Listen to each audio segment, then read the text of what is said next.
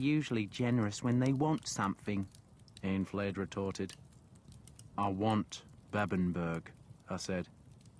Whatever that is, Ainfled said, and to get it you'd do anything. Anything. There was silence. I saw a snowflake show at the half-covered door. It fluttered into the firelight and melted. Alfred's a good man. Leofric broke the awkward silence. He tries to be good, Ainfled said. Only tries? I asked sarcastically. He's like you, she said. He'd kill to get what he wants. But there is a difference. He has a conscience. He's frightened of the priests, you mean? He's frightened of God, and we should all be that. Because one day we'll answer to God. Not me, I said. Ainfled sneered at that. But Leofric changed the conversation by saying it was snowing, and after a while we slept.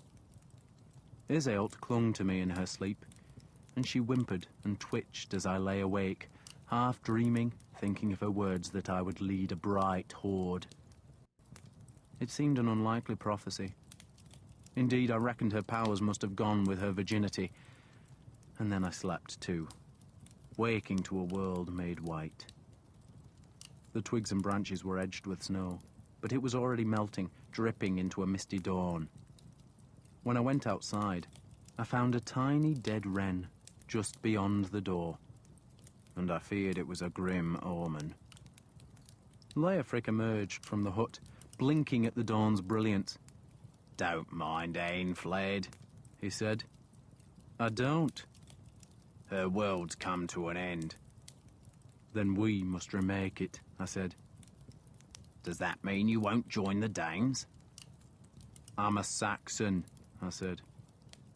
Leofric half smiled at that. He undid his breeches and had a piss. If your friend Ragnar was alive, he asked, watching the steam rise from his urine, would you still be a Saxon? He's dead, isn't he? I said bleakly. Sacrificed to Guthrum's ambition. So now you're a Saxon? I'm a Saxon, I said again, sounding more certain than I felt, for I did not know what the future held. How can we? Perhaps Iseult had told the truth, and Alfred would give me power, and I would lead a shining horde and have a woman of gold. But I was beginning to doubt Iseult's powers. Alfred might already be dead, and his kingdom was doomed. And all I knew at that moment was that the land stretched away south to a snow-covered ridgeline, and there it ended in a strange, empty brightness. The skyline looked like the world's rim, poised above an abyss of pearly light. We'll keep going south, I said. There was nothing else to do except walk toward the brightness. We did. We followed a sheep track to the ridge top, and there I saw that the hills fell steeply away, dropping to the vast marshes of the sea. We had come to the great swamp, and the brightness I had seen was the winter light reflecting from the long meres and winding creeks. What now? Leofric asked, and I had no answer. So we sat under the berries of a wind-bent yew and stared at the immensity of bog, water, grass and reeds. This was the vast swamp that stretched inland from the Severn, and if I was to reach Defneskir, I either had to go around it or try to cross it. If we went around it, then we would have to go to the Roman road, and that was where the Danes were. But if we tried to cross the swamp, we would face other dangers. I had heard 1,000 stories of men being lost in its wet tangles. It was said there were spirits there, spirits that showed at night as flickering lights, and there were paths that led only to quicksand or to drowning pools. But there were also villages in the swamp, places where folk trapped fish and eels. The people of the swamp were protected by the spirits, and by the sudden surges in the tide that could drown a road in an eye blink. Now, as the last snows melted from the reed banks, the swamp looked like a great stretch of waterlogged land, its streams and meres swollen by the winter rains. But when the tide rose, It would resemble an inland sea dotted with islands. We could see one of those islands not so far off, and there was a cluster of huts on that speck of higher ground that would be a place to find food and warmth if we could ever reach it. Eventually, we might cross the whole swamp, finding a way from island to island, but it would take far longer than a day, and we would have to find refuge at every high tide. I gazed at the long, cold stretches of water, almost black beneath the leaden clouds that came from the sea, and my spirits sank, for I did not know where we were going, or why, or what the future held. It seemed to get colder as we sat, and then a light snow began drifting from the dark clouds. Just a few flakes, but enough to convince me that we had to find shelter soon. Smoke was rising from the nearest swamp village, evidence that some folk still lived there. There would be food in their hovels, and a meagre warmth. "We have to get to that island," I said, pointing. But the others were staring westward, to where a flock of pigeons had burst from the trees at the foot of the slope. The birds rose and flew in circles. "Someone's there," Leofric said. We waited. The pigeons settled in the trees higher up the hill. "Maybe it's a boar," I suggested. "Pigeons won't fly from a boar," Leofric said. "Boars don't startle pigeons any more than stags do. There are folk there." The thought of boars and stags made me wonder what had happened to my hounds. Had Mildred abandoned them? I had not even told her where I had hidden the remains of the plunder we had taken off the coast of Wales. I had dug a hole in the corner of my new hall and buried the gold and silver down by the post stone, but it was not the cleverest hiding place, and if there were Danes in Oxton, then they were bound to delve into the edges of the hall floor, especially if a probing spear found a place where the earth had been disturbed. A flight of ducks flew overhead. The snow was falling harder, blurring the long view across the swamp. "Priests," Leofric said. There were a half-dozen men off to the west. They were robed in black and had come from the trees to walk along the swamp's margin, plainly seeking a path into its tangled vastness.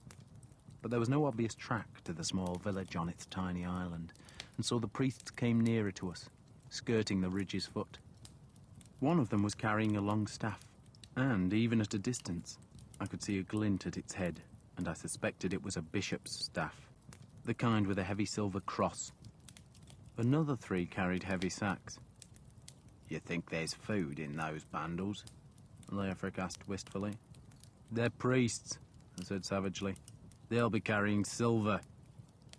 "Or books," Eanflade suggested. "Priests like books."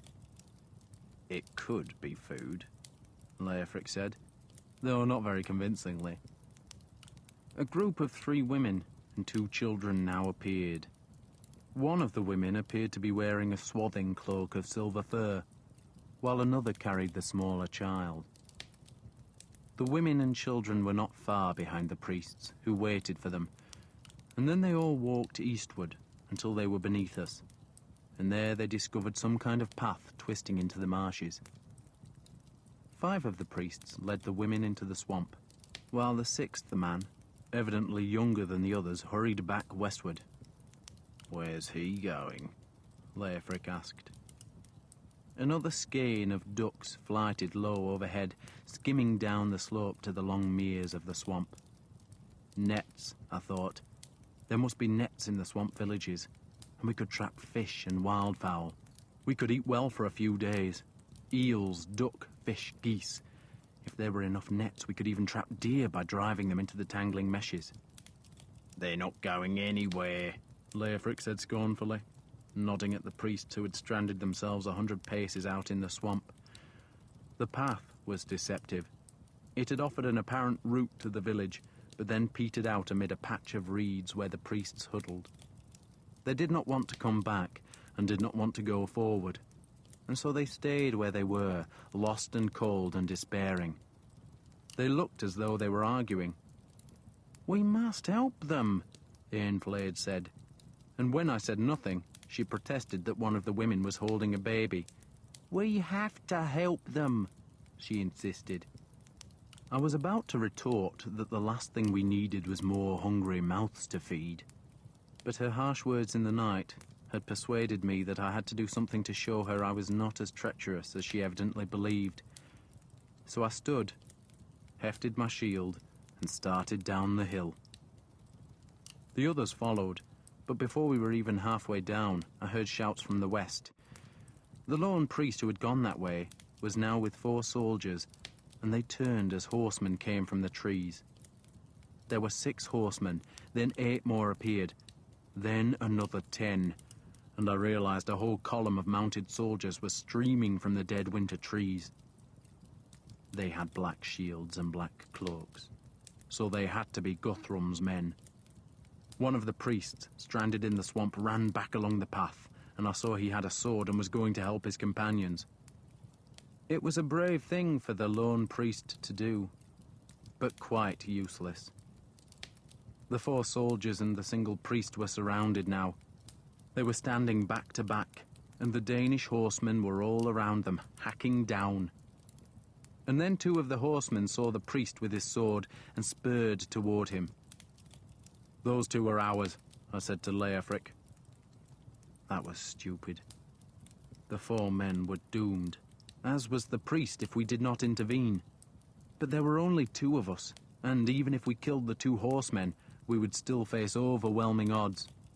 But I was driven by Ainflaed's scorn, and I was tired of skulking through the winter countryside, and I was angry.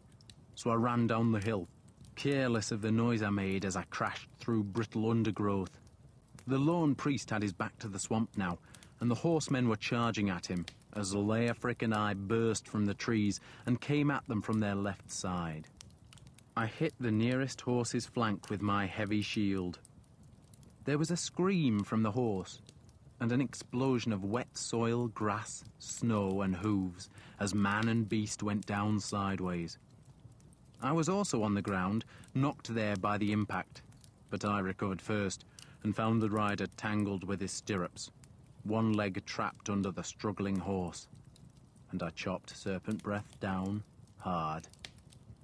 I cut into his throat, stamped on his face, chopped again, slipped in his blood, then left him, and went to help Leofric, who was fending off the second man, who was still on horseback. The Dane's sword thumped on Leofric's shield. Then he had to turn his horse to face me, and Leofric's axe took the horse in the face, and the beast reared, the rider slid backward, and I met his spine with Serpent Breath's tip. 2 down. The priest, with the sword not a half-dozen paces away, had not moved. He was just staring at us. "Get back into the marsh," I shouted at him. "Go! Go!" Iseult and Ainflaed were with us now, and they seized the priest and hurried him toward the path.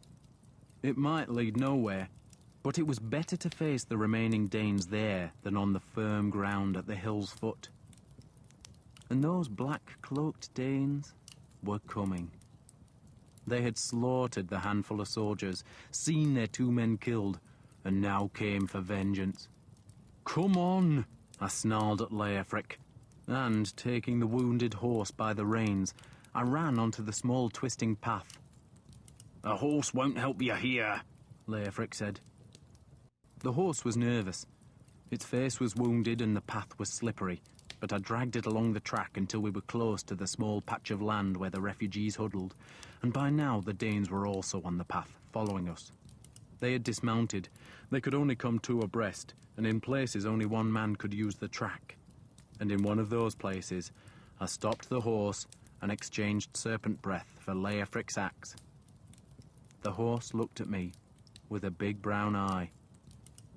"This is for Odin," I said, and I swung the axe into its neck, chopping down through mane and hide. And a woman screamed behind me as the blood spurted bright and high in the dull day. The horse whinnied and tried to rear, and I swung again. This time the beast went down, thrashing hooves, blood and water splashing. Snow turned red as I axed it a 3rd time, finally stilling it. And now the dying beast was an obstacle, athwart the track, and the Danes would have to fight across its corpse. I took Serpent Breath back. "We'll kill them, one by one," I told Leofric. "For how long?" He nodded westward, and I saw more Danes coming. A whole ship's crew of mounted Danes streaming along the swamp's edge. 50 men? Maybe more. But even so, they could only use the path in ones or twos, and they would have to fight over the dead horse into Serpent Breath and Leofric's axe. He had lost his own axe, taken from him when he was brought to Chippenham, but he seemed to like his stolen weapon. He made the sign of the cross, touched the blade, then hefted his shield as the Danes came. 2 young men came first. They were wild and savage, wanting to make a reputation. But the first to come was stopped by Leofric's axe, banging into his shield, and I swept Serpent Breath beneath the shield to slice his ankle, and he fell, cursing, to tangle his companion, and Leofric wrenched the wide-bladed axe free and slashed it down again. The second man stumbled on the horse, and Serpent Breath took him under the chin, above his leather coat, and the blood ran down her blade in a sudden flood. And now there were 2 Danish corpses added to the horseflesh barricade. I was taunting the other Danes, calling them corpse worms, telling them I had known children who could fight better. Another man came, screaming in rage as he leaped over the horse, and he was checked by Leofric's shield, and Serpent Breath met his sword with a dull crack, and his blade broke. And 2 more men were trying to get past the horse, struggling in water up to their knees, and I rammed Serpent Breath into the belly of the first, pushing her through his leather armor, left him to die, and swung right at the man trying to get through the water. Serpent Breath's tip flicked across his face to spray blood into the thickening snowfall. I went forward, feet sinking, lunged again, and he could not move in the mire, and Serpent Breath took his gullet. I was screaming with joy, because the battle calm had come, the same blessed stillness I had felt at Sinuit. It is a joy, that feeling, and the only other joy to compare is that of being with a woman. It is as though life slows. The enemy moves as if he is wading in mud, but I was kingfisher fast. There is rage, but it is a controlled rage, and there is joy. The joy that the poets celebrate when they speak of battle, and a certainty that death is not in that day's fate. My head was full of singing, a keening note, high and shrill, death's anthem. All I wanted was for more Danes to come to Serpent Breath, and it seemed to me that she took on her own life in those moments. To think was to act. A man came across the horse's flank. I thought to slice at his ankle, knew he would drop his shield, and so open his upper body to an attack. And before the thought was even coherent, it was done, and Serpent Breath had taken one of his eyes. She had gone down and up, was already moving to the right to counter another man, trying to get around the horse. And I let him get past the stallion's bloodied head, then scornfully drove him down into the water. And there I stood on him, holding his head under my boot as he drowned. I screamed at the Danes, told them I was Valhalla's gatekeeper, that they had been weaned on coward's milk, and that I wanted them to come to my blade. I begged them to come. But 5 men were dead around the horse, and the others were now wary. I stood on the dead horse and spread my arms. I held the shield high to my left and the sword to my right, and my mail coat was spattered with blood, and the snow fell about my wolf-crested helmet, and all I knew was the young man's joy of slaughter. "I killed Oberloth Broxon," I shouted at them. "I killed him. So come and join him, taste his death. My sword wants you." "Boats," Leofric said. I did not hear him. The man I thought I had drowned was still alive, and he suddenly reared from the marsh, choking and vomiting water. And I jumped down off the horse and put my foot on his head again. "Let him live," a voice shouted behind me. "I want a prisoner." The man tried to fight my foot, but Serpent Breath put him down. He struggled again, and I broke his spine with Serpent Breath, and he was still. "I said I wanted a prisoner," the voice behind protested. "Come and die," I shouted at the Danes. "Boats," Leofric said again, and I glanced behind and saw 3 punts coming through the marsh. They were long, flat boats, propelled by men with poles, and they grounded on the other side of the huddled refugees who hurried aboard. The Danes, knowing Leofric and I had to retreat if we were to gain the safety of the boats, readied for a charge, and I smiled at them, inviting them. "One boat left," Leofric said. "Room for us. You'll have to run like hell." "I'll stay here," I shouted, but in Danish. "I'm enjoying myself." Then there was a stir on the path, as a man came to the front rank of the Danes, and the others edged aside to give him room. He was in chainmail, and had a silvered helmet with a raven's wing at its crown. But as he came closer, he took the helmet off, and I saw the gold-tipped bone in his hair. It was Guthrum himself. The bone was one of his mother's ribs, and he wore it out of love for her memory. He stared at me, his gaunt face sad, and then looked down at the men we had killed. "I shall hunt you like a dog, Atred Ragnarsson," he said. "And I shall kill you like a dog." "My name," I said, "is Uhtred Uhtredsson." "We have to run," Leofric hissed at me.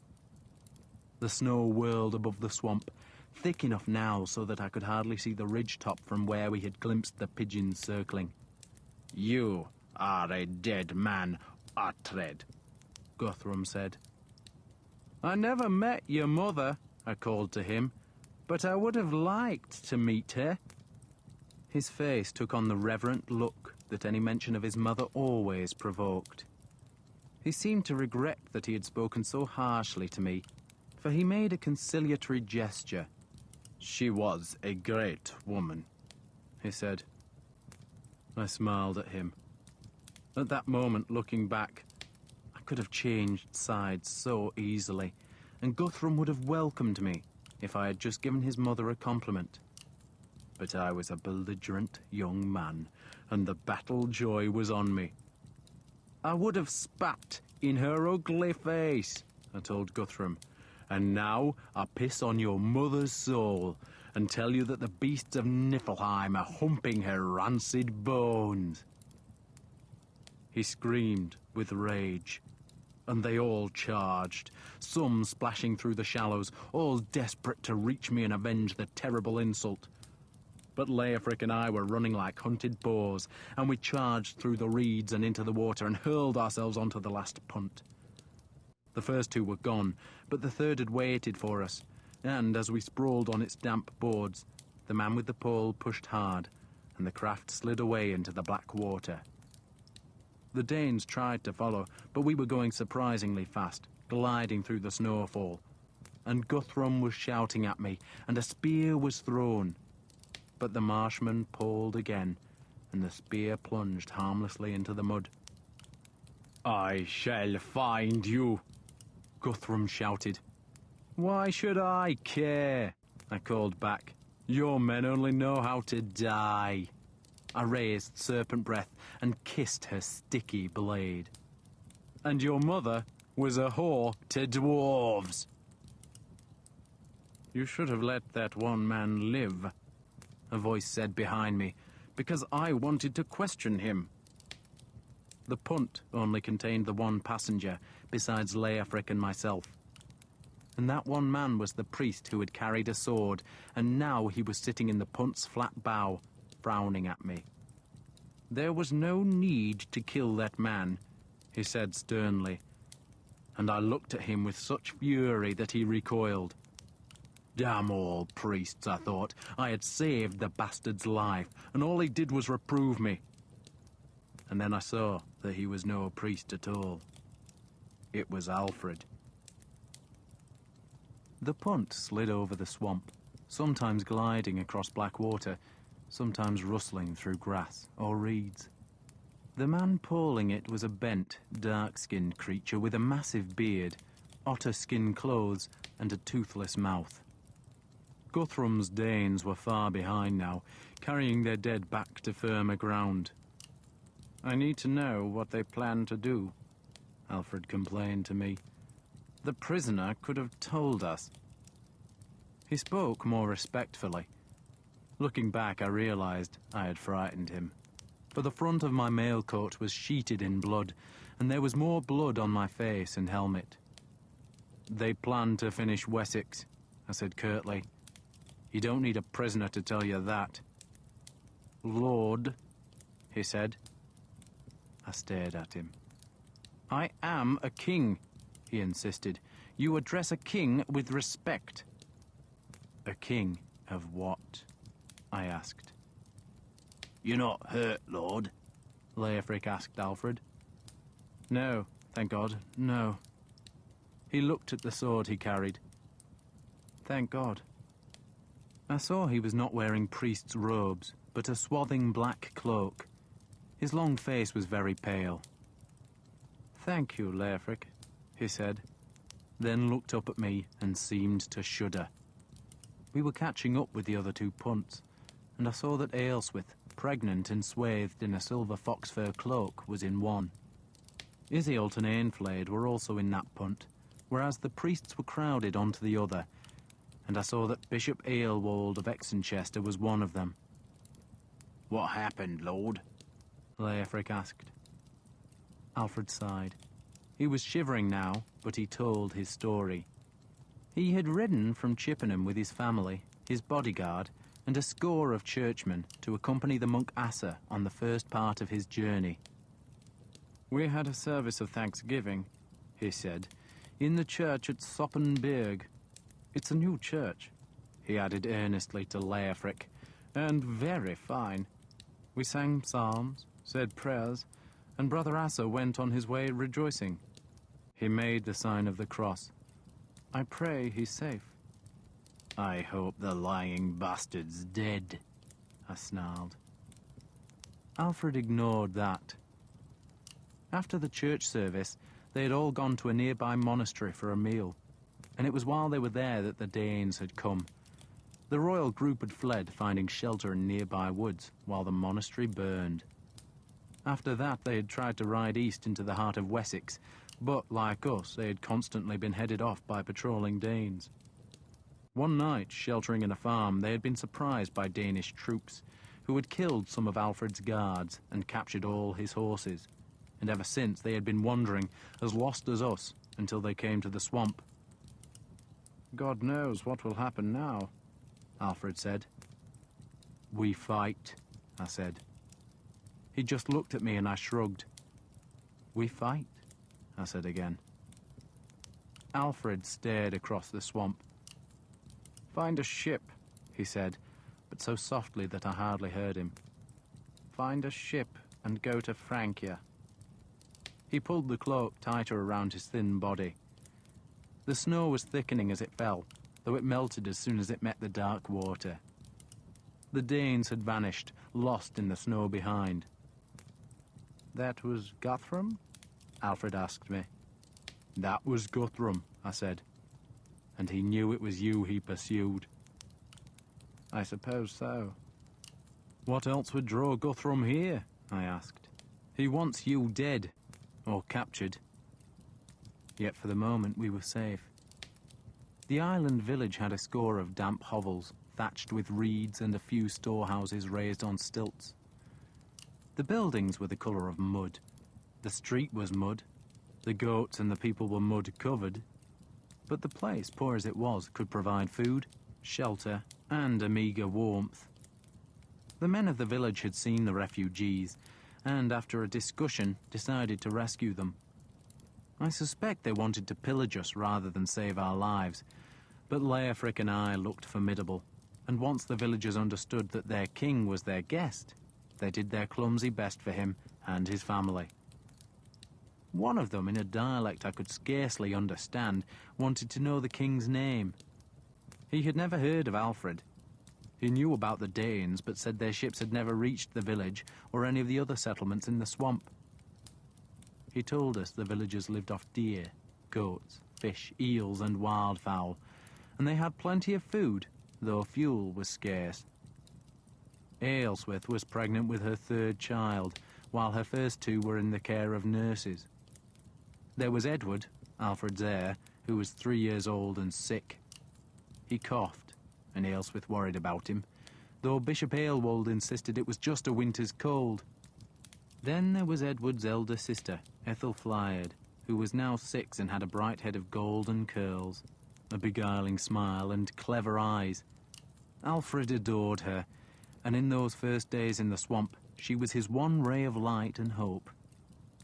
One night, as we sat by a small dying fire, and Ethelfliad slept with her golden head in her father's lap, he asked me about my son. "I don't know where he is," I said. There were only the two of us. Everyone else was sleeping, and I was sitting by the door staring across the frost-bleached marsh that lay black and silver under a half-moon. "You want to go and find him?" he asked earnestly. "You truly want me to do that?" I asked. He looked puzzled. "These folk are giving you shelter," I explained, "but they'd as soon cut your throats. They won't do that while I'm here." He was about to protest, then understood I probably spoke the truth. He stroked his daughter's hair. Edward coughed. He was in his mother's hut. The coughing had become worse, much worse, and we all suspected it was the whooping cough that killed small children. Alfred flinched at the sound. "Did you fight Steapa?" he asked. "We fought," I said curtly. "The Danes came and we never finished. He was bleeding, I was not." "He was bleeding?" asked Leofric. "He was there." He was silent a long time. Then softly, "I am still king."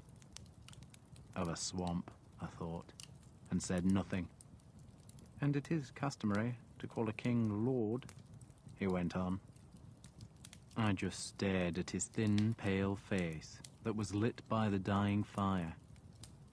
He looked so solemn, but also frightened, as if he was making a huge effort to hold on to the shreds of his dignity.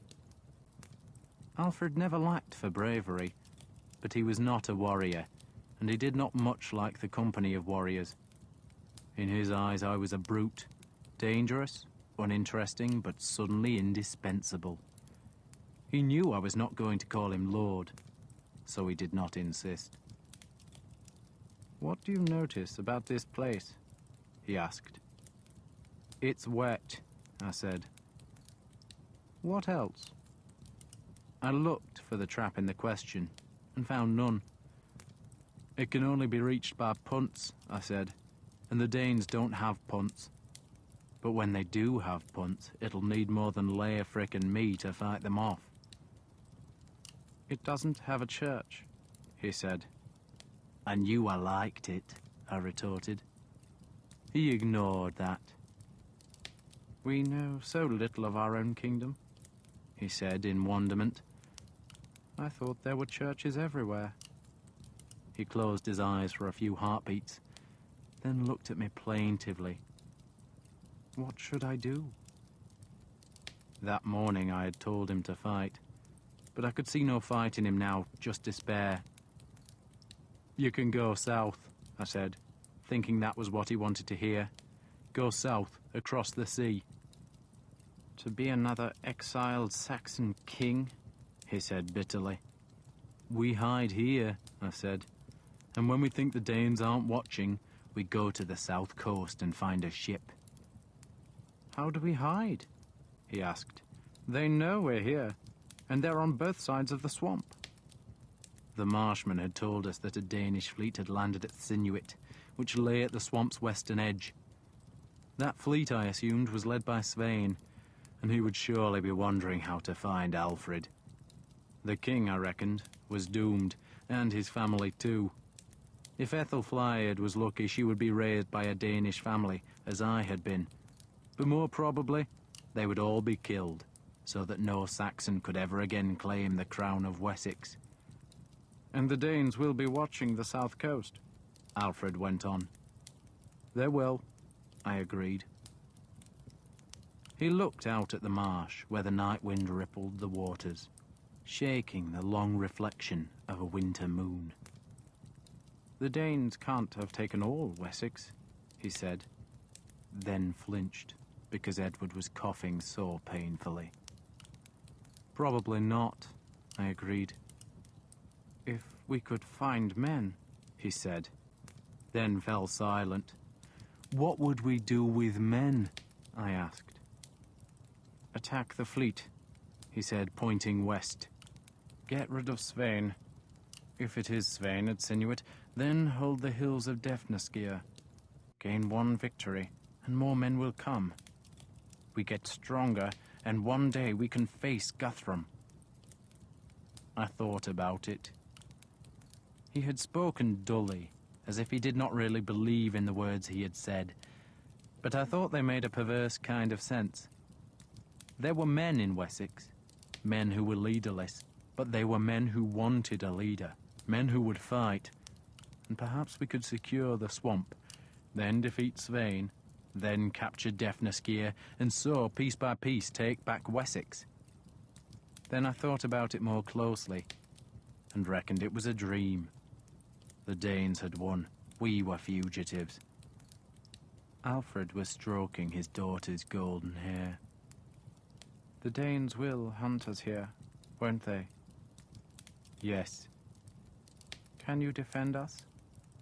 "Just me and Leofric?" "You're a warrior, aren't you? Men tell me it was really you who defeated Ubba." "You knew I killed Ubba?" I asked. "Can you defend us?" I would not be deflected. "Did you know I won your victory at Sinuit?" I demanded. "Yes," he said simply. "And my reward was to crawl to your altar, to be humiliated?" My anger made my voice too loud, and Ethelflaed opened her eyes and stared at me. "I have made mistakes," Alfred said. "And when this is all over, and when God returns Wessex to the West Saxons, I shall do the same. I shall put on the penitent's robe and submit myself to God." I wanted to kill the pious bastard then, but Ethelflaed was watching me with her big eyes. She had not moved, so her father did not know she was awake. But I did, so instead of giving my anger a loose rein, I cut it off abruptly. "You'll find that penitence helps," I said. He brightened at that. "It helped you?" he asked.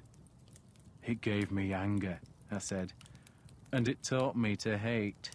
And anger is good. Hatred is good." "You don't mean that," he said. I half drew serpent breath, and little Ethelflaed's eyes grew wider. "This kills," I said, letting the sword slide back into its fleece-lined scabbard. "But anger and hate are what gives it the strength to kill. Go into battle without anger and hate, and you'll be dead. You need all the blades, anger, and hate you can muster if we're to survive." "But can you do it?" he asked. "Can you defend us here? Long enough to evade the Danes while we decide what to do?" "Yes," I said. I had no idea whether I spoke the truth. Indeed, I doubted that I did. But I had a warrior's pride, so gave a warrior's answer. Ethelflaed had not taken her eyes from me. She was only 6, but I swear she understood all that we talked about. "So, I give you charge of that task," Alfred said. "Here and now, I appoint you as the defender of my family. Do you accept that responsibility?" I was an arrogant brute. Still am. He was challenging me, of course, and he knew what he was doing, even if I did not. I just bridled. "Of course I accept it," I said. "Yes." "Yes, what?" he asked. I hesitated. But he had flattered me, given me a warrior's responsibility, and so I gave him what he wanted, and what I had been determined not to give to him. "Yes, Lord," I said. He held out his hand. I knew he wanted more now. I had never meant to grant him this wish, but I had called him Lord, and so I knelt to him. And across Ethelflaed's body, I took his hand in both mine.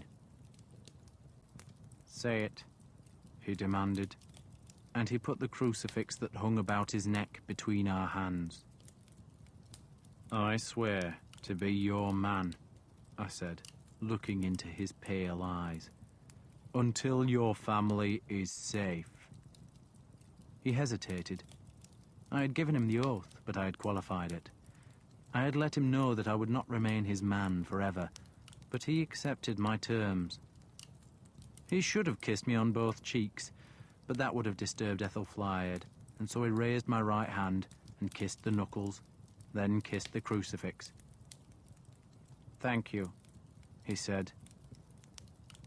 The truth, of course, was that Alfred was finished, but with the perversity and arrogance of foolish youth, I had just given him my oath and promised to fight for him.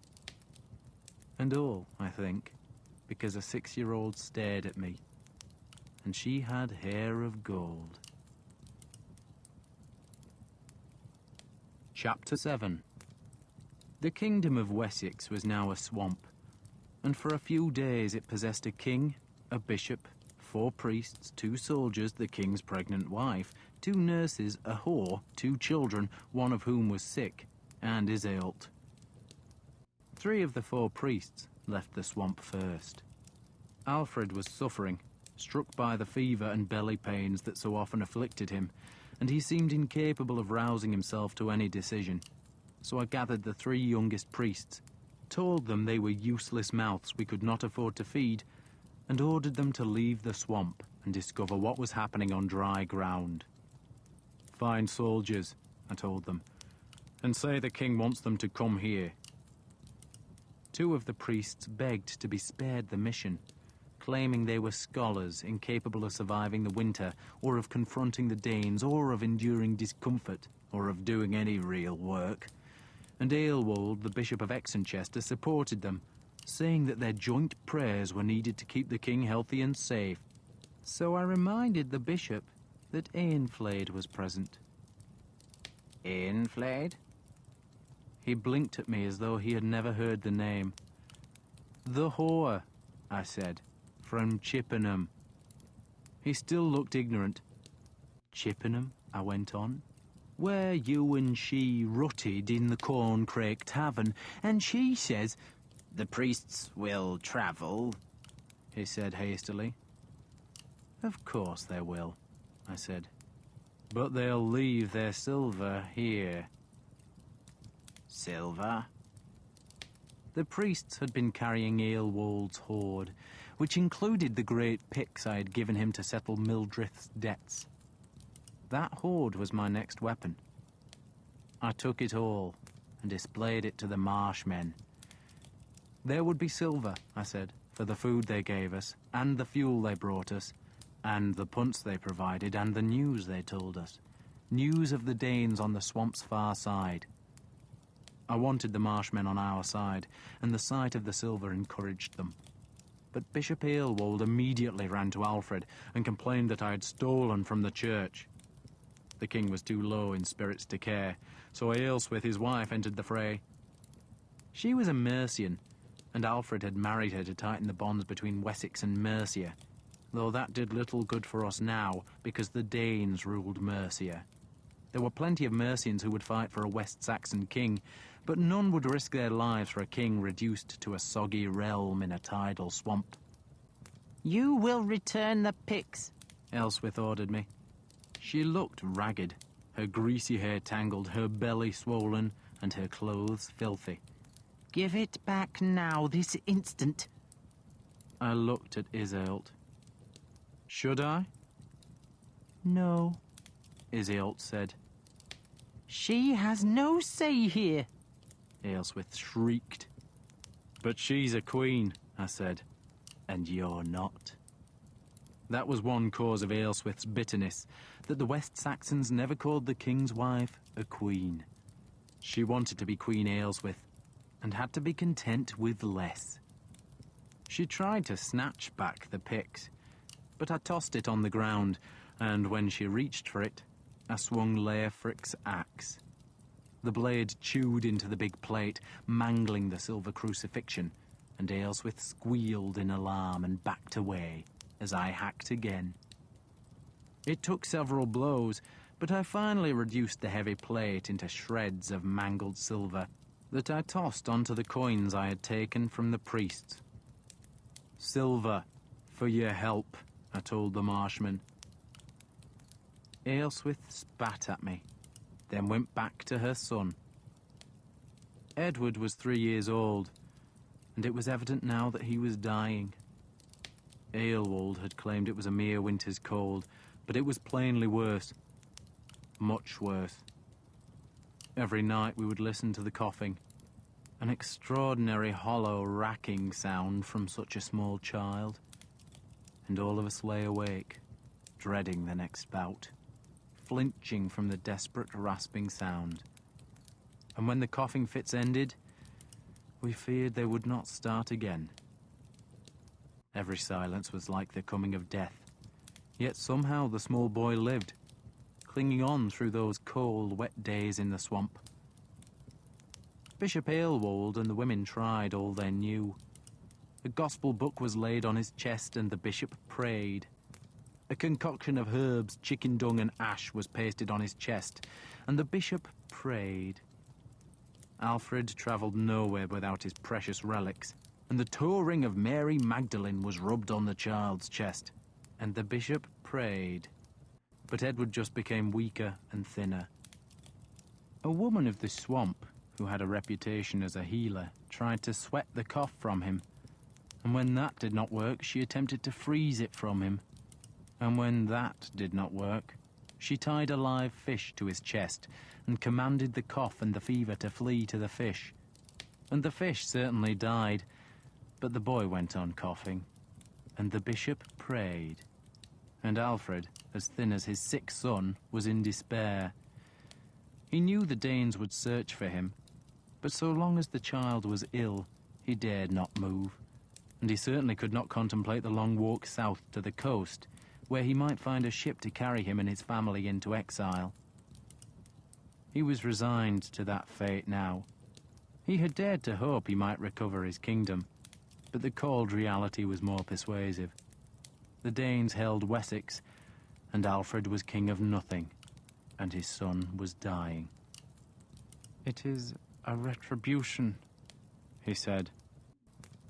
It was the night after the 3 priests had left, and Alfred unburdened his soul to me, and Bishop Aelwald. We were outside, watching the moon silver the marsh mists, and there were tears on Alfred's face.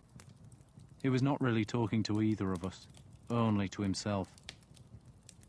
God would not take a son to punish the father, Aelwald said. God sacrificed his own son, Alfred said bleakly. And he commanded Abraham to kill Isaac. He spared Isaac, the bishop said. But he is not sparing Edward, Alfred said, and flinched as the awful coughing sounded from the hut. He put his head in his hands, covering his eyes. Retribution for what? I asked. and the bishop hissed in reprimand for such an indelicate question. "Ethelwold," Alfred said bleakly. Ethelwold was his nephew, the drunken, resentful son of the old king. Ethelwold could never have been king, Aelwold said. He is a fool. "If I name him king now," Alfred said, ignoring what the bishop had said, "perhaps God will spare Edward." The coughing ended. The boy was crying now, a gasping, grating, pitiful crying, and Alfred covered his ears with his hands. "Give him to Iseult," I said. "A pagan?" Aelwold warned Alfred. "An adulteress?" I could see Alfred was tempted by my suggestion, but Aelwold was having the better of the argument. "If God will not cure Edward," the bishop said, "do you think he will let a witch succeed?" "She's no witch," I said. "Tomorrow," Aelwold said, ignoring me, "is St. Agnes's Eve. A holy day, Lord, a day of miracles. We shall pray to St. Agnes, and she will surely unleash God's power on the boy." He raised his hands to the dark sky. "Tomorrow, Lord, we shall summon the strength of the angels. We shall call heaven's aid to your son, and the blessed Agnes will drive the evil sickness from young Edward." Alfred said nothing, just stared at the swamp's pools that were edged with a thin skim of ice that seemed to glow in the wan moonlight. "I have known the blessed Agnes perform miracles." The bishop pressed the king. "There was a child in Exenchester who could not walk, but the saint gave him strength, and now he runs." "Truly?" Alfred asked. "With my own eyes," the bishop said. "I witnessed the miracle." Alfred was reassured. "Tomorrow, then," he said. I did not stay to see the power of God unleashed. Instead, I took a punt and went south to a place called Ethelingeg, which lay at the southern edge of the swamp and was the biggest of all the marsh settlements. I was beginning to learn the swamp. Leofric stayed with Alfred to protect the king and his family, but I explored, discovering scores of trackways through the watery void. The paths were called beamwegs and were made of logs that squelched underfoot, but by using them I could walk for miles. There were also rivers that twisted through the low land, and the biggest of those, the Pedradan, flowed close to Ethelingeg, which was an island, much of it covered with alders, in which deer and wild goats lived. But there was also a large village on the island's highest spot, and the head man had built himself a great hall there. It was not a royal hall, not even as big as the one I had made at Oxton, but a man could stand upright beneath its beams, and the island was large enough to accommodate a small army. A dozen beamwegs led away from Ethelingeg, but none led directly to the mainland. It would be a hard place for Guthrum to attack, because he would have to thread the swamp. But Svein, who we now knew commanded the Danes at Sinuit, at the Pedradan's mouth, would find it an easy place to approach, for he could bring his ships up the river, and just north of Ethelingeg he could turn south onto the river Thon, which flowed past the island. I took the punt into the centre of the Thon, and discovered, as I had feared, that it was more than deep enough to float the Danes' beast-headed ships. I walked back to the place where the Thon flowed into the Pedradan. Across the wider river was a sudden hill, steep and high, which stood in the surrounding marshland like a giant's burial mound. It was a perfect place to make a fort, and if a bridge could be built across the Pedradan, then no Danish ship could pass upriver. I walked back to the village, where I discovered that the head man was a grizzled and stubborn old man called Haswold, who was disinclined to help. I said I would pay good silver to have a bridge made across the Pedradan, but Haswold declared the war between Wessex and the Danes did not affect him. "There is madness over there," he said, waving vaguely at the eastern hills. There's always madness over there, but here in the swamp we mind our own business. No one minds us, and we don't mind them. He stank of fish and smoke. He wore otter skins that were greasy with fish oil, and his greying beard was flecked by fish scales. He had small, cunning eyes and an old, cunning face, and he also had a half-dozen wives, the youngest of whom was a child who could have been his own granddaughter, and he fondled her in front of me, as if her existence proved his manhood. "I'm happy," he said, leering at me, "so why should I care for your happiness?" "The Danes could end your happiness." "The Danes?" He laughed at that, and the laugh turned into a cough. He spat. "If the Danes come," he went on, "then we go deep into the swamp, and the Danes go." He grinned at me, and I wanted to kill him. But that would have done no good.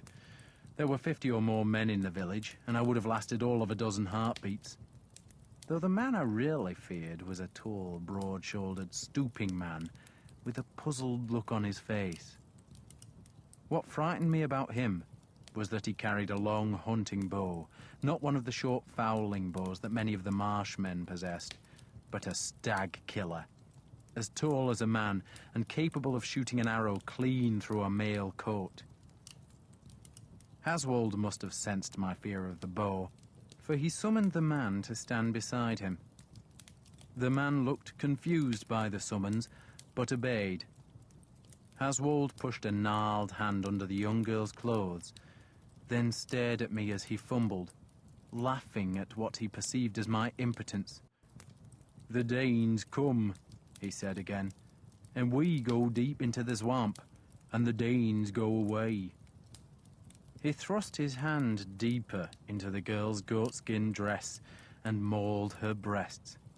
"Danes can't follow us, and if they do follow us, then Yofa kills them." Yofa was the archer, and hearing his name, he looked startled, then worried. "Yofa's my man," Haswold boasted. "He puts arrows where I tell him to put them." Yofa nodded. "Your king wants a bridge made," I said. "A bridge and a fort." "King?" Haswold stared about the village. "I know no king. If any man is king here, 'tis me." He cackled with laughter at that, and I looked at the villagers and saw nothing but dull faces. None shared Haswold's amusement. They were not, I thought, happy under his rule, and perhaps he sensed what I was thinking, for he suddenly became angry, thrusting his girl bride away. "Leave us," he shouted at me. "Just go away." I went away, returning to the smaller island where Alfred sheltered and where Edward lay dying. It was nightfall, and the bishop's prayers to St. Agnes had failed. Eanfled told me how Aelwold had persuaded Alfred to give up one of his most precious relics, a feather from the dove that Noah had released from the ark. Aelwold cut the feather into 2 parts, returning one part to the king, while the other was scorched on a clean pan. When it was reduced to ash, the scraps were stirred into a cup of holy water, which Aelswith forced her son to drink. He had been wrapped in lambskin, for the lamb was the symbol of St. Agnes, who had been a child martyr in Rome. But neither feather nor lambskin had worked. If anything, Eanfled said, the boy was worse. Aelwold was praying over him now. "He's given him the last rites," Eanfled said. She looked at me with tears in her eyes. "Can his Eolt help?" "The bishop won't allow it," I said. "He won't allow it?" she asked indignantly. "He's not the one who's dying." So Iseult was summoned, and Alfred came from the hut, and Aelwold, scenting heresy, came with him. Edward was coughing again, the sound terrible in the evening silence. Alfred flinched at the noise, then demanded to know if Iseult could cure his son's illness. Iseult did not reply at once. Instead, she turned and gazed across the swamp to where the moon rose above the mists. "The moon gets bigger," she said. "Do you know a cure?" Alfred pleaded. "A growing moon is good," Iseult said dully, then turned on him. "But there will be a price." "Whatever you want," he said. "Not a price for me," she said, irritated that he had misunderstood her. "But there's always a price. One lives, another must die." "Heresy," Aelwald intervened. I doubt Alfred understood Iseult's last 3 words, or did not care what she meant. He only snatched the tenuous hope that perhaps she could help. "Can you cure my son?" he demanded. She paused, then nodded. "There is a way," she said. "What way?" "My way." "Heresy," Aelwald warned again. "Bishop," Eanfled said warningly, and the bishop looked abashed and fell silent. "Now?" Alfred demanded of Iseult. "Tomorrow night," Iseult said. "It takes time. There are things to do. If he lives till nightfall tomorrow, I can help.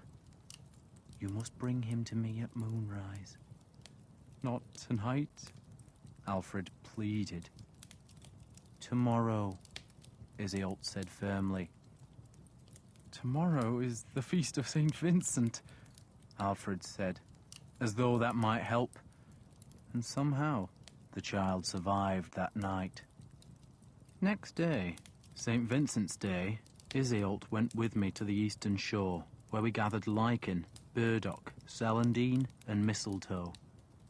She would not let me use metal to scrape the lichen or cut the herbs, and before any was collected we had to walk 3 times around the plants, which, because it was winter, were poor and shriveled things. She also made me cut thorn boughs, and I was allowed to use a knife for that, because the thorns were evidently not as important as the lichen or herbs. I watched the skyline as I worked, looking for any Danes, but if they patrolled the edge of the swamp, none appeared that day. It was cold, a gusting wind clutching at our clothes. It took a long time to find the plants Iseult needed, but at last her pouch was full, and I dragged the thorn bushes back to the island and took them into the hut, where she instructed me to dig 2 holes in the floor. "They must be as deep as the child is tall," she said, "and as far apart from each other as the length of your forearm." She would not tell me what the pits were for. She was subdued, very close to tears. She hung the celandine and burdock from a roof beam, then pounded the lichen and the mistletoe into a paste that she moistened with spittle and urine. And she chanted long charms in her own language over the shallow wooden bowl. It all took a long time, and sometimes she just sat, exhausted, in the darkness beyond the hearth, and rocked to and fro. "I don't know that I can do it," she said once. "You can try," I said helplessly. "And if I fail," she said, "they will hate me more than ever." "They don't hate you," I said. "They think I am a sinner and a pagan," she said, "and they hate me." "So cure the child," I said, "and they will love you." I could not dig the pits as deep as she wanted, for the soil became even wetter, and just a couple of feet down the 2 holes were filling with brackish water. "Make them wider," Iseult ordered me, "wide enough so the child can crouch in them." I did as she said, and then she made me join the 2 holes by knocking a passage in the damp earth wall that divided them. That had to be done carefully to ensure that an arch of soil remained to leave a tunnel between the holes. "It is wrong," Iseult said, not talking of my excavation, but of the charm she planned to work. Someone will die, Uhtred. Somewhere, a child will die, so this one will live. How do you know that? I asked.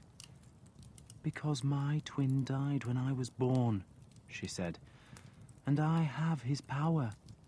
But if I use it, he reaches from the dark world and takes the power back. Darkness fell, and the boy went on coughing, though to my ears it sounded feebler now, as though there was not enough life left in his small body. Aelwold was praying still. Iseult crouched in the door of our hut, staring into the rain. And when Alfred came close, she waved him away. He's dying, the king said helplessly. Not yet, Iseult said. Not yet. Edward's breath rasped. We could all hear it, and we all thought every harsh breath would be his last.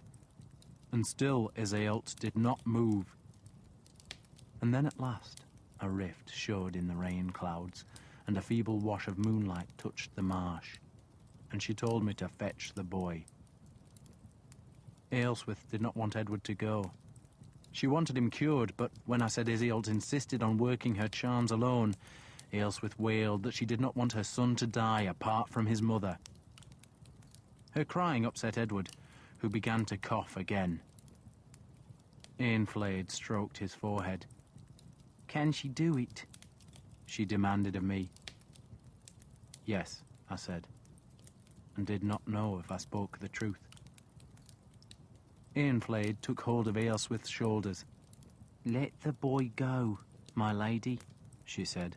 Let him go. He'll die. Let him go, Eanfled said. And Aelswith collapsed into the whore's arms, and I picked up Alfred's son, who felt as light as the feather that had not cured him. He was hot, yet shivering, and I wrapped him in a wool robe and carried him to Iseult. You can't stay here, she told me. Leave him with me. I waited with Leofric in the dark. Iseult insisted we could not watch through the hut's entrance, but I dropped my helmet outside the door, and by crouching under the eaves, I could just see a reflection of what happened inside. The small rain died, and the moon grew brighter. The boy coughed. Iseult stripped him naked and rubbed her herb paste on his chest, and then she began to chant in her own tongue. An endless chant, it seemed, rhythmic, sad, and so monotonous that it almost put me to sleep. Edward cried once, and the crying turned to coughing, and his mother screamed from her hut that she wanted him back, and Alfred calmed her and then came to join us, and I waved him down so that he would not shadow the moonlight before Iseult's door. I peered at the helmet and saw in the small reflected firelight that Iseult, naked herself now, was pushing the boy into one of the pits, and then, still chanting, she drew him through the earth passage. Her chanting stopped, and instead she began to pant, then scream, then pant again. She moaned, and Alfred made the sign of the cross, and then there was silence. And I could not see properly, but suddenly Iseult cried aloud, a cry of relief as if a great pain was ended, and I dimly saw her pull the naked boy out of the second pit. She laid him on her bed, and he was silent as she crammed the thorn bushes into the tunnel of earth. Then she lay beside the boy and covered herself with my large cloak. There was silence. I waited and waited, and still there was silence.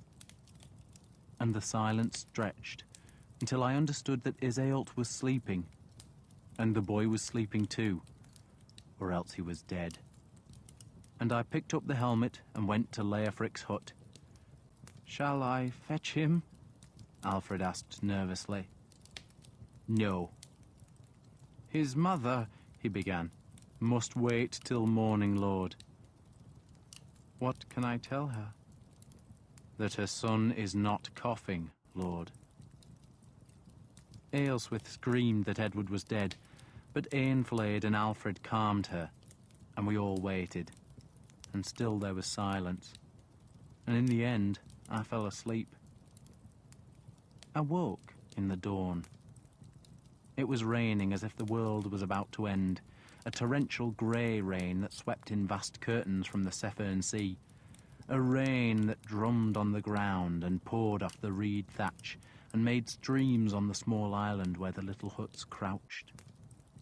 I went to the door of Leofric's shelter and saw Aylesworth watching from her doorway.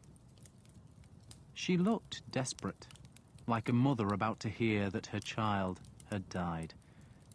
And there was nothing but silence from Iseult's hut, and Aylesworth began to weep, the terrible tears of a bereaved mother.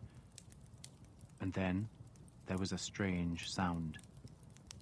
At first, I could not hear properly, for the seething rain was loud. But then I realized the sound was laughter. A child's laughter. And a heartbeat later, Edward, still naked as an egg and all muddy from his rebirth through the earth's passage, ran from Iseult's hut and went to his mother. "Dear God," Leofric said. Iseult, when I found her, was weeping and would not be consoled. "I need you," I told her harshly. She looked up at me. "Need me?" "To build a bridge." She frowned. "You think a bridge can be made with spells?" "My magic this time," I said. "I want you healthy. I need a queen." She nodded. And Edward, from that day forward, thrived. The first men came, summoned by the priests I had sent onto the mainland. They came in ones and twos, struggling through the winter weather and the swamp, bringing tales of Danish raids. And when we had 2 days of sunshine, they came in groups of 6 or 7, so that the island became crowded. I sent them out on patrol, but ordered none to go too far west, for I did not want to provoke Svein, whose men were camped beside the sea. He had not attacked us yet, which was foolish of him, for he could have brought his ships up the rivers and then struggled through the marsh. But I knew he would attack us when he was ready, and so I needed to make our defences. And for that, I needed Ethelinghaig. Alfred was recovering. He was still sick, but he saw God's favour in his son's recovery, and it never occurred to him that it had been pagan magic that caused the recovery. Even Aylesworth was generous, and when I asked her for the loan of her silver fox fur cloak and what few jewels she possessed, she yielded them without fuss. The fur cloak was dirty, but Eanfled brushed and combed it. There were over 20 men on our island now, probably enough to capture Ethelinghaig from its sullen headman, but Alfred did not want the marshmen killed. They were his subjects, he said, and if the Danes attacked, they might yet fight for us, which meant the large island and its village must be taken by trickery. And so, a week after Edward's rebirth, I took Leofric and Iseult south to Haswold's settlement. Iseult was dressed in the silver fur and had a silver chain in her hair and a great garnet brooch at her breast. I had brushed her hair till it shone, and in that winter's gloom she looked like a princess come from the bright sky.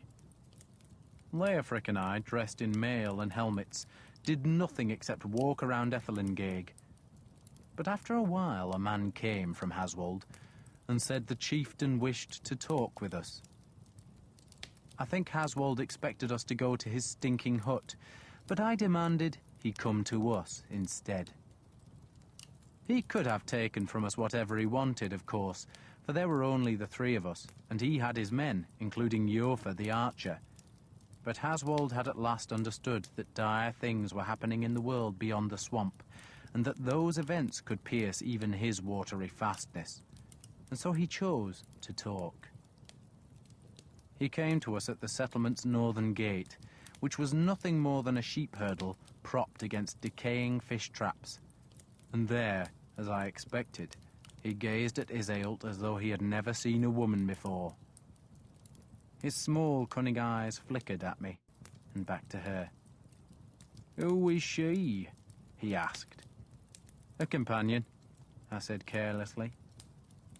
I turned to look at the sudden steep hill across the river where I wanted the fort made.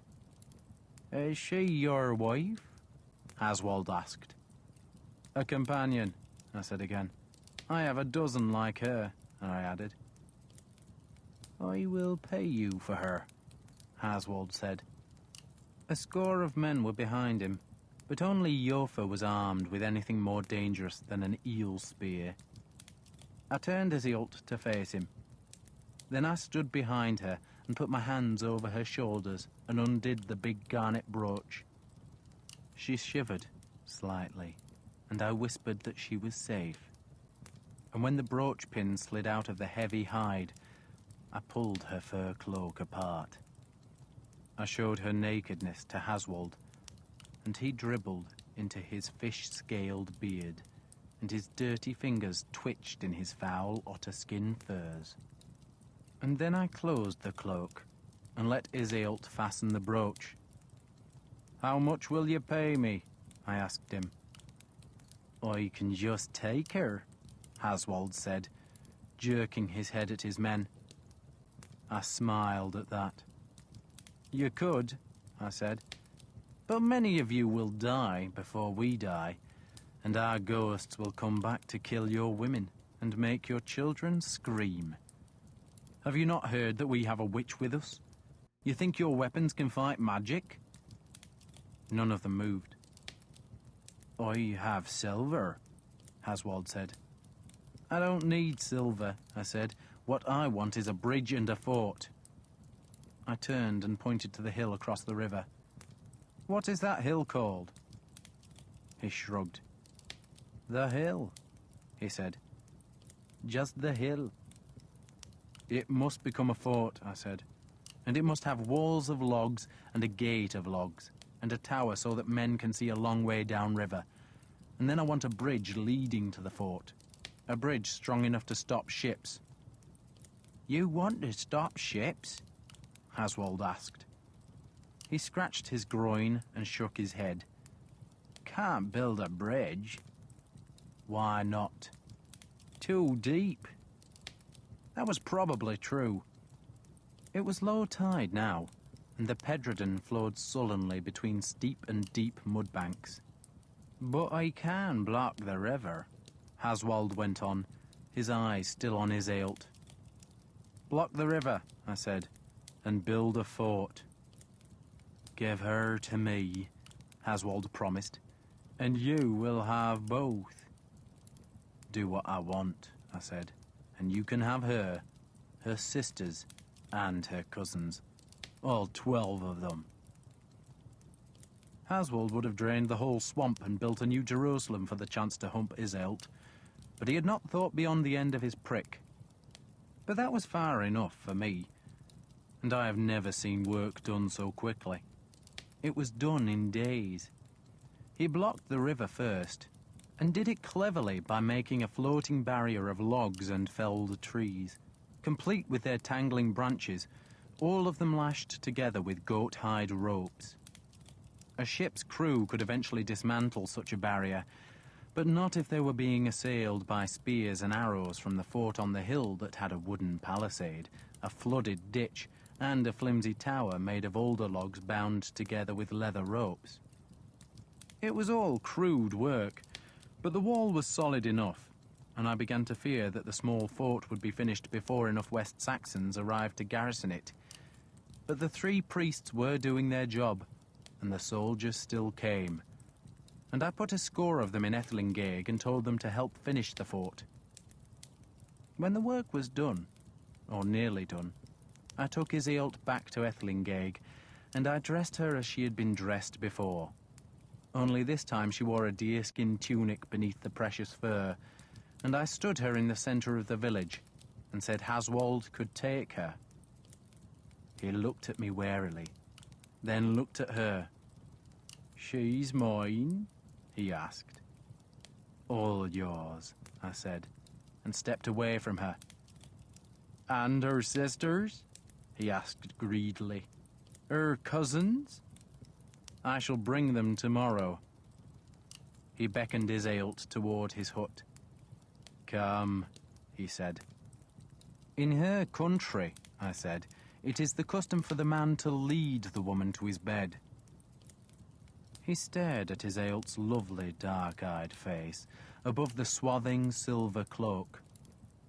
I stepped farther back, abandoning her, and he darted forward, reaching for her. And she brought her hands out from under the thick fur, and she was holding wasp sting, and its blade sliced up into Haswald's belly. She gave a cry of horror and surprise as she brought the blade up, and I saw her hesitate, shocked by the effort required to pierce a man's belly and by the reality of what she had done. Then she gritted her teeth and ripped the blade hard, opening him up like a gutted carp. And he gave a strange mewing cry as he staggered back from her vengeful eyes. His intestines spilled into the mud, and I was beside her then, with serpent breath drawn. She was gasping, trembling. She had wanted to do it, but I doubted she would want to do it again. "You were asked," I snarled at the villagers, "to fight for your king." Haswald was on the ground, twitching, his blood soaking his otter skin clothes. He made a mewing noise, and one of his filthy hands scrabbled among his own spilled guts. "For your king," I repeated.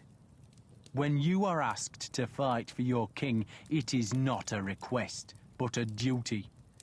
Every man here is a soldier, and your enemy is the Danes, and if you will not fight them, then you will fight against me." Iseult still stood beside Haswald, who jerked like a dying fish. I edged her away and stabbed Serpent Breath down to slit his throat. "Take his head," she told me. "His head?" "Strong magic." We mounted Haswald's head on the fort wall so that it stared toward the Danes. And in time, 8 more heads appeared there. They were the heads of Haswald's chief supporters, murdered by the villagers who were glad to be rid of them. Yofa the archer was not one of them. He was a simpleton, incapable of speaking sense, though he grunted and from time to time made howling noises. He could be led by a child, but when asked to use his bow, he proved to have a terrible strength and uncanny accuracy. He was Ethelinghaeg's hunter, capable of dropping a full-grown boar at 100 paces, and that was what his name meant, boar. I left Leofric to command the garrison at Ethelinghaeg and took Iseult back to Alfred's refuge.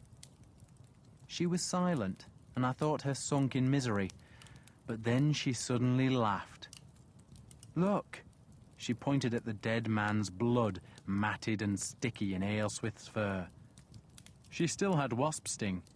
That was my short sword, a saxa, and it was a wicked blade in a close fight when men are so crammed together that there is no room to swing a long sword or an axe.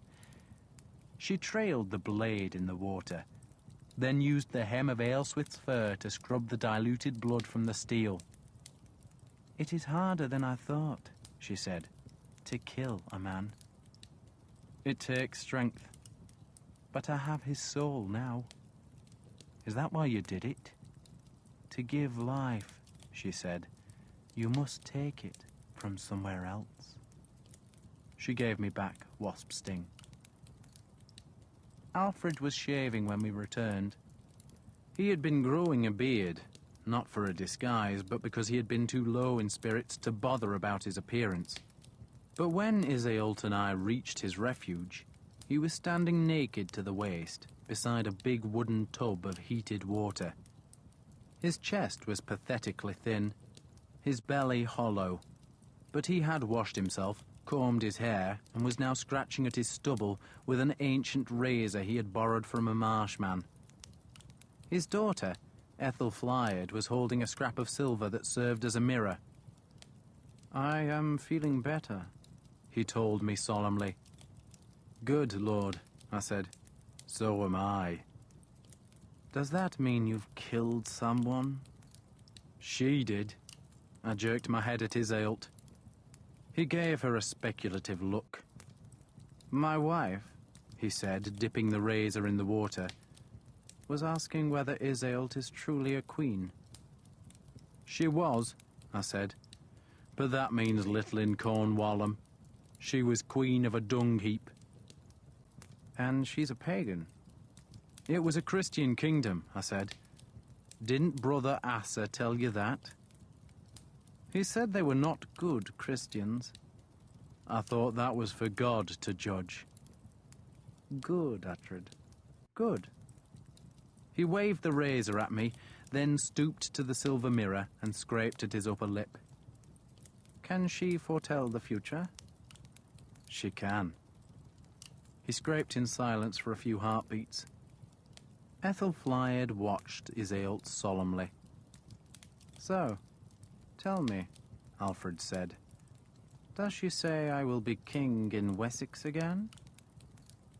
"You will," Iseult said tonelessly, surprising me. Alfred stared at her. "My wife," he said, "says that we can look for a ship now that Edward is better. Look for a ship, go to Francia, and perhaps travel on to Rome. There is a Saxon community in Rome." He scraped the blade against his jawbone. "They will welcome us." "The Danes will be defeated," Iseult said, still tonelessly, but without a quiver of doubt in her voice. Alfred rubbed his face. "The example of Boethius tells me she's right," he said. "Boethius?" I asked. "Is he one of your warriors?" "He was a Roman, Uhtred," Alfred said in a tone that chided me for not knowing, "and a Christian, and a philosopher, and a man rich in book learning. Rich indeed." He paused, contemplating the story of Boethius.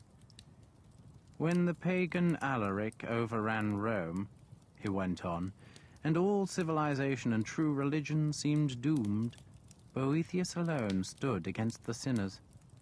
He suffered, but he won through, and we can take heart from him. Indeed we can." He pointed the razor at me. "We must never forget the example of Boethius, Uhtred. Never." "I won't, Lord," I said. "But do you think book learning will get you out of here?" "I think," he said, "that when the Danes are gone, I shall grow a proper beard. Thank you, my sweet." This last was to Ethel Flyard. "Give the mirror back to Eanfled, will you?" Ethel Flyard ran off, and Alfred looked at me with some amusement. "Does it surprise you that my wife and Eanfled have become friends?" "I'm glad of it, Lord." "So am I." "But does your wife know Eanfled's trade?" I asked. "Not exactly," he said. "She believes Eanfled was a cook in a tavern, which is truth enough. So we have a fort at Ethelinghaig." "We do. Leofric commands there and has 43 men." "And we have 28 here. The very hosts of Midian." He was evidently amused. "So, we shall move there." "Maybe in a week or two." "Why wait?" he asked. I shrugged. "This place is deeper in the swamp. When we have more men, when we know we can hold Ethelinghaig, that is the time for you to go there." He pulled on a grubby shirt. "Your new fort can't stop the Danes?"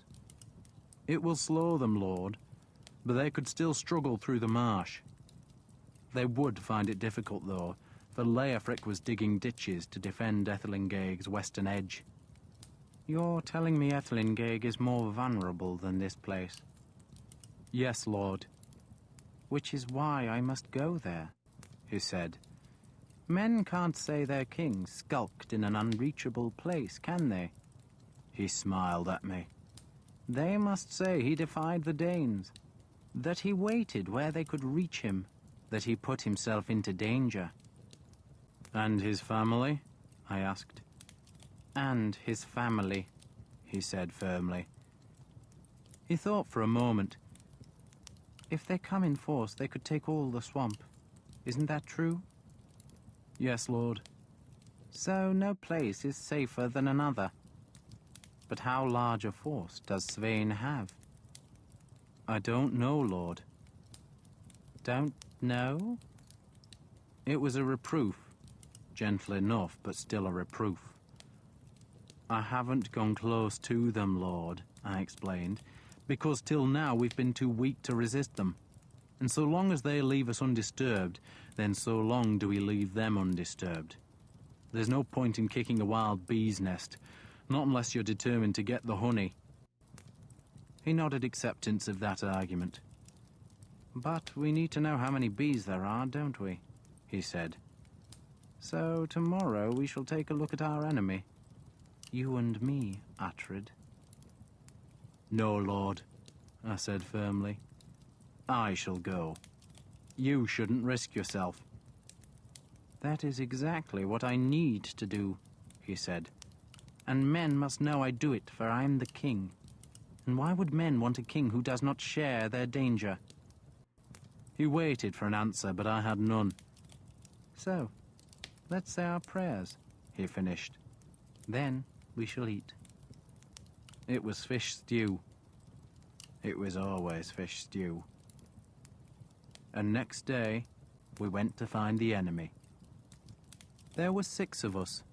The man who pulled the punt, Iseult and I, 2 of the newly arrived household troops, and Alfred. I tried once again to make him stay behind, but he insisted. If anyone should stay, he said, it is Iseult. She comes, I said. Evidently. He did not argue, and we all climbed into a large punt and went westward. And Alfred stared at the birds, thousands of birds. There were coots, moorhens, dabchicks, ducks, grebes and herons, while off to the west, white against the sullen sky, was a cloud of gulls. The marshman slid us silent and fast through secret channels. There were times when he seemed to be taking us directly into a bank of reeds or grass. Yet the shallow craft would slide through into another stretch of open water. The incoming tide rippled through the gaps, bringing fish to the hidden nets and basket traps.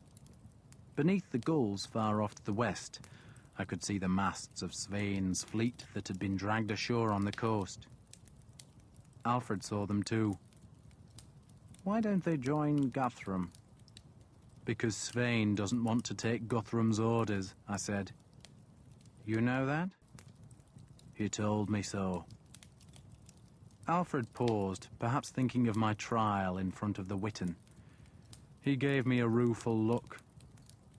What sort of man is he? Formidable. So why hasn't he attacked us here? I'd been wondering the same thing. Svein had missed a golden chance to invade the swamp and hunt Alfred down. So why had he not even tried? Because there's easier plunder elsewhere, I suggested. And because he won't do Guthrum's bidding. They're rivals. If Svein takes Guthrum's orders, then he acknowledges Guthrum as his king. Alfred stared at the distant masts that showed us small scratches against the sky. Then I mutely pointed toward a hill that reared steeply from the western waterflats, and the marshman obediently went that way. And when the punt grounded, we clambered through thick alders and past some sunken hovels where sullen folk in dirty otter fur watched us pass. The marshman knew no name for the place, except to call it Brant, which meant steep. And it was steep. Steep and high, offering a view southward to where the Pedredon coiled like a great snake through the swamp's heart. and at the river's mouth, where sand and mud stretched into the Severn Sea, I could see the Danish ships. They were grounded on the far bank of the Pedredon, in the same place where Ubba had grounded his ships before meeting his death in battle.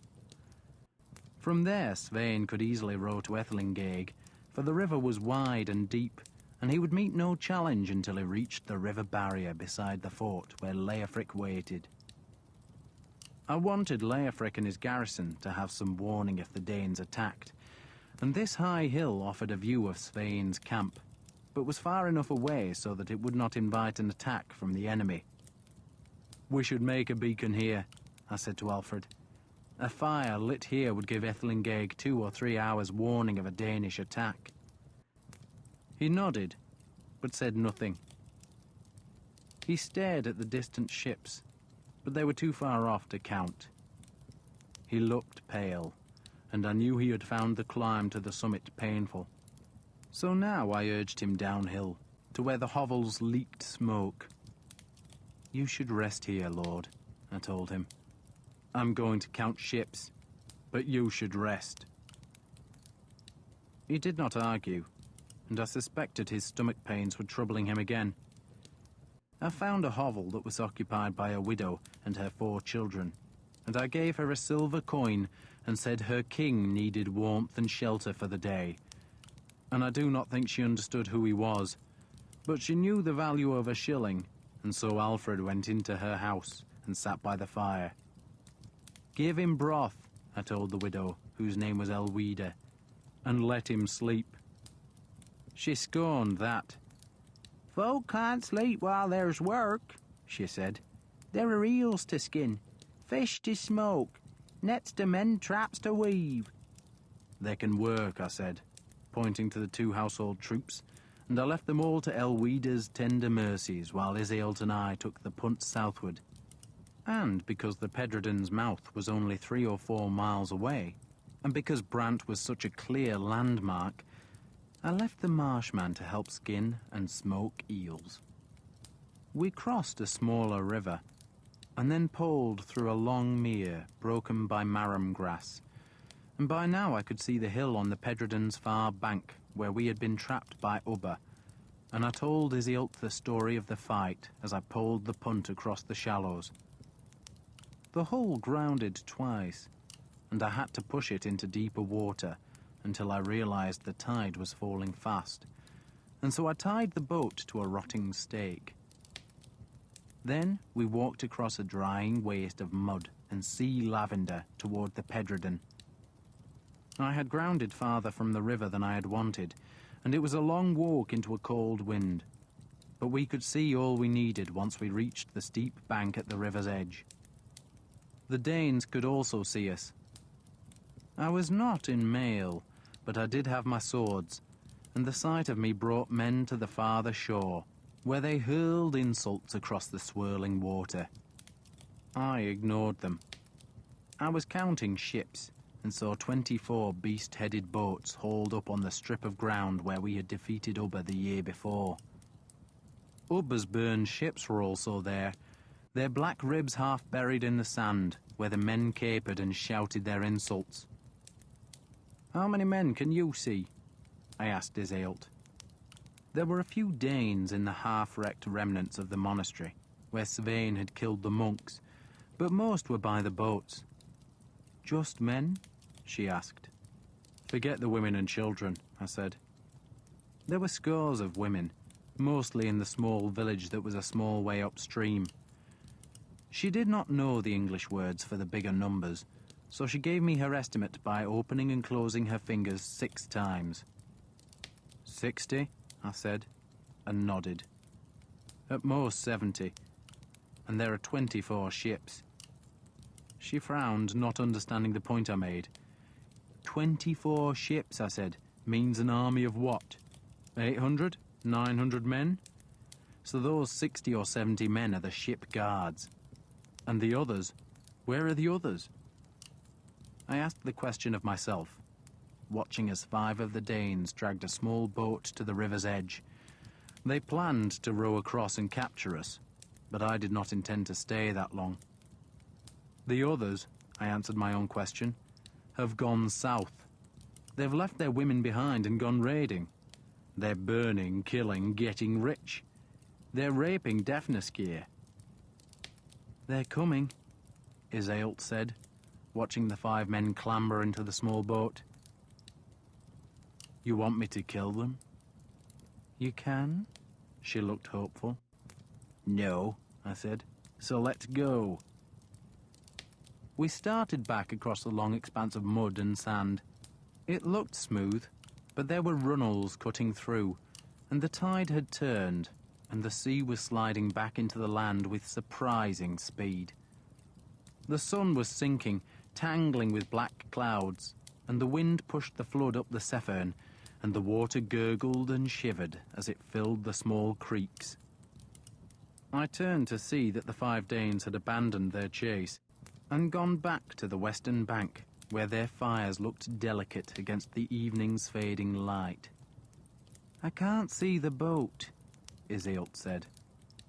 Over there, I said. But I was not certain I was right, because the light was dimming, and our punt was tied against a background of reeds.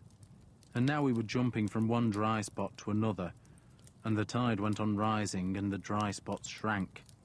And then we were splashing through the water, and still the wind drove the tide inland. The tides are big in the Severn. A man could make a house at low tide, and by high it would have vanished beneath the waves. Islands appear at low tide, islands with summits 30 feet above the water, and at the high tide, they are gone. And this tide was pushed by the wind, and it was coming fast and cold, and Iseult began to falter, so I picked her up and carried her like a child. I was struggling, and the sun was behind the low western clouds, and it seemed now that I was wading through an endless chill sea. But then, perhaps because the darkness was falling, or perhaps because Hoder, the blind god of the night, favoured me, I saw the punt straining against its tether. I dropped Iseult into the boat and hauled myself over the low side. I cut the rope, then collapsed, cold and wet and frightened, and let the punt drift on the tide. You must get back to the fire, Iseult chided me. I wished I had brought the marshmen now, for I had to find a route across the swamp, and it was a long, cold journey in the day's last light. Iseult crouched beside me and stared far across the waters to where a hill reared up green and steep against the eastern land. Ainfled told me that hill is Avalon, she said reverentially. Avalon? Where Arthur is buried. I thought you believed he was sleeping. He does sleep, she said fervently. He sleeps in his grave with his warriors. She gazed at the distant hill that seemed to glow because it had been caught by the day's last errant shaft of sunlight, spearing from the west beneath the furnace-glowing clouds. Arthur, she said in a whisper, he was the greatest king who ever lived. He had a magic sword. She told me tales of Arthur, how he had pulled his sword from a stone, and how he had led the greatest warriors to battle. And I thought that his enemies had been us, the English Saxons. Yet Avalon was now in England, and I wondered if, in a few years, the Saxons would recall their lost kings and claim they were great, and all the while the Danes would rule us. When the sun vanished, Iseult was singing softly in her own tongue. But she told me the song was about Arthur, and how he had placed a ladder against the moon and netted a swathe of stars to make a cloak for his queen, Guinevere.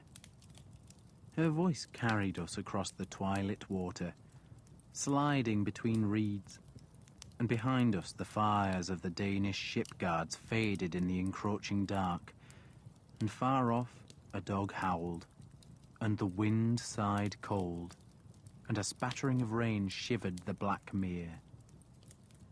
Iseult stopped singing as Brant loomed. There's going to be a great fight, she said softly. and her words took me by surprise. And I thought she was still thinking of Arthur and imagining that the sleeping king would erupt from his earthy bed in gouts of soil and steel. "A fight by a hill," she went on, "a steep hill. And there will be a white horse, and the slope will run with blood, and the Danes will run from the Sace." The Sace were us, the Saxons. "You dreamed this?" I asked. "I dreamed it," she said. "So, it is true?" "It is fate," she said, and I believed her. And just then the bow of the punt scraped on the island's shore. It was pitch dark, but there were fish smoking fires on the beach. And by their dying light, we found our way to Elwida's house. It was made of alder logs thatched with reeds, and I found Alfred sitting by the central hearth, where he stared absently into the flames. Elwida, the two soldiers, and the marshman were all skinning eels at the hut's farther end, where 3 of the widow's children were plaiting willow withies into traps, and the 4th was gutting a big pike. I crouched by the fire, wanting its warmth to bring life to my frozen legs. Alfred blinked, as though he was surprised to see me. "The Danes?" he asked. "Gone inland," I said. "Left 60 or 70 men as ship guards." I crouched by the fire, shivering, wondering if I would ever be warm again. "There's food here," Alfred said vaguely. "Good," I said, "because we're starving." "No, I mean there's food in the marshes," he said. "Enough food to feed an army. We can raid them, Uhtred. Gather men and raid them. But that isn't enough. I have been thinking. All day I've been thinking." He looked better now, less pained, and I suspected he had wanted time to think and had found it in this stinking hovel. "I'm not going to run away," he said firmly. "I'm not going to Francia." "Good," I said, though I was so cold I was not really listening to him. "We're going to stay here," he said. "Raise an army and take Wessex back." "Good," I said again. I could smell burning. The hearth was surrounded by flat stones, and Elwida had put a dozen oat bannocks on the stones to cook, and the edges nearest the flames were blackening. I moved one of them, but Alfred frowned and gestured for me to stop for fear of distracting him. "The problem," he said, "is that I cannot afford to fight a small war." I did not see what other war he could fight, but kept silent. "The longer the Danes stay here," he said, "the firmer their grip. Men will start giving Guthrum their allegiance. I can't have that." "No, Lord." "So, they have to be defeated." He spoke grimly. "Not beaten, Uhtred, but defeated." I thought of Iseult's dream, but said nothing. Then I thought how often Alfred had made peace with the Danes instead of fighting them, and still I said nothing. "In spring," he went on, "they'll have new men, and they'll spread through Wessex until by summer's end there'll be no Wessex. So we have to do 2 things." He was not so much telling me as just thinking aloud. "First," he held out one long finger, "we have to stop them from dispersing their armies. They have to fight us here. They have to be kept together so they can't send small bands across the country and take estates." That made sense. Right now, from what we heard from the land beyond the swamp, the Danes were raiding all across Wessex. They were going fast, snatching what plunder they could before other men could take it, but in a few weeks they would start looking for places to live. By keeping their attention on the swamp, Alfred hoped to stop that process. "And while they look at us," he said, "the feared must be gathered." I stared at him. I had supposed he would stay in the swamp until either the Danes overwhelmed us, or we gained enough strength to take back a shire, and then another shire, a process of years. But his vision was much grander. He would assemble the army of Wessex under the Danish noses and take everything back at once. It was like a game of dice, and he had decided to take everything he had, little as it was, and risk it all on one throw. "We shall make them fight a great battle," he said grimly, "and with God's help we shall destroy them." There was a sudden scream. Alfred, as if startled from a reverie, looked up, but too late, because Elwida was standing over him, screaming that he had burned the oatcakes. "I told you to watch them," she shouted, and in her fury she slapped the king with a skinned eel. The blow made a wet sound as it struck, and had enough force to knock Alfred sideways. The two soldiers jumped up, hands going to their swords, but I waved them back as Elwida snatched the burnt cakes from the stones. "I told you to watch them!" she shrieked. And Alfred lay where he had fallen, and I thought he was crying. But then I saw he was laughing. He was helpless with laughter, weeping with laughter, as happy as ever I saw him, because he had a plan to take back his kingdom. Ethelinghaig's garrison now had 73 men. Alfred moved there with his family and sent 6 of Leofric's men to Brant, armed with axes and orders to make a beacon. He was at his best in those days, calm and confident, the panic and despair of the first weeks of January swept away by his irrational belief that he would regain his kingdom before summer touched the land.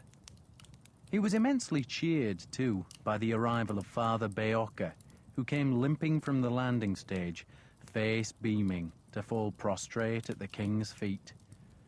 "You live, Lord," Beocca said, clutching the king's ankles. "God be praised, you live."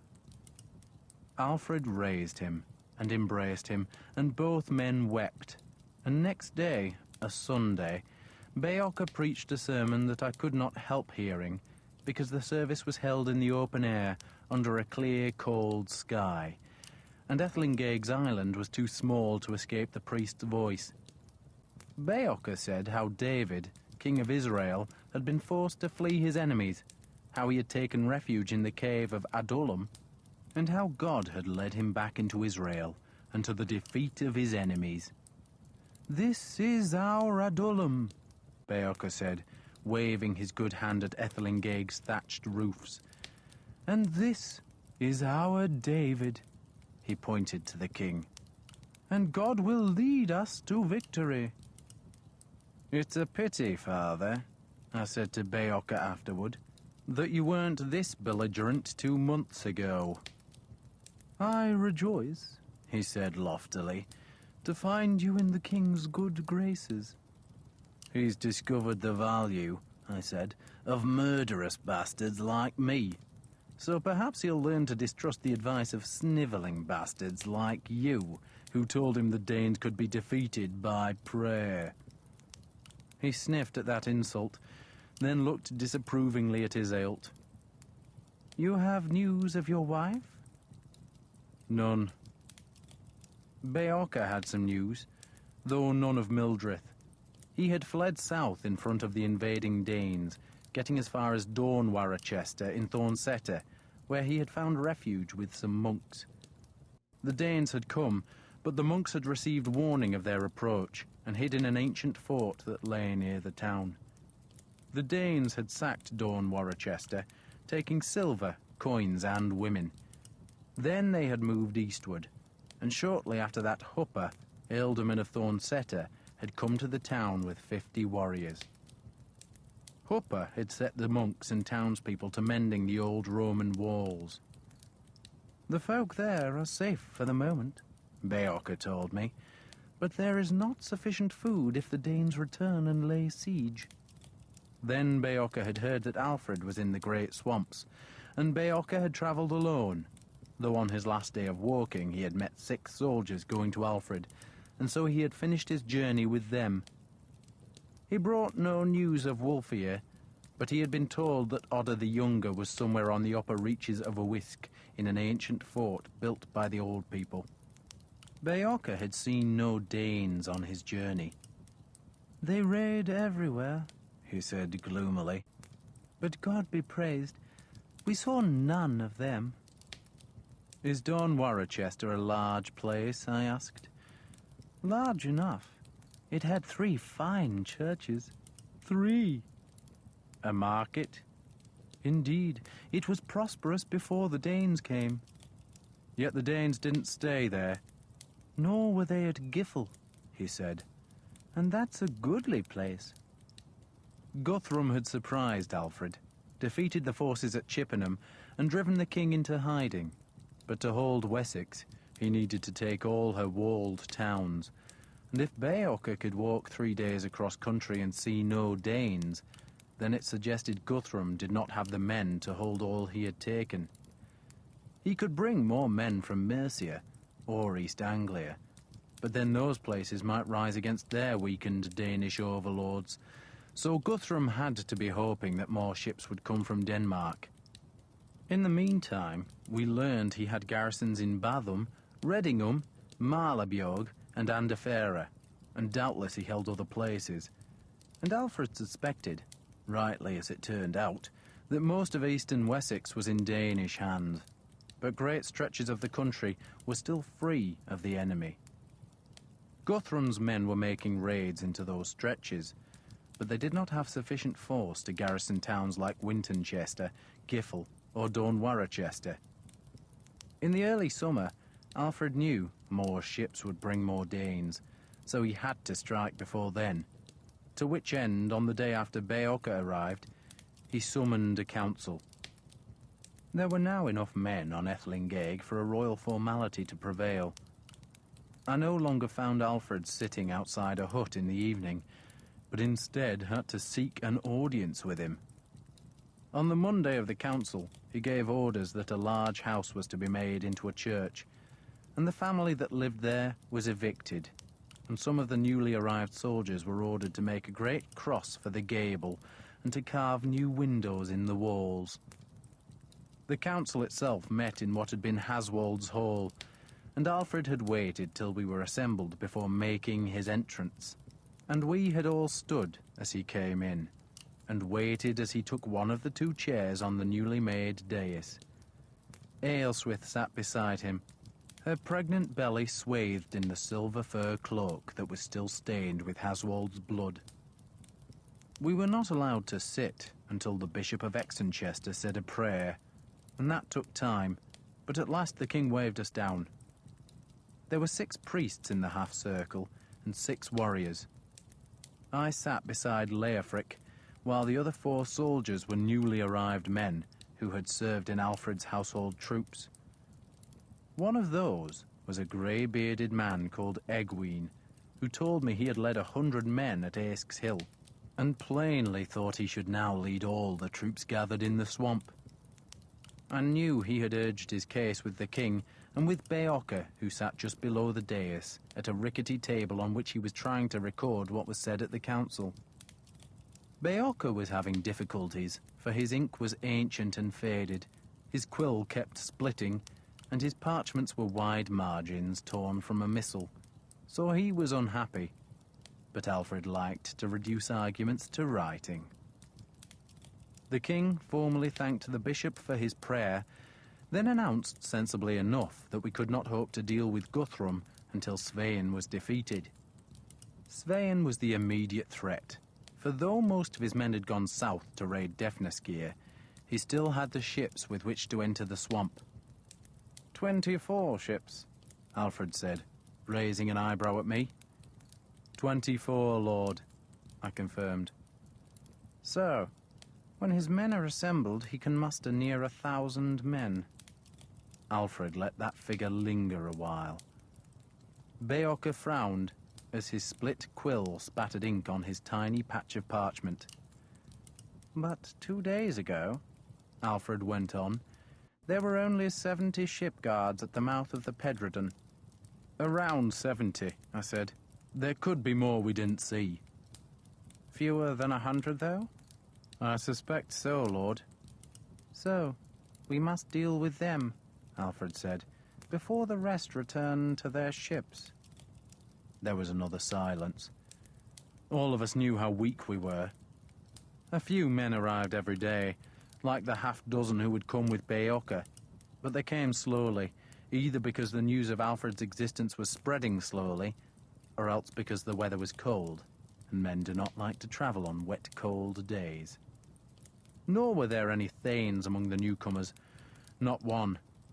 Thanes were noblemen, men of property, men who could bring scores of well-armed followers to a fight, and every shire had its thanes, who ranked just below the reeve and ealdorman, who were themselves thanes.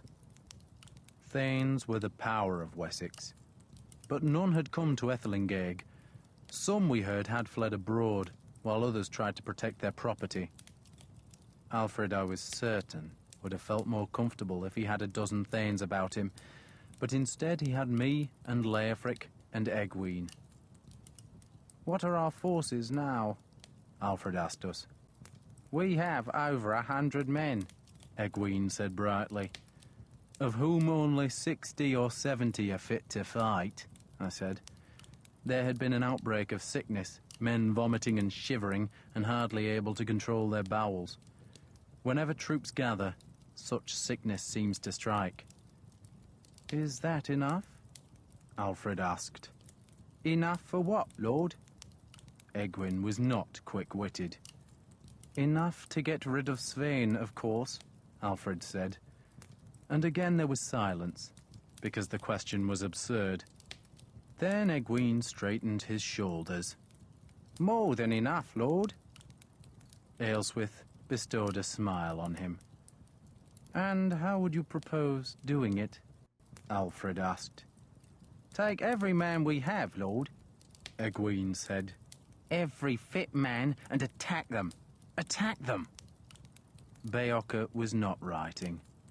He knew when he was hearing nonsense, and he was not going to waste scarce ink on bad ideas.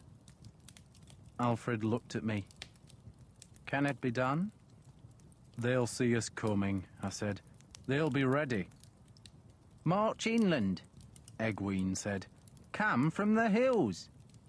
Again, Alfred looked at me. "That will leave Ethelinghaig undefended," I said, "and it will take at least 3 days, at the end of which our men will be cold, hungry, and tired, and the Danes will see us coming when we emerge from the hills, and that will give them time to put on armor and gather weapons, and at best it will be equal numbers. At worst," I just shrugged. "After 3 or 4 days, the rest of Svein's forces might have returned, and our 70 or 80 men would be facing a horde." "So, how do you do it?" Alfred asked. "We destroy their boats," I said. "Go on." "Without boats," I said, "they can't come up the rivers. Without boats, they're stranded." Alfred nodded. Beocca was scratching away again. "So, how do you destroy the boats?" the king asked. I did not know. We could take 70 men to fight their 70, but at the end of the fight, even if we won, we would be lucky to have 20 men still standing. Those 20 could burn the boats, of course, but I doubted we would survive that long. There were scores of Danish women at Sinuit, and if it came to a fight, they would join in, and the odds were that we would be defeated. "Fire," Egwene said enthusiastically.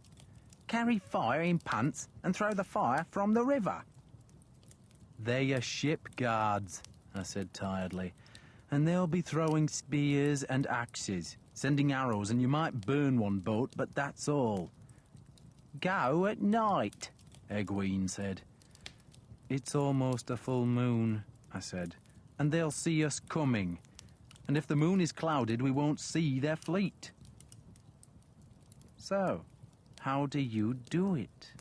Alfred demanded again. "God will send fire from heaven," Bishop Aelwold said, and no one responded. Alfred stood. We all got to our feet. Then he pointed at me. You will destroy Svein's fleet, he said, and I would know how you plan to do it by this evening. If you cannot do it, then you, he pointed to Egwene, will travel to Defnaskir, find Ealdorman Odda, and tell him to bring his forces to the river mouth and do the job for us. Yes, Lord, Egwene said. By tonight, Alfred said to me coldly, and then he walked out. He left me angry. He had meant to leave me angry. I stalked up to the newly made fort with Leofric and stared across the marshes to where the clouds heaped above the Severn. How are we to burn 24 ships? I demanded. God will send fire from heaven, Leofric said. Of course. I'd rather he sent 1,000 troops. Alfred won't summon Odda, Leofric said. He just said that to annoy you. But he's right, isn't he?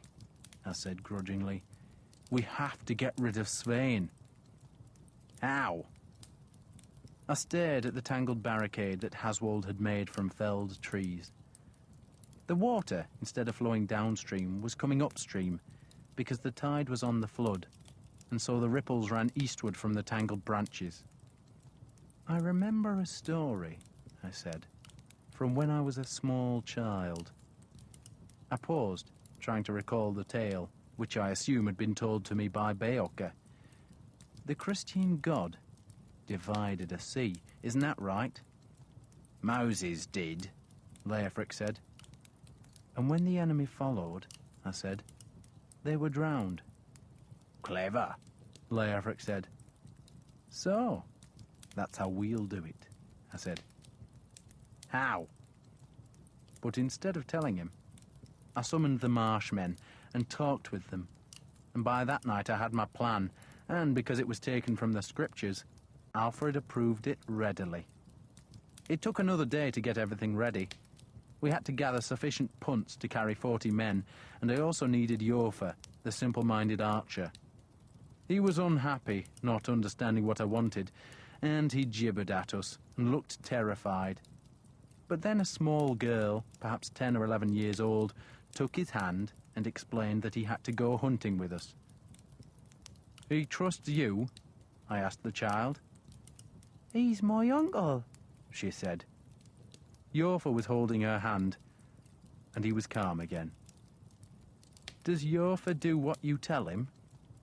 She nodded, her small face serious, and I told her she must come with us to keep her uncle happy. We left before the dawn. We were 20 marshmen skilled with boats, 20 warriors, a simple-minded archer, a child, and Iseult. Alfred, of course, did not want me to take Iseult, but I ignored him, and he did not argue. Instead, he watched us leave, then went to Ethelingaig's church, that now boasted a newly made cross of alderwood nailed to its gable. And low in the sky above the cross was the full moon. She was low and ghostly pale, and as the sun rose she faded even more. But as the 10 punts drifted down the river, I stared at her and said a silent prayer to Hoda, because the moon is his woman, and it was she who must give us victory. Because, for the first time since Guthrum had struck in a winter's dawn, the Saxons were fighting back. Hail Horseman by Bernard Cornwell. Read by Tom Selwood. Chapter 1. These days, I look at 20-year-olds and think they are pathetically young, scarcely weaned from their mother's tits. But when I was 20, I considered myself a full-grown man. I had fathered a child, fought in the shield wall, and was loath to take advice from anyone. In short, I was arrogant, stupid, and headstrong, which is why, after our victory at Sinuit, I did the wrong thing. We had fought the Danes beside the ocean, where the river runs from the great swamp and the Safen Sea slaps on a muddy shore, and there we had beaten them. We had made a great slaughter, and I, Uhtred of Bebbanburg, had done my part. More than my part, for at the battle's end, when the great Ubba Lothbrokson, most feared of all the Danish leaders, had carved into our shield wall with his great war axe, I had faced him, beaten him, and sent him to join the Iron Hairjar, that army of the dead who feast and swive in Odin's corpse hall. What I should have done then, what Leofric told me to do, was ride hard to Exenchester, where Alfred, King of the West Saxons, was besieging Guthrum. I should have arrived deep in the night, woken the king from his sleep, and laid Ubba's battle banner of the Black Raven and Ubba's great war axe, its blade still crusted with blood, at Alfred's feet. I should have given the king the good news that the Danish army was beaten, that the few survivors had taken to their dragon-headed ships, that Wessex was safe, and that I, Uhtred of Bebbanburg, had achieved all of those things. Instead, I rode to find my wife and child. At 20 years old, I would rather have been ploughing Mildrith than reaping the rewards of my good fortune, and that is what I did wrong. But, looking back, I have few regrets. Fate is inexorable, and Mildrith, though I had not wanted to marry her, and though I came to detest her, was a lovely field to plough. So, in that late spring of the year 877, I spent the Saturday riding to Cridionton instead of going to Alfred. I took 20 men with me, and I promised Leofric that we would be at Exenchester by midday on Sunday, and I would make certain Alfred knew we had won his battle and saved his kingdom. Udda the Younger will be there by now, Leofric warned me. Leofric was almost twice my age, a warrior hardened by years of fighting the Danes. "Did you hear me?" he asked when I said nothing. "Udda the Younger will be there by now," he said again, "and he's a piece of goose shit who'll take all the credit." "The truth cannot be hidden," I said loftily. Leofric mocked that. He was a bearded, squat brute of a man who should have been the commander of Alfred's fleet. But he was not well born, and Alfred had reluctantly given me charge of the 12 ships because I was an ealdorman, a noble, and it was only fitting that a high-born man should command the West Saxon fleet, even though it had been much too puny to confront the massive array of Danish ships that had come to Wessex's south coast. "There are times," Leofric grumbled, "when you are an earthling." An earthling was something that had dropped out of a creature's backside, and was one of Leofric's favourite insults. We were friends. "We'll see Alfred tomorrow," I said. "And Udda the Younger," Leofric said patiently, "has seen him today." Udda the Younger was the son of Udda the Elder, who had given my wife shelter, and the son did not like me. He did not like me because he wanted to plough Mildrith, which was reason enough for him to dislike me. He was also, as Leofric said, a piece of goose shit, slippery and slick, which was reason enough for me to dislike him. "We shall see Alfred tomorrow," I said again, and next morning we all rode to Exenchester, my men escorting Mildrith, our son, and his nurse, and we found Alfred on the northern side of Exenchester, where his green and white dragon banner flew above his tent. Other banners snapped in the damp wind, a colourful array of beasts, crosses, saints and weapons, announcing that the great men of Wessex were there with their king. One of those banners showed a black stag, which confirmed that Leofric had been right, and that Udda the Younger was here in South Devonshire. Outside the camp, between its southern margin and the city walls, was a great pavilion made of sailcloth, stretched across guide poles, and that told me that Alfred, instead of fighting Guthrum, was talking to him. They were negotiating a truce, though not on that day, for it was a Sunday and Alfred would do no work on a Sunday if he could help it.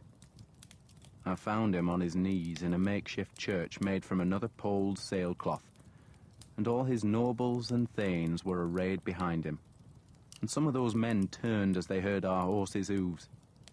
Udda the Younger was one of those who turned, and I saw the apprehension show on his narrow face. The bishop who was conducting the service paused to let the congregation make a response, and that gave Udda an excuse to look away from me. He was kneeling close to Alfred, very close, suggesting that he was high in the king's favour, and I did not doubt that he had brought the dead Ubba's raven banner and war axe to Exenchester and claimed the credit for the fight beside the sea. "One day," I said to Leofric, "I shall slit that bastard from the crotch to the gullet and dance on his offal." "You should have done it yesterday." A priest had been kneeling close to the altar, one of the many priests who always accompanied Alfred, and he saw me and slid backward as unobtrusively as he could until he was able to stand and hurry toward me. He had red hair, a squint, a palsied left hand, and an expression of astonished joy on his ugly face. "Uhtred," he called as he ran toward our horses. "Uhtred, we thought you were dead." "Me?" I grinned at the priest. "Dead?" "You were a hostage." I had been one of the dozen English hostages in Wareham, but while the others had been murdered by Guthrum, I had been spared because of Earl Ragnar, who was a Danish war chief and as close to me as a brother. "I didn't die, father," I said to the priest, whose name was Beocca, "and I'm surprised you did not know that." "How could I know it?" "Because I was at Sinuit, father, and Odda the Younger could have told you that I was there and that I lived." I was staring at Odda as I spoke, and Beocca caught the grimness in my voice. "You were at Sinuit?" he asked nervously. "Odda the Younger didn't tell you?" "He said nothing." "Nothing." I kicked my horse forward, forcing it between the kneeling men and thus closer to Odda. Beocca tried to stop me, but I pushed his hand away from my bridle. Leofric, wiser than me, held back, but I pushed the horse into the back rows of the congregation until the press of worshippers made it impossible to advance farther, and then I stared at Odda as I spoke to Beocca. "He didn't describe Ubba's death?" I asked. "He says Ubba died in the shield wall," Beocca said, his voice a hiss so that he did not disturb the liturgy, "and that many men contributed to his death." "Is that all he told you?" "He says he faced Ubba himself," Beocca said. "So, who do men think killed Ubba Lothbroxen?"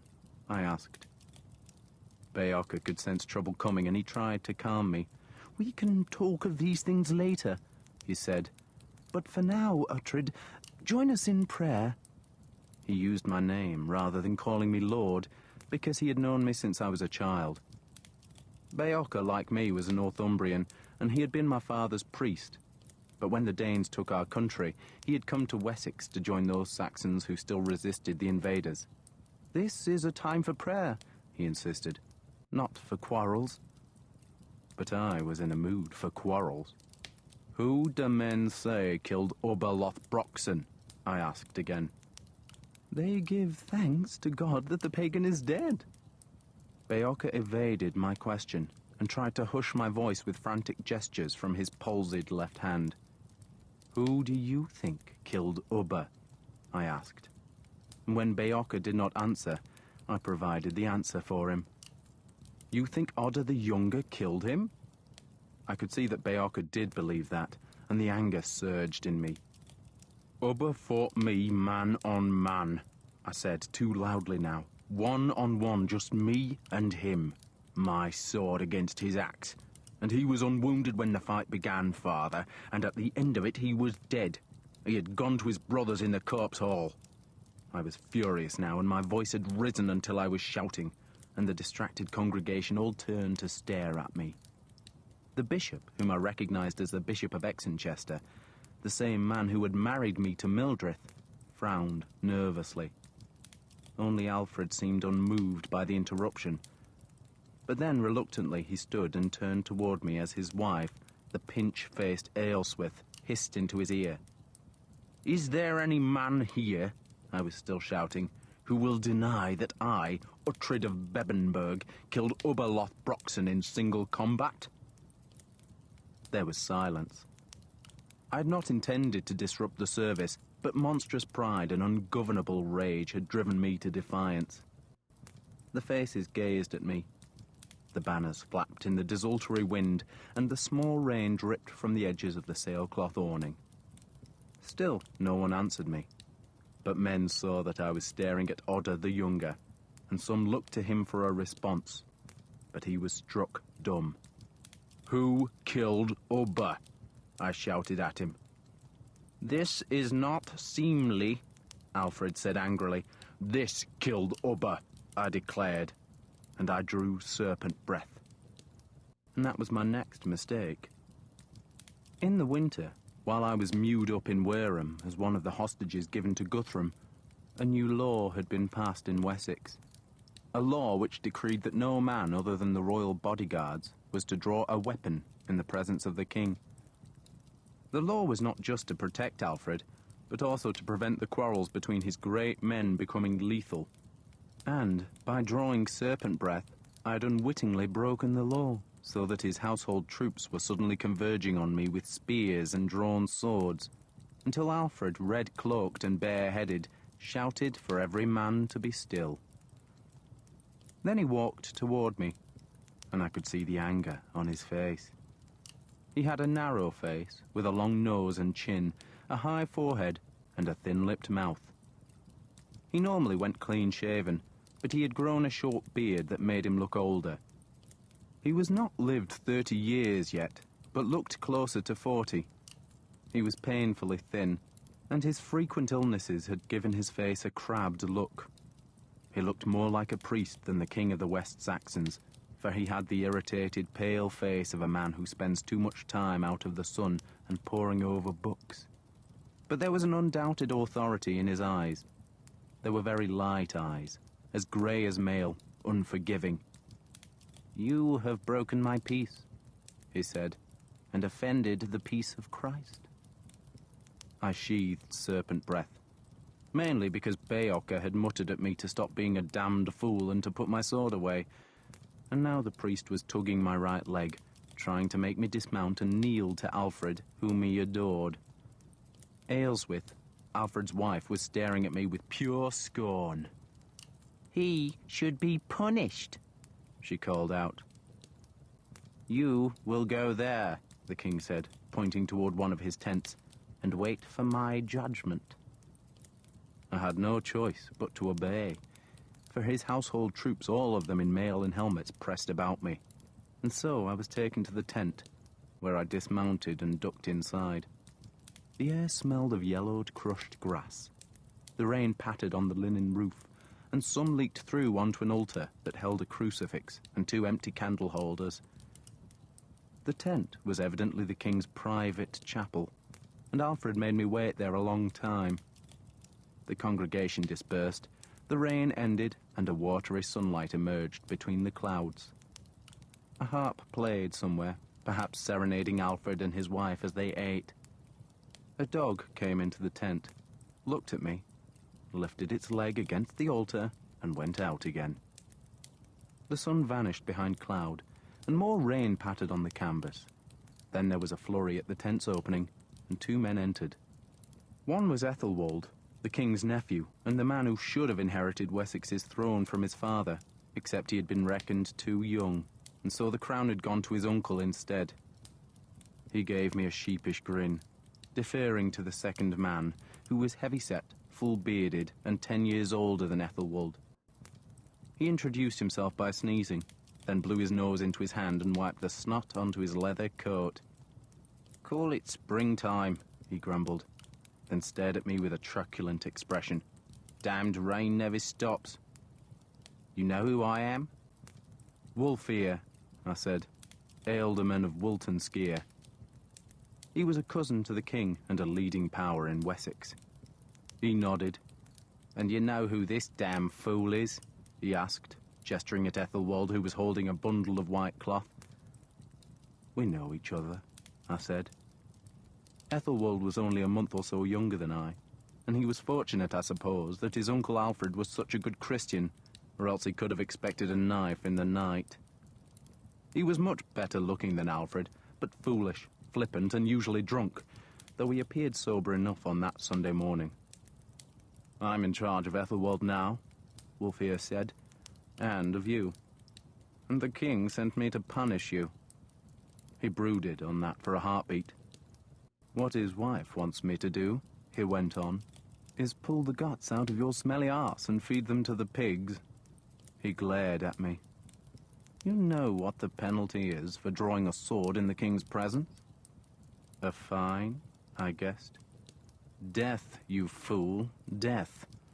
They made a new law a month ago. How was I supposed to know? But Alfred's feeling merciful? Wulfhere ignored my question. So, you're not to dangle off a gallows. Not today, anyhow. But he wants your assurance you'll keep the peace. What peace? His damned peace, you fool. He wants us to fight the Danes, not slice each other up. So for the moment you have to swear to keep the peace. For the moment? For the moment, he said tonelessly, and I just shrugged. He took that for acceptance. So, you killed Ubba? He asked. I did. That's what I hear. He sneezed again. You know Ador? I know him, I said. Ador was one of Ealdorman Odda's battle chiefs, a warrior of the Men of Deafness gear, and he had fought beside us at Sinuit. Ador told me what happened, Wulfhere said, but only because he trusts me. For God's sake, stop fidgeting. This last shout was directed at Ethelwald, who was poking beneath the altar's linen cover, presumably in search of something valuable. Alfred, rather than murder his nephew, seemed intent on boring him to death. Ethelwald had never been allowed to fight, lest he make a reputation for himself. Instead, he had been forced to learn his letters, which he hated, and so he idled his time away, hunting, drinking, whoring, and filled with resentment that he was not the king. Just stand still, boy, Wulfhere snarled. Ador told you? I said, unable to keep the outrage from my voice. Because he trusts you? You mean what happened at Sinuit is a secret? 1,000 men saw me kill Ubba. But Odda the Younger took the credit, Wulfhere said, and his father is badly wounded, and if he dies, then Odda the Younger will become one of the richest men in Wessex, and he'll lead more troops and pay more priests than you can ever hope to do. So men won't want to offend him, will they? They'll pretend to believe him, to keep him generous. And the king already believes him, and why shouldn't he? Odda arrived here with Ubba Lothbroksson's banner and war axe. He dropped them at Alfred's feet, then knelt and gave the praise to God, and promised to build a church and monastery at Sinuit. And what did you do? Ride a damned horse into the middle of Mass and wave your sword about. Not a clever thing to do with Alfred. I half smiled at that, for Wulfhere was right. Alfred was uncommonly pious, and a sure way to succeed in Wessex was to flatter that piety, imitate it, and ascribe all good fortune to God. Odda's a prick, Wulfhere growled, surprising me. But he's Alfred's prick now, and you're not going to change that. But I killed... I know what you did, Wulfhere interrupted me. And Alfred probably suspects you're telling the truth, but he believes Odda made it possible. He thinks Odda and you both fought Ubba. He may not even care if neither of you did, except that Ubba's dead, and that's good news. And Odda brought that news, and so the sun shines out of Odda's arse. And if you want the king's troops to hang you off a high branch, then you'll make a feud with Odda. Do you understand me? Yes. Wulfhere sighed. Leofric said you'd see sense if I beat you over the head long enough. I want to see Leofric, I said. You can't, Wulfhere said sharply. He's being sent back to Hampton, where he belongs. But you're not going back. The fleet will be put in someone else's charge. You're to do penance. For a moment, I thought I had misheard. I'm to do what? I asked. You're to grovel. Ethelwald spoke for the first time. He grinned at me. We were not exactly friends, but we had drunk together often enough, and he seemed to like me. You're to dress like a girl, Ethelwald continued. Go on your knees and be humiliated. And you're to do it right now, Wulfhere added. I'll be damned. You'll be damned anyway, Wulfhere snarled at me, then snatched the white bundle from Ethelwald's grasp and tossed it at my feet. It was a penitent's robe, and I left it on the ground. "For God's sake, lad," Wulfhere said, "have some sense. You've got a wife and land here, don't you? So what happens if you don't do the king's bidding? You want to be outlawed? You want your wife in a nunnery? You want the church to take your land?" I stared at him. All I did was kill Ubba and tell the truth. Wulfhere sighed. "You're a Northumbrian," he said, "and I don't know how they did things up there, but this is Alfred's Wessex. You can do anything in Wessex except piss all over his church, and that's what you just did. You pissed, son, and now the church is going to piss all over you." He grimaced as the rain beat harder on the tent. Then he frowned, staring at the puddle spreading just outside the entrance. He was silent a long time before turning and giving me a strange look. "You think any of this is important?" I did, but I was so astonished by his question that had been asked in a soft, bitter voice that I had nothing to say. "You think Ubba's death makes any difference?" he asked. And again I thought I had misheard. "And even if Guthrum makes peace," he went on, "you think we've won?" His heavy face was suddenly savage. "How long will Alfred be king? How long before the Danes rule here?" I still had nothing to say. Ethelwald, I saw, was listening intently. He longed to be king, but he had no following, and Wulfhere had plainly been appointed as his guardian to keep him from making trouble. But Wulfhere's words suggested the trouble would come anyway. "Just do what Alfred wants," the older man advised me, "and afterward find a way to keep living. That's all any of us can do. If Wessex falls, we'll be looking for a way to stay alive, but in the meantime, put on that damned robe and get it over with." "Both of us," Ethelwald said, and he picked up the robe, and I saw he had fetched 2 of them, folded together. "You?" Wulfhere snarled at him. "Are you drunk?" "I'm penitent for being drunk. Or I was drunk. Now I'm penitent." He grinned at me, then pulled the robe over his head. "I shall go to the altar with Attrid," he said, his voice muffled by the linen. Wulfhere could not stop him, but Wulfhere knew, as I knew, that Ethelwald was making a mockery of the rite. And I knew Ethelwald was doing it as a favour to me, though as far as I knew, he owed me no favour. But I was grateful to him, so I put on the damned frock, and side by side with the king's nephew, went to my humiliation. I meant little to Alfred. He had a score of great lords in Wessex, while across the frontier in Mercia there were other lords and thanes who lived under Danish rule, but who would fight for Wessex if Alfred gave them an opportunity.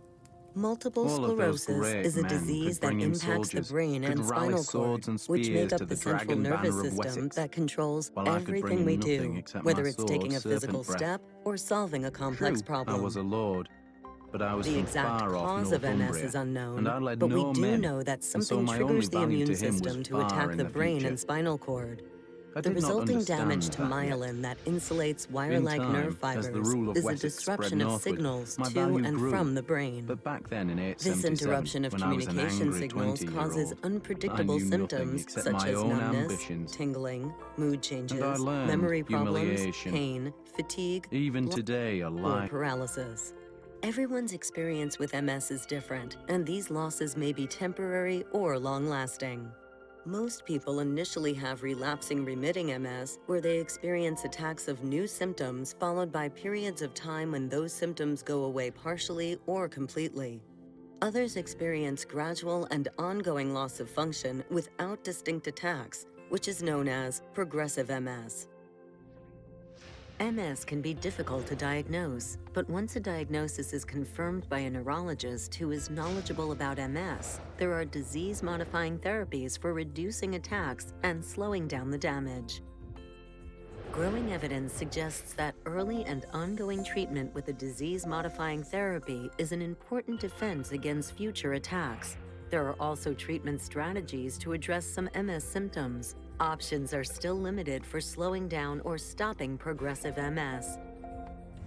Worldwide research is accelerating the discovery of how to slow down or even stop progressive MS, how to repair nervous system damage and restore function, wellness strategies such as exercise and diet that can help people with MS to live their best lives, and the exact cause of MS so that it may be prevented for future generations. To learn more about multiple sclerosis, connect with others to drive research for a cure, and to address the challenges of everyone affected by MS, visit nationalmssociety.org or call 1-800-344-4867.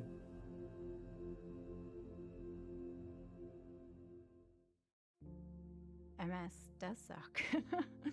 MS mucks with your central nervous system. Almost everything about your body, your muscles, your organs, your ability to speak, your ability to understand, your ability to move. MS took everything from me, everything I thought was important, everything I valued. I used to jump in a trampoline and swim with the kids. MS has affected me being a mom because I'm sorry. Despite MS, I will keep riding my bike. I will continue to be the strongest mom that I possibly can. I will still dance with my husband. I will continue to live the life that my daughter expects me to live. Multiple sclerosis may be a part of who you are, but it doesn't define you. I will never stop. I will never quit. I'm gonna keep being me.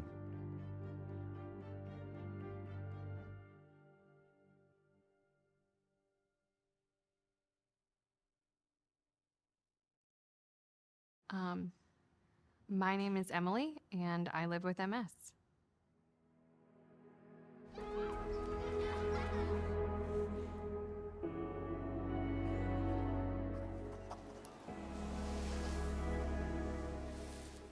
On a good day, I am walking fine. I can do just about everything I want to do. My dad's doing pretty well. He's still walking, he still works full time. With my new infusion, I am having more better days than bad days. My knees feel good. I can actually feel all 10 of my toes. I haven't had any symptoms or episodes in a long time. I think the rate at which we're finding discoveries in MS is pretty astounding. A generation or two ago, people had no treatment options to turn to. The medications have really changed the course.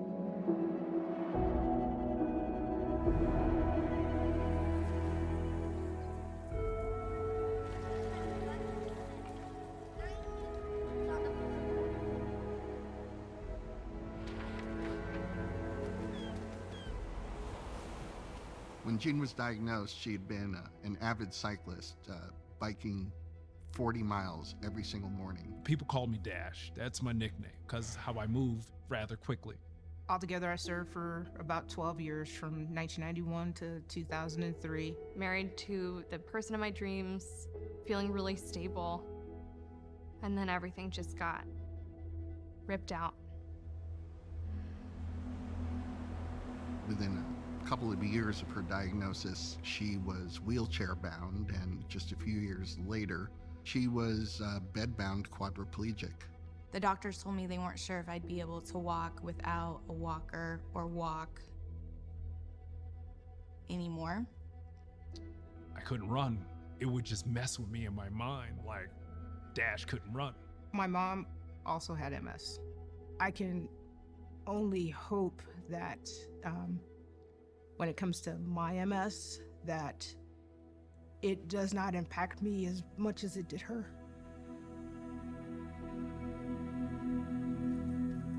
You cry because you mourn your former self. I'm thinking about my body holding up every day for the rest of my life. And that sucks. That really sucks.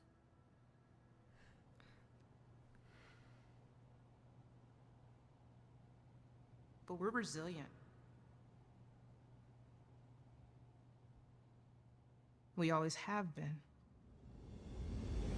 All these drugs that we have to slow down the progression of the disease is great, but what I would like to see in my lifetime is an actual cure. We've really come a far way in such a short amount of time. If we continue doing what we're doing, raising more money, supporting more research, we will find a cure. Talk to us, reach out to us, listen, because the only way we can find a cure is with help from everybody. We have to go on offense. We have to change the course of this. And I don't think that's a lot to ask. There's a lot more that we can do. Well, I appreciate everybody's attention, and I want to thank you so much for listening. Thanks for listening. Thank you. Thanks, you guys, all. so much Thank for you listening. for listening.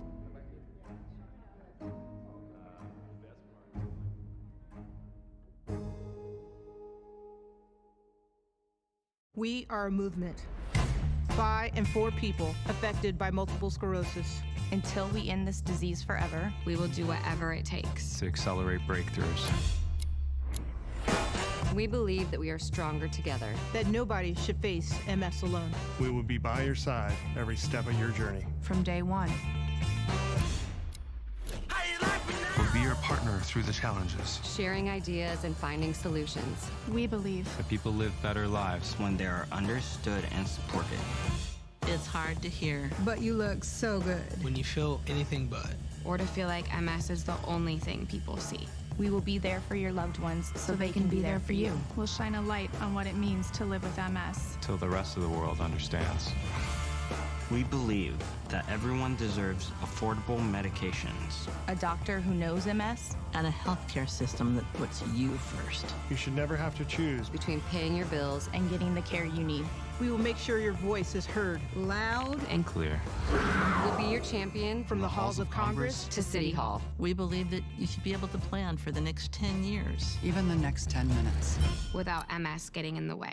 Complex problems take many solutions. Coming together in just the right way. We'll be there to help you piece it all together. We'll work every day so you can get what you want from life. Even while living with this disease. We believe that no one else should have to face the fear and uncertainty of an MS diagnosis. And that those that have MS should get back what they've lost. Curing this disease takes a global effort. We will fund the most promising leads and gather the brightest minds to find a cure as fast as possible. We'll be unrelenting until the very end. We believe that we all have something to contribute.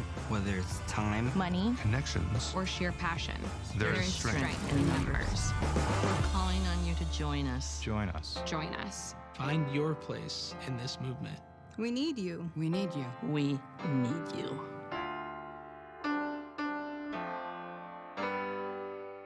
Together, we will create a world free of MS.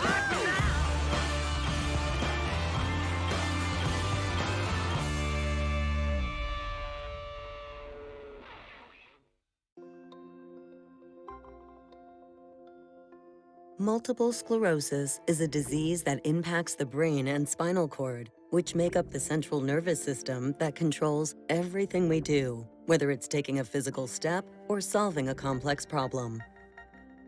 The exact cause of MS is unknown, but we do know that something triggers the immune system to attack the brain and spinal cord. The resulting damage to myelin that insulates wire-like nerve fibers is a disruption of signals to and from the brain. This interruption of communication signals causes unpredictable symptoms such as numbness, tingling, mood changes, memory problems, pain, fatigue, blindness, or paralysis. Everyone's experience with MS is different, and these losses may be temporary or long-lasting. Most people initially have relapsing remitting MS, where they experience attacks of new symptoms followed by periods of time when those symptoms go away partially or completely. Others experience gradual and ongoing loss of function without distinct attacks, which is known as progressive MS. MS can be difficult to diagnose, but once a diagnosis is confirmed by a neurologist who is knowledgeable about MS, there are disease-modifying therapies for reducing attacks and slowing down the damage. Growing evidence suggests that early and ongoing treatment with a disease-modifying therapy is an important defense against future attacks. There are also treatment strategies to address some MS symptoms. Options are still limited for slowing down or stopping progressive MS. Worldwide research is accelerating the discovery of how to slow down or even stop progressive MS, how to repair nervous system damage and restore function, wellness strategies such as exercise and diet that can help people with MS to live their best lives, and the exact cause of MS so that it may be prevented for future generations. To learn more about multiple sclerosis, connect with others to drive research for a cure, and to address the challenges of everyone affected by MS, visit nationalmssociety.org or call 1-800-344-4867.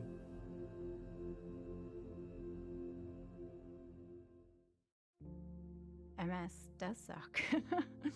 MS mucks with your central nervous system. Almost everything about your body, your muscles, your organs, your ability to speak, your ability to understand, your ability to move. MS took everything from me. Everything I thought was important, everything I valued. I used to jump in a trampoline and swim with the kids. MS has affected me being a mom because I'm sorry.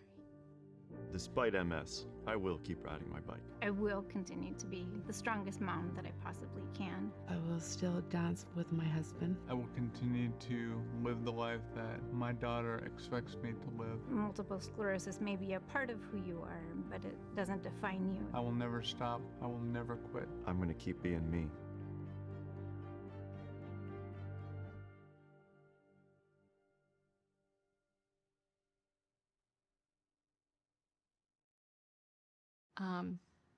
My name is Emily, and I live with MS.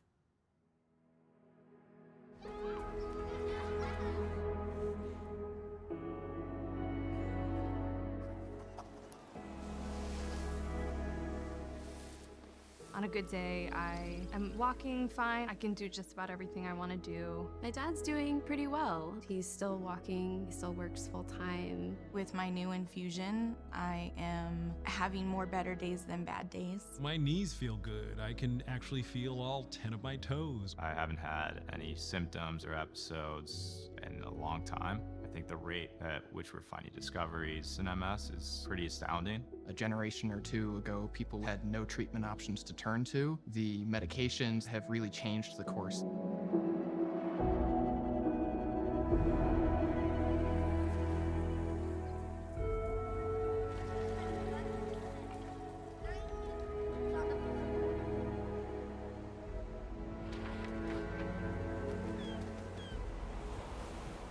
When Jean was diagnosed, she had been an avid cyclist, biking 40 miles every single morning. People call me Dash. That's my nickname, because how I move rather quickly.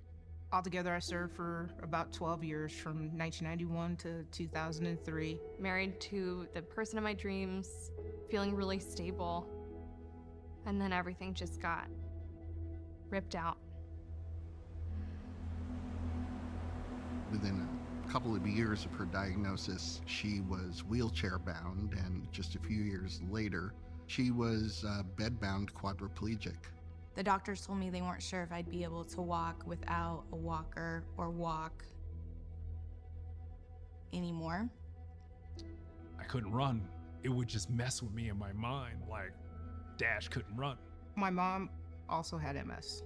I can only hope that when it comes to my MS, that it does not impact me as much as it did her.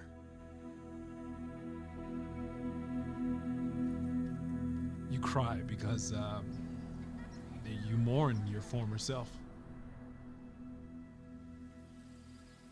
I'm thinking about my body holding up every day for the rest of my life. And that sucks. That really sucks.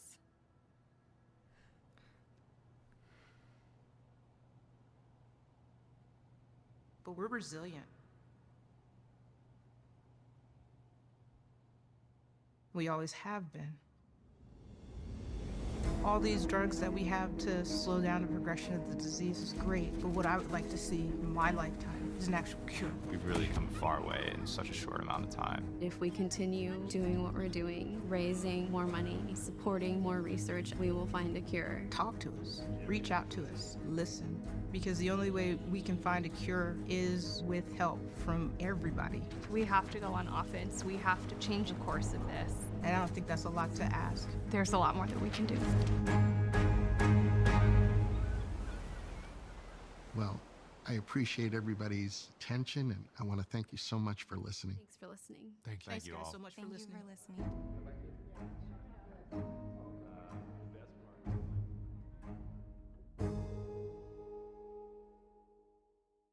We are a movement by and for people affected by multiple sclerosis. Until we end this disease forever, We will do whatever it takes. To accelerate breakthroughs. We believe that we are stronger together. That nobody should face MS alone. We will be by your side every step of your journey. from day one. We'll be your partner through the challenges. Sharing ideas and finding solutions. We believe That people live better lives. When they are understood and supported. It's hard to hear. But you look so good. When you feel anything but. or to feel like MS is the only thing people see. We will be there for your loved ones so they can be there for you. We'll shine a light on what it means to live with MS. Till the rest of the world understands. We believe that everyone deserves affordable medications. A doctor who knows MS. And a healthcare system that puts you first. You should never have to choose Between paying your bills and getting the care you need. We will make sure your voice is heard loud And clear. We'll be your champion from the halls of Congress to City Hall. We believe that you should be able to plan for the next 10 years. Even the next 10 minutes. Without MS getting in the way.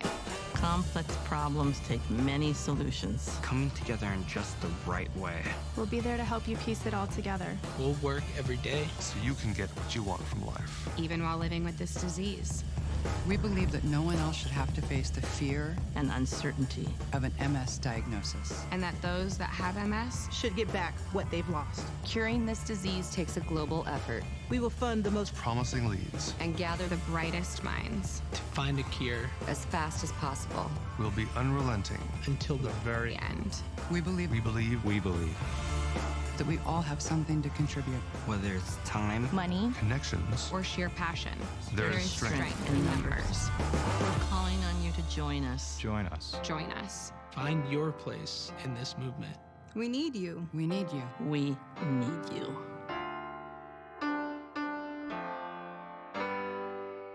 Together, we will create a world free of MS.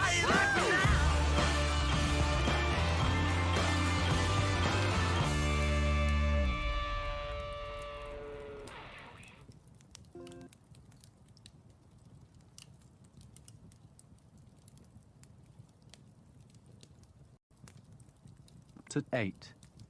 Before the Pedrodon reaches the sea, it makes a great curve through the swamp.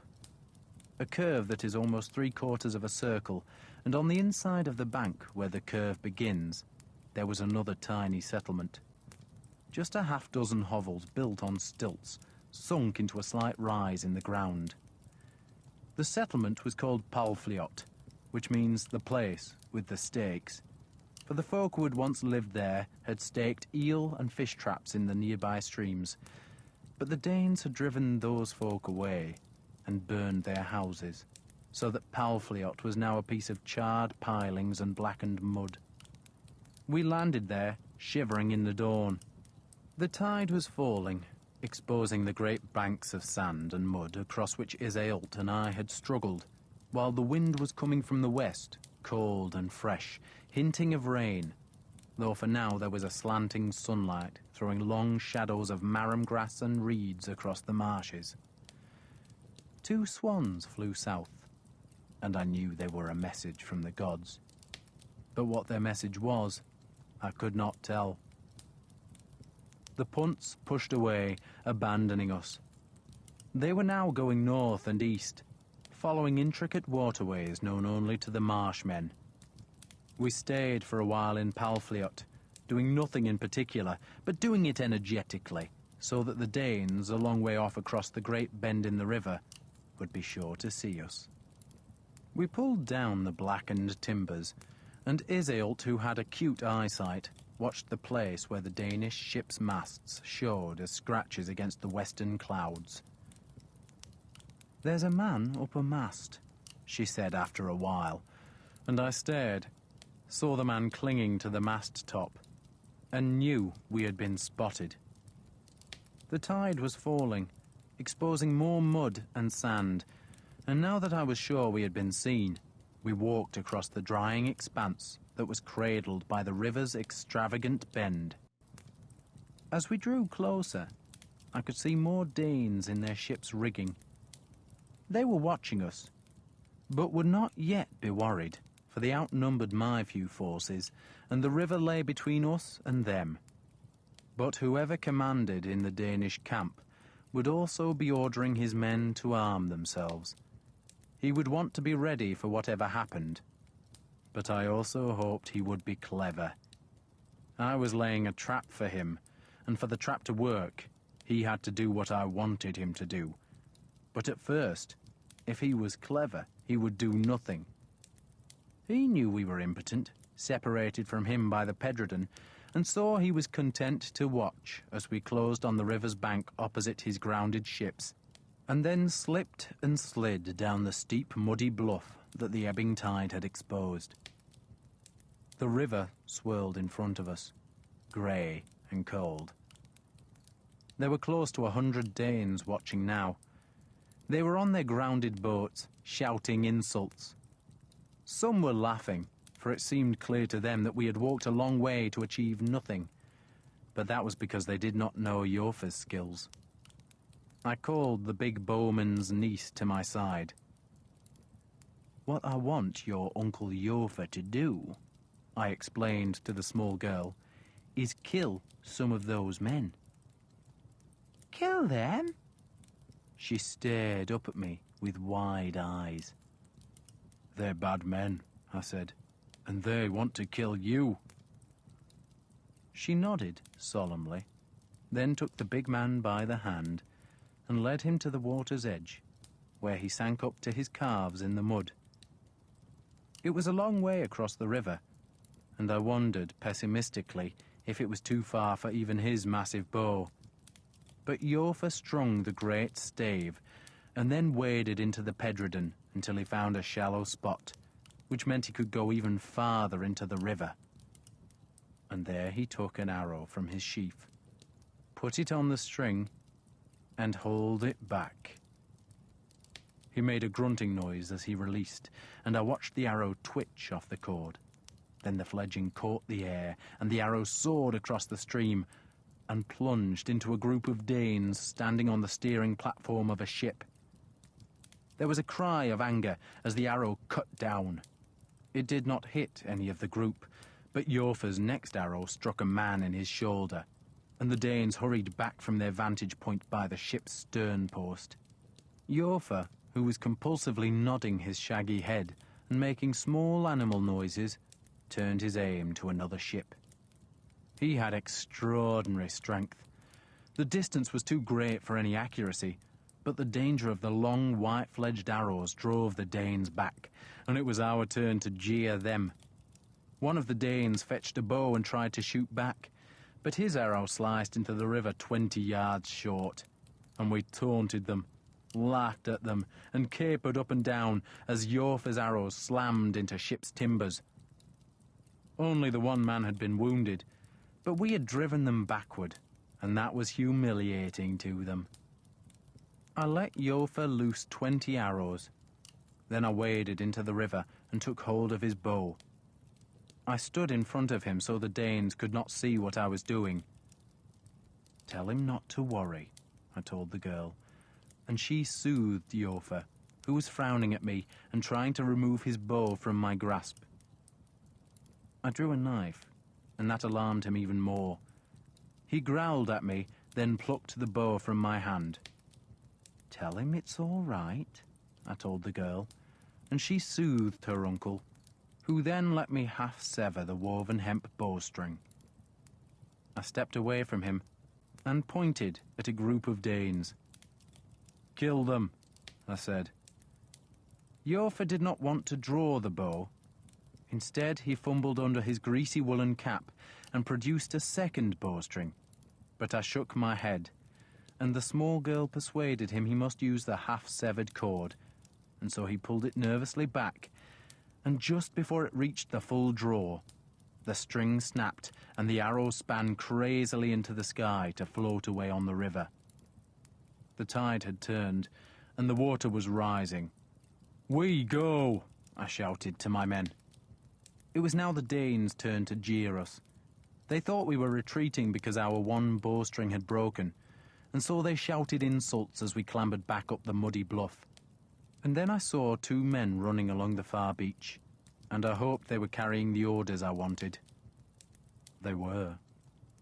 The Danes, released from the threat of Jofa's terrible bow, were going to launch two of their smaller ships. We had stung them, laughed at them, and now they would kill us. All warriors have pride. Pride and rage and ambition are the goads to a reputation, and the Danes did not want us to think we had stung them without being punished for our temerity. They wanted to teach us a lesson, but they also wanted more. Before we left Ethelinghaig, I had insisted that my men be given every available coat of mail. Egwene, who had stayed behind with the king, had been reluctant to give up his precious armor, but Alfred had ordered it, and so 16 of my men were dressed in chain mail. They looked superb, like an elite group of warriors, and the Danes would win renown if they defeated such a group and captured the precious armor. Leather offers some protection, but chainmail over leather is far better and far more expensive, and by taking 16 coats of mail to the river's edge, I had given the Danes an irresistible lure, and they snapped at it.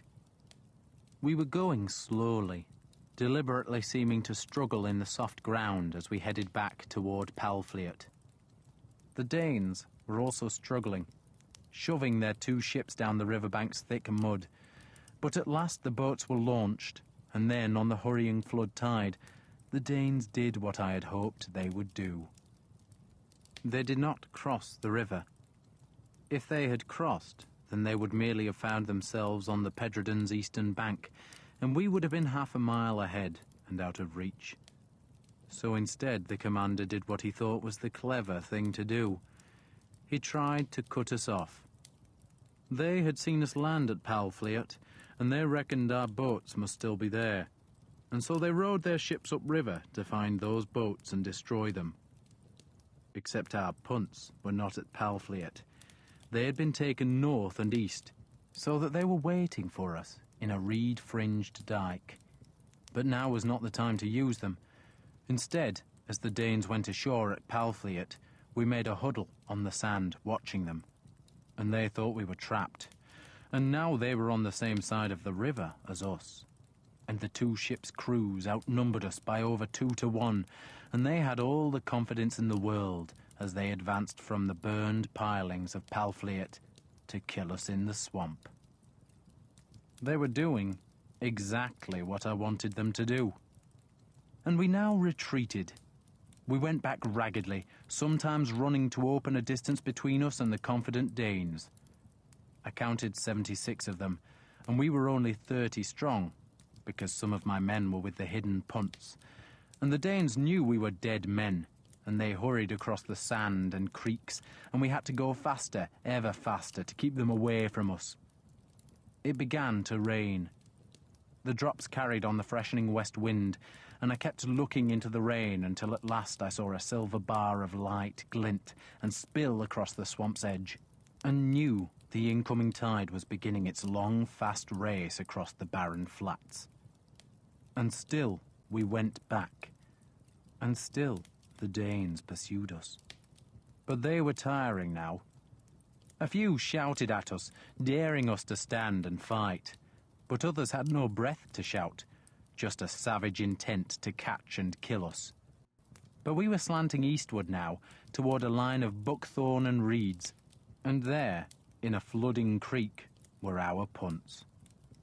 We dropped into the boats, exhausted, and the marshmen poled us back down the creek that was a tributary of the River Brew, which barred the northern part of the swamp, and the flat-bottomed craft took us fast south against the current, hurrying us past the Danes, who could only watch from a quarter-mile away and do nothing to stop us. And the farther we went from them, the more isolated they looked in that wide, barren place where the rain fell, and the tide seethed as it flowed into the creek beds. The wind-driven water was running deep into the swamp now, a tide made bigger by the full moon. And suddenly the Danes saw their danger and turned back toward Palfliot.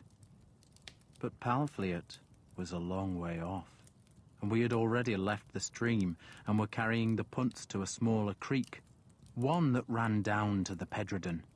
And that stream took us to where the blackened pilings leaned against the weeping sky, and where the Danes had tied their 2 ships. The 2 craft were guarded by only 4 men, and we came from the punts with a savage shout and drawn swords, and the 4 men ran. The other Danes were still out in the swamp, only now it was not a swamp, but a tidal flat, and they were wading through water. And I had 2 ships.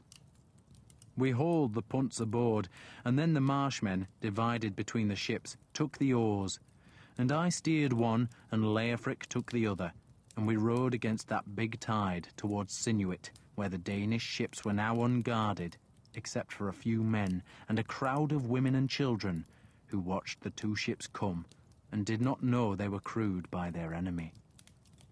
They must have wondered why so few oars bit the water, but how could they imagine that 40 Saxons would defeat nearly 80 Danes?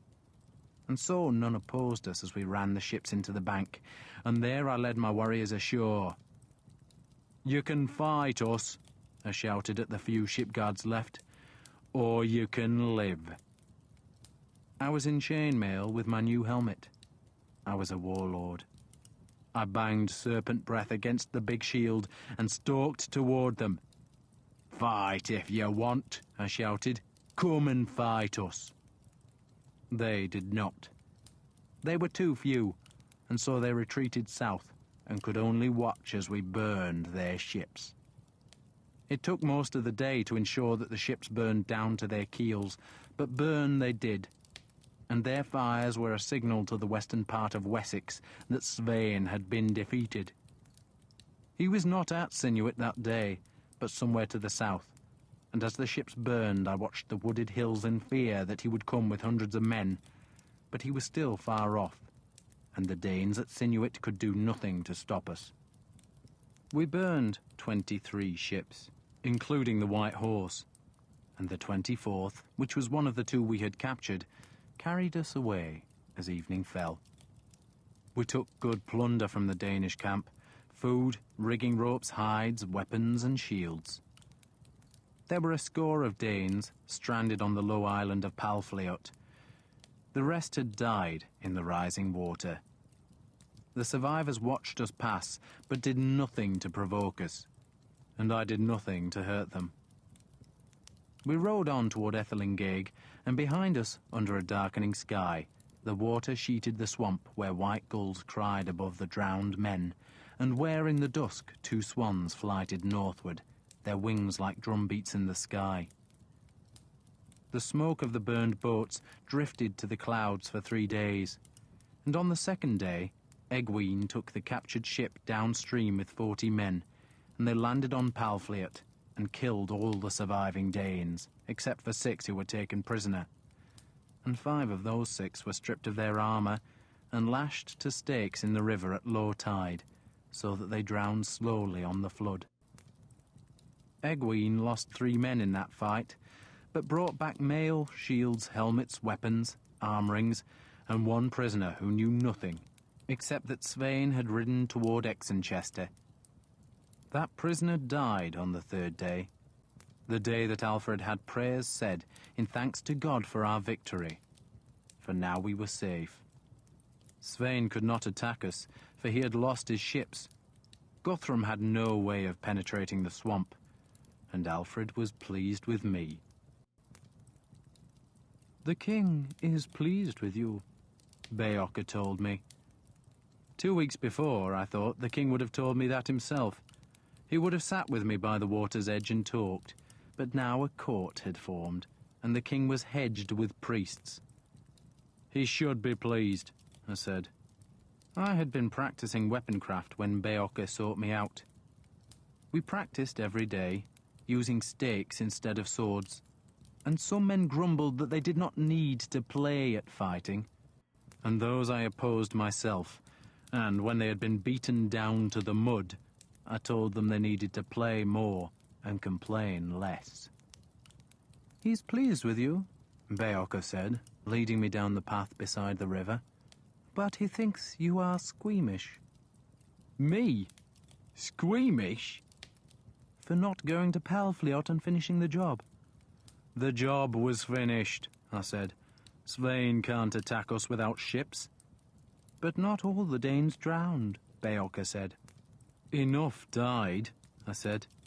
Do you know what they endured? The terror of trying to outrun the tide?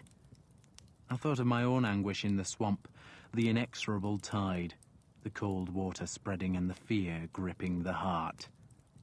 They had no ships. Why kill stranded men? Because they are pagans, Beocca said. Because they are loathed by God and by men. And because they are Danes. And only a few weeks ago, I said, you believed they would become Christians, and all our swords would be beaten into hard points to plough fields. Beocca shrugged that off. So, what will Svein do now? He wanted to know. March around the swamp, I said, and join Guthrum. And Guthrum is in Chippenham. We were fairly certain of that. New men were coming to the swamp, and they all brought news. Much of it was rumour, but many had heard that Guthrum had strengthened Chippenham's walls and was wintering there. Large raiding parties still ravaged parts of Wessex, but they avoided the bigger towns in the south of the country where West Saxon garrisons had formed. There was one such garrison at Dornwarrachester and another at Wintonchester, and Beocca believed Alfred should go to one of those towns, but Alfred refused, reckoning that Guthrum would immediately besiege him. He would be trapped in a town, but the swamp was too big to be besieged, and Guthrum could not hope to penetrate the marshes. You have an uncle in Mercia, don't you? Beocca asked, changing the subject abruptly. Ethelred. He's my mother's brother and an ealdorman. He heard the flat tone of my voice. You're not fond of him? I hardly know him. I had spent some weeks in his house, just long enough to quarrel with his son, who was also called Ethelred. Is he a friend of the Danes? I shook my head. They suffer him to live, and he suffers them. The king has sent messengers to Mercia, Beocca said. I grimaced. If he wants them to rise against the Danes, they won't. They'll get killed. He'd rather they brought men south in the springtime, Beocca said, and I wondered how a few Mercian warriors were supposed to get past the Danes to join us, but said nothing. We look to the springtime for our salvation, Beocca went on. But in the meantime, the king would like someone to go to Chippenham. A priest? I asked sourly. To talk to Guthrum? A soldier, Beocca said, to gauge their numbers. So, send me, I offered. Beocca nodded, then limped along the riverbank where the willow fish traps had been exposed by the falling tide. It's so different from Northumbria, he said wistfully. I smiled at that. You miss Bebbanburg? I would like to end my days at Lindisfarina, he said. I would like to say my dying prayer on that island. He turned and gazed at the eastern hills. The king would go to Chippenham himself, he said, almost as an afterthought. I thought I had misheard, then realized I had not. That's madness, I protested. It's kingship, he said. Kingship? The Witan chooses the king, Beocca said sternly, and the king must have the trust of the people. If Alfred goes to Chippenham and walks among his enemies, then folk will know he deserves to be king. And if he's captured, I said, then folk will know he's a dead king. So, you must protect him, he said. I said nothing. It was indeed madness. But Alfred was determined to show he deserved to be king. He had, after all, usurped the throne from his nephew, and in those early years of his reign he was ever mindful of that. A small group will travel, Beocca said. You, some other warriors, a priest, and the king. Why the priest? To pray, of course. I sneered at that. You? Beocca patted his lamed leg. Not me. A young priest. Better to send Iseult, I said. No. Why not? She's keeping the king healthy. Alfred was in sudden good health, better than he had been in years, and it was all because of the medicines that Iseult made. The celandine and burdock she had gathered on the mainland had taken away the agony in his arse, while other herbs calmed the pains in his belly. He walked confidently, had bright eyes, and looked strong. Iseult stays here, Beocca said. If you want the king to live, I said, send her with us. She stays here, Beocca said, because we want the king to live. It took me a few heartbeats to understand what he had said. And when I did realize his meaning, I turned on him with such fury that he stumbled backward. I said nothing, for I did not trust myself to speak, or perhaps I feared that speech would turn to violence. Beocca tried to look severe, but only looked fearful. These are difficult times, he said plaintively, and the king can only put his trust in men who serve God, in men who are bound to him by their love of Christ. I kicked at an eel trap, sending it spinning over the bank into the river. For a time, I said, I almost liked Alfred. Now he's got his priests back and you're dripping poison into him. He, Beocca began. I turned on him, silencing him. Who rescued the bastard? Who burned Svein's ships? Who in the name of your luckless god killed Ubba? And you still don't trust me? Beocca was trying to calm me now, making flapping gestures. I fear you are a pagan, he said, and your woman is assuredly a pagan. My woman healed Edward, I snarled. Does that mean nothing? It could mean, he said, that she did the devil's work. I was astonished into silence by that. The devil does his work in the land, Beocca said earnestly, and it would serve the devil well if Wessex was to vanish. The devil wants the king dead. He wants his own pagan spawn all across England. There is a greater war, Uhtred.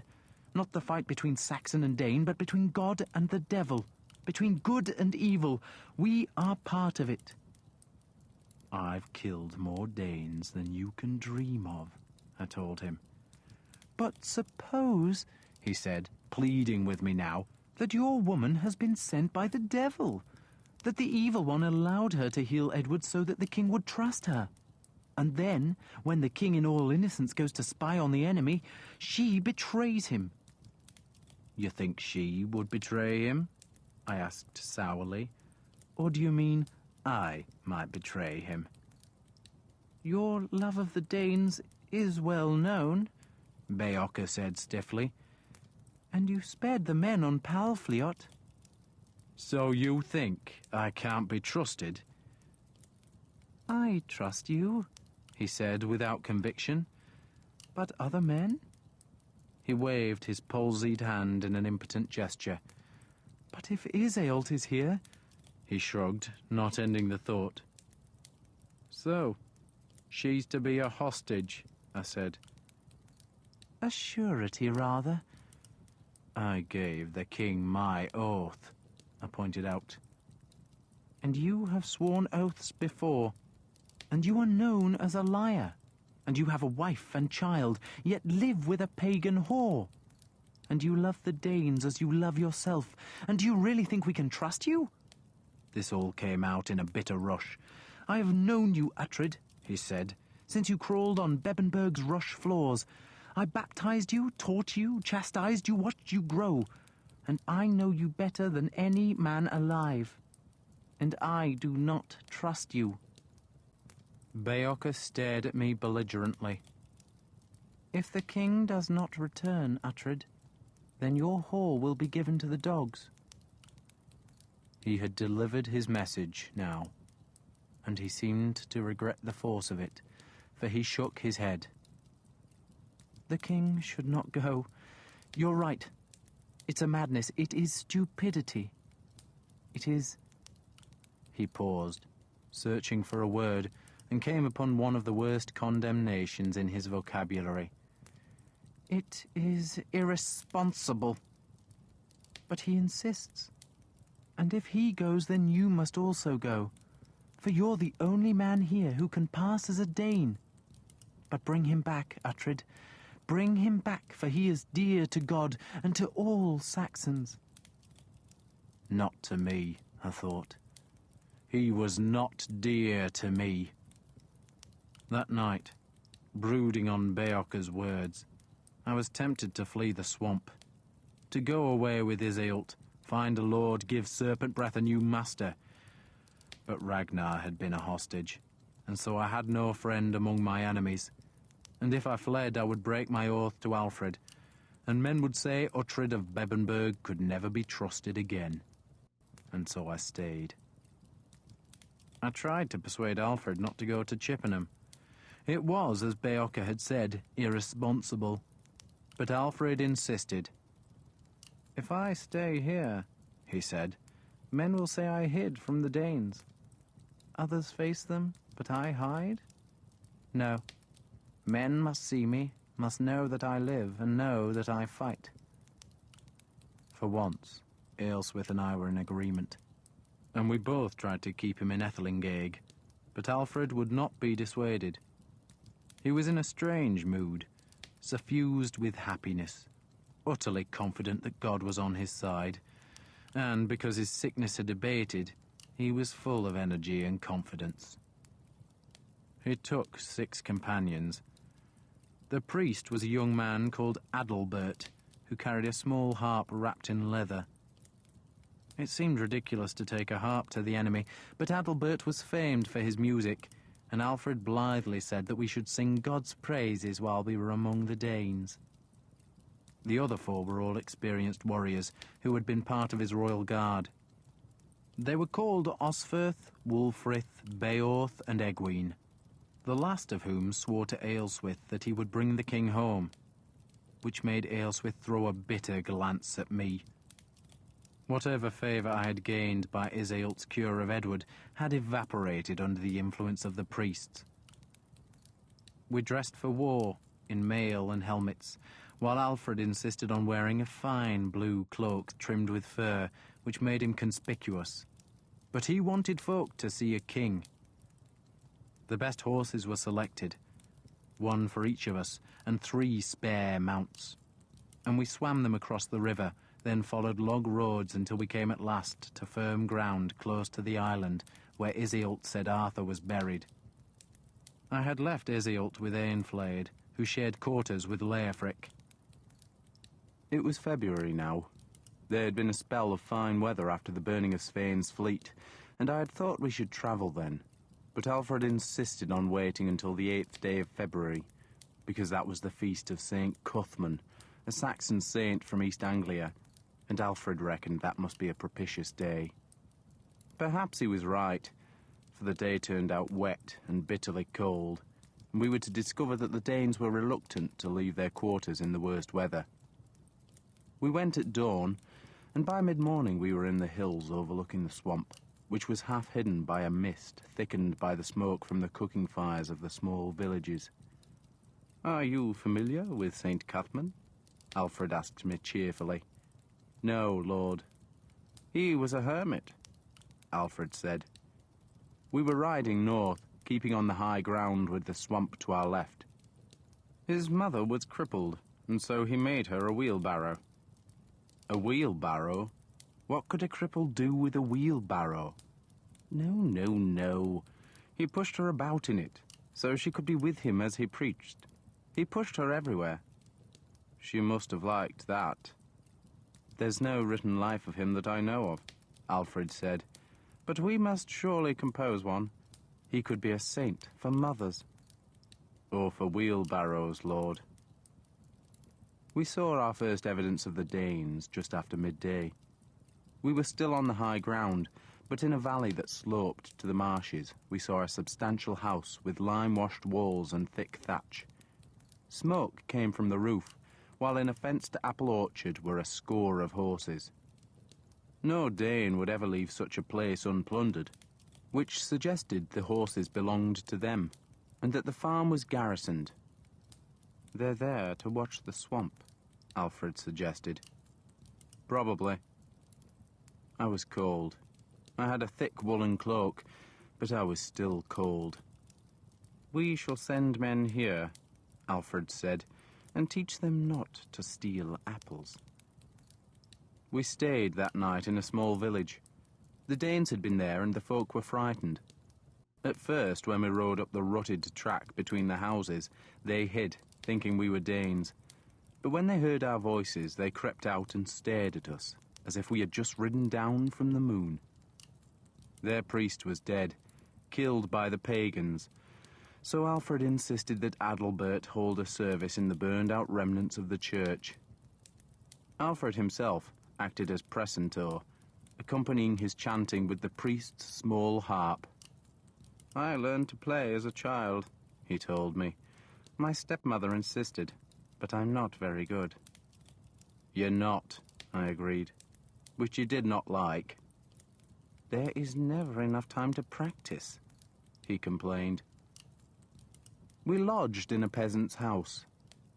Alfred, reckoning that the Danes would have taken the harvest from wherever we visited, had laden the spare horses with smoked fish, smoked eels, and oatcakes, so we provided most of the food, and, after we had eaten, the peasant couple knelt to me, and the woman tentatively touched the skirt of my mail coat. "My children," she whispered. "There are 2 of them. My daughter is about 7 years old, and my boy is a little older. They are good children." "What of them?" Alfred intervened. "The pagans took them, Lord," the woman said. She was crying. "You can find them, Lord," she said, tugging my mail. "You can find them and bring them back, my little ones. Please."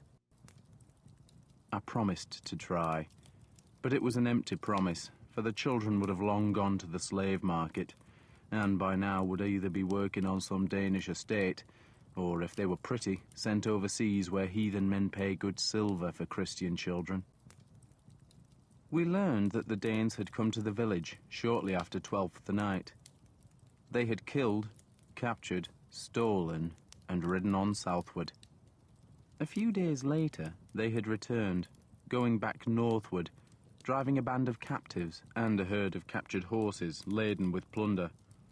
Since then, the villagers had seen no Danes except for the few on the swamp's edge. Those Danes, they said, caused no trouble, perhaps because they were so few and dared not stir up the enmity of the country about them. We heard the same tale in other villages.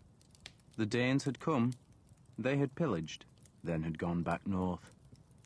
But on our 3rd day, we at last saw a force of the enemy riding on the Roman road that cuts straight westward across the hills from Batham.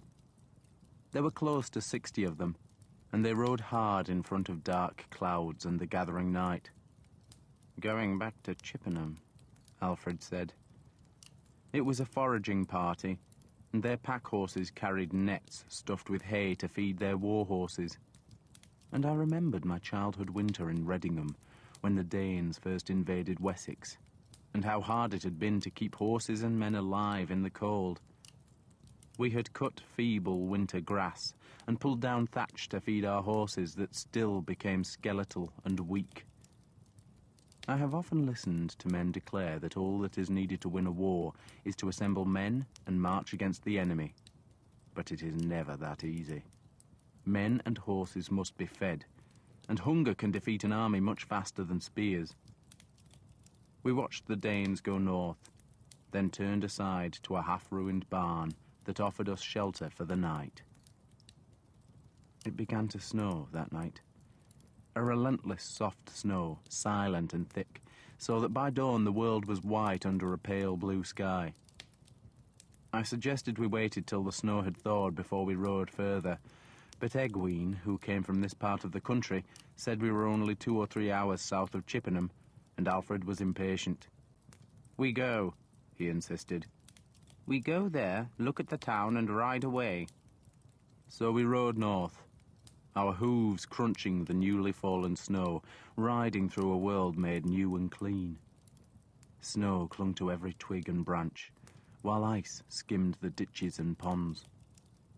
I saw a fox's trail crossing a field, and thought that the spring would bring a plague of the beasts, for there would have been no one to hunt them, and the lambs would die bloodily, and the ewes would bleat pitifully. We came in sight of Chippenham before midday, though the great pall of smoke made by hundreds of cooking fires had shone in the sky all morning. We stopped south of the town, just where the road emerged from a stand of oaks, and the Danes must have noticed us, but none came from the gate to see who we were.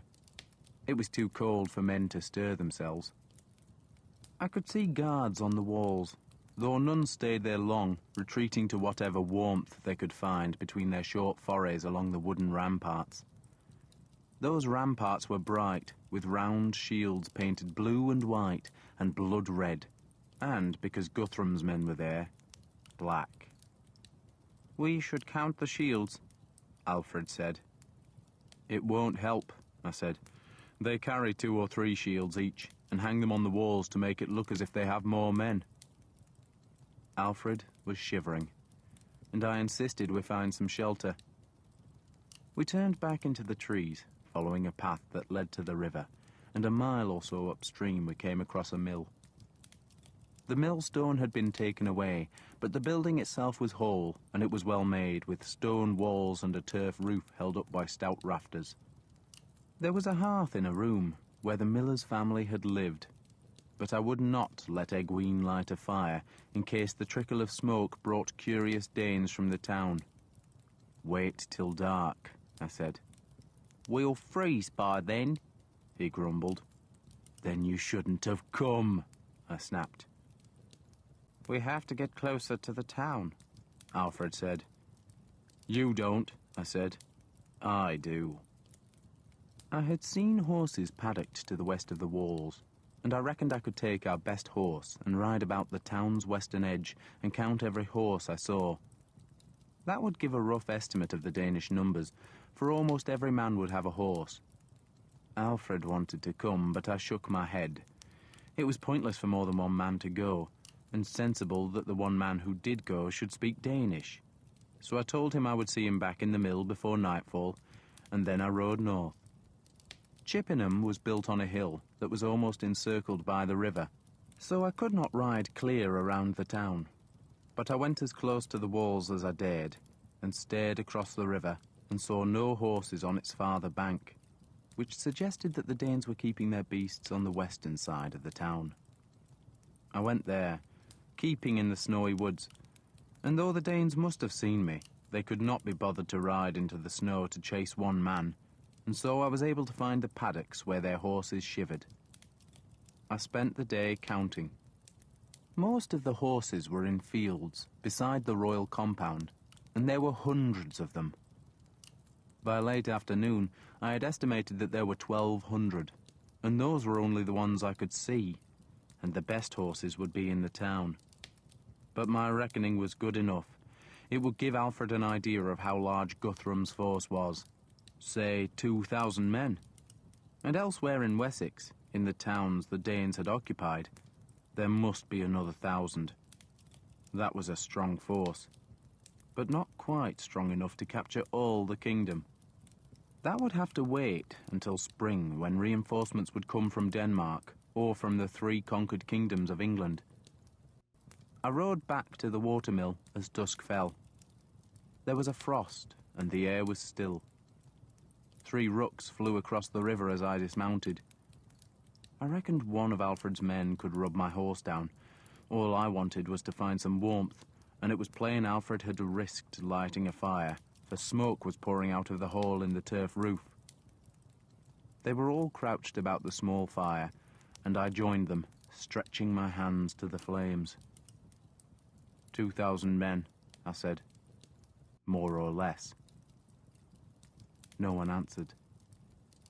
Didn't you hear me? I asked, and looked around the faces. There were 5 faces. Only 5. Where's the king? I asked. He went, Adalbert said helplessly. He did what? He went to the town, the priest said.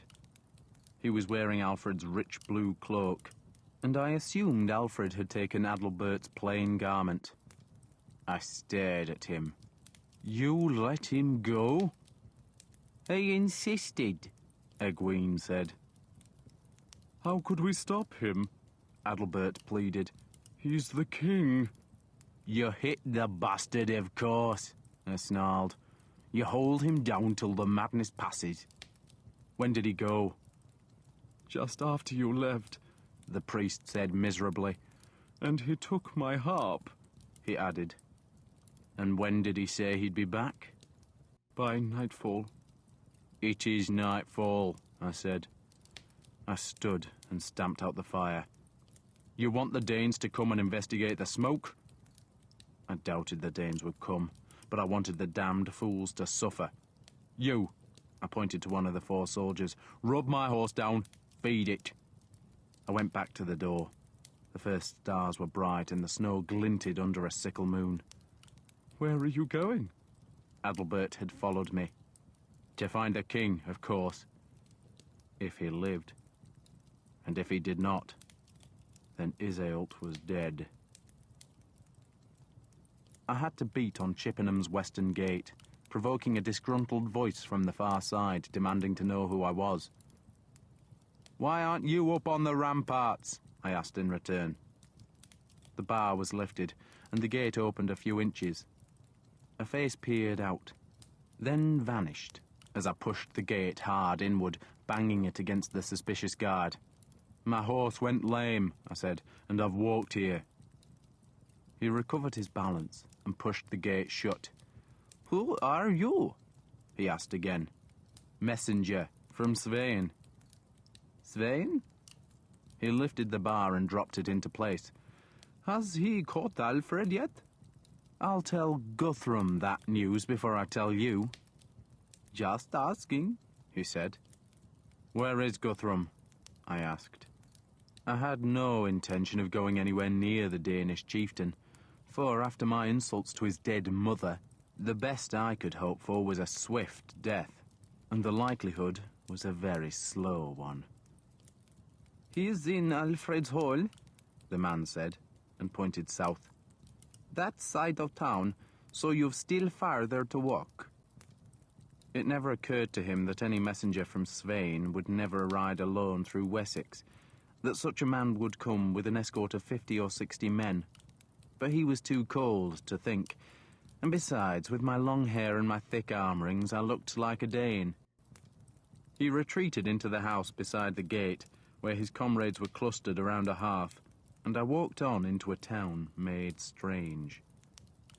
Houses were missing, burned in the first fury of the Danish assault, and the large church by the marketplace on the hilltop was nothing but blackened beams touched white by the snow.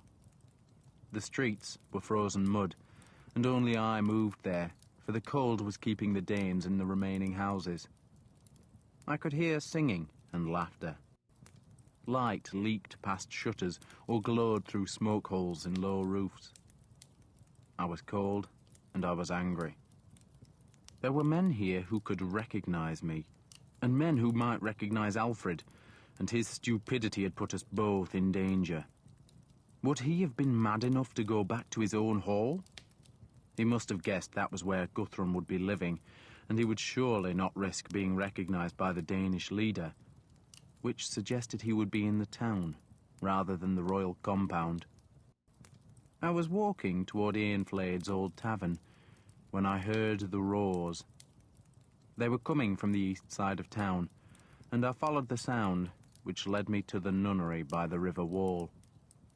I had never been inside the convent, but the gate was open, and the courtyard inside was lit by two vast fires that offered some warmth to the men nearest the flames.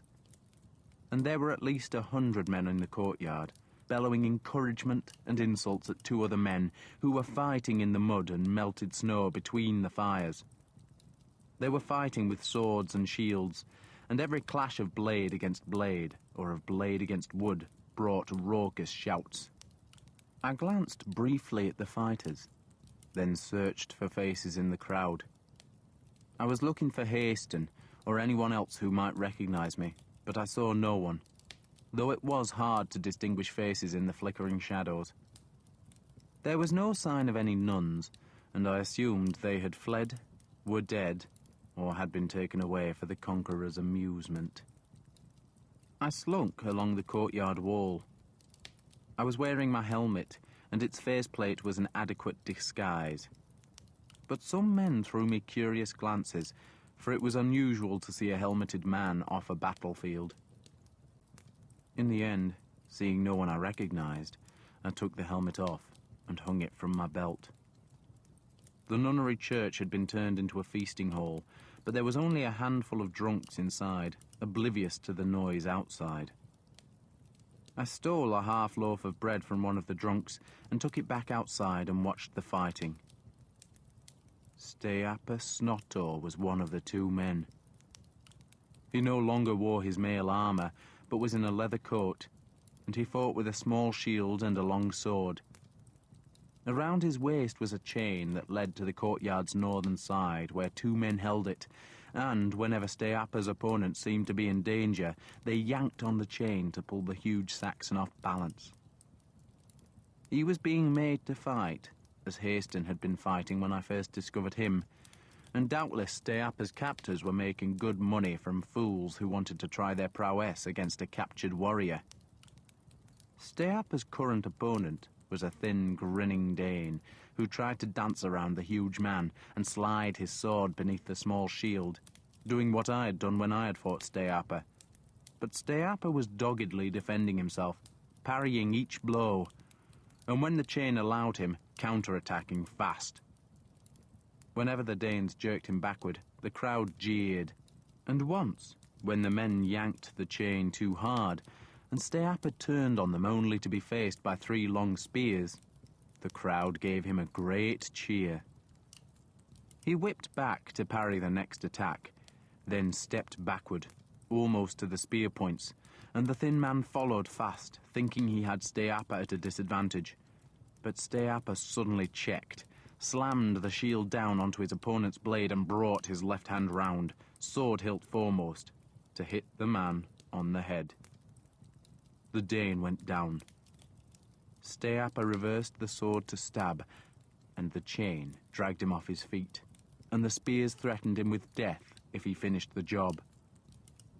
The crowd liked it. He had won. Money changed hands. Steapa sat by the fire, his grim face showing nothing, and one of the men holding the chain shouted for another opponent. 10 pieces of silver if you wound him, 50 if you kill him. Steapa, who probably did not understand a word, just stared at the crowd, daring another man to take him on. And sure enough, a half-drunken brute came grinning from the crowd. Bets were made as Steapa was prodded to his feet. It was like a bull baiting, except Steapa was being given only one opponent at a time. They would doubtless have set 3 or 4 men on him, except that the Danes who had taken him prisoner did not want him dead so long as there were still fools willing to pay to fight him.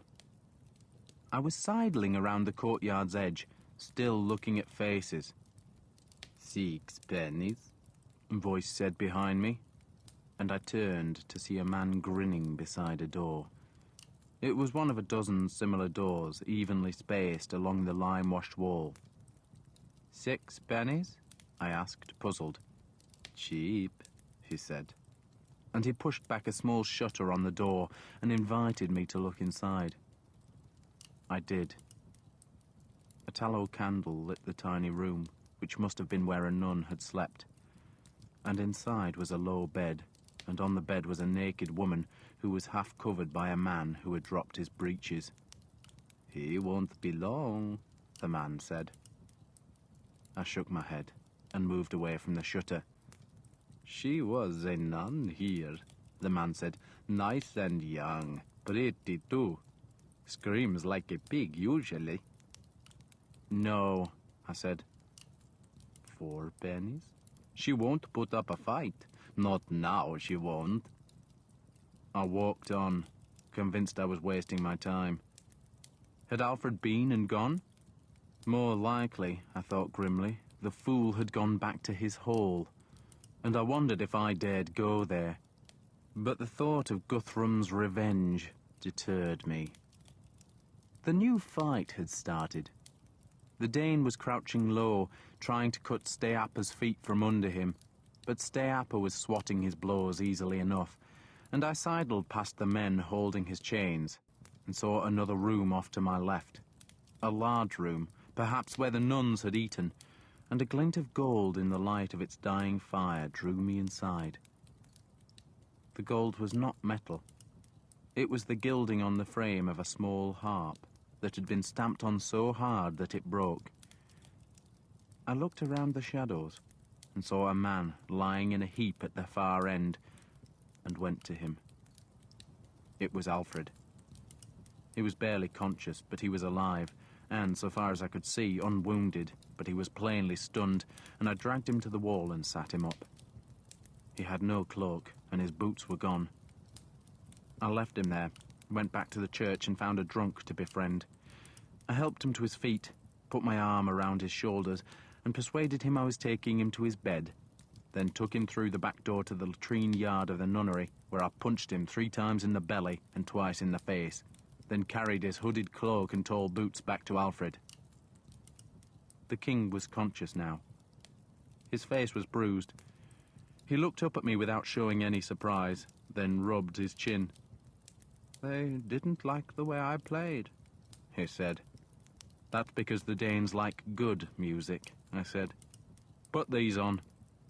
I threw the boots beside him, draped him with the cloak, and made him pull the hood over his face. You want to die? I asked him angrily. I want to know about my enemies, he said. And I found out for you, I said. There are roughly 2,000 of them. That's what I thought, he said, then grimaced. What's on this cloak? Danish vomit, I said. He shuddered. 3 of them attacked me. He sounded surprised. They kicked and punched me. I told you, the Danes like good music, I said, helping him to his feet. You're lucky they didn't kill you. They thought I was Danish, he said, then spat blood that trickled from his swollen lower lip. Were they drunk? I asked. You don't even look like a Dane. I pretended I was a musician who couldn't speak. He mouthed silently at me, then grinned bloodily, proud of his deception. I did not grin back, and he sighed. They were very drunk, but I need to know their mood, Uhtred. Are they confident? Are they readying to attack? He paused to wipe more blood from his lips. I could only find that out by coming to see them for myself. Did you see Steapa? Yes. I want to take him back with us. Lord, I said savagely, you are a fool. He's in chains. He's got 6 guards. Daniel was in a lion's den, yet he escaped. St. Paul was imprisoned, yet God freed him. Then let God look after Steapa, I said. You're coming back with me, now. He bent to relieve a pain in his belly. They punched me in the stomach, he said as he straightened. In the morning, I thought, he would have a rare black eye to display. He flinched as a huge cheer sounded from the courtyard, and I guessed Steapa had either died or downed his last opponent. "I want to see my hall," Alfred said stubbornly. "Why?" "I'm a man who would look at his own home. You can come or stay."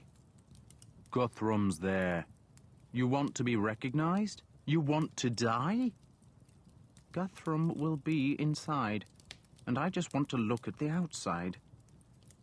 He would not be dissuaded, and so I led him through the courtyard to the street, wondering if I should simply pick him up and carry him away.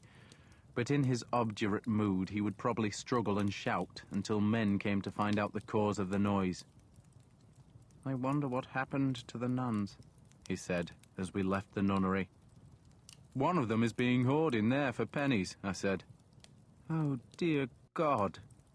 He made the sign of the cross and turned back, and I knew he was thinking of rescuing the woman, so I dragged him onward. "This is madness," I protested. "It is a necessary madness," he said calmly, then stopped to lecture me. "What does Wessex believe? It thinks I am defeated. It thinks the Danes have won. It readies itself for the spring and the coming of more Danes. So they must learn something different. They must learn that the king lives, that he walked among his enemies, and that he made fools of them. That he got given a bloody nose and a black eye," I said. "You won't tell them that," he said, "any more than you'll tell folk about that wretched woman who hit me with an eel. We must give men hope, Uhtred, and in the spring that hope will blossom into victory. Remember Boethius, Uhtred. Remember Boethius. Never give up hope." He believed it. He believed that God was protecting him, that he could walk among his enemies without fear or harm. And to an extent he was right, for the Danes were well supplied with ale, birch wine and mead, and most were much too drunk to care about a bruised man carrying a broken harp. No one stopped us going into the royal compound, but there were 6 black-cloaked guards at the hall door, and I refused to let Alfred get close to them. "They'll take one look at your bloodied face," I said, "and finish what the others began." "Then let me at least go to the church." "You want to pray?" I asked sarcastically. "Yes," he said simply. I tried to stop him. "If you die here," I said, "then Iseult dies." "That wasn't my doing," he said. "You're the king, aren't you?" "The bishop thought you would join the Danes," he said, and others agreed. "I have no friends left among the Danes," I said. "They were your hostages, and they died." "Then I shall pray for their pagan souls," he said, and pulled away from me and went to the church door, where he instinctively pushed the hood off his head to show respect. I snatched it back over his hair, shadowing the bruises. He did not resist, but just pushed the door open and made the sign of the cross. The church was being used to shelter more of Guthrum's men. There were straw mattresses, heaps of chainmail, stacks of weapons, and a score of men and women gathered around a newly made hearth in the nave. They were playing dice, and none took any particular interest in our arrival until someone shouted that we should shut the door. "We're leaving," I said to Alfred. "You can't pray here." He did not answer. He was gazing reverently to where the altar had been and where a half-dozen horses were now tethered. "We're leaving," I insisted again. And just then, a voice hailed me. It was a voice full of astonishment, and I saw one of the dice players stand and stare at me. A dog ran from the shadows and began to jump up and down, trying to lick me. And I saw the dog was Neat Genga, and that the man who had recognized me was Ragnar, Earl Ragnar, my friend, who I had thought was dead. Chapter 9. Ragnar embraced me. There were tears in both our eyes, and for a moment neither of us could speak, though I retained enough sense to look behind me to make sure Alfred was safe. He was squatting beside the door, deep in the shadow of a bale of wool, with his cloak's hood drawn over his face. "I thought you were dead," I said to Ragnar. "I hoped you would come," he said at the same moment. And for a time we both talked and neither listened. And then Breda walked from the back of the church, and I watched her, seeing a woman instead of a girl. And she laughed to see me and gave me a decorous kiss. Attrid. She said my name as a caress. We had been lovers once, though we had been little more than children then. She was Saxon, but she had chosen the Danish side to be with Ragnar. The other women in the hall were hung with silver, garnet, jet, amber and gold. But Breda wore no jewellery other than an ivory comb that held her thick black hair in a pile. "Attrid," she said again. "Why aren't you dead?" I asked Ragnar. He had been a hostage, and the hostages' lives had been forfeit the moment Guthrum crossed the frontier. "Wulfir liked us," Ragnar said. He put an arm around my shoulder and drew me to the central hearth where the fire blazed. "This is Attrid," he announced to the dice players. "A Saxon, which makes him scum, of course, but he is also my friend and my brother. Ale?" He pointed to jars. "Wine? Wulfir let us live." "And you let him live?" "Of course we did. He's here, feasting with Guthrum." "Wulfir? Is he a prisoner?" "He's an ally," Ragnar said, thrusting a pot into my hand and pulling me down beside the fire. "He's with us now." He grinned at me, and I laughed for the sheer joy of finding him alive. He was a big man, golden-haired, open-faced, and as full of mischief, life, and kindness as his father had been. "Wulfir used to talk to Breda," Ragnar went on, "and through her to me. We liked each other. Hard to kill a man you like." "You persuaded him to change sides?" "Didn't need a great deal of persuasion," Ragnar said. "He could see we were going to win, and by changing sides, he keeps his land, doesn't he?"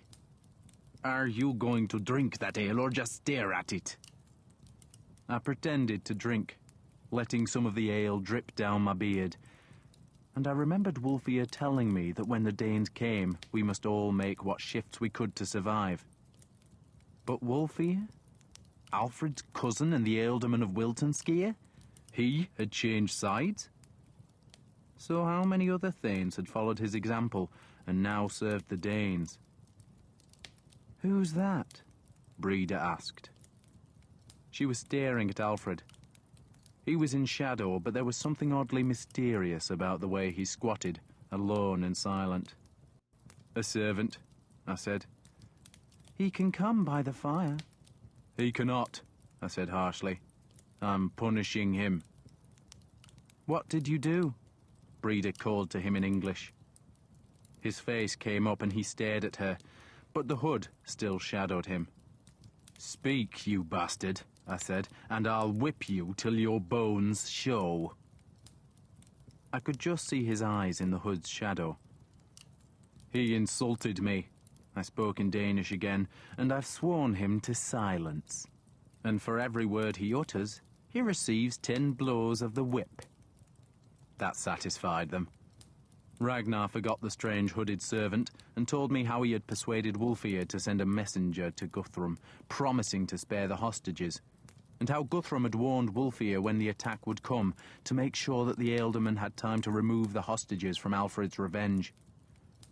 That, I thought, was why Wulfir had left so early on the morning of the attack. He had known the Danes were coming. "You call him an ally?" I said. "Does that make him just a friend, or a man who will fight for Guthrum?" "He's an ally," Ragnar said, "and he's sworn to fight for us. At least he's sworn to fight for the Saxon king." "The Saxon king?" I asked, confused. "Alfred?" Not Alfred, no. The true king. The boy who was the other one's son. Ragnar meant Ethelwald, who had been heir to Alfred's brother, King Ethelred. And of course the Danes would want Ethelwald. Whenever they captured a Saxon kingdom, they appointed a Saxon as king, and that gave their conquest a cloak of legality, though the Saxon never lasted long. Guthrum, who already called himself King of East Anglia, wanted to be King of Wessex too. But by putting Ethelwald on the throne, he might attract other West Saxons, who could convince themselves they were fighting for the true heir. And once the fight was over and Danish rule established, Ethelwald would quietly be killed. But Wulfhere will fight for you, I persisted.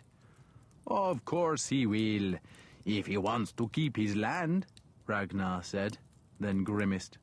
But what fighting? We just sit here like sheep and do nothing. It's winter. Best time to fight.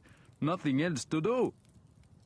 He wanted to know where I had been since Yule, and I said I had been deep inside Defnaskir. He assumed I had been making sure my family was safe, and he also assumed I had now come to Chippenham to join him. You're not sworn to Alfred, are you? He asked.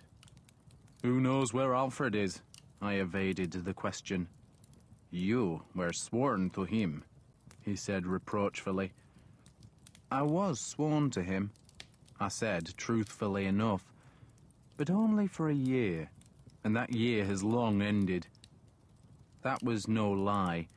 I just did not tell Ragnar I had sworn myself to Alfred once again. So, you can join me? He asked eagerly. You'll give me your oath? I took the question lightly, though in truth it worried me. You want my oath? I asked. Just so I can sit here like a sheep doing nothing? We make some raids, Ragnar said defensively. And men are guarding the swamp. That's where Alfred is, in the swamps. But Svein will dig him out. So Guthrum and his men had yet to hear that Svein's fleet was ashes beside the sea. So why are you just sitting here? I asked. Because Guthrum won't divide his army, Ragnar said. I half smiled at that, because I remembered Ragnar's grandfather advising Guthrum never to divide an army again. Guthrum had done that at Aesks Hill, and that had been the first victory of the West Saxons over the Danes. He had done it again when he abandoned Wareham to attack Exenchester, and the part of his army that went by sea was virtually destroyed by the storm. I've told him, Ragnar said, that we should split the army into a dozen parts, take a dozen more towns and garrison them. All those places in southern Wessex, we should capture them, but he won't listen. Guthrum holds the north and east, I said, as if I was defending him. And we should have the rest. But instead we're waiting till spring, in hope more men will join us. Which they will. There's land here, good land, better than the land up north. He seemed to have forgotten the matter of my oath. I knew he would want me to join him, but instead he talked of what happened in Northumbria, how our enemies Kjartan and Sven thrived in Dunholm, and how that father and son dared not leave the fortress for fear of Ragnar's revenge. They had taken his sister captive, and so far as Ragnar knew, they held her still. And Ragnar, like me, was sworn to kill them. He had no news of Bebbanburg, other than that my treacherous uncle still lived and held the fortress. When we've finished with Wessex, Ragnar promised me, we shall go north, you and I together. We'll carry swords to Dunholm. Swords to Dunholm, I said, and raised my pot of ale. I did not drink much, or if I did, it seemed to have little effect.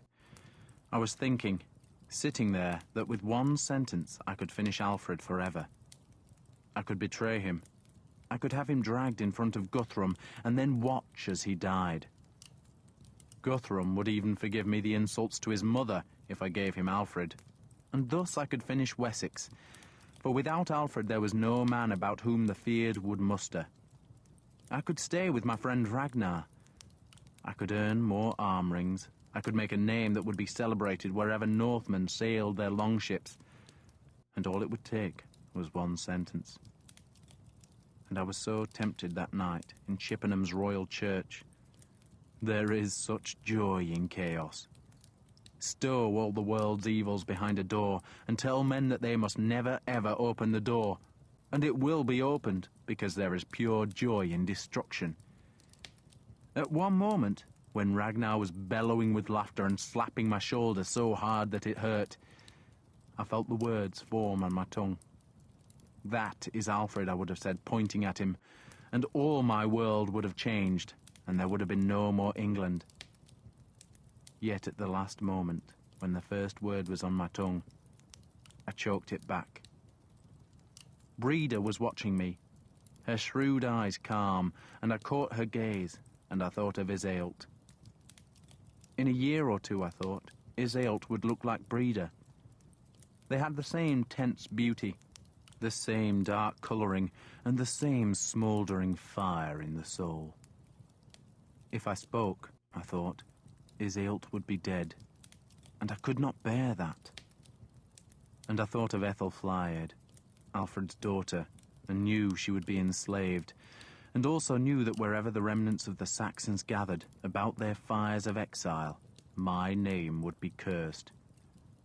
I would be Uhtred Arwe, forever, the man who destroyed a people. "What were you about to say?" Breda asked. "That we have never known such a hard winter in Wessex." She gazed at me, not believing my answer. Then she smiled.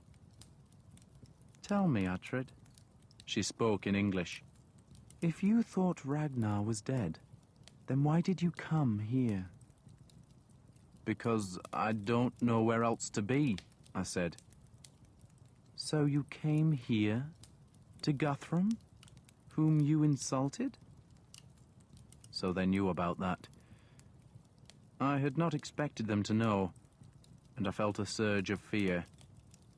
I said nothing. "Guthrum wants you dead," Breda said, speaking in Danish now.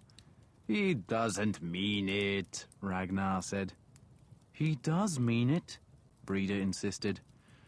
"Well, I won't let him kill Uhtred," Ragnar said. "You're here now."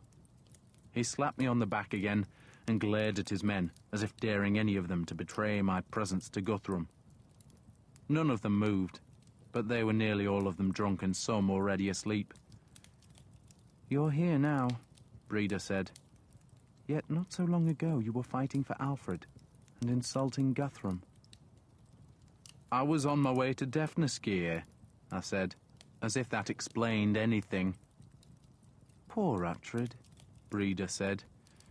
Her right hand fondled the black and white fur at the back of Neat Genger's neck. "And I thought you'd be a hero to the Saxons." "A hero? Why?" "The man who killed Ubba?" "Alfred doesn't want heroes," I said loudly enough for him to hear. "Only saints." "So, tell us about Ubba," Ragnar demanded. And so I had to describe Ubba's death, and the Danes, who love a good story of a fight, wanted every detail. I told the tale well, making Ubba into a great hero who had almost destroyed the West Saxon army, and I said he had been fighting like a god, and told how he had broken our shield wall with his great axe. I described the burning ships, their smoke drifting over the battle slaughter like a cloud from the netherworld. And I said I had found myself facing Ubba in his victory charge. That was not true, of course, and the Danes knew it was not true. I had not just found myself opposing Ubba, but had sought him out. But when a story is told, it must be seasoned with modesty. And the listeners, understanding that custom, murmured approval. "I have never known such fear," I said. And I told how we had fought, serpent breath against Ubba's axe, and how he had chopped my shield into firewood. And then I described, truthfully, how he had lost his footing in the spilled guts of a dead man. The Danes about the fire sighed with disappointment. I cut the tendons of his arm, I said, chopping my left hand into the crook of my right elbow to show where I had cut him, and then beat him down. He died well? A man asked anxiously. As a hero, I said, and I told how I had put the axe back into his dying hand so that he would go to Valhalla. He died very well, I finished. He was a warrior, Ragnar said. He was drunk now. Not badly drunk, but tired drunk. The fire was dying, thickening the shadows at the western end of the church where Alfred sat. More stories were told. The fire died, and the few candles guttered. Men were sleeping, and still I sat until Ragnar lay back and began to snore. I waited longer, letting the room go to sleep, and only then did I go back to Alfred. We go now, I said. He did not argue. No one appeared to notice as we went into the night, closing the door quietly behind us. Who were you talking with? Alfred asked me. Earl Ragnar. He stopped, puzzled. Wasn't he one of the hostages? Wulfir let them live, I said. He let them live? He asked, astonished. And Wulfir is now on Guthrum's side. I gave him the bad news. He's here, in the hall. He's agreed to fight for Guthrum. Here? Alfred could scarce believe what I said. Wulfir was his cousin. He had married Alfred's niece. He was family. He's here? He's on Guthrum's side, I said harshly. He just stared at me. No. He mouthed the word rather than said it. And Ethelwold? He asked. He's a prisoner, I said. A prisoner? He asked the question sharply, and no wonder, for Ethelwald had no value to the Danes as a prisoner, unless he had agreed to become their token king on the West Saxon throne. A prisoner, I said. It was not true, of course, but I liked Ethelwald and I owed him a favour. He's a prisoner, I went on, and there's nothing we can do about it, so let's get away from here. I pulled him toward the town, but too late, for the church door opened, and Breda came out with neat Genga. She told the dog to stay at her heels as she walked toward me. Like me, she was not drunk, though she must have been very cold, for she wore no cloak over her plain blue woolen dress. The night was brittle with frost, but she did not shiver. You're going? She spoke in English. You're not staying with us? I have a wife and child, I said. She smiled at that. Whose names you have not mentioned all evening, Uhtred? So what happened? I gave no answer, and she just stared at me, and there was something very unsettling in her gaze. So, what woman is with you now? She asked. Someone who looks like you, I admitted. She laughed at that. And she would have you fight for Alfred? She sees the future, I said, evading the question. She dreams it. Breda stared at me. Neat Genga whined softly, and she put down her hand to calm him. And she sees Alfred surviving? More than surviving, I said. She sees him winning. Beside me, Alfred stirred, and I hoped he had the sense to keep his head lowered. Winning? She sees a green hill of dead men, I said. A white horse and Wessex living again. Your woman has strange dreams, Breda said. But you never answered my first question, Uhtred. If you thought Ragnar was dead, Why did you come here? I had no ready answer, so made none. Who did you expect to find here? She asked. You? I suggested glibly. She shook her head, knowing I lied. Why did you come? I still had no answer, and Breda smiled, sadly. If I was Alfred, she said, I would send a man who spoke Danish to Chippenham, and that man would go back to the swamp and tell all he had seen. If you think that, I said, then why don't you tell them? I nodded toward Guthrum's black-cloaked men guarding the hall door. Because Guthrum is a nervous fool, she said savagely. Why help Guthrum? And when Guthrum fails, Ragnar will take command. Why doesn't he command now? Because he is like his father. He's decent. He gave his word to Guthrum, and he won't break his word. And tonight he wanted you to give him an oath, but you didn't. I do not want Bebbanburg to be a gift of the Danes, I answered. She thought about that and understood it. But do you think, she asked scornfully, that the West Saxons will give you Bebbanburg? It's at the other end of Britain, Uhtred, and the last Saxon king is rotting in a swamp. This will give it to me, I said, pulling back my cloak to show Serpent Breath's hilt. You and Ragnar can rule the north, she said. Maybe we will, I said. So tell Ragnar that when this is all finished, when all is decided, I shall go north with him. I shall fight Kjartan, but in my own time. I hope you live to keep that promise, she said, then leaned forward and kissed my cheek. Then, without another word, she turned and walked back to the church. Alfred let out a breath. Who is Kjartan? An enemy, I said shortly. I tried to lead him away, but he stopped me. He was staring at Breda, who was nearing the church. That is the girl who was with you at Wintonchester? Yes. He was talking of the time when I had first come to Wessex, and Breda had been with me. And does Iseult truly see the future? She has not been wrong yet. He made the sign of the cross, then let me lead him back through the town that was quieter now.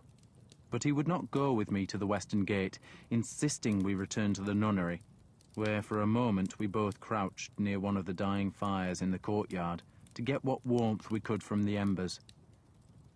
Men slept in the nunnery church, but the courtyard was now deserted and quiet, and Alfred took a piece of half-burning wood and, using it as a torch, went to the row of small doors that led to the nuns' sleeping cells.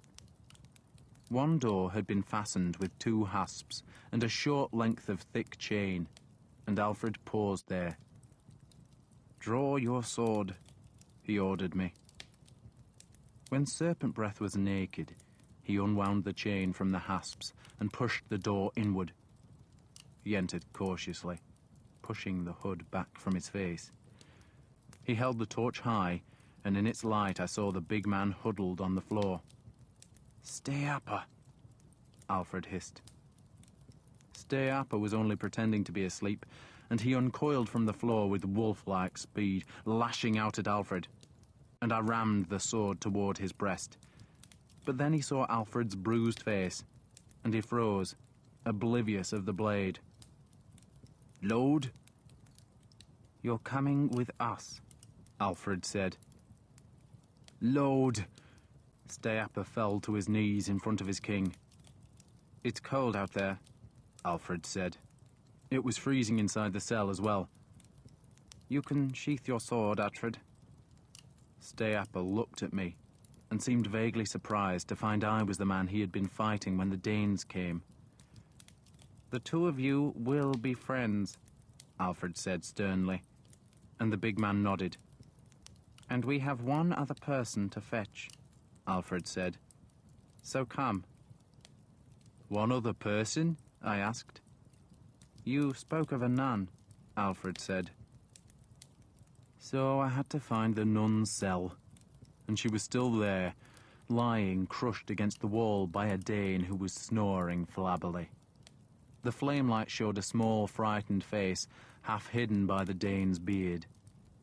His beard was black, and her hair was gold, pale gold, and she was awake, and seeing us gasped, and that woke the Dane, who blinked in the flame light, and then snarled at us as he tried to throw off the thick cloaks serving as blankets. Steapa hit him, and it was like the sound of a bullock being clubbed, wet and hard at the same time.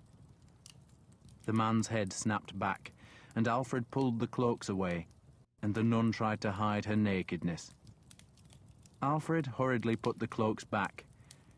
He had been embarrassed, and I had been impressed, for she was young and very beautiful, and I wondered why such a woman would waste her sweetness on religion.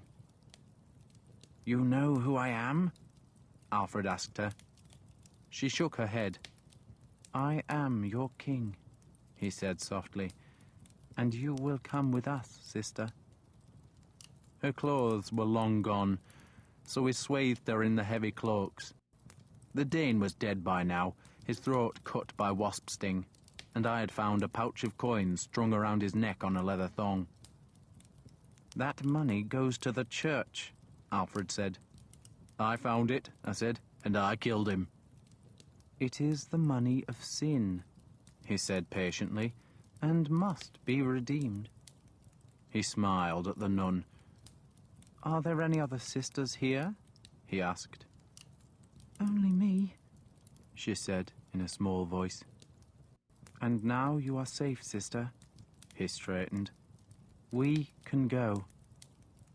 Steapa carried the nun, who was called Hild. She clung to him whimpering, either from the cold or, more likely, from the memory of her ordeal. We could have captured Chippenham that night with 100 men. It was so bitterly cold that no guards stood on the ramparts. The gate sentries were in a house by the wall, crouched by the fire, and all the notice they took of the bar being lifted was to shout a bad-tempered question, wanting to know who we were.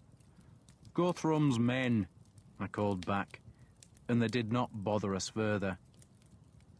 A half-hour later, we were in the watermill, reunited with Father Adalbert, Egwene, and the 3 soldiers. "We should give thanks to God for our deliverance," Alfred said to Father Adalbert, who had been aghast to see the blood and bruises on the king's face. "Say a prayer, Father," Alfred ordered. Adalbert prayed, but I did not listen. I just crouched by the fire, thought I would never be warm again, and then slept. It snowed all next day. Thick snow. We made a fire, careless that the Danes might see the smoke, for no Dane was going to struggle through the bitter cold and deepening snow to investigate one small, far-off trickle of grey against a grey sky. Alfred brooded. He spoke little that day, though once he frowned and asked me if it could really be true about Wulfhere. "We didn't see him with Guthrum," he added plaintively, desperately hoping that the alderman had not betrayed him. "The hostages lived," I said. "Dear God," he said, convinced by that argument, and leaned his head against the wall. He watched the snow through one of the small windows. "He's family," he said after a while, then fell silent again. I fed the horses the last of the hay we had brought with us, then sharpened my swords for lack of anything else to do. Hild wept. Alfred tried to comfort her, but he was awkward and had no words. And oddly, it was Steapa who calmed her. He talked to her softly, his voice a deep grumble. And when serpent breath and wasp sting were as sharp as I could make them, and as the snow sifted endlessly onto a silent world, I brooded like Alfred. I thought of Ragnar wanting my oath.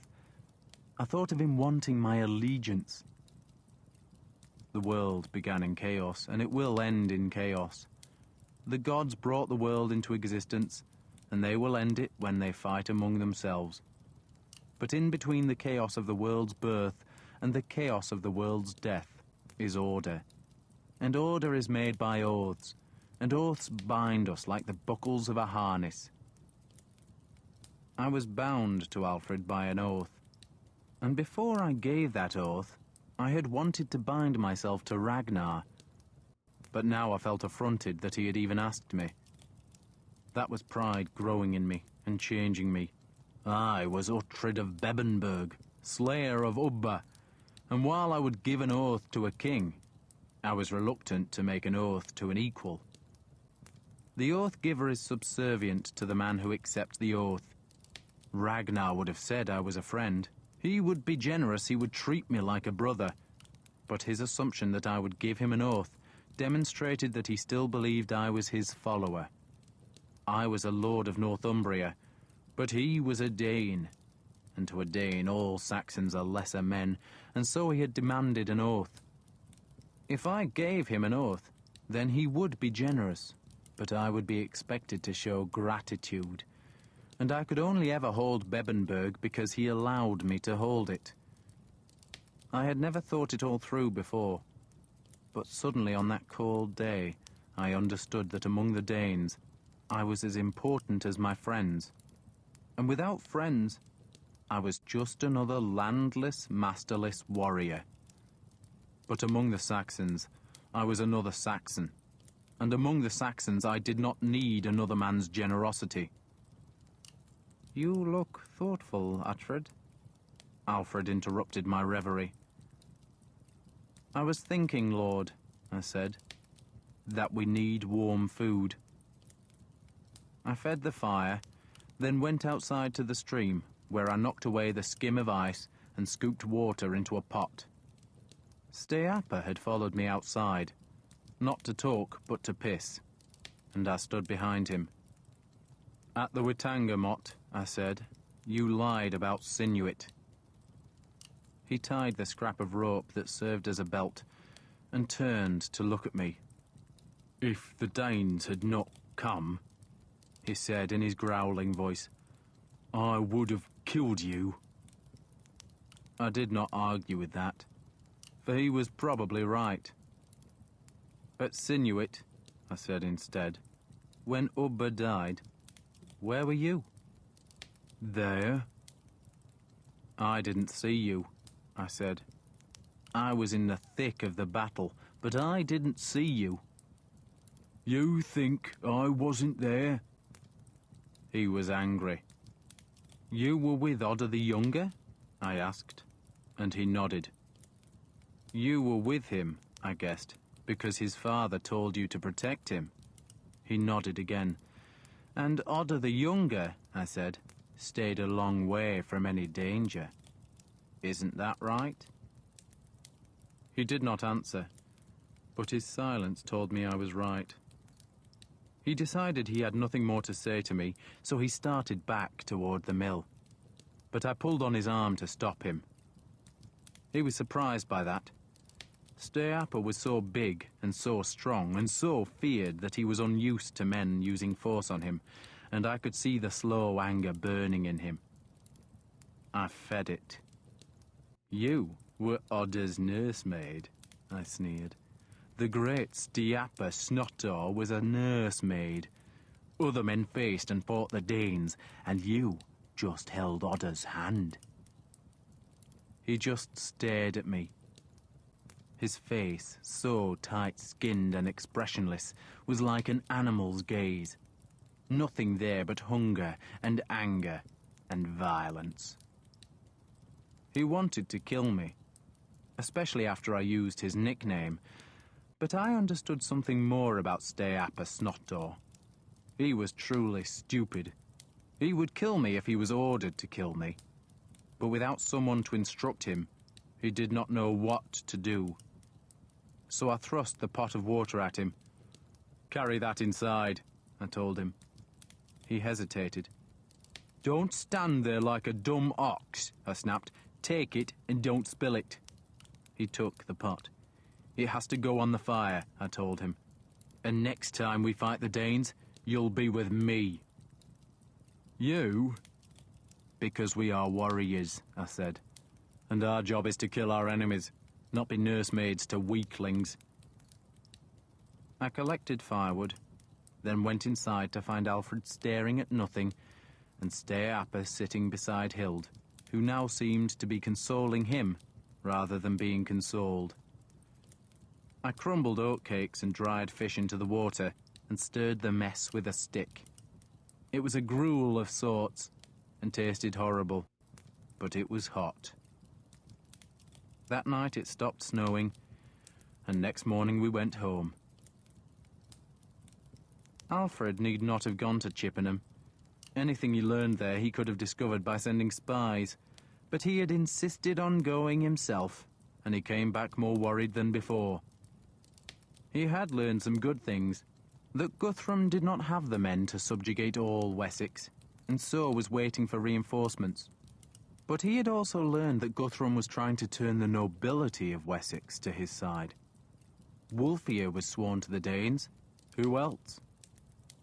Will the Fyrd of Wiltonscare fight for Wulfhere? He asked us. Of course they would fight for Wulfhere. Most of the men in Wiltonscare were loyal to their lord, and if their lord ordered them to follow his banner to war, then they would march. Those men who were in the parts of the Shire not occupied by the Danes might go to Alfred, but the rest would do what they always did, follow their lord. And other ealdormen, seeing that Wulfhere had not lost his estates, would reckon that their own future and their family's safety lay with the Danes. The Danes had ever worked that way. Their armies were too small and too disorganized to defeat a great kingdom, so they recruited lords of the kingdom, flattered them, even made them into kings, and only when they were secure did they turn on those Saxons and kill them. So, back in Ethelinghaig, Alfred did what he did best. He wrote letters. He wrote letters to all his nobility, and messengers were sent into every corner of Wessex to find ealdormen, thanes, and bishops, and deliver the letters. I am alive, the scraps of parchment said, and after Easter I shall take Wessex from the pagans, and you will help me. We waited for the replies. You must teach me to read, Iseult said when I told her about the letters. Why? It is a magic, she said. What magic? So you can read psalms? Words are like breath, she said. You say them, and they're gone. But writing traps them. You could write down stories, poems. Hild will teach you, I said, and the nun did, scratching letters in the mud. I watched them sometimes and thought they could have been taken for sisters, except one had hair black as a raven's wing, and the other had hair of pale gold. So, Iseult learned her letters, and I practiced the men with their weapons and shields until they were too tired to curse me. And we also made a new fortress. We restored one of the beam wegs that led south to the hills at the edge of the swamp, and where that log road met dry land, we made a strong fort of earth and tree trunks. None of Guthrum's men tried to stop the work, though we saw Danes watching us from the higher hills. And by the time Guthrum understood what we were doing, the fort was finished. In late February, 100 Danes came to challenge it, but they saw the thorn palisade protecting the ditch, saw the strength of the log wall behind the ditch, saw our spears thick against the sky, and rode away. Next day, I took 60 men to the farm where we had seen the Danish horses. They were gone, and the farm was burned out. We rode inland, seeing no enemy. We found newborn lambs slaughtered by foxes, but no Danes. And from that day on we rode ever deeper into Wessex, carrying the message that the king lived and fought. And some days we met Danish bands, but we only fought if we outnumbered them, for we could not afford to lose men. Ealhswith gave birth to a daughter, whom she and Alfred called Ethelgifu. Ealhswith wanted to leave the swamp.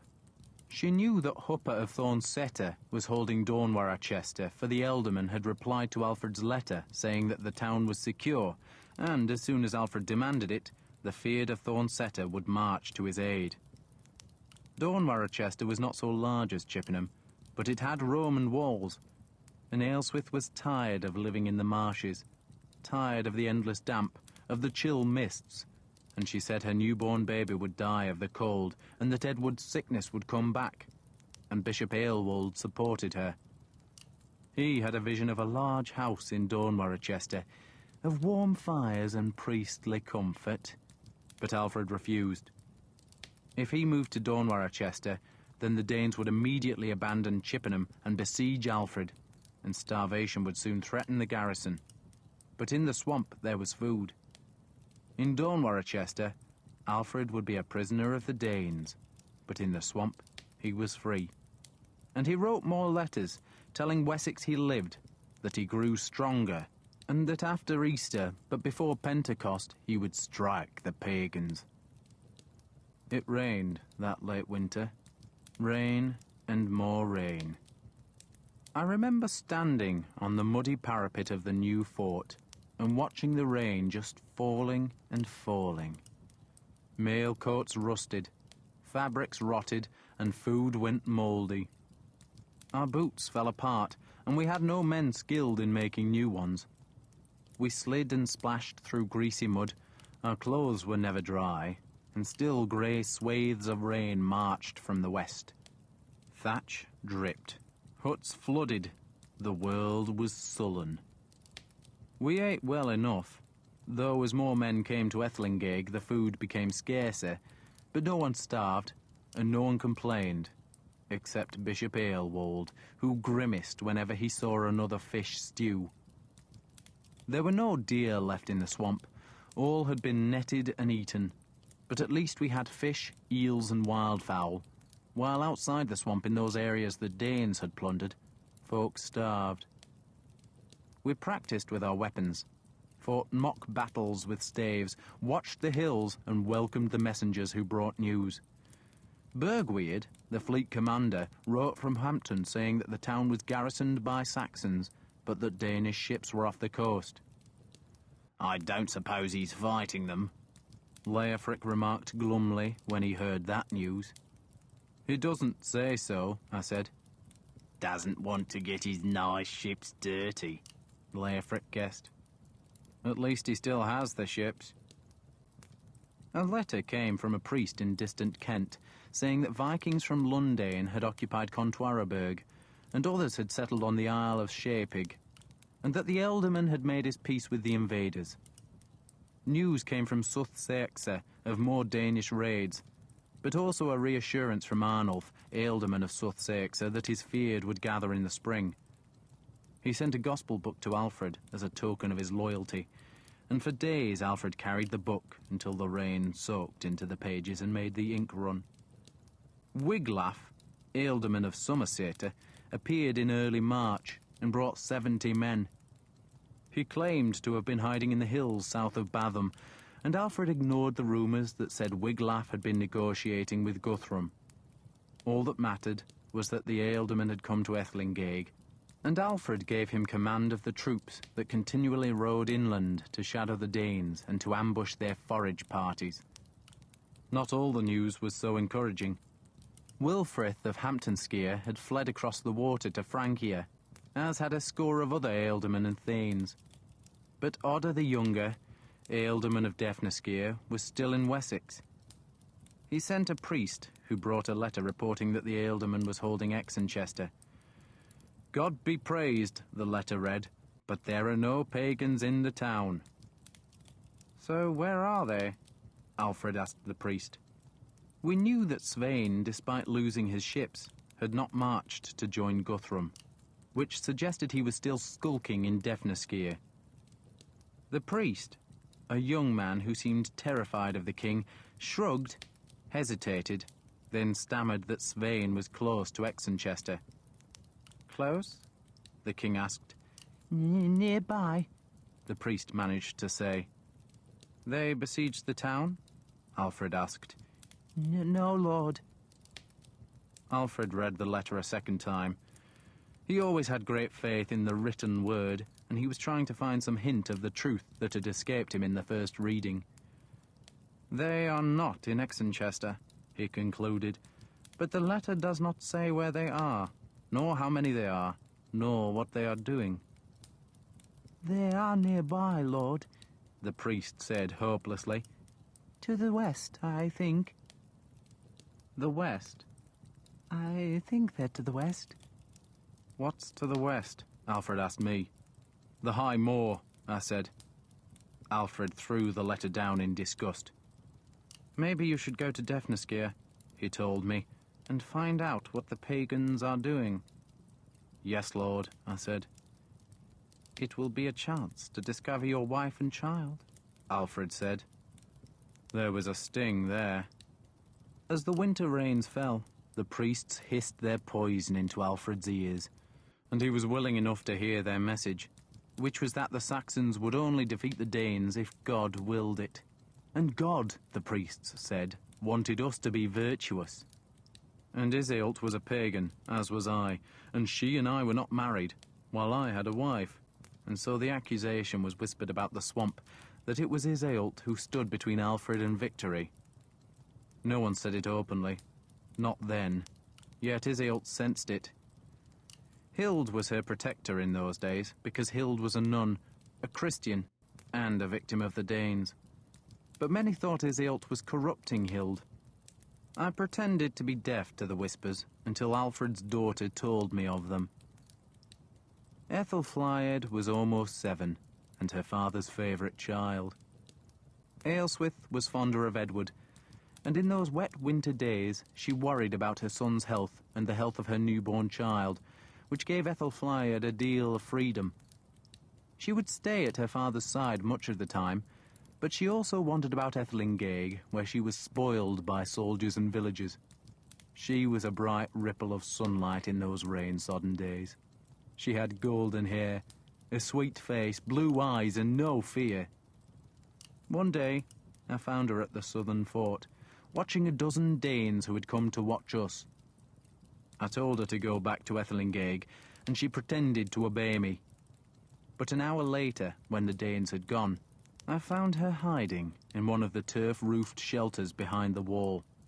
I hoped the Danes would come, she told me. So they could take you away? So I could watch you kill them. It was one of the rare days when it was not raining. There was sunshine on the green hills, and I sat on the wall, took serpent breath from her fleece-lined scabbard, and began sharpening her 2 edges with a whetstone. Ethelflaed insisted on trying the whetstone, and she laid the long blade on her lap and frowned in concentration as she drew the stone down the sword.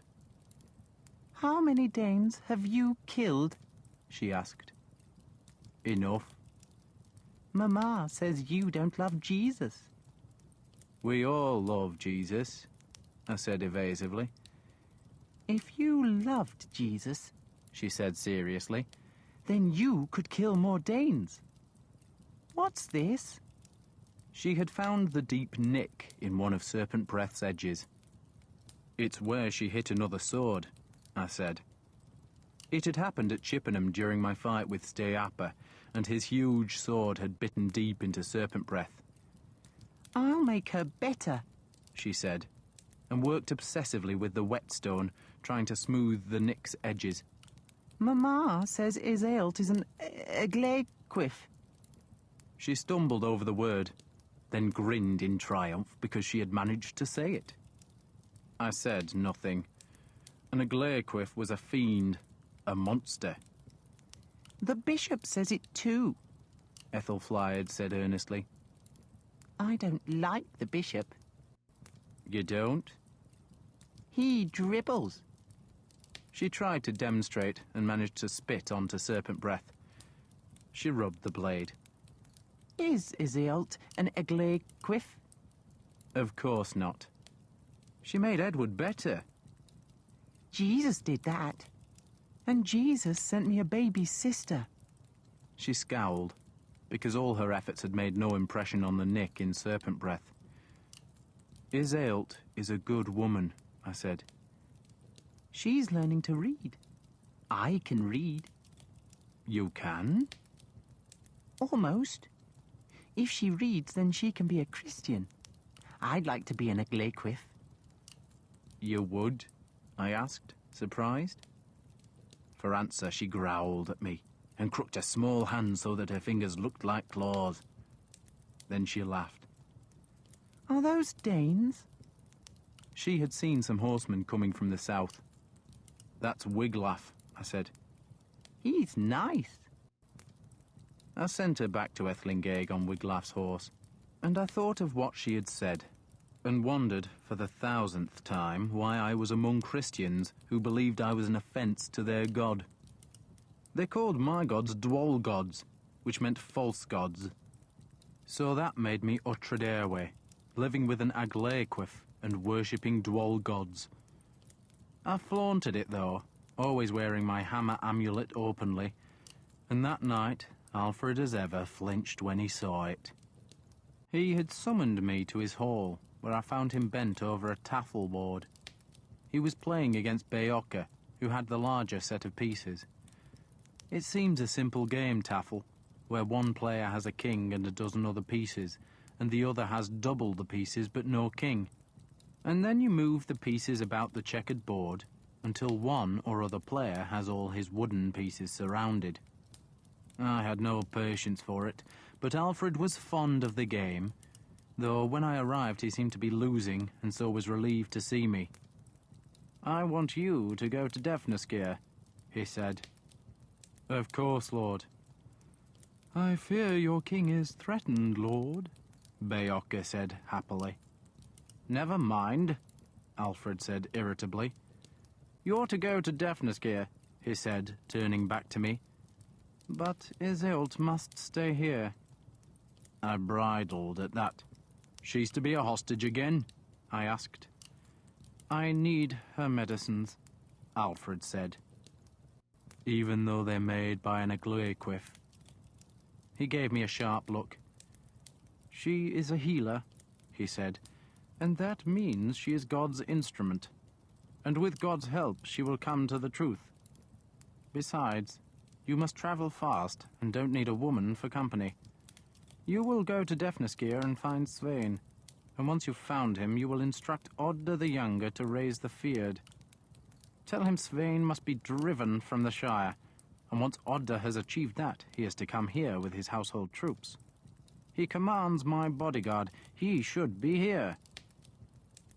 You want me to give Odda orders? I asked, partly in surprise, partly with scorn. I do, Alfred said, and I order you to make your peace with him. Yes, Lord, I replied. He heard the sarcasm in my voice. We are all Saxons, Uhtred, and now more than ever is the time to heal our wounds.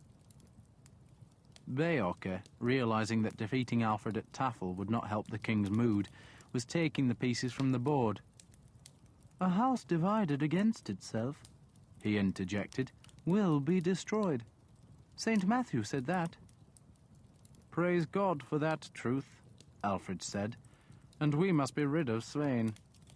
That was a greater truth. Alfred wanted to march against Guthrum after Easter, but he could scarcely do that if Svein's forces were behind him. You find Svein, the king told me, and Steapa will accompany you. Steapa? He knows the country, Alfred said, and I have told him he is to obey you. It's best that the two of you go, Beocca said earnestly. Remember that Joshua sent 2 spies against Jericho. You're delivering me to my enemies, I said bitterly. Though when I thought about it, I decided that using me as a spy made sense. The Danes in Defnascere would be looking out for Alfred's scouts, but I could speak the enemy's language and could pass for one of them, and so I was safer than anyone else in Alfred's force. As for Steapa, he was from Defnascere, he knew the country, and he was Odda's sworn man, so he was best suited for carrying a message to the Ealdorman. And so the two of us rode south from Ethlinghaig on a day of driving rain. Steapa did not like me, and I did not like him, and so we had nothing to say to each other, except when I suggested what path we take, and he never disagreed. We kept close to the large road, the road the Romans had made, though I went cautiously, for such roads were much used by Danish bands seeking forage or plunder. This was also the route Svein must take if he marched to join Guthrum. But we saw no Danes. We saw no Saxons either. Every village and farm on the road had been pillaged and burned, so that we journeyed through a land of the dead. On the second day, Steapa headed westward. He did not explain the sudden change of direction, but doggedly pushed up into the hills. And I followed him, because he knew the countryside, and I supposed he was taking the small path that would lead to the high bleakness of Derrent Mora. He rode urgently, his hard face grim, and I called to him once that we should take more care in case there were Danish forage parties in the small valleys, but he ignored me. Instead, almost at a gallop, he rode down into one of those small valleys until he came in sight of a farmstead. Or what had been a farmstead. Now it was wet ashes in a green place. A deep green place where narrow pastures were shadowed by tall trees, on which the very first haze of spring was just showing. Flowers were thick along the pasture edges, but there were none where the few small buildings had stood. There were only embers and the black smear of ash in mud. And Steapa, abandoning his horse, walked among the ashes. He had lost his great sword when the Danes captured him at Chippenham, so now he carried a huge war axe, and he prodded the wide blade into the dark piles. I rescued his horse, tied both beasts to the scorched trunk of an ash that had once grown by the farmyard, and watched him. I said nothing, for I sensed that one word would release all his fury. He crouched by the skeleton of a dog and just stared at the fire-darkened bones for a few minutes, then reached out and stroked the bared skull. There were tears on Steapa's face, or perhaps it was the rain that fell softly from low clouds. A score of people had once lived there.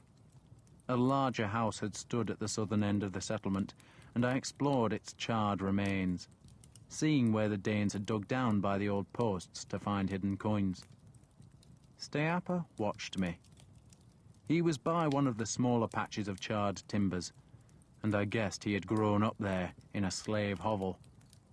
He did not want me near him, and I pointedly stayed away, wondering if I dared suggest to him that we ride on. But he began digging instead, hacking the damp red soil with his huge war axe and scooping the earth out with bare hands until he had made a shallow grave for the dog. It was a skeleton now.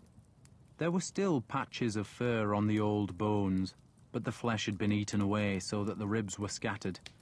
So this had all happened weeks before. Steapa gathered the bones and laid them tenderly in the grave. That was when the people came. You can ride through a landscape of the dead and see no one, but they will see you. Folk hide when enemies come. They go up into the woods and they wait there. And now 3 men came from the trees. "Steapa," I said.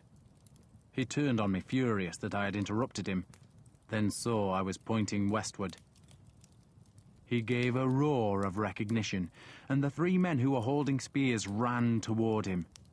They dropped their weapons, and they hugged the huge man, and for a time they all spoke together. But then they calmed down, and I took one aside and questioned him. The Danes had come soon after Yule, he told me. They had come suddenly, before anyone was even aware that there were pagans in Defnaskir. These men had escaped because they had been felling a beech tree in a nearby wood, and they had heard the slaughter. Since then they had been living in the forests, scared of the Danes who still rode about Defnaskir in search of food. They had seen no Saxons. They had buried the folk of the farm in a pasture to the south, and Steapa went there and knelt in the wet grass. His mother died, the man told me. He spoke English with such a strange accent that I continually had to ask him to repeat himself. But I understood those 3 words. Steapa was good to his mother, the man said. He brought her money. She was no slave anymore. His father? He died long time back. Long time. I thought Steapa was going to dig up his mother, so I crossed and stood in front of him. We have a job to do, I said. He looked up at me, his harsh face expressionless. There are Danes to kill, I said. The Danes who killed folk here must be killed themselves. He nodded abruptly, then stood, towering over me again. He cleaned the blade of his axe and climbed into his saddle. There are Danes to kill, he said, and leaving his mother in her cold grave, we went to find them. Chapter 10. We rode south. We went cautiously, for folk said the Danes were still seen in this part of the Shire, though we saw none. Steapa was silent, until, in a river meadow, we rode past a ring of stone pillars, one of the mysteries left behind by the old people. Such rings stand all across England, and some are huge, though this one was a mere score of lichen-covered stones, none taller than a man, standing in a circle some 15 paces wide. Steapa glanced at them, then astonished me by speaking. That's a wedding, he said. A wedding? They were dancing, he growled, and the devil turned them to stone. Why did the devil do that? I asked cautiously. Because they wed on a Sunday, of course. Folk never should wed on a Sunday. Never. Everyone knows that. We rode on in silence. Then, surprising me again, he began to talk about his mother and father, and how they had been serfs of Odda the Elder. But life was good for us, he said. It was? Ploughing, sowing, weeding, harvest, threshing. But Ealdam and Odda didn't live back there, I said, jerking my thumb towards Steapa's destroyed homestead. No, not him. Steapa was amused I should even ask such a question. He wouldn't live there. Not him. Had his own big hall. Still does. But he had a steward there, man to give us orders. He was a big man, very tall. I hesitated. But your father was short? Steapa looked surprised. How did you know that? I just guessed. He was a good worker, my father. Did he teach you to fight? He didn't know. No one did. I just learned myself. The land was less damaged the farther south we went. And that was strange, for the Danes had come this way. We knew that, for folk said the Danes were still in the southern part of the Shire. But life suddenly seemed normal. We saw men spreading dung on fields, and other men ditching or hedging. There were lambs in the pastures. To the north, the foxes had become fat on dead lambs, but here the shepherds and their dogs were winning that ceaseless battle. And the Danes were in Cridionton. A priest told us that in a village hard under a great oak-covered hill beside a stream. The priest was nervous, because he had seen my long hair and arm rings, and he presumed I was a Dane, and my northern accent did not persuade him otherwise.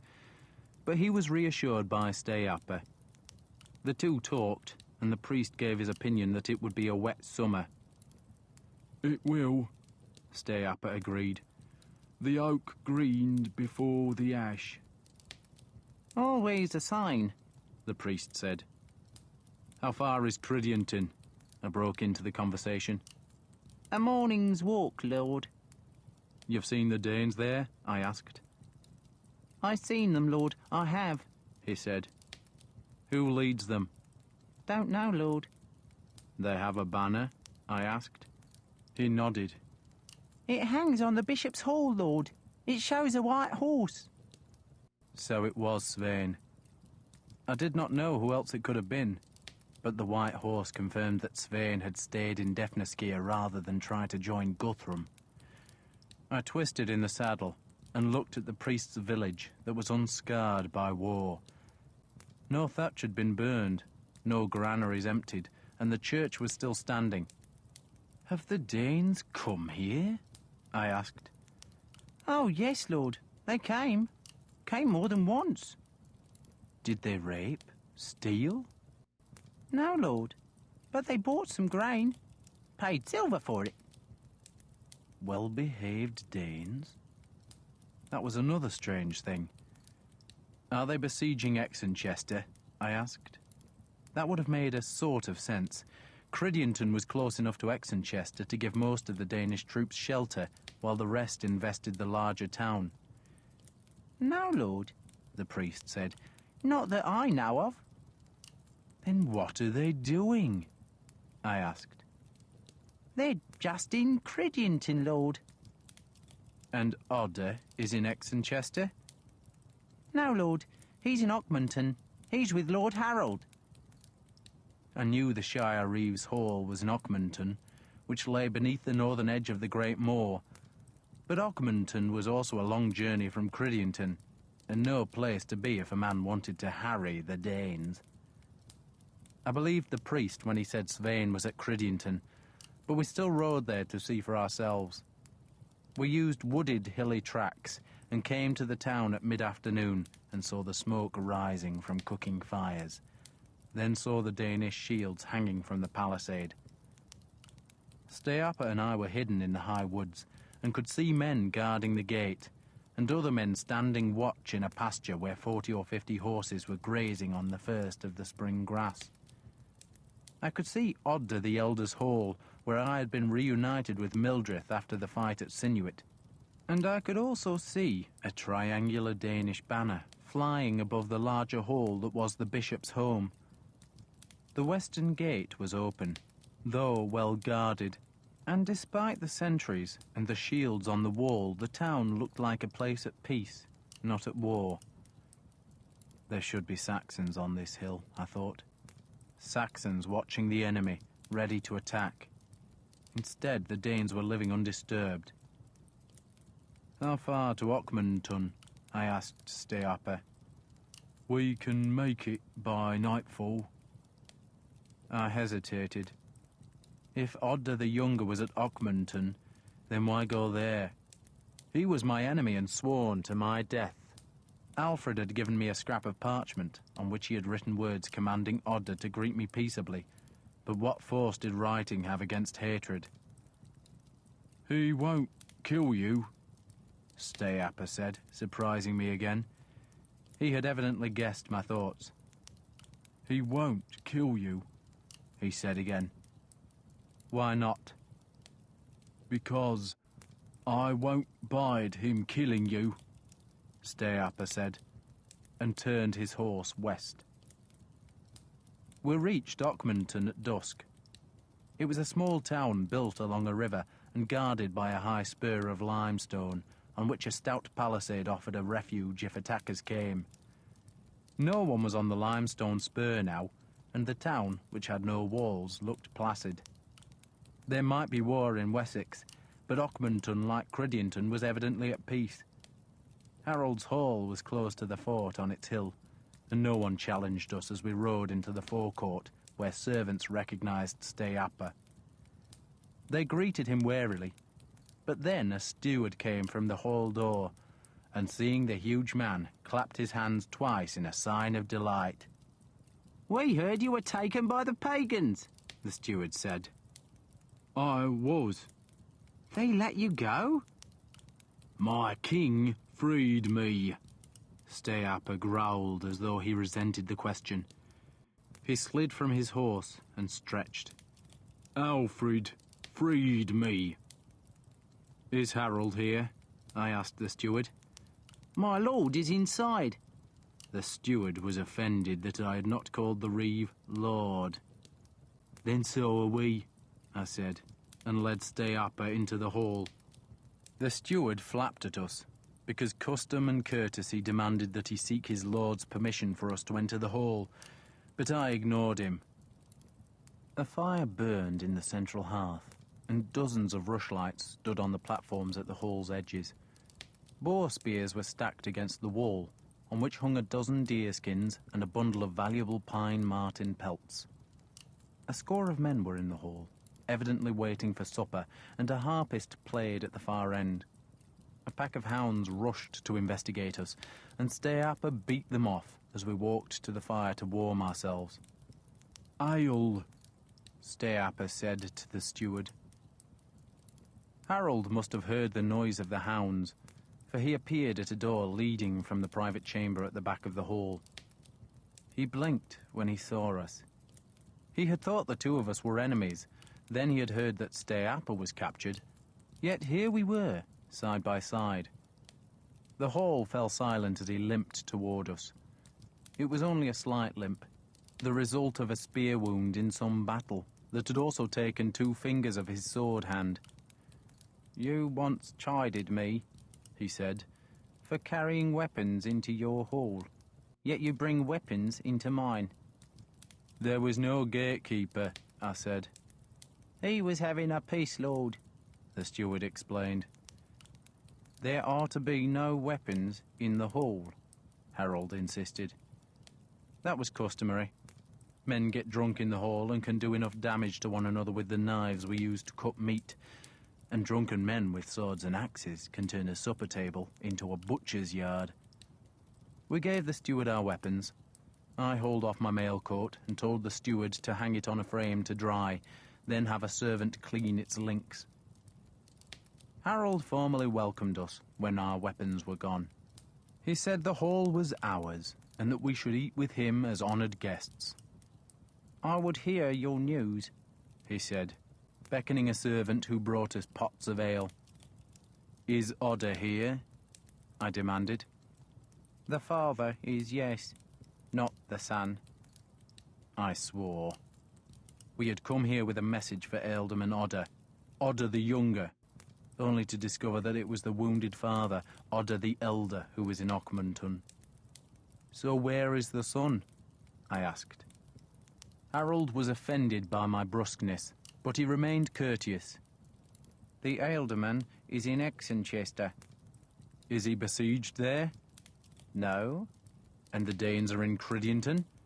"They are." "And are they besieged?" I knew the answer to that, but wanted to hear Harold admit it. "No," he said. I let the ale pot drop. "We come from the king," I said. I was supposedly speaking to Harold, but I strode down the hall so that the men on the platforms could hear me. "We come from Alfred," I said, "and Alfred wishes to know why there are Danes in Defnasgear.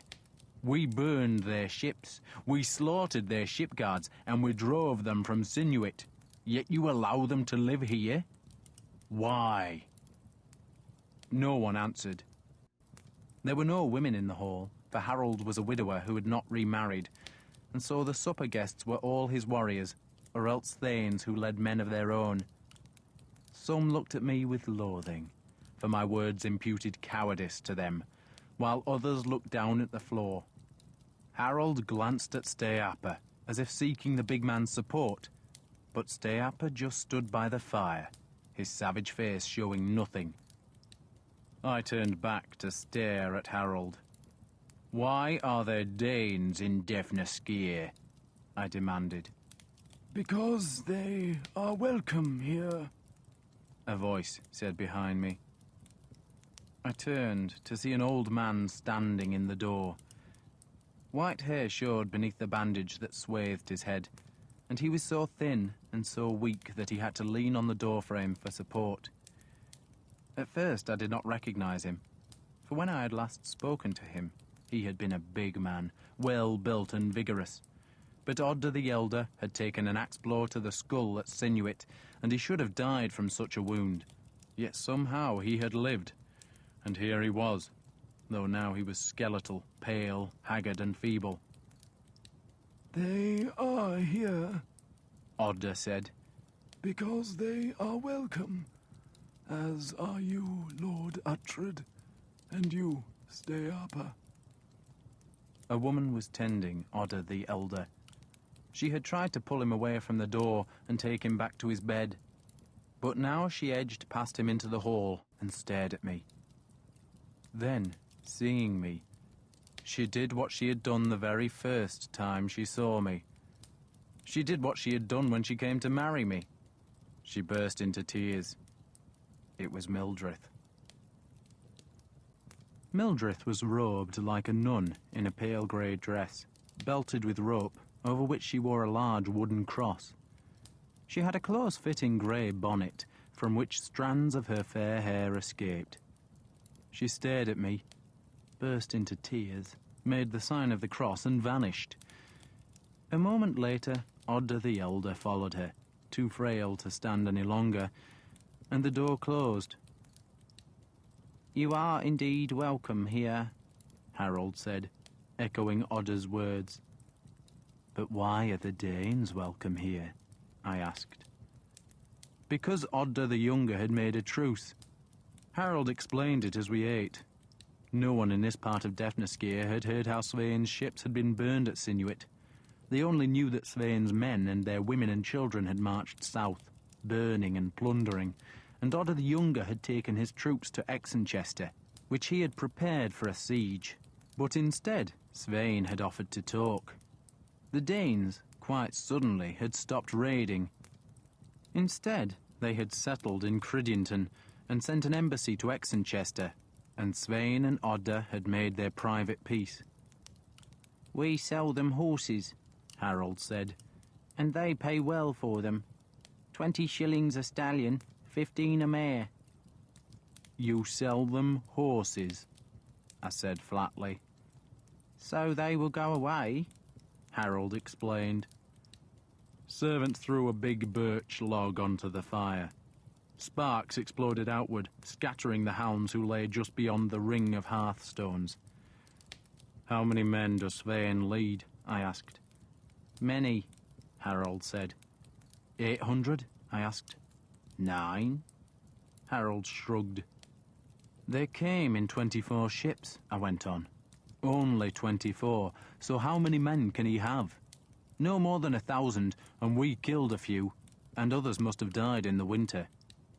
"We think he has 800, Harold said reluctantly. "And how many men in the Fyrd? 2,000? "Of which only 400 are seasoned warriors," Harold said. That was probably true. Most men of the Fyrd are farmers, while every Dane is a sword warrior. But Svein would never have pitted his 800 men against 2,000. Not because he feared losing, but because he feared that in gaining victory, he would lose 100 men. That was why he had stopped plundering and made his truce with Odda, because in southern Defnascere he could recover from his defeat at Sinuit. His men could rest, feed, make weapons, and get horses. Svein was husbanding his men and making them stronger. "It was not my choice," Harold said defensively. "The ealdorman ordered it." "And the king," I retorted, "ordered Odda to drive Svein out of Defnascere." "What do we know of the king's orders?" Harold asked bitterly. And it was my turn to give him news, to tell how Alfred had escaped Guthrum and was in the Great Swamp.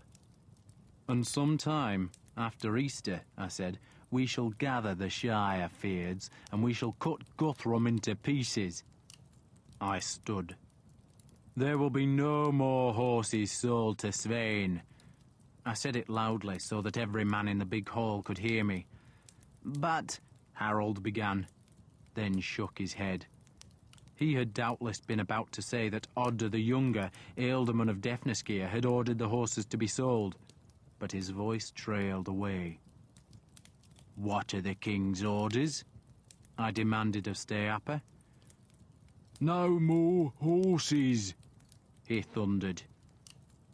There was silence, until Harold irritably gestured at the harpist, who struck a chord and began playing a melancholy tune. Someone began singing, but no one joined in, and his voice trailed away. "I must look to the sentinels," Harold said, and he threw me an inquisitive look that I took as an invitation to join him. And so I buckled on my swords, and then walked with him down Ockmanton's long street to where 3 spearmen stood guard beside a wooden hut. Harold talked to them for a moment, then led me farther east, away from the light of the sentinel's fire. A moon silvered the valley, lighting the empty road until the track vanished among trees. "I have 30 fighting men," Harold said suddenly. He was telling me he was too weak to fight. "How many men does Odda have in Exenchester?" I asked. 100. 120? The Fyrd should have been raised. "I had no orders," Harold said. "Did you seek any?" "Of course I did." He was angry with me now. "I told Odda we should drive Svein away, but he wouldn't listen." "Did he tell you the king ordered the Fyrd raised?" "No." Harold paused, staring down the moonlit road. "We heard nothing of Alfred, except that he'd been defeated and was hiding. And we heard the Danes were all across Wessex, and that more were gathering in Mercia." "Odda didn't think to attack Svein when he landed?" "He thought to protect himself," Harold said, "and sent me to the Tamar." The Tamar was the river that divided Wessex from Cornwallum. "The Britons are quiet?" I asked. "Their priests are telling them not to fight us." "But priests or no priests," I said, "they'll cross the river if the Danes look like winning." "Aren't they winning already?" Harold asked bitterly. "We're still free men," I said. He nodded at that. Behind us in the town, a dog began howling, and he turned as if the noise indicated trouble, but the howling stopped with a sharp yelp. He kicked a stone in the road. "Svein frightens me," he admitted suddenly. "He's a frightening man," I agreed. "He's clever," Harold said. "Clever, strong, and savage." "A Dane," I said dryly. "A ruthless man," Harold went on. "He is," I agreed. "And do you think that after you have fed him, supplied him with horses and given him shelter, he will leave you alone?" "No," he said, "but Odda believes that." Then Odda was a fool. He was nursing a wolf cub that would tear him to shreds when it was strong enough. "Why didn't Svein march north to join Guthrum?" I asked. "I wouldn't know." But I knew. Guthrum had been in England for years now. He had tried to take Wessex before, and he had failed. But now, on the very brink of success, he had paused. Guthrum the Unlucky, he was called, and I suspected he had not changed. He was wealthy, led many men, but he was cautious. Svein, though, came from the Norsemen's settlements in Ireland, and was a very different creature. He was younger than Guthrum, less wealthy than Guthrum, and led fewer men, but he was undoubtedly the better warrior. Now, bereft of his ships, he was weakened, but he had persuaded Odda the Younger to give him refuge, and he gathered his strength so that when he did meet Guthrum, he would not be a defeated leader in need of help, but a speared Dane of power. Svein, I thought, was a far more dangerous man than Guthrum, and Odda the Younger was only making him more dangerous. "Tomorrow," I said, "we must start raising the Fyrd. Those are the king's orders." Harold nodded. I could not see his face in the darkness, but I sensed he was not happy. Yet he was a sensible man, and must have known that Svein had to be driven out of the Shire. "I shall send the messages," he said, "but Odda might stop the Fyrd assembling. He's made his truce with Svein, and he won't want me breaking it. Folk will obey him before they obey me." "And what of his father?" I asked. "Will they obey him?" "They will," he said, "but he's a sick man. You saw that. It's a miracle he lives at all." "Maybe because my wife nurses him?" "Yes," he said, and fell silent. There was something odd in the air now, something unexpressed, a discomfort. Your wife nurses him well, he finished awkwardly. He's her godfather, I said. So he is. It is good to see her, I said. Not because I meant it, but because it was the proper thing to say, and I could think of nothing else. And it will be good to see my son, I added with more warmth. Your son, Harold said flatly. He's here, isn't he? Yes. Harold flinched. He turned away to look at the moon, and I thought he would say no more. But then he summoned his courage and looked back to me. Your son, Lord Attred, he said, is in the churchyard. It took a few heartbeats for that to make sense. And then it did not make any sense at all, but left me confused. I touched my hammer amulet. In the churchyard? It is not my place to tell you. But you will tell me, I said, and my voice sounded like Steapa's growl. Harold stared at the moon-touched river, silver white beneath the black trees. Your son died, he said. He waited for my response, but I neither moved nor spoke. He choked to death. Choked? A pebble, Harold said. He was just a baby. He must have picked the pebble up and swallowed it. A pebble? I asked. A woman was with him, but... Harold's voice tailed away. She tried to save him, but she could do nothing. He died. On St. Vincent's Day, I said. You knew? No, I said. I didn't know. But St. Vincent's Day had been the day when Iseult drew Alfred's son, the Aetheling Edward, through the earth. And somewhere Iseult had told me a child must die so that the king's heir, the Aetheling, could live. And it had been my child, Uhtred the Younger, whom I had hardly known. Edward had been given breath, and Uhtred had twitched and fought and gasped and died. I'm sorry, Harold said. It was not my place to tell you, but you needed to know before you saw Mildred again. She hates me, I said bleakly. Yes, he said, she does. He paused. I thought she would go mad with grief, but God has preserved her. She would like... Like what? To join the sisters at Cridionton. When the Danes leave, they have a nunnery there, a small house. I did not care what Mildred did. And my son is buried here? Under the yew tree. He turned and pointed. Beside the church. So, let him stay there, I thought. Let him rest in his short grave to wait the chaos of the world's ending. Tomorrow, I said, we raise the Fyrd. Because there was a kingdom to save. Priests were summoned to Harold's Hall, and the priests wrote the summons for the Fyrd. Most Thanes could not read, and many of their priests would probably struggle to decipher the few words, but the messengers would tell them what the parchment said. They were to arm their men and bring them to Ockmanton, and the wax seal on the summons was the authority for those orders. The seal showed Odda the Elder's badge of a stag.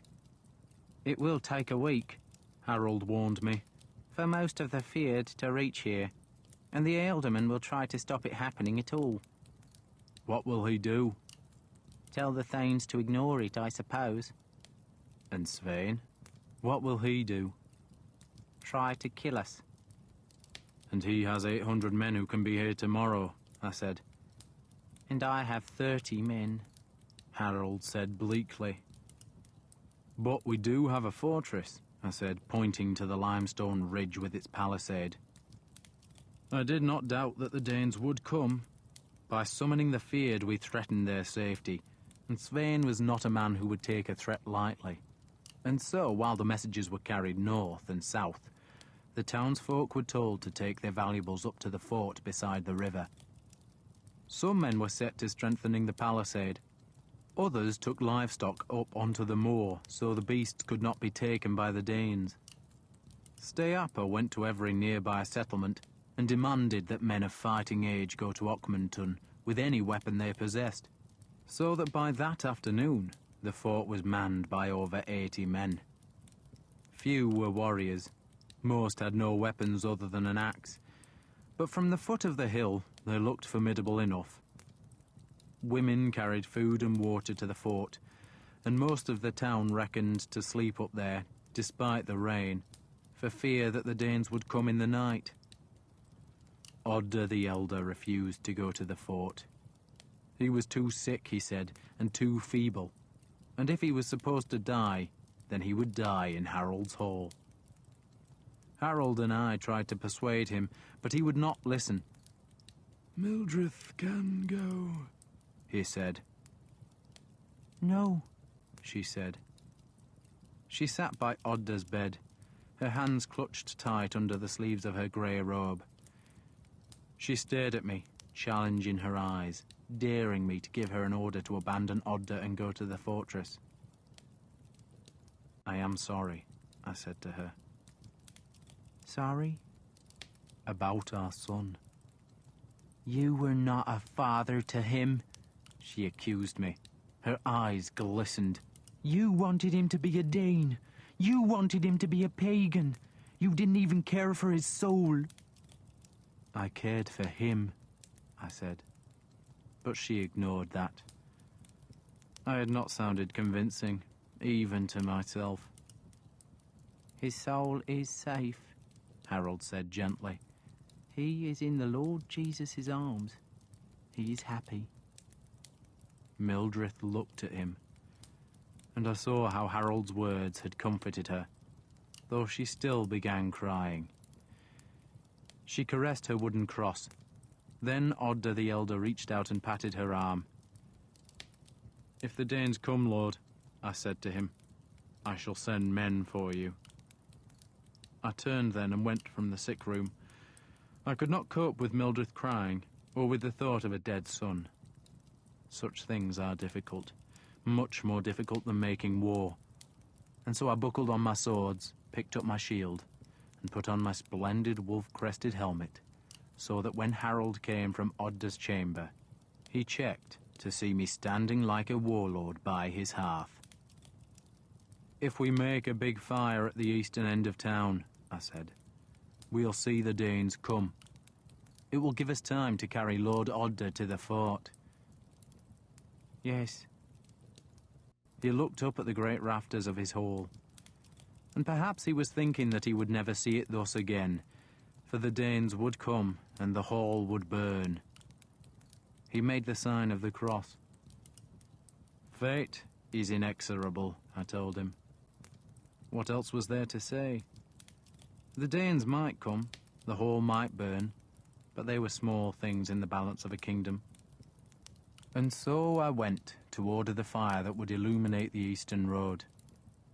But the Danes did not come that night.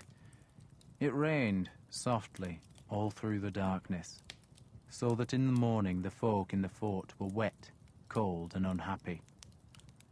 Then, in the dawn, the first men of the Fyrd arrived.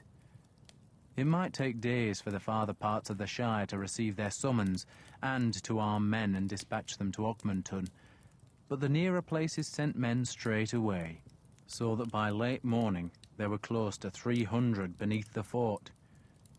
No more than 70 of those could be called warriors, men who had proper weapons, shields, and at least a leather coat. The rest were farm labourers, with hoes or sickles or axes. Harold sent foraging parties to find grain. It was one thing to gather a force, quite another to feed it, and none of us knew how long we would have to keep the men assembled.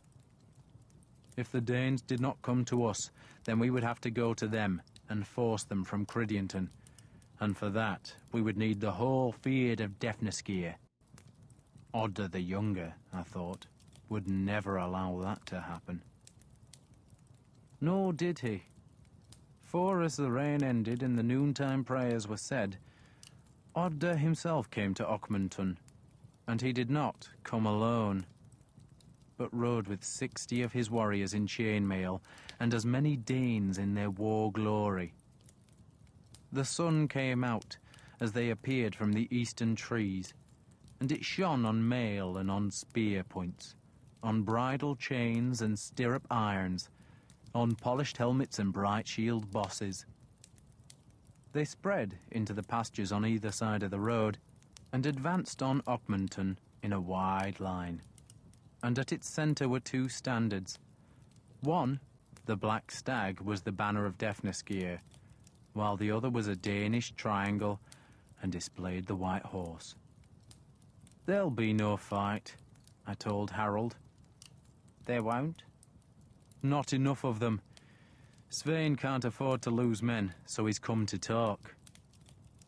I don't want to meet them here, he gestured at the fort. We should be in the hall. He ordered that the best armed men should go down to the town, and there we filled the muddy street outside the hall as Odda and the Danes came from the east. The horsemen had to break their line to enter the town, making a column instead, and the column was led by 3 men. Odda was in the centre, and he was flanked by 2 Danes, one of them Svein of the White Horse. Svein looked magnificent, a silver-white warrior. He rode a white horse, wore a white woolen cloak, and his mail and boar-snouted helmet had been scrubbed with sand until they glowed silver in the watery sunlight.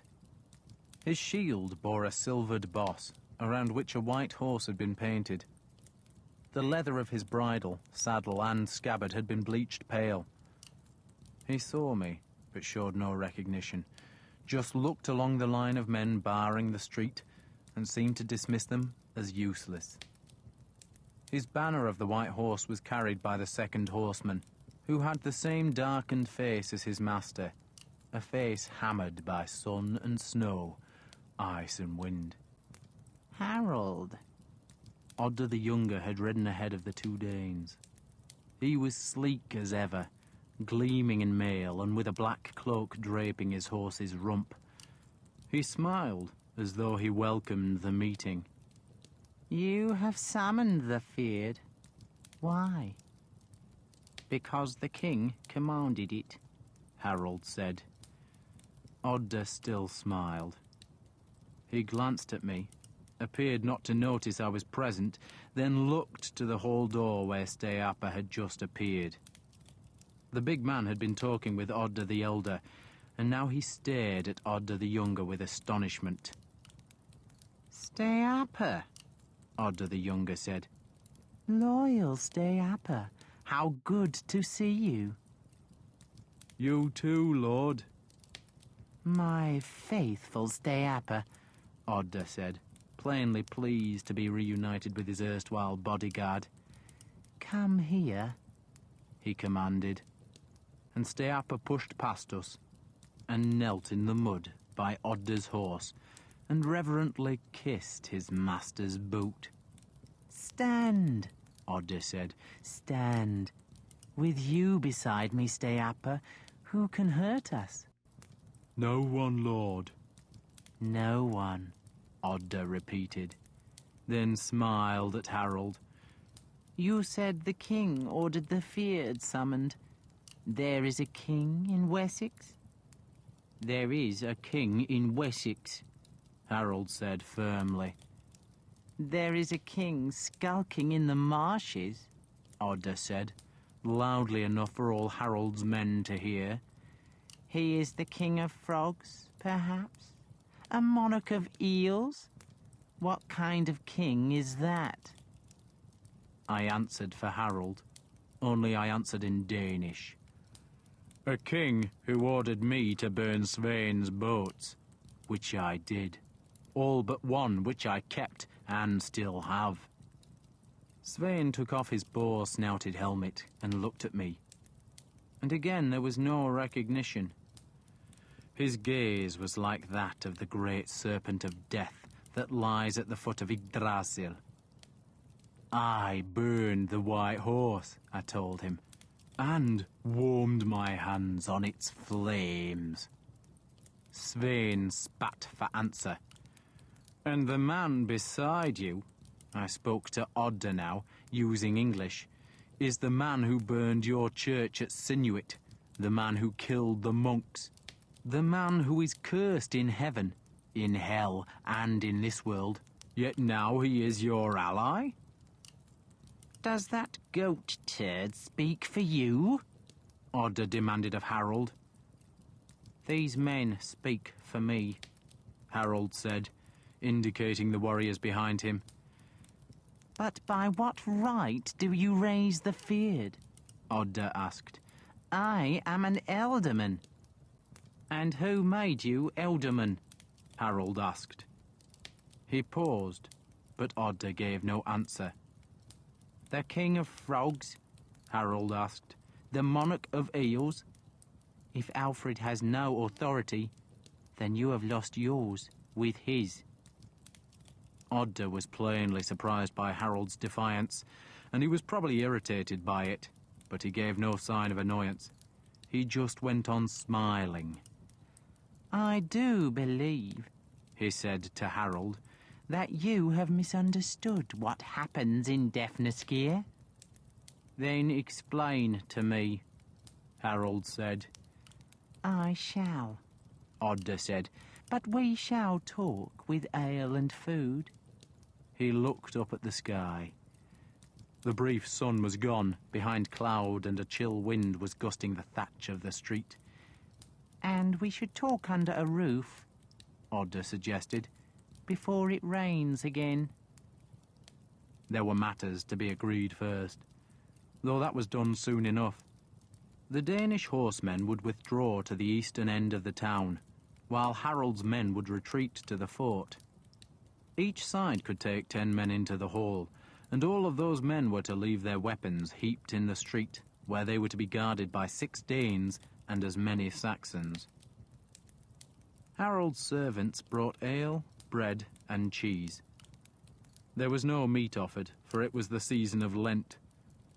Benches were placed on either side of the hearth. Svein crossed to our side of the fire as the benches were brought, and at long last deigned to recognize me.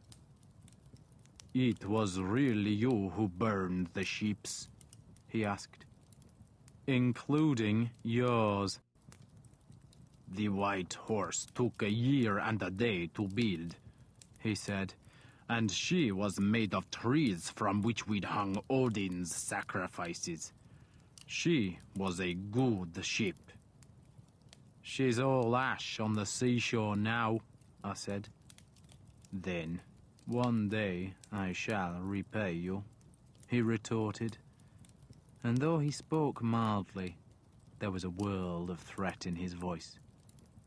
"And you were wrong," he added. "Wrong?" I asked. "Wrong to burn your ships?"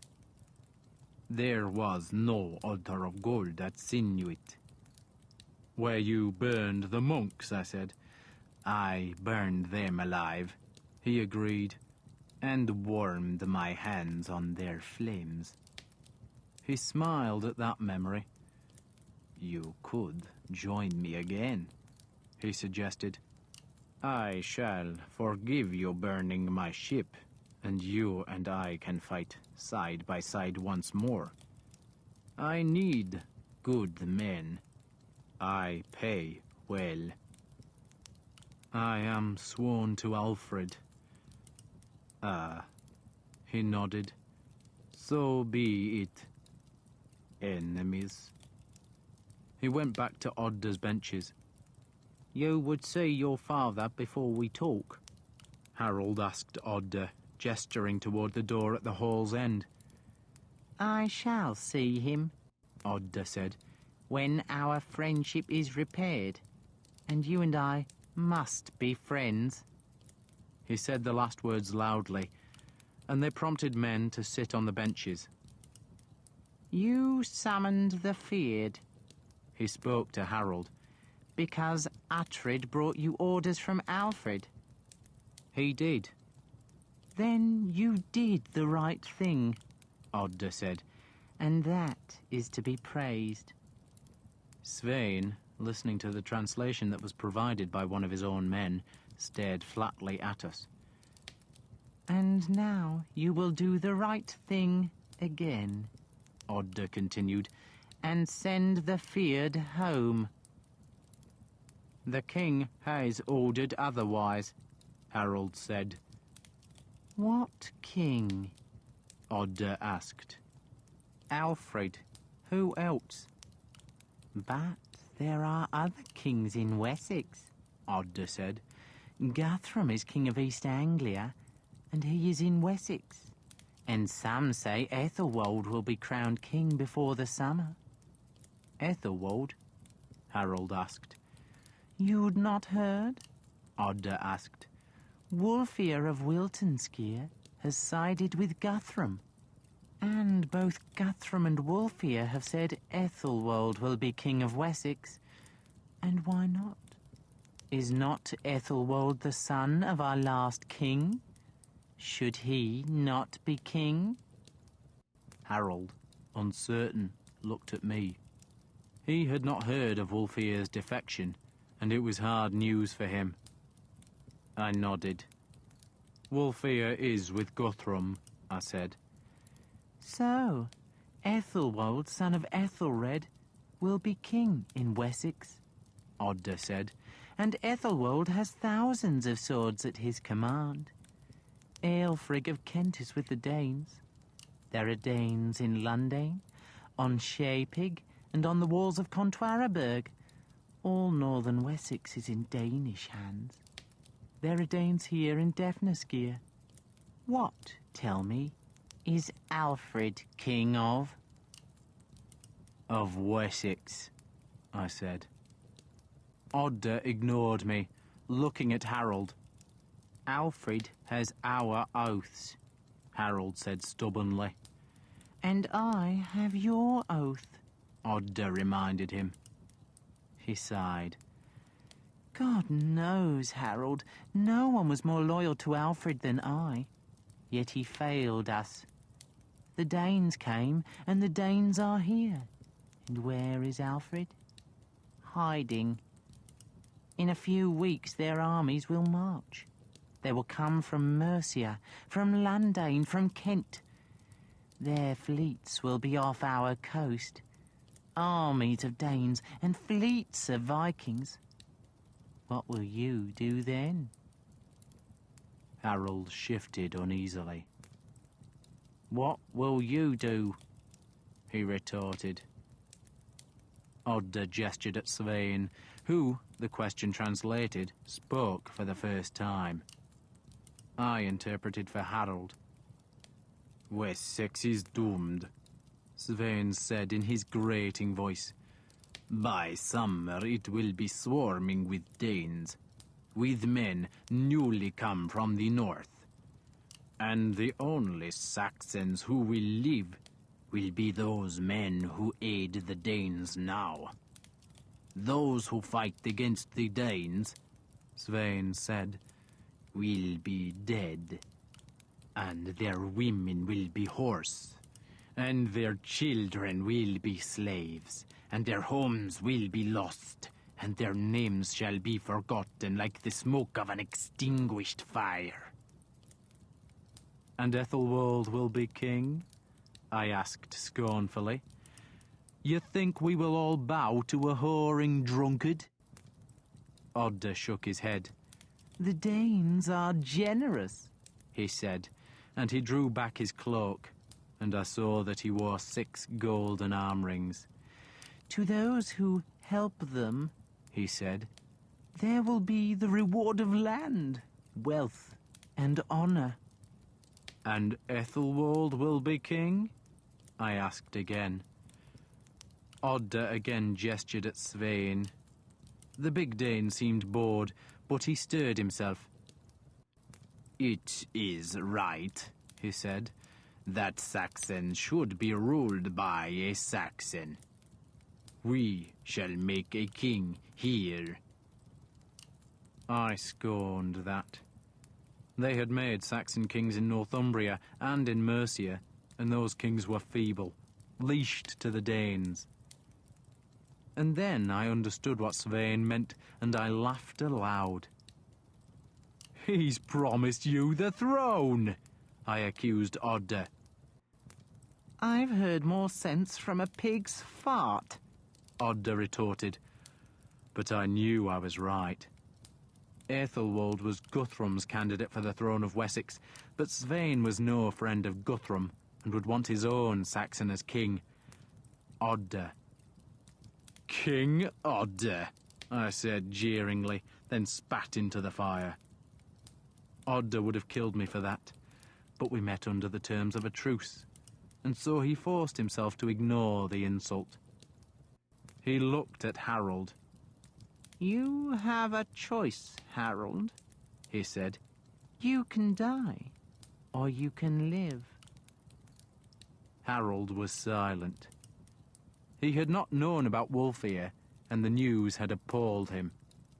Wulfhere was the most powerful ealdorman in Wessex, and if he thought Alfred was doomed, then what was Harold to think?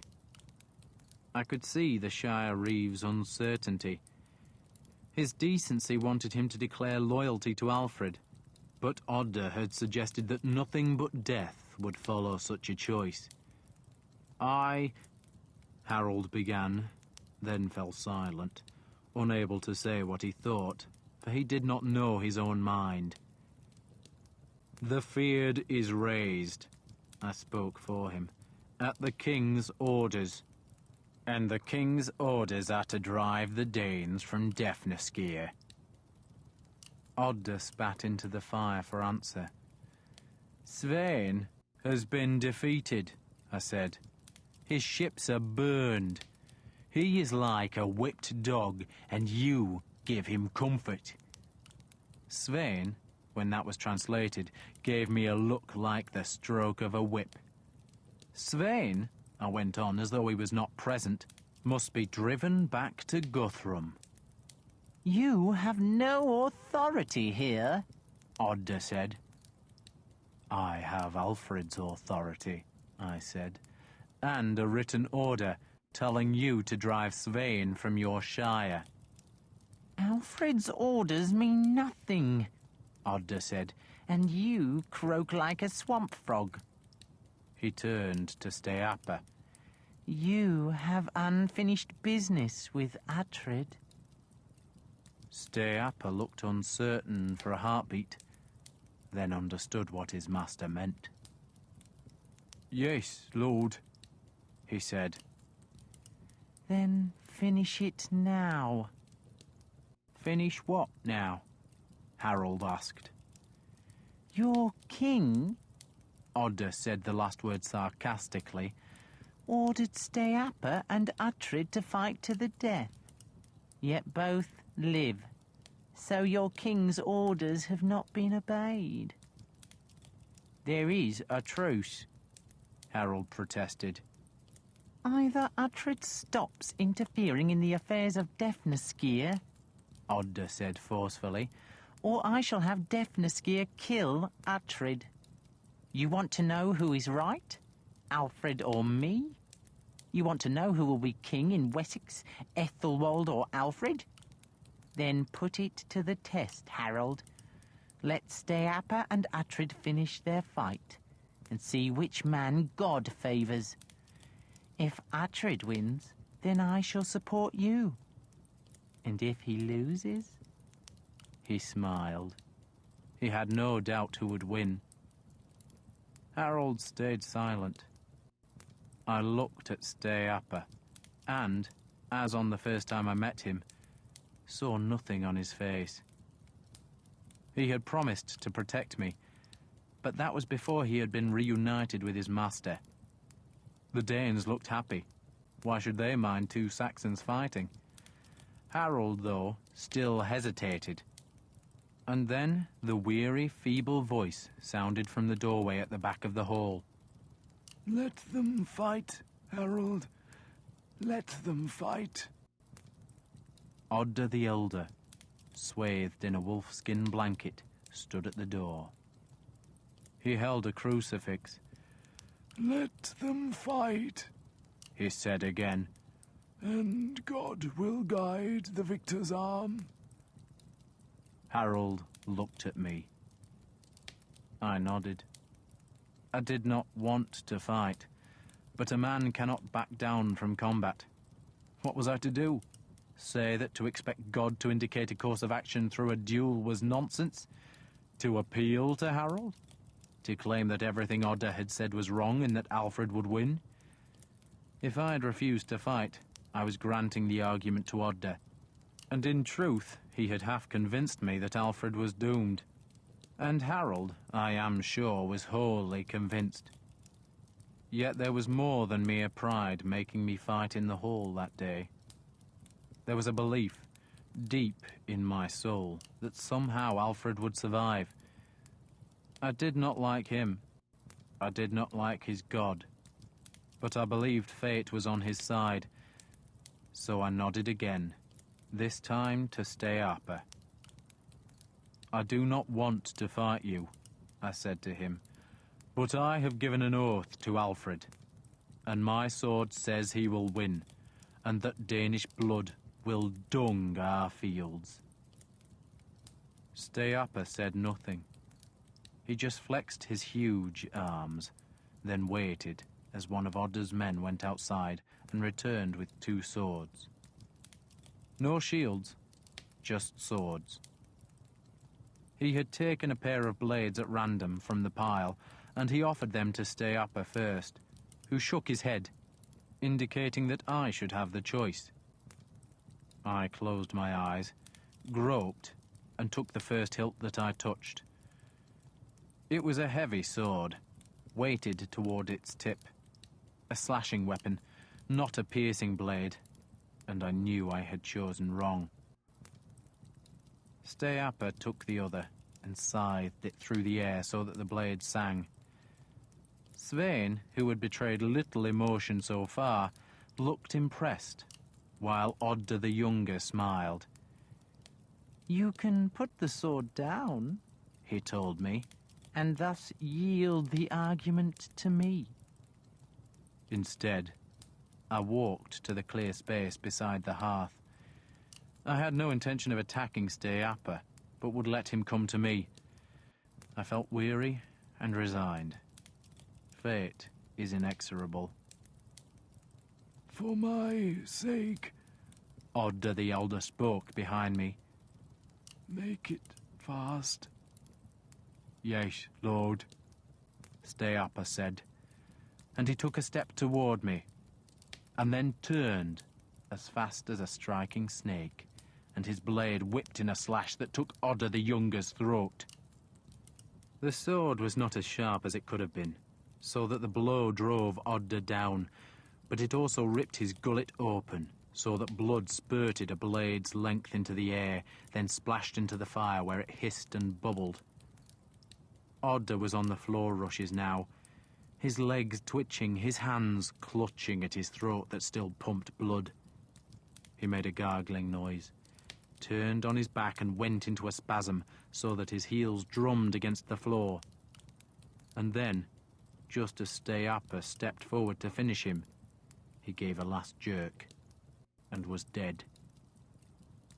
Steapa drove the sword into the floor, leaving it quivering there. Alfred rescued me, he announced to the hall.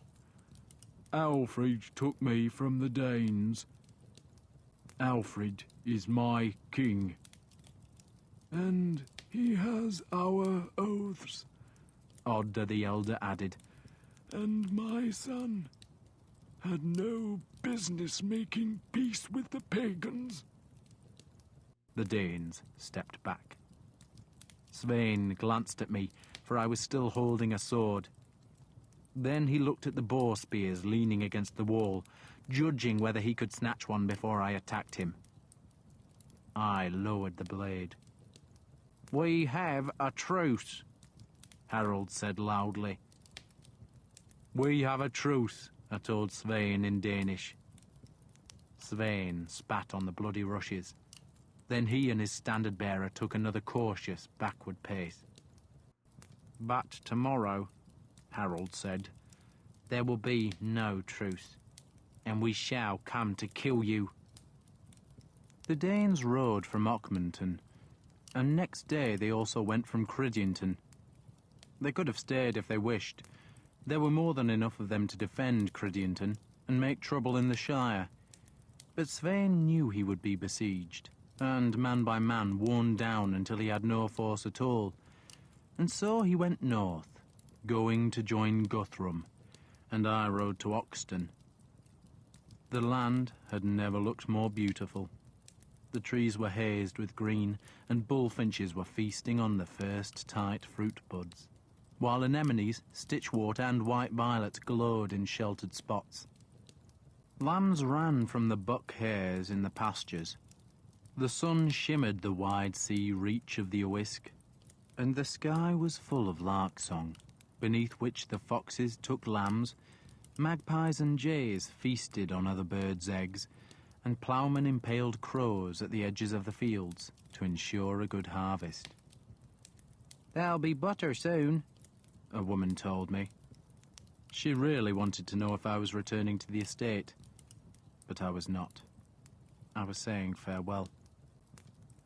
There were slaves living there doing their jobs, and I assured them Mildrith would appoint a steward sooner or later. Then I went to the hall, and I dug beside the post and found my hoard untouched. The Danes had not come to Oxton. Waken, the sly priest of Exonminster, heard I was at the hall, and rode a donkey up to the estate. He assured me he had kept a watchful eye on the place, and doubtless he wanted a reward. "It belongs to Mildrith now," I told him. "The Lady Mildrith? She lives?" "She lives," I said curtly, "but her son is dead."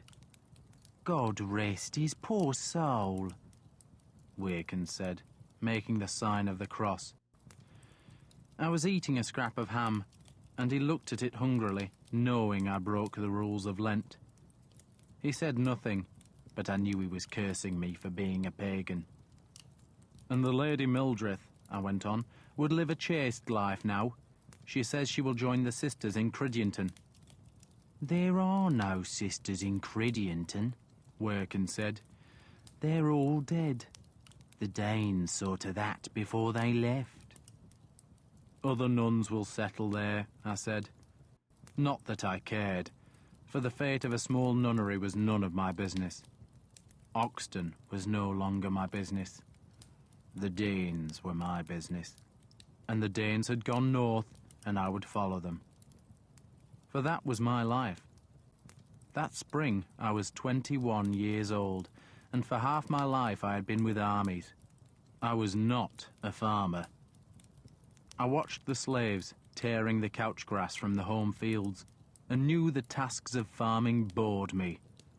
I was a warrior, and I had been driven from my home of Bebbanburg to the southern edge of England, and I think I knew, as Workin babbled on about how he had guarded the storehouses through the winter, that I was now going north again. Ever north. Back home. "You lived off these storehouses all winter," I accused the priest. "I watched them all winter, Lord." "And you got fat as you watched," I said. I climbed into my saddle.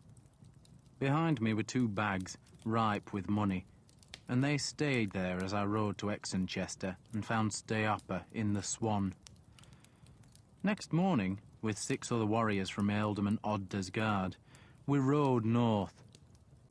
Our way was marked by pillars of smoke, for Svein was burning and plundering as he went, but we had done what Alfred had wanted us to do.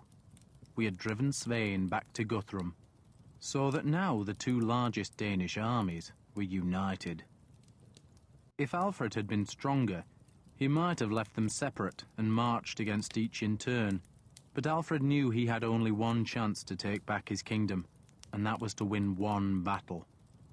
He had to overwhelm all the Danes and destroy them in one blow, and his weapon was an army that existed only in his head. He had sent demands that the Fyrd of Wessex would be summoned after Easter and before Pentecost, but no one knew whether it would actually appear. Perhaps we would ride from the swamp and find no one at the meeting place. Or perhaps the Fyrd would come and there would be too few men. The truth was that Alfred was too weak to fight, but to wait longer would only make him weaker. So he had to fight or lose his kingdom. So we would fight. Chapter 11. You will have many sons, Iseult told me. It was dark, though a half-moon was hazed by a mist. Somewhere to the northeast, a dozen fires burned in the hills, evidence that a strong Danish patrol was watching the swamp. But I am sorry about Uhtred, she said. I wept for him then. I do not know why the tears had taken so long to come, but suddenly I was overwhelmed by the thought of his helplessness, his sudden smile, and the pity of it all. Both my half-brothers and my half-sister had died when they were babies, and I do not remember my father crying, though perhaps he did. I do remember my stepmother shrieking in grief, and how my father, disgusted by the sound, had gone hunting with his hawks and hounds. I saw 3 kingfishers yesterday, Iseult said.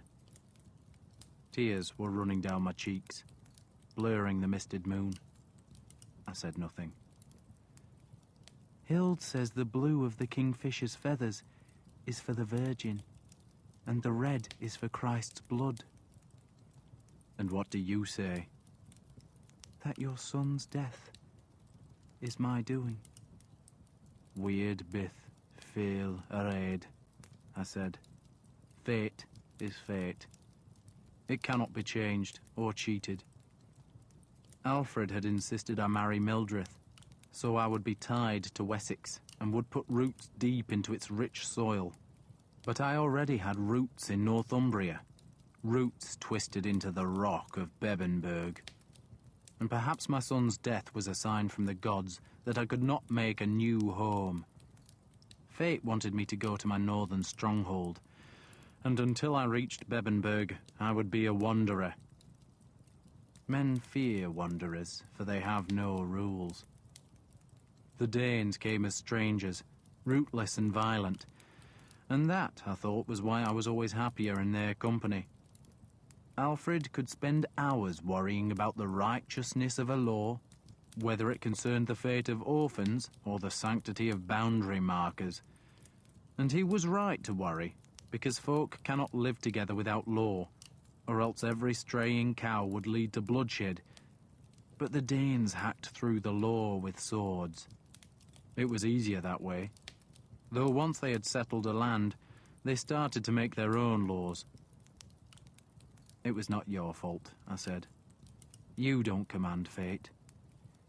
Hild says there is no such thing as fate, Iseult said. Then Hild is wrong. There is only the will of God, Iseult said, and if we obey that, we go to heaven. And if we choose not to, I said, isn't that fate? That's the devil, she said. We are sheep, Uhtred, and we choose our shepherd, a good one or a bad one. I thought Hild must have soured Iseult with Christianity, but I was wrong. It was a priest who had come to Ethlinghaig while I had been in Defnasgeir who had filled her head with his religion. He was a British priest from Dyfed, a priest who spoke Iseult's native tongue and also knew both English and Danish. I was ready to hate him as I hated Brother Asa. But Father Peerlig stumbled into our hut next morning, booming that he had found 5 goose eggs and was dying of hunger. Dying! That's what I am, dying of starvation. He looked pleased to see me. You're the famous Uhtred, eh? And Iseult tells me you hate Brother Asa. Then you're a friend of mine. Why Abraham doesn't take Asa to his bosom, I do not know. Except maybe Abraham doesn't want the little bastard clinging to his bosom. I wouldn't. It would be like suckling a serpent, it would. Did I say I was hungry? He was twice my age and a big man, big-bellied and big-hearted. His hair stuck out in ungovernable clumps. He had a broken nose, only 4 teeth, and a broad smile. When I was a child, he told me, ever such a little child, I used to eat mud. Can you believe that? Do Saxons eat mud? Of course they do. And I thought, I don't want to eat mud. Mud is for toads, it is. So, eventually I became a priest. And you know why? Because I never saw a hungry priest. Never. Did you ever see a hungry priest? Nor me. All this tumbled out without any introduction. Then he spoke earnestly to Iseult in her own tongue, and I was sure he was pouring Christianity into her. But then he translated for me. I'm telling her that you can make a marvellous dish with goose eggs. Break them up, stir them well, and add just a little crumbled cheese. So, Defnisgear is safe? Unless the Danes send a fleet, I said. Guthrum has that in mind, Peerlig said. He wants the Danes in Londane to send their ships to the south coast. You know that? I do indeed. I do indeed. He told me. I've just spent 10 days in Chippenham. I speak Danish, see, because I'm clever. And so I was an ambassador for my king. How about that? Me, who used to eat mud, an ambassador. Crumble the cheese finer, my love. That's right. I had to discover, you see, how much money Guthrum would pay us to bring our spearmen over the hills and start skewering Saxons. Now that's a fine ambition for a Briton, skewering Saxons. But the Danes are pagans, and God knows we can't have pagans loose in the world. Why not? It's just a fancy of mine, he said. Just a fancy. He stabbed his finger into a tiny pot of butter, then licked it. It isn't really sour, he told Iseult. Not very. So stir it in. He grinned at me. What happens when you put 2 bulls to a herd of cows? 1 bull dies. There you are. Gods are the same, which is why we don't want pagans here. We're cows, and the gods are bulls. So we get humped? He laughed. Theology's difficult. Anyway, God is my bull, so here I am telling the Saxons about Guthrum. Did Guthrum offer you money? I asked. He offered me the kingdoms of the world. He offered me gold, silver, amber, and jet. He even offered me women, or boys if I had that taste, which I don't. And I didn't believe a single promise he made. Not that it mattered. The Britons aren't going to fight anyway. God doesn't want us to. No. My embassy was all a pretense. Brother Asa sent me. He wanted me to spy on the Danes, see? Then tell Alfred what I saw. So, that's what I'm doing. Asa sent you? He wants Alfred to win. Not because he loves the Saxons. Even Brother Asa isn't that curdled. But because he loves God. And will Alfred win? If God has anything to do with it, yes, Peerlig said cheerfully, then gave a shrug. But the Danes are strong in men. A big army. But they're not happy, I can tell you that. And they're all hungry. Not starving, mind you, but pulling their belts tighter than they'd like. And now Svein's there, so there'll be even less food. Their own fault, of course. Too many men in Chippenham, and too many slaves. They have scores of slaves, but he's sending the slaves to Londane to sell them there. They need some baby eels, eh? That'll fatten them up. The elvers were swarming into the Severn Sea and slithering up the shallow waterways of the swamp, where they were being netted in abundance. There was no hunger in Ethelingeg, not if you gorged on elvers. "I caught 3 basketfuls yesterday," Peerlig said happily. "And a frog. It had a face, just like Brother Asa, so I gave it a blessing and threw it back. Don't just stir the eggs, girl. Beat them. I hear your son died." "Yes," I answered stiffly. "I am sorry," he said, with genuine feeling. "I am truly sorry, for to lose a child is a desperate hard thing. I sometimes think God must like children. He takes so many to him. I believe there's a garden in heaven, a green garden where children play all the time. He's got 2 sons of mine up there, and I tell you, the youngest must be making the angels scream. He'll be pulling the girls' hair and beating up the other boys like they were goose eggs." "You lost 2 sons?" "But I kept 3 others and 4 daughters. Why do you think I'm never home?" He grinned at me. "Noisy little things they are, children, and such appetites. Sweet Jesus, they'd eat a horse a day if they could. There are some folk who say priests shouldn't marry, and there are times I think they're right.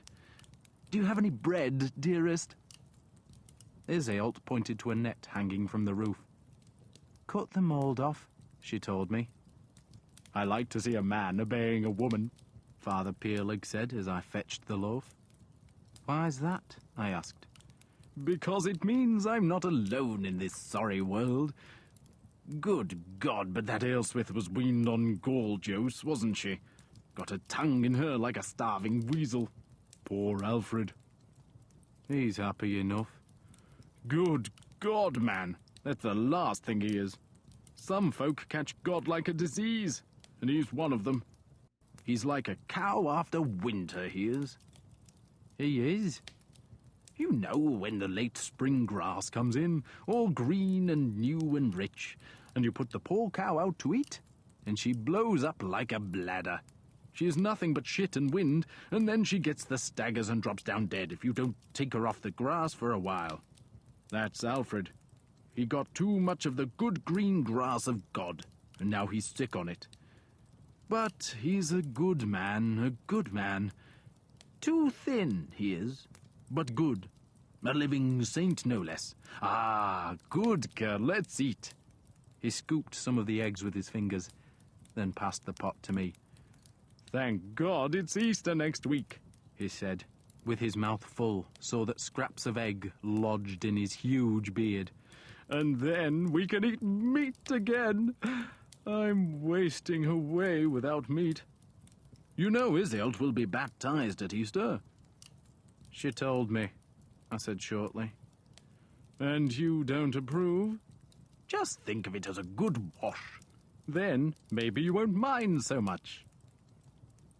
I was not in Ethelingeg for Iseult's baptism, nor did I wish to be, for I knew Easter with Alfred would be nothing but prayers and psalms and priests and sermons.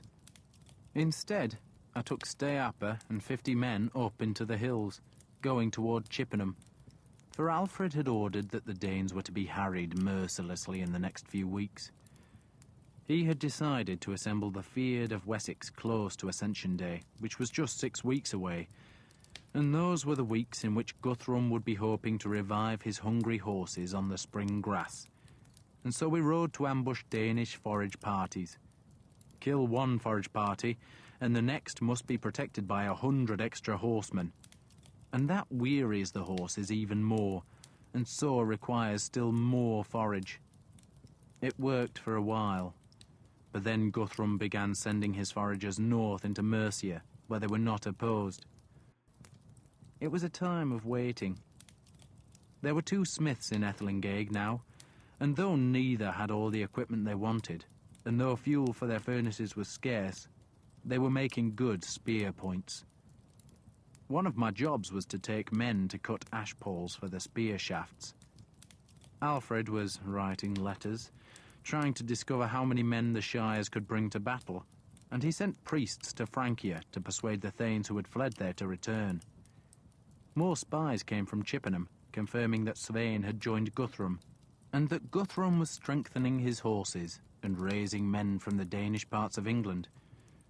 He was ordering his West Saxon allies like Wulfhere to arm their men, and warning his garrisons in Wintoncester, Redingham and Batham that they must be ready to abandon their ramparts and march to his aid.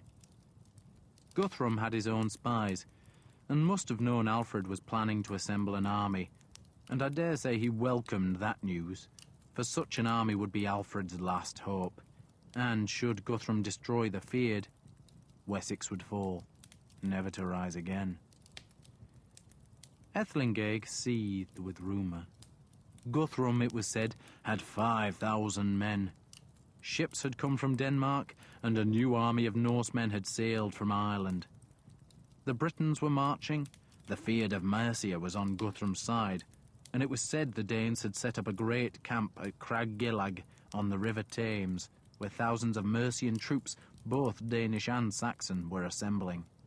The rumours of Guthrum's strength crossed the sea, and Wilfrith of Hamptonskir wrote from Francia, begging Alfred to flee Wessex. "Take ship to this coast," he wrote, "and save your family." Leofric rarely rode on patrols with us, but stayed in Ethelinghaig, for he had been named commander of the king's bodyguard.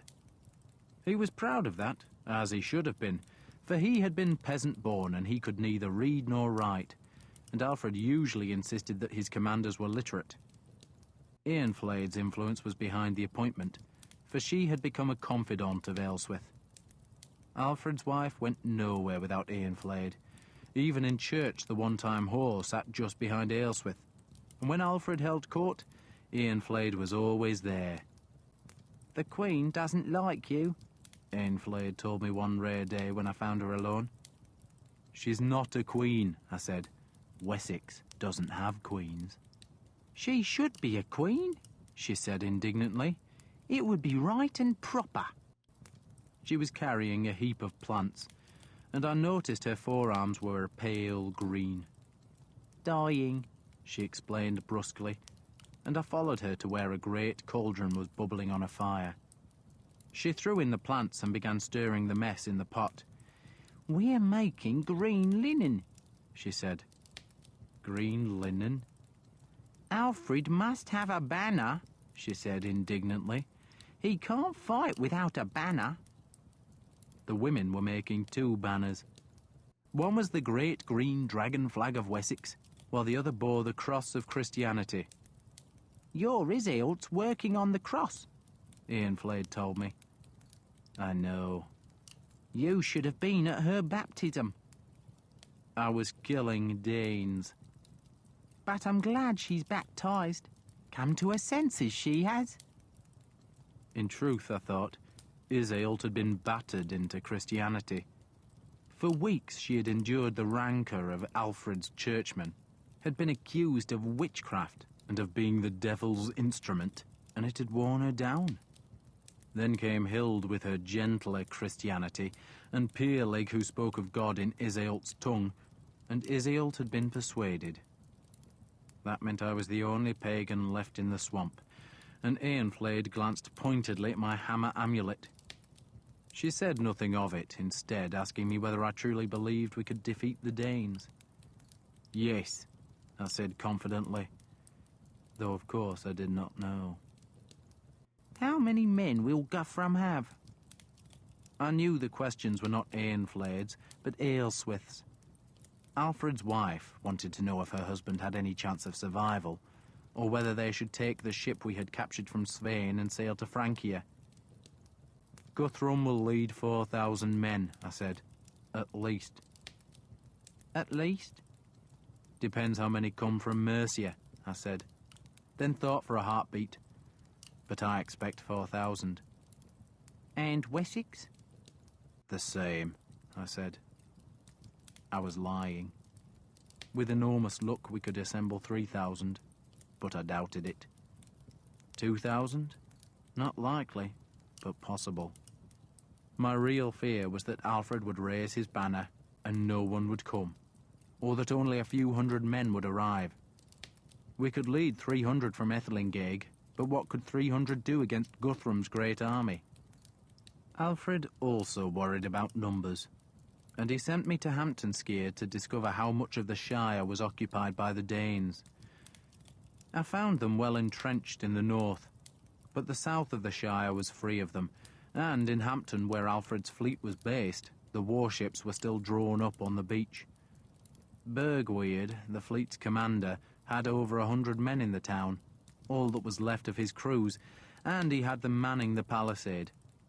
He claimed he could not leave Hampton for fear that the Danes would attack and capture the ships.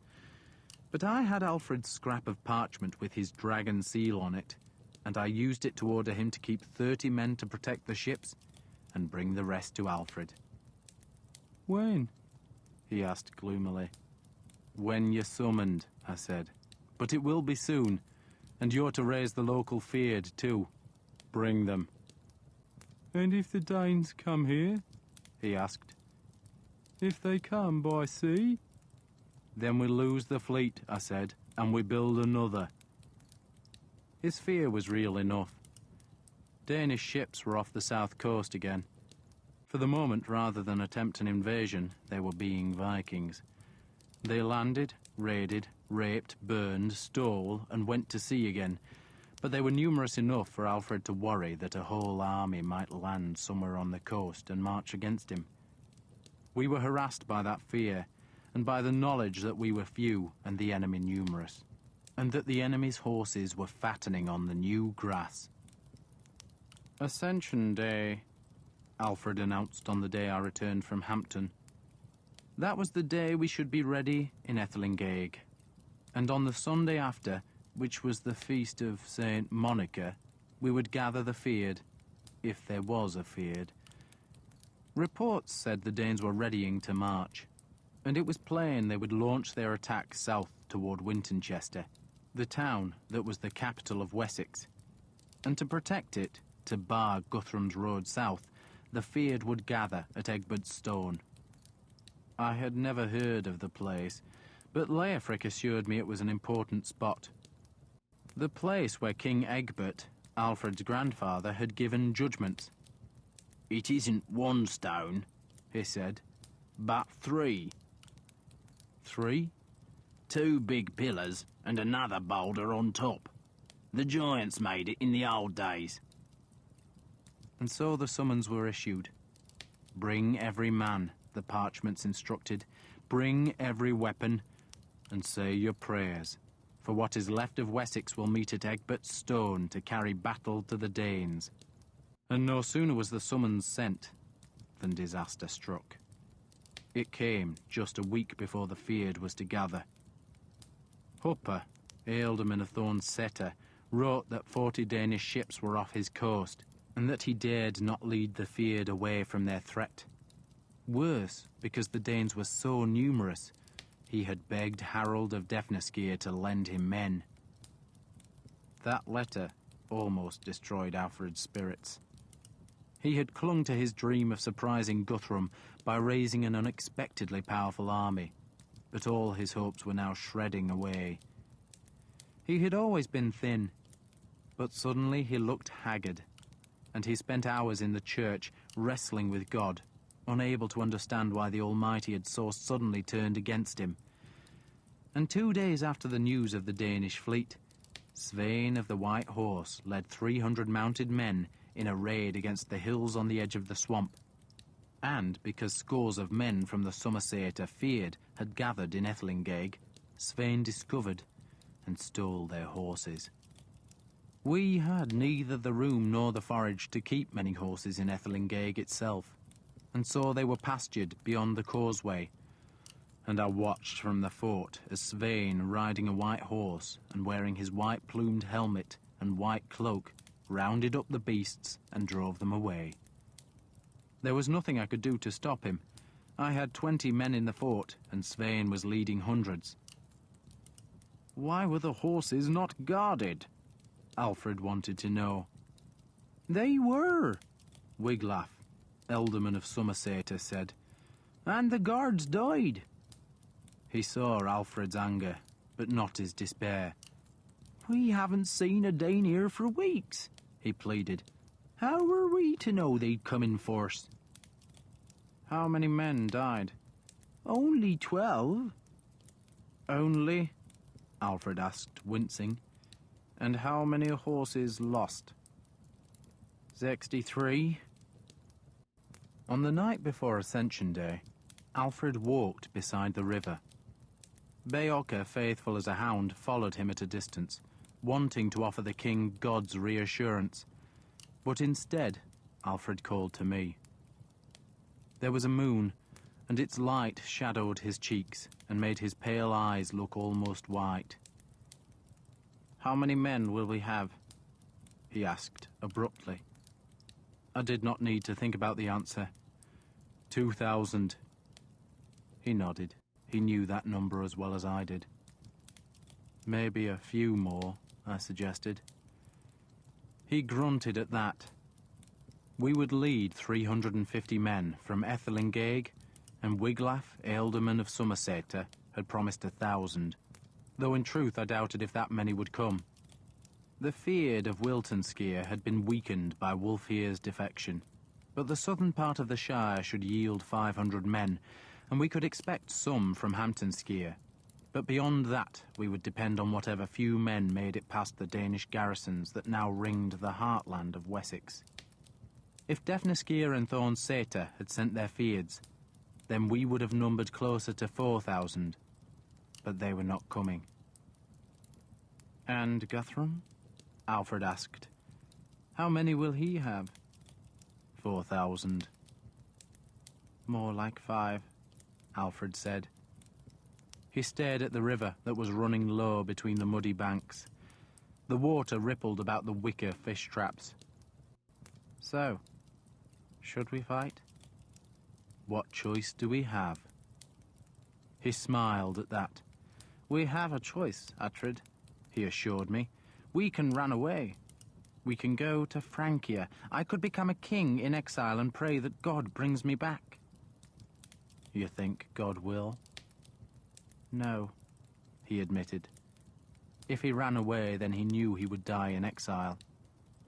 "So, we fight," I said. "And on my conscience," he said, "I will forever bear the weight of all those men who died in a hopeless cause.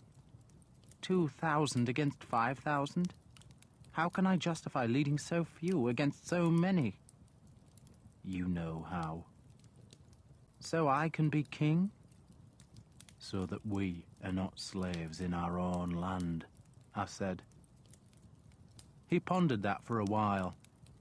An owl flew low overhead, a sudden surprise of white feathers, and the rush of air across stubby wings.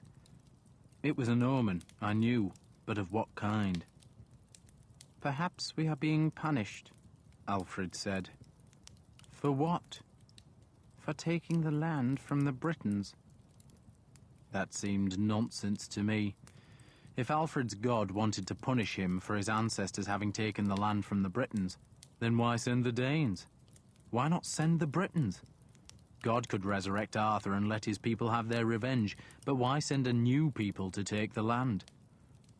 "Do you want Wessex or not?" I asked harshly. He said nothing for a while, then gave a sad smile.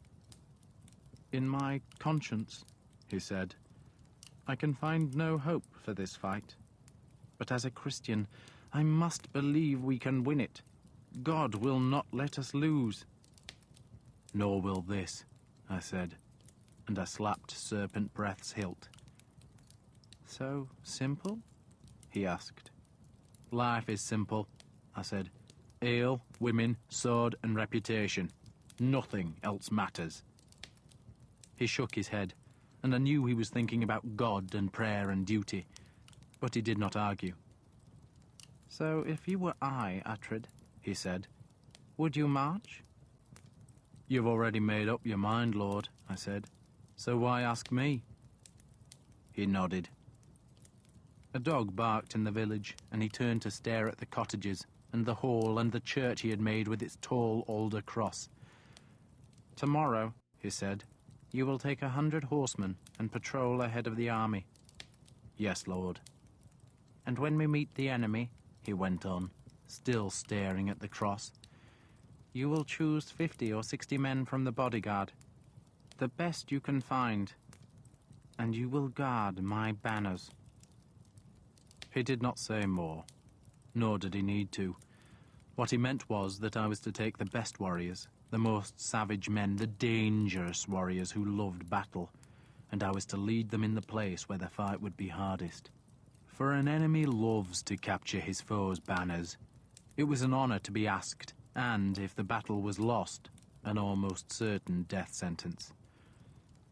I shall do it gladly, Lord, I said, but ask a favor of you in return. If I can, he said guardedly. If you can, I said, don't bury me. Burn my body on a pyre and put a sword in my hand. He hesitated, then nodded, knowing he had agreed to a pagan funeral. I never told you, he said, that I am sorry about your son. So am I, Lord. But he is with God, Uhtred. He is assuredly with God. So I'm told, Lord. So I'm told. And next day we marched. Fate is inexorable, and though numbers and reason told us we could not win, we dared not lose, and so we marched to Egbert's stone. We marched with ceremony. 23 priests and 18 monks formed our vanguard and chanted a psalm as they led Alfred's forces away from the fort, guarding the southern trackway and east toward the heartland of Wessex. They chanted in Latin, so the words meant nothing to me, but Father Peerlig had been given use of one of Alfred's horses, and dressed in a leather coat and with a great sword strapped to his side, and with a stout-shafted boar spear on one shoulder, he rode alongside me and translated the words. God, he said, you have abandoned me. You have scattered us. You are angry with us. Now turn to us again. That sounds a reasonable request, doesn't it? You've kicked us in the face, so now give us a cuddle, eh? It really means that? Not the bit about kicks and cuddles. That was me. He grinned at me. I do miss war. Isn't that a sin? You've seen war? Seen it? I was a warrior before I joined the church. Peerlig the Fearless, they called me. I killed 4 Saxons in a day once, all by myself, and I had nothing but a spear. And they had swords and shields, they did. Back home, they made a song about me. But mind you, the Britons will sing about anything. I can sing you the song if you like. It tells how I slaughtered 394 Saxons in one day. But it's not entirely accurate. So, how many did you kill? I told you. 4. He laughed. So, how did you learn English? My mother was a Saxon, poor thing. She was taken in a raid on Mercia and became a slave. So, why did you stop being a warrior? Because I found God, Uhtred. Oh, God found me, and I was becoming too proud. Songs about yourself go to your head, and I was wickedly proud of myself, and pride is a terrible thing. It's a warrior's weapon, I said. It is indeed, he agreed. And that is why it is a terrible thing, and why I pray God purges me of it. We were well ahead of the priests now, climbing toward the nearest hilltop to look north and east for the enemy, but the churchmen's voices followed us, their chant strong in the morning air. Through God we shall do bravely, Father Peerlig interpreted for me, and God shall trample down our enemies. Now there's a blessed thought for a fine morning, Lord Uhtred. The Danes are saying their own prayers, Father. But to what God, eh? No point in shouting at a deaf man, is there? He curbed his horse at the hilltop and stared northward. Not even a mouse stirring. The Danes are watching, I said. We can't see them, but they can see us. If they were watching, then what they could see was Alfred's 350 men riding or walking away from the swamp. And in the distance, another 500 or 600 men who were the feared from the western part of Somerseta, who had camped to the south of the swamp and now marched to join our smaller column. Most of the men from Ethelinghaig were real soldiers, trained to stand in the shield wall, but we also had 50 of the marshmen. I had wanted Eofor, the strong bowman, to come with us, but he could not fight without his niece telling him what to do, and I had no intention of taking a child to war, and so we had left Eofor behind. A good number of women and children were following the column, though Alfred had sent Aelswith and his children south to Skye Burnen under a guard of 40 men. We could hardly spare those men, but Alfred insisted his family go. Aelswith was to wait in Skye Burnen, and if news came that her husband was defeated and the Danes victorious, she was to flee south to the coast and find a ship that would take her to Francia. She was also instructed to take with her whatever books she could find in Skye Burnen, for Alfred reckoned the Danes would burn every book in Wessex, and so Aelswith was to rescue the gospel books and saints' lives and church fathers and histories and philosophers, and thus raise her son Edward to become a learned king in exile. Iseult was with the army, walking with Hild and with Eanfled, who had upset Aelswith by insisting on following Leofric. The women led pack horses, which carried the army's shields, food, and spare spears. Nearly every woman was equipped with some kind of weapon. Even Hild, a nun, wanted to take revenge on the Danes who had whored her, and so carried a long, narrow-bladed knife. God help the Danes, Father Peerlig had said when he saw the women gather, if that lot get among them. He and I now trotted eastward. I had horsemen ringing the column, riding on every crest, staying in sight of one another, and ready to signal if they saw any sign of the enemy. But there was none. We rode or marched under a spring sky, through a land bright with flowers, and the priests and monks kept up their chanting, and sometimes the men behind, who followed Alfred's 2 standard-bearers, would start singing a battle song. Father Peerlig beat his hand in time to the singing, then gave me a big grin. I expect Iseult sings to you, doesn't she? She does. We Britons love to sing. I must teach her some hymns. He saw my sour look and laughed. Don't worry, Uhtred. She's no Christian. She isn't? I asked, surprised. Well, she is for the moment. I'm sorry you didn't come to her baptism. It was cold, that water. Fair froze me. She's baptized, I said. But you say she's no Christian? She is and she isn't, Peerlig said with a grin. She is now, see, because she's among Christians.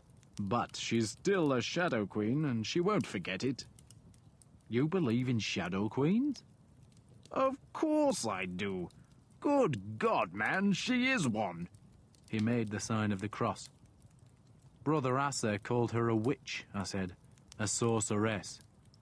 Well, he would, wouldn't he? He's a monk. Monks don't marry. He's terrified of women, Brother Asa, unless they're very ugly, and then he bullies them. But show him a pretty young thing and he goes all addled. And of course he hates the power of women. Power? Not just tits, I mean. God knows tits are powerful enough. But the real thing, power. My mother had it. She was no Shadow Queen, mind you, but she was a healer and a scryer. She saw the future? He shook his head. She knew what was happening far off. When my father died, she suddenly screamed. Screamed fit to kill herself because she knew what had happened. She was right, too. The poor man was cut down by a Saxon. But she was best as a healer. Folk came to her from miles around. It didn't matter that she was born a Saxon. They'd walk for a week to fetch the touch of her hand. Me, I got it for free. She banged me about, she did, and I dare say I deserved it. But she was a rare healer, and of course the priests don't like that. Why not? Because we priests tell folk that all power comes from God. And if it doesn't come from God, then it must be evil, see? So, when folk are ill, the church wants them to pray and to give the priests money. Priests don't like it when they don't understand things, and they don't like folk going to the women to be healed. But what else are folk to do? My mother's hand, God rest her Saxon soul, was better than any prayer, better than the touch of the sacraments. I wouldn't stop folk going to see a healer. I'd tell them to. He stopped talking because I raised my hand. I had seen movement on a hillside to the north, but it was only a deer. I dropped my hand and kicked the horse on. Now, your Iseult, Peerlig went on. She's been raised with the power, and she won't lose it. Didn't the baptism wash it out of her? Not at all.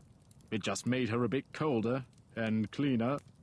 Nothing wrong with a scrub once or twice a year, he laughed. But she was frightened back there in the swamp. You were gone, and all around were Saxons, and they were spitting that she was a pagan. So what did you think she would do? She wants to be one of them. She wants folk to stop spitting at her, so she said she'd be baptized. And maybe she really is a Christian. I'd praise God for that mercy, but I'd rather praise him for making her happy. You don't think she is? Of course she isn't. She's in love with you, he laughed. And being in love with you means living among the Saxons, doesn't it? Poor girl. She's like a beautiful young hind that finds herself living among grunting pigs. What a gift for words you have, I said. He laughed, delighted with his insult. Win your war, Lord Uhtred, he said. Then take her away from us priests and give her lots of children. She'll be happy, and one day she'll be truly wise. That's the women's real gift, to be wise, and not many men have it. And my gift was to be a warrior. Though there was no fighting that day. We saw no Danes, though I was certain they had seen us, and that by now Guthrum would have been told that Alfred had at last come from the swamp and was marching inland. We were giving him the opportunity to destroy us, to finish Wessex, and I knew that the Danes would be readying to march on us. We spent that night in an earthen fort built by the old people, and next morning went north and east through a hungry land. I rode ahead, going into the hills to look for the enemy, but again the world seemed empty. Rooks flew, hares danced, and cuckoos called from the woods that were thick with bluebells, but there were no Danes. I rode along a high ridge, gazing northward, and saw nothing. And when the sun was at its height, I turned east. There were 10 of us in my band, and our guide was a man from Wiltonskir who knew the country, and he led us toward the valley of the Willig, where Egbert's stone stands. A mile or so short of the valley, we saw horsemen, but they were to the south of us, and we galloped across ungrazed pasture land to find it was Alfred, escorted by Leofric, 5 soldiers and 4 priests. "Have you been to the stone?" Alfred called out eagerly as we closed on him. "No, Lord." "Doubtless there are men there," he said, disappointed that I could not bring him news. "I didn't see any Danes either, Lord."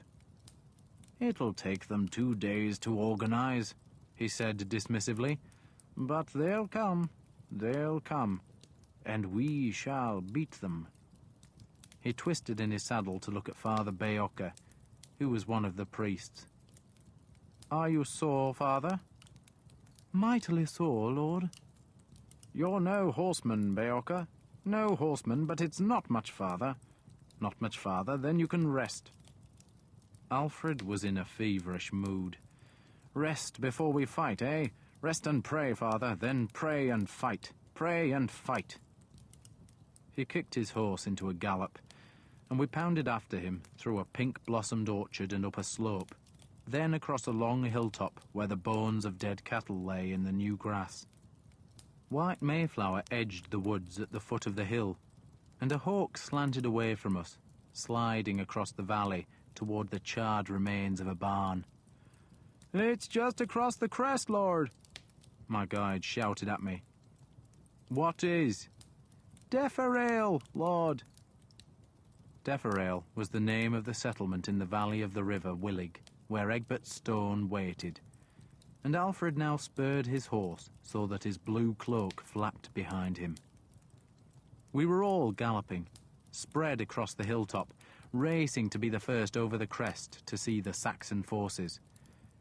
Then Father Beocca's horse stumbled.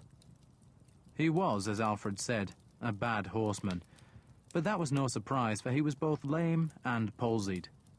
And when the horse tipped forward, Beocca tumbled from the saddle. I saw him rolling in the grass and turned my horse back. "I'm not hurt," he shouted at me. "Not hurt. Not much. Go on, Uhtred, go on." I caught his horse.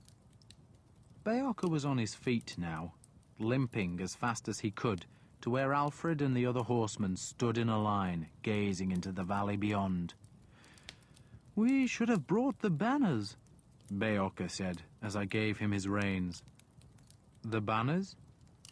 "So the Fyrd knows their king has come," he said breathlessly. "They should see his banners on the skyline, Uhtred, and know he has come. The cross and the dragon, eh? In hoc signo. Alfred will be the new Constantine, Uhtred, a warrior of the cross. In hoc signo. God be praised. God be praised. God indeed be mightily praised." I had no idea what he meant, nor did I care, for I had reached the hilltop and could stare down into the long, lovely valley of the Willig, which was empty. Not a man in sight.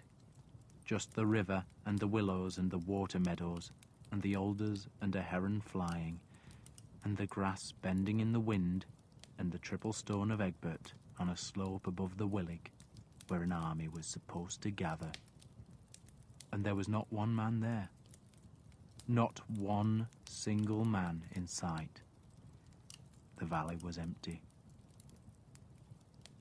The men we had brought from Ethelinghaig straggled into the valley, and with them now was the Fyrd of Somerseta.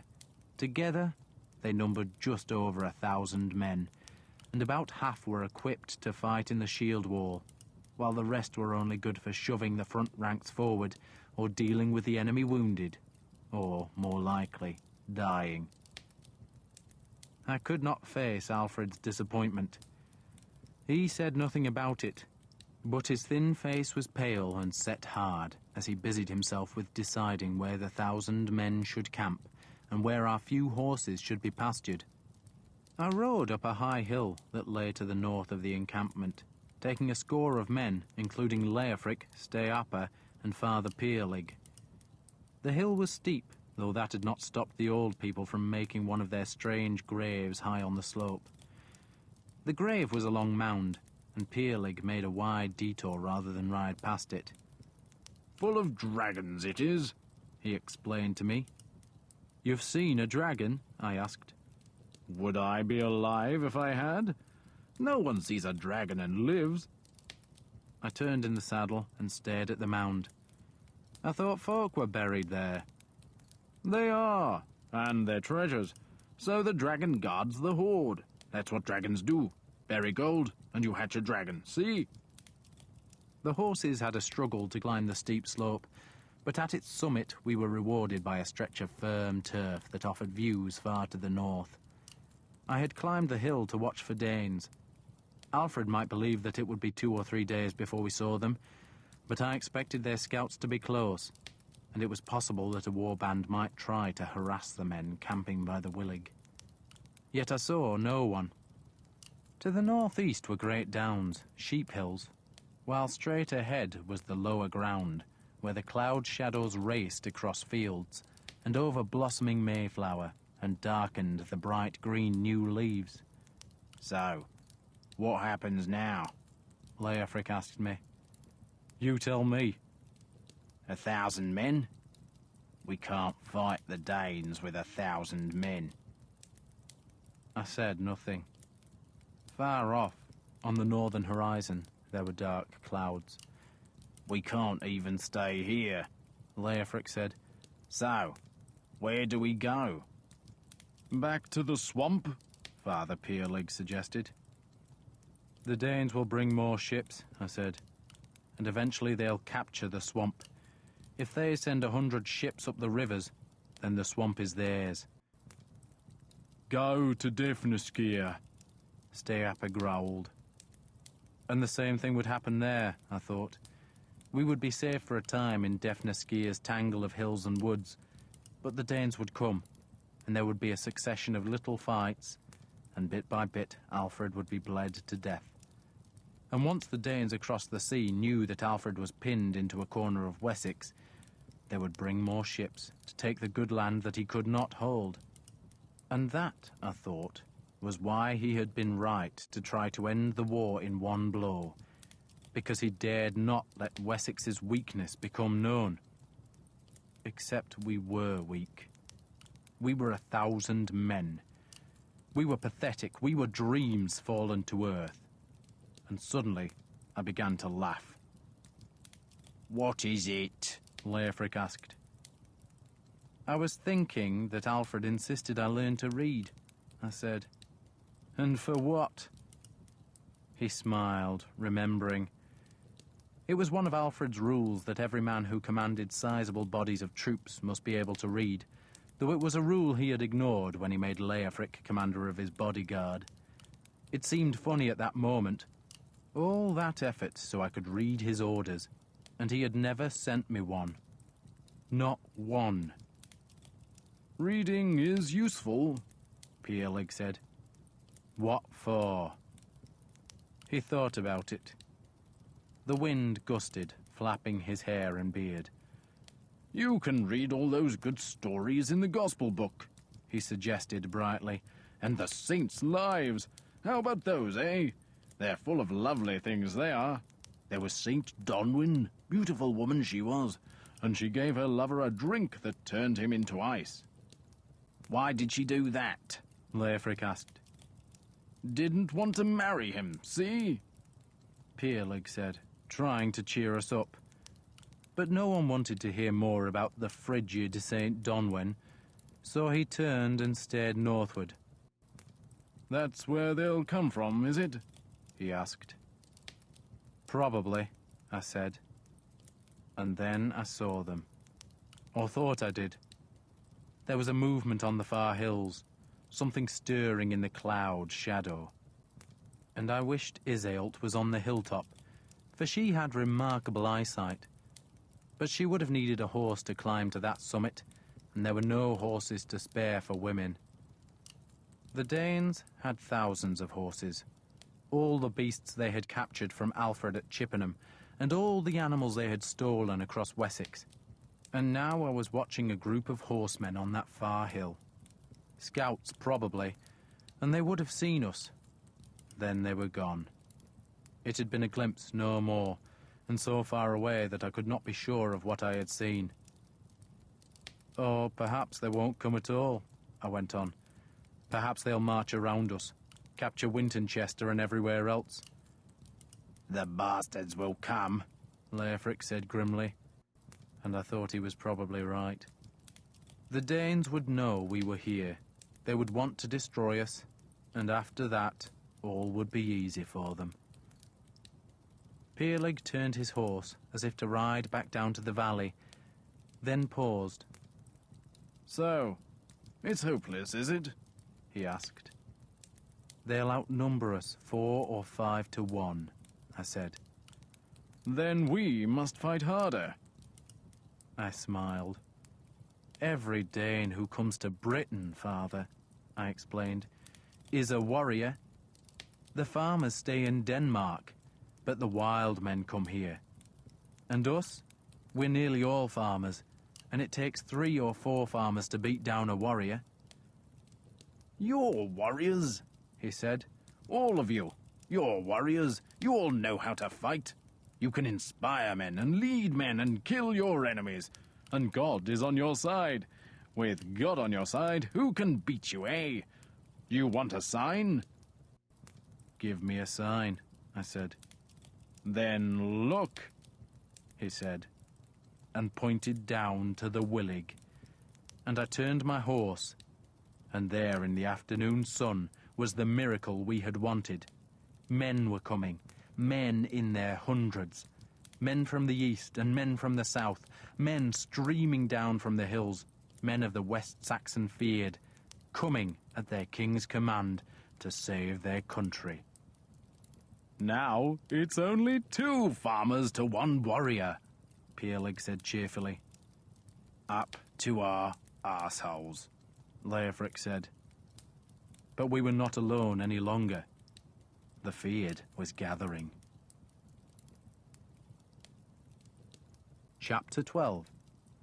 Most men came in large groups, led by their thanes, while others arrived in small bands, but together they swelled into an army.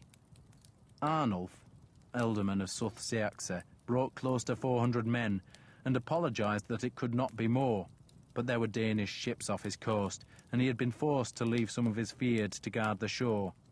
The men of Wiltonskir had been summoned by Wulfir to join Guthrum's army, but the Reeve, a grim man named Osric, had scoured the southern part of the Shire, and over 800 men had ignored their ealdorman's summons, and came to Alfred instead. More arrived from the distant parts of Somerset to join Wiglaf's feared, that now numbered 1,000 men. While half that many came from Hamptonskir, including Bergwyrd's garrison, in which were Eadric and Senwulf, crewmen from their Hayhengel, and both embraced me. And with them was Father Willibald, eager and nervous. Almost every man came on foot, weary and hungry, with their boots falling apart, but they had swords and axes and spears and shields, and by mid-afternoon there were close to 3,000 men in the Willig Valley, and more were still coming as I rode toward the distant hill where I thought I had seen the Danish scouts. Alfred sent me, and at the last moment Father Peerlig had offered to accompany me, and Alfred had looked surprised, appeared to think about it for a heartbeat, then nodded assent. "Bring Uhtred home safe, Father," he had said stiffly. I said nothing as we rode through the growing camp, but once we were on our own, I gave Peerlig a sour look. "That was all arranged," I said. "What was?" "You coming with me. He had your horse already saddled. So what does Alfred want?" Peerlig grinned. "He wants me to talk you into becoming a Christian, of course. The king has great faith in my powers of speech." "I am a Christian," I said. "Are you now?" "I was baptized, wasn't I? Twice, as it happens." "Twice? Doubly holy, eh? How come you got it twice?" "Because my name was changed when I was a child, and my stepmother thought heaven wouldn't recognize me under my old name." He laughed. "So they washed the devil out of you the first time and slopped him back in the second." I said nothing to that, and Peerlig rode in silence for a time. "Alfred wants me to make you a good Christian," he said after a while, "because he wants God's blessing." "He thinks God will curse us because I'm fighting for him." Peerlig shook his head. "He knows, Uhtred, that the enemy are pagans. If they win, then Christ is defeated. This isn't just a war over land, it's a war about God. And Alfred, poor man, is Christ's servant. So he will do all he can for his master, and that means trying to turn you into a pious example of Christian humility. If he can get you onto your knees, then it'll be easy to make the Danes grovel." I laughed, as he had meant me to. "If it encourages Alfred," I said, "tell him I'm a good Christian." "I planned to tell him that anyway," Peerlig said, "just to cheer him up. But in truth, I wanted to come with you." "Why?" "Because I missed this life. God, I miss it. I loved being a warrior. All that irresponsibility, I relished it. Kill and make widows, frighten children. I was good at it, and I miss it. And I was always good at scouting. We'd see you Saxons blundering away like swine, and you never knew we were watching you. Don't worry. I'm not going to talk Christ into you, whatever the king wants. Our job was to find the Danes, if they were near. Alfred had marched to the Willig Valley to block any advance Guthrum made into the heartland of Wessex, but he still feared that the Danes might resist the lure of destroying his small army and instead march around us to take southern Wessex, which would leave us stranded and surrounded by Danish garrisons. That uncertainty meant Alfred was desperate for news of the enemy, so Peerlig and I rode north and east up the valley, until we came to where a smaller river flowed south into the Willig, and we followed that lesser stream past a large village that had been reduced to ashes. The small river passed through good farmland, but there were no cattle, no sheep, and the fields were unploughed and thick with weeds. We went slowly, for the horses were tired, and we were well north of our army now. The sun was low in the west, though it was early May, so the days were lengthening. There were mayfly on the river, and trout rising to them. And then a scuffling sound made us both pause. But it was only a pair of otter cubs, scrabbling down to the water, through the roots of a willow.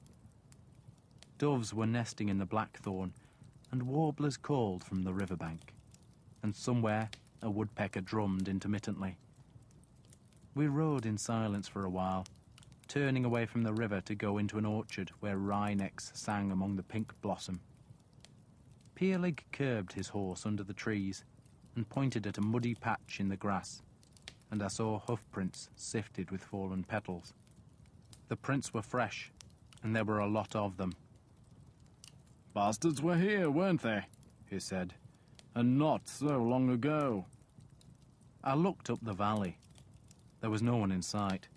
The hills rose steeply on either side, with thick woods on their lower slopes. I had the sudden uncomfortable feeling that we were being watched, that we were blundering, and the wolves were close. If I were a Dane, Peerlig spoke softly, and I suspected he shared my discomfort. I'd be over there.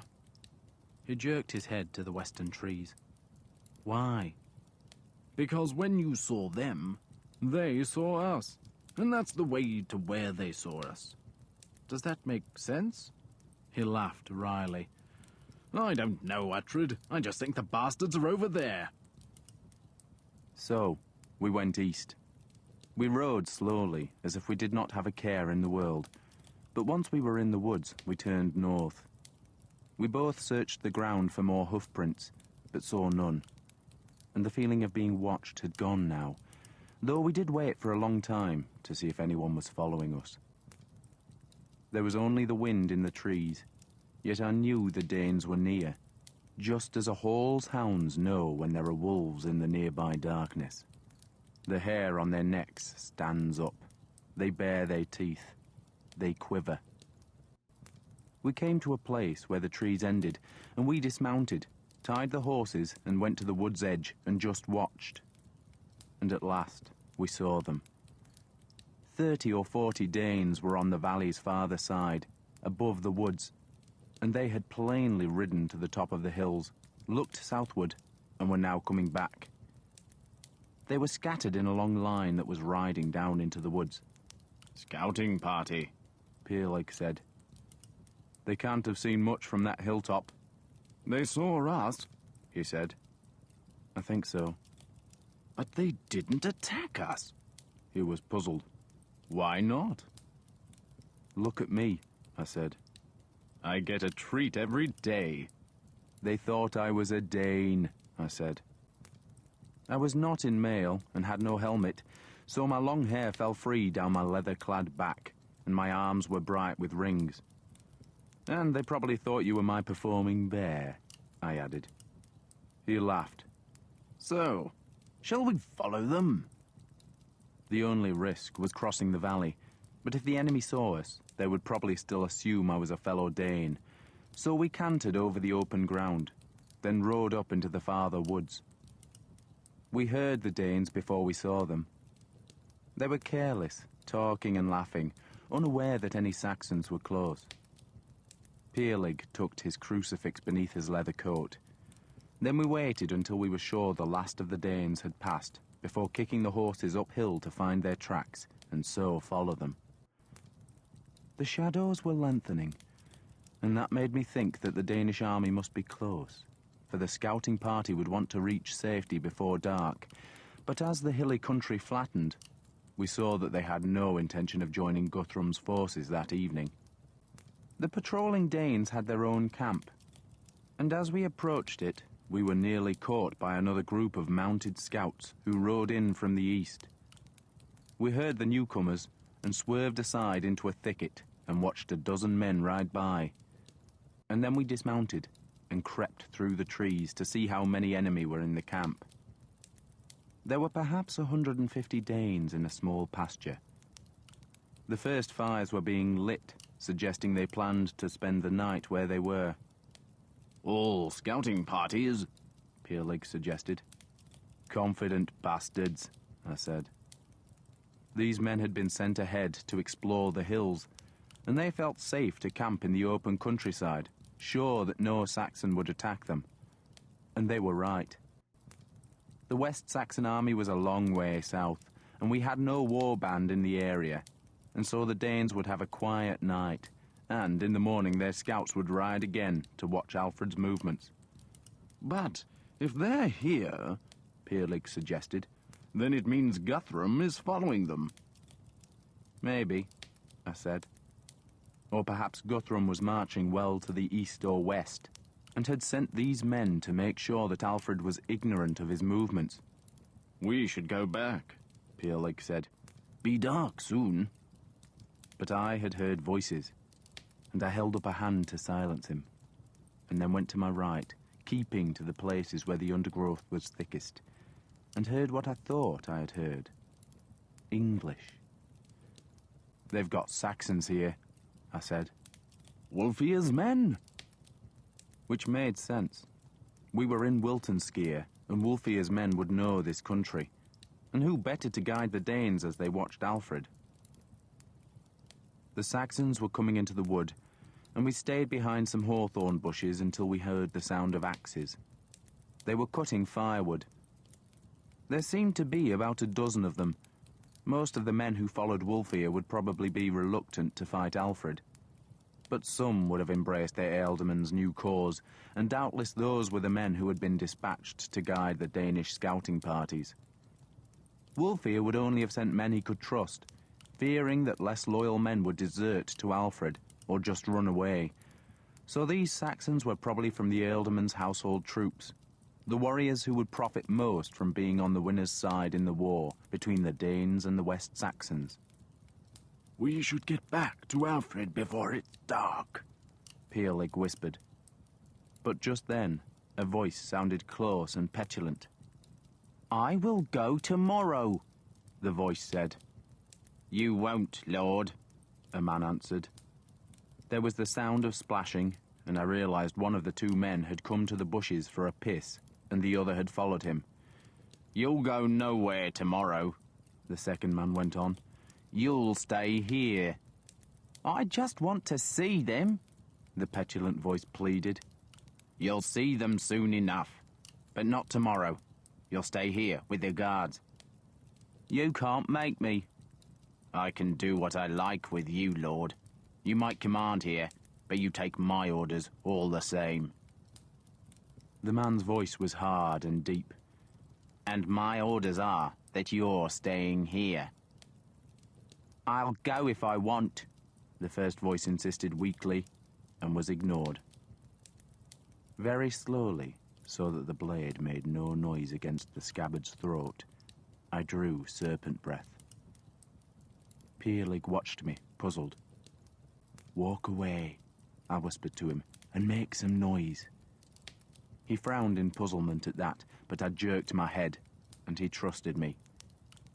He stood and walked toward our horses, whistling softly, and immediately the two men followed.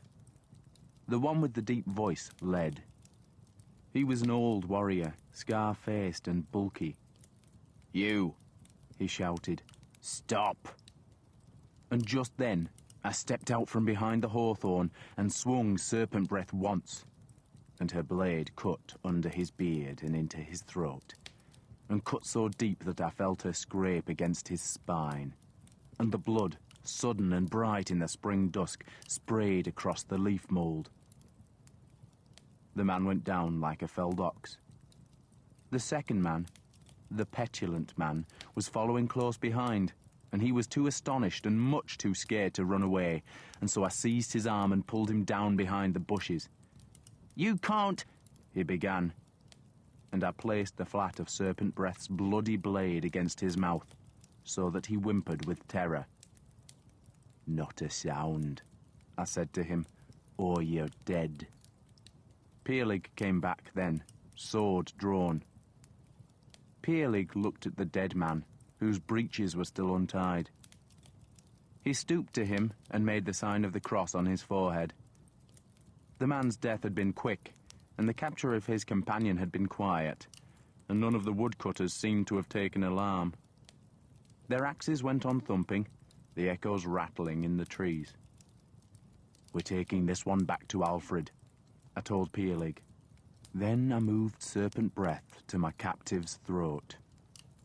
"Make one sound," I said, pressing the blade into his skin, "and I'll gut you from your overused gullet to your overused crotch.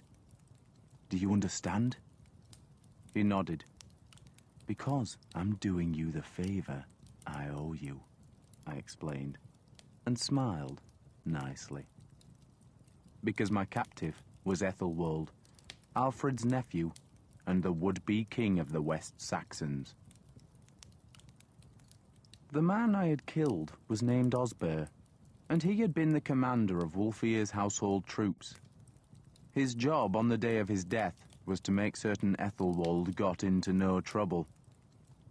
Ethelwold had a talent for misfortune. By rights, he should have been the King of Wessex, though I dare say he would have been the last king, for he was impetuous and foolish, and the twin solaces for having lost the throne to his uncle Alfred were ale and women. Yet he had ever wanted to be a warrior. Alfred had denied him the chance, for he dared not let Ethelwold make a name for himself on the battlefield. Ethelwold, the true king, had to be kept foolish, so that no man saw in him a rival for Alfred's throne. It would have been far easier to have killed Ethelwold, but Alfred was sentimental about family. Or perhaps it was his Christian conscience. But for whatever reason, Ethelwold had been allowed to live, and had rewarded his uncle's mercy by constantly making a fool of himself. But in these last months, he had been released from Alfred's leash, and his thwarted ambition had been given encouragement.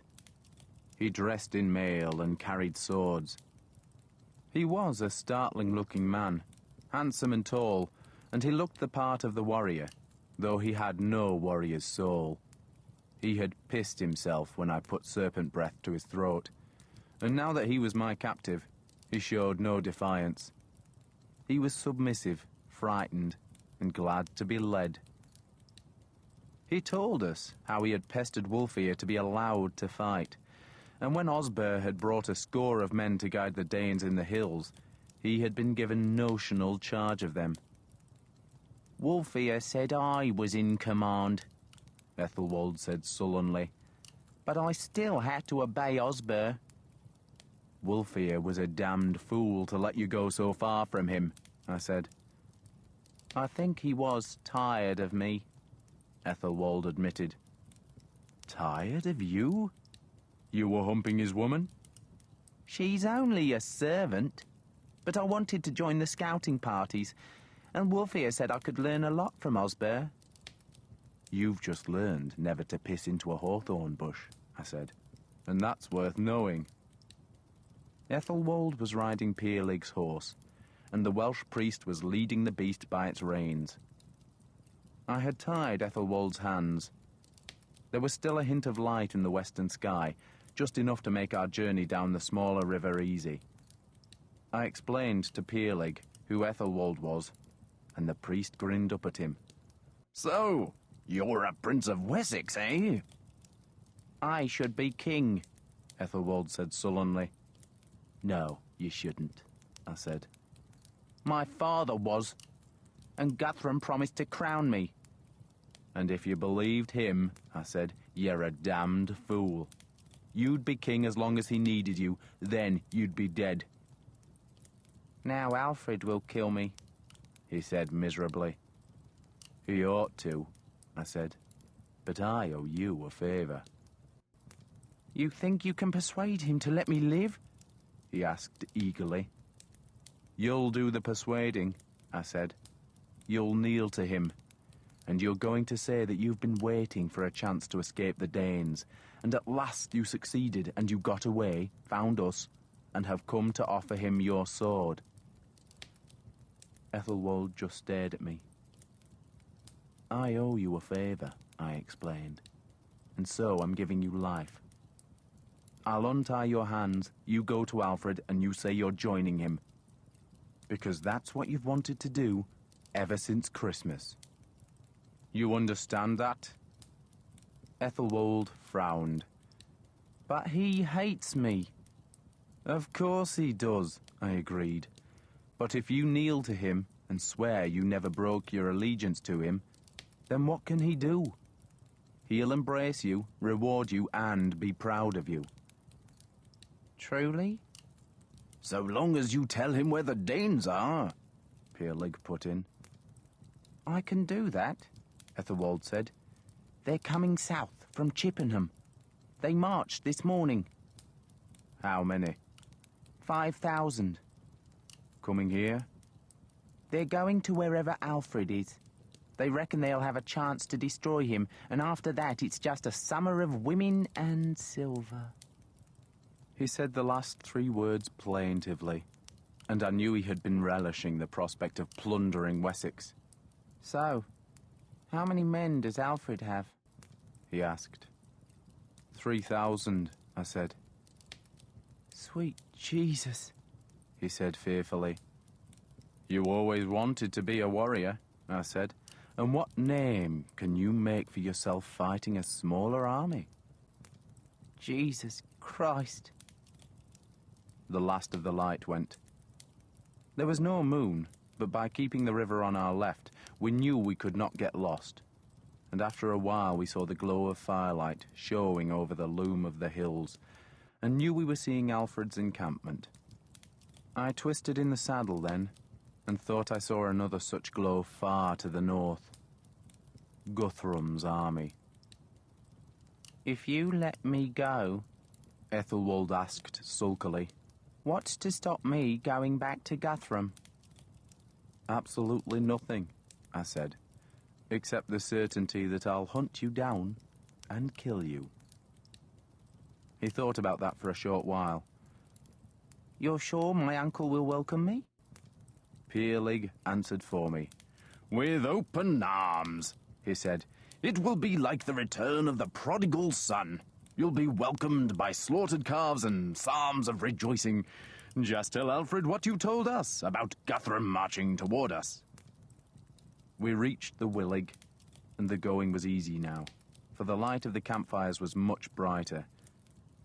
I cut Ethelwald free at the edge of the encampment, then gave him back his swords. He carried 2 as I did, a long one and a short saxer. Well, my prince, I said, time to grovel, eh? We found Alfred at the camp's centre. There was no pomp here. We did not have the animals to drag wagons loaded with tents or furniture, so Alfred was seated on a spread cloak between 2 fires. He looked dispirited, and later I learned that he had assembled the army in the twilight and made them a speech. But the speech, even Beocca admitted, had been less than successful. It was more a sermon than a speech, Beocca told me glumly. Alfred had invoked God, spoken of St. Augustine's doctrine of a righteous war, and talked about Boethius and King David, and the words had flown over the heads of the tired, hungry troops. Now Alfred sat with the leading men of the army, all of them eating stale, hard bread and smoked eel. Father Adalbert, the priest who had accompanied us to Chippenham, was playing a lament on a small harp. A bad choice of music, I thought. Then Alfred saw me and waved Adalbert to silence. "You have news?" he asked. For answer, I stood aside and bowed to Ethelwald, gesturing him toward the king. "Lord," I said to Alfred, "I bring you your nephew." Alfred stood. He was taken aback, especially as Ethelwald was plainly no prisoner, for he wore his swords. Ethelwald looked good. Indeed, he looked more like a king than Alfred. He was well made and handsome, while Alfred was much too thin, and his face was so haggard that he looked many years older than his 29 years. And of the two, it was Ethelwald who knew how to behave at that moment. He unbuckled his swords and threw them with a great clatter at his uncle's feet. Then he went to his knees and clasped his hands and looked up into the king's face. "I have found you," he said, with what sounded like utter joy and conviction. Alfred, bemused, did not know what to say, so I stepped forward. "We discovered him, Lord," I said, "in the hills. He was searching for you." "I escaped Guthrum," Ethelwald said.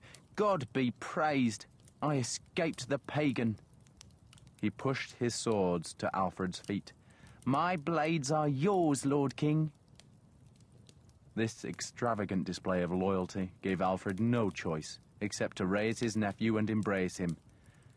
The men around the fires applauded.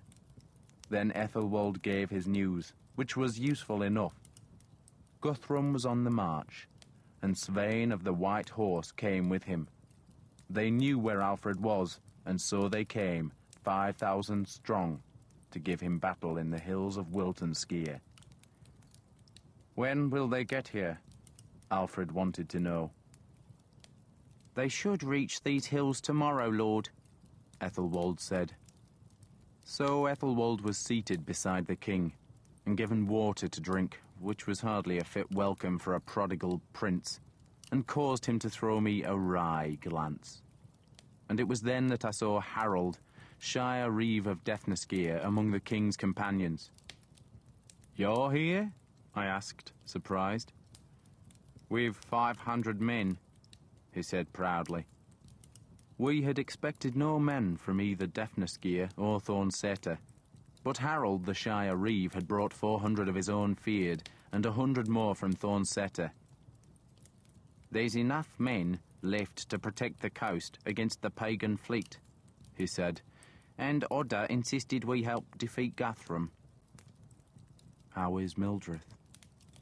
"She prays for her son," Harold said, "and for all of us." There were prayers after the meal. There were always prayers when Alfred was around, and I tried to escape them, but Peerlig made me stay. "The king wants to talk with you," he said. So, I waited while Bishop Aelwald droned, and afterward Alfred wanted to know whether Ethelwald had truly run away from the Danes. "That's what he told me, Lord," I said, "and I can only say we found him."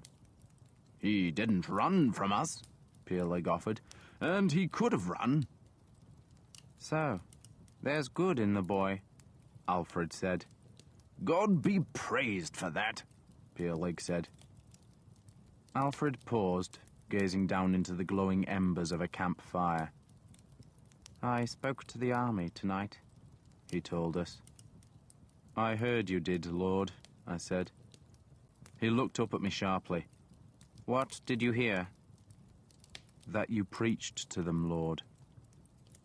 He flinched at that, then seemed to accept the criticism. "What do they want to hear?"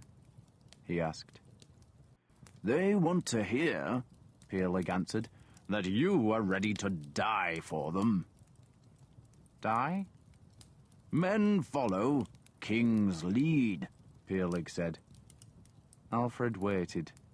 They don't care about St. Augustine, Peerlig went on. They only care that their women and children are safe, that their lands are safe, and that they'll have a future of their own. They want to know that they'll win. They want to know the Danes are going to die. They want to hear that they'll be rich on plunder. Greed, revenge, and selfishness? Alfred asked. If you had an army of angels, Lord, Peerlig went on, then a rousing speech about God and St. Augustine would doubtless fire their ardor. But you have to fight with mere men. And there's nothing quite like greed, revenge, and selfishness to inspire mortals. Alfred frowned at that advice, but did not argue with it. So, I can trust my nephew? He asked me. I don't know that you can trust him, I said, but nor can Guthrum. And Ethelwald did seek you out, Lord, so be content with that. I shall. I shall. He bade us good night, going to his hard bed. The fires in the valley were dying. Why didn't you tell Alfred the truth about Ethelwald? I asked Peerlig. I thought I would trust your judgment, he said. You're a good man. And that constantly astonishes me. I went to find Iseult, then slept. Next day, the whole of the northern sky was dark with cloud, while over our army and above the hills was sunlight. The West Saxon army, now almost 3,500 strong, marched up the Willig. Then followed the smaller river that Peerlig and I had explored the previous evening. We could see the Danish scouts on the hills, and knew they would be sending messengers back to Guthrum. I led 50 men to one of the hilltops. We were all mounted, all armed, all with shields and helmets, and we rode ready to fight. But the Danish scouts yielded the ground. There were only a dozen of them, and they rode off the hill long before we reached the summit, where a host of blue butterflies flickered above the springy turf. I gazed northward at the ominous dark sky, and watched a sparrowhawk stoop. Down the bird went, and I followed its plunging fall, and suddenly saw, beneath the folded wings and reaching claws, our enemy. Guthrum's army was coming south. The fear came then. The shield wall is a terrible place. It is where a warrior makes his reputation, and reputation is dear to us. Reputation is honor, but to gain that honor a man must stand in the shield wall, where death runs rampant. I had been in the shield wall at Sinuit, and I knew the smell of death, the stink of it, the uncertainty of survival, the horror of the axes and swords and spears, and I feared it. And it was coming. I could see it coming, for in the lowlands north of the hills, in the green ground stretching long and level toward distant Chippenham, was an army. The Great Army, the Danes called it. The pagan warriors of Guthrum and Svein. The wild horde of wild men from beyond the sea. They were a dark smear on the landscape. They were coming through the fields, band after band of horsemen, spread across the country.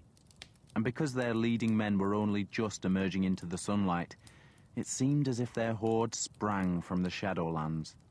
Spears and helmets and mail and metal reflected the light. A myriad glints of broken sunlight that spread and multiplied as yet more men came from beneath the clouds. They were nearly all mounted.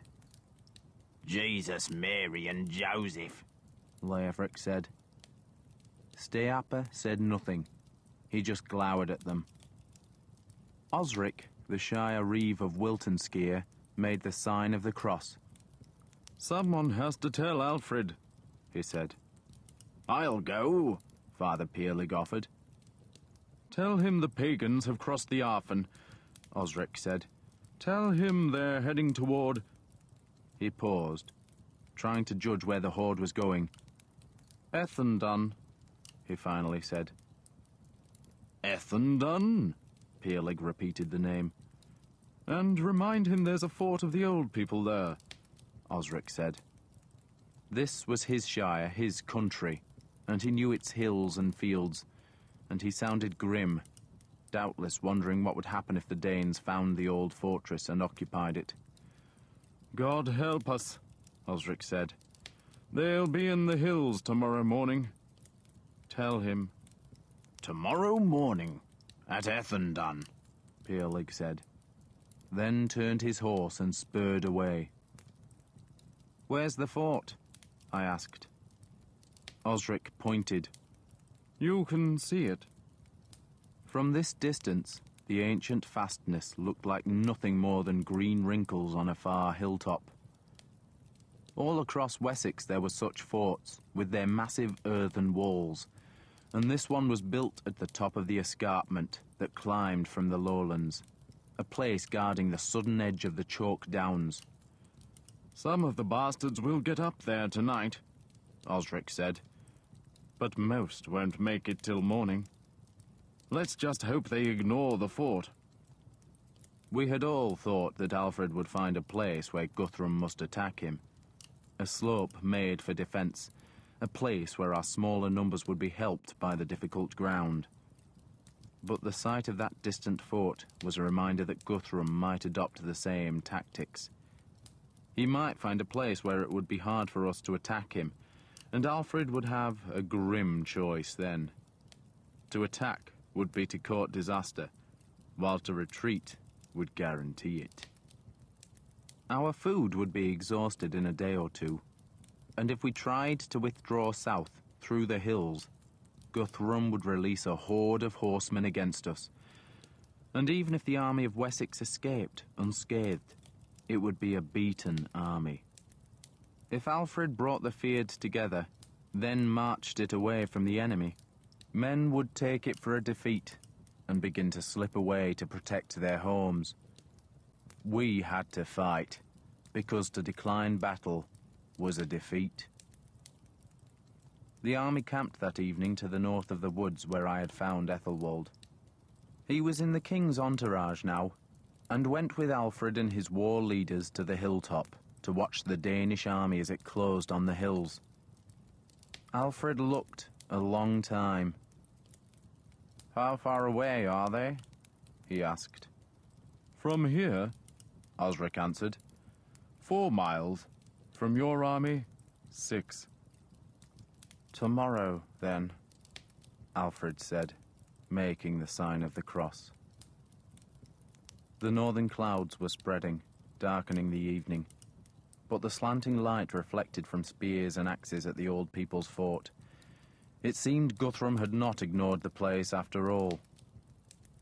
We went back down to the encampment to find yet more men arriving. Not many now, just small bands, but still they came.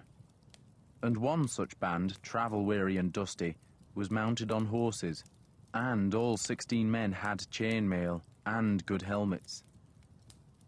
They were Mercians, and they had ridden far to the east, crossed the Thames, then looped through Wessex, ever avoiding Danes, and so come to help Alfred. Their leader was a short young man, wide in the chest, round-faced, and with a pugnacious expression. He knelt to Alfred, then grinned at me, and I recognized my cousin, Ethelred. My mother was a Mercian, though I never knew her, and her brother Ethelred was a power in the southern part of that country, and I had spent a short time in his hall when I first fled from Northumbria. Back then I had quarrelled with my cousin, called Ethelred like his father, but he seemed to have forgotten our youthful enmity and embraced me instead. The top of his head just came up to my collarbone. "We've come to fight," he told me, his voice muffled by my chest. "You'll have a fight," I promised him. "Lord," he let go of me and turned back to Alfred. "My father would have sent more men, but he must protect his land." "He must," Alfred said. But he sent the best he has, Ethelred went on. He was young and bumptious, a little strut of a youth, but his confidence pleased Alfred, as did the gleaming silver crucifix hanging over Ethelred's chainmail. Allow me to present Tatwine, my cousin went on, the chief of my father's household troops. I remembered Tatwine, a barrel of a man and a real fighter, whose arms were smothered in blotchy black marks, each made with a needle and ink, and representing a man killed in battle. He gave me a crooked smile. Still alive, Lord? Still alive, Tatwine. Be good to fight alongside you again. Good to have you here, I said. And it was. Few men are natural-born warriors, and a man like Tatwine was worth a dozen others. Alfred had ordered the army to assemble again. He did it partly so the men could see their own numbers and take heart from that. And he did it too because he knew his speech the previous night had left men confused and uninspired. He would try again. I wish he wouldn't, Leifric grumbled. He can make sermons, but he can't make speeches. We gathered at the foot of a small hill. The light was fading. Alfred had planted his two banners, the dragon and the cross, on the summit of the hill. But there was small wind, so the flags stirred rather than flew. He climbed to stand between them. He was alone, dressed in a mail coat, over which he wore the faded blue cloak. A group of priests began to follow him, but he waved them back to the hill's foot. Then he just stared at us, huddled in the meadow beneath him. And for a time he said nothing, and I sensed the discomfort in the ranks. They wanted fire put into their souls, and expected holy water instead. Tomorrow, he said suddenly. His voice was high, but it carried clearly enough. Tomorrow we fight. Tomorrow. The feast of St. John the Apostle. Oh, God, Leifric grumbled next to me. Up to our arseholes in more saints. John the Apostle was condemned to death, Alfred said. He was condemned to be boiled in oil. Yet he survived the ordeal. He was plunged into the boiling oil, and he lived. He came from the cauldron, a stronger man, and we shall do the same. He paused, watching us, and no one responded. We all just gazed at him, and he must have known that his homily on St. John was not working, for he made an abrupt gesture with his right hand, as if he was sweeping all the saints aside. And tomorrow, he went on, is also a day for warriors. A day to kill your enemies. A day to make the pagans wish they had never heard of Wessex. He paused again, and this time there were some murmurs of agreement. This is our land. We fight for our homes, for our wives, for our children. We fight for Wessex. We do, someone shouted. And not just Wessex. Alfred's voice was stronger now. We have men from Mercia, men from Northumbria, men from East Anglia. I knew of none from East Anglia, and only Beocca and I were from Northumbria, but no one seemed to care.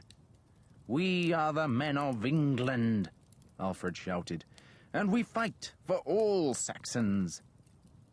Silence again.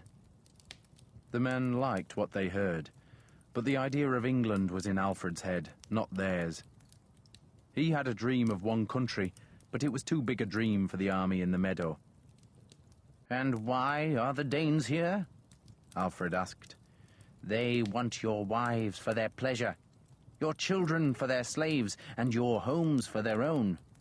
But they do not know us. He said the last 6 words slowly, spacing them out, shouting each one distinctly. They do not know our swords, he went on. They do not know our axes, our spears, our fierceness. Tomorrow we teach them. Tomorrow we kill them. Tomorrow we hack them into pieces. Tomorrow we make the ground red with their blood and make them whimper. Tomorrow we shall make them call for our mercy. None, a man called out. No mercy, Alfred shouted. And I knew he did not mean it. He would have offered every mercy to the Danes. He would have offered them the love of God and tried to reason with them. But in the last few minutes, he had at last learned how to talk to warriors. Tomorrow, he shouted, you do not fight for me. I fight for you. I fight for Wessex. I fight for your wives, for your children and your homes.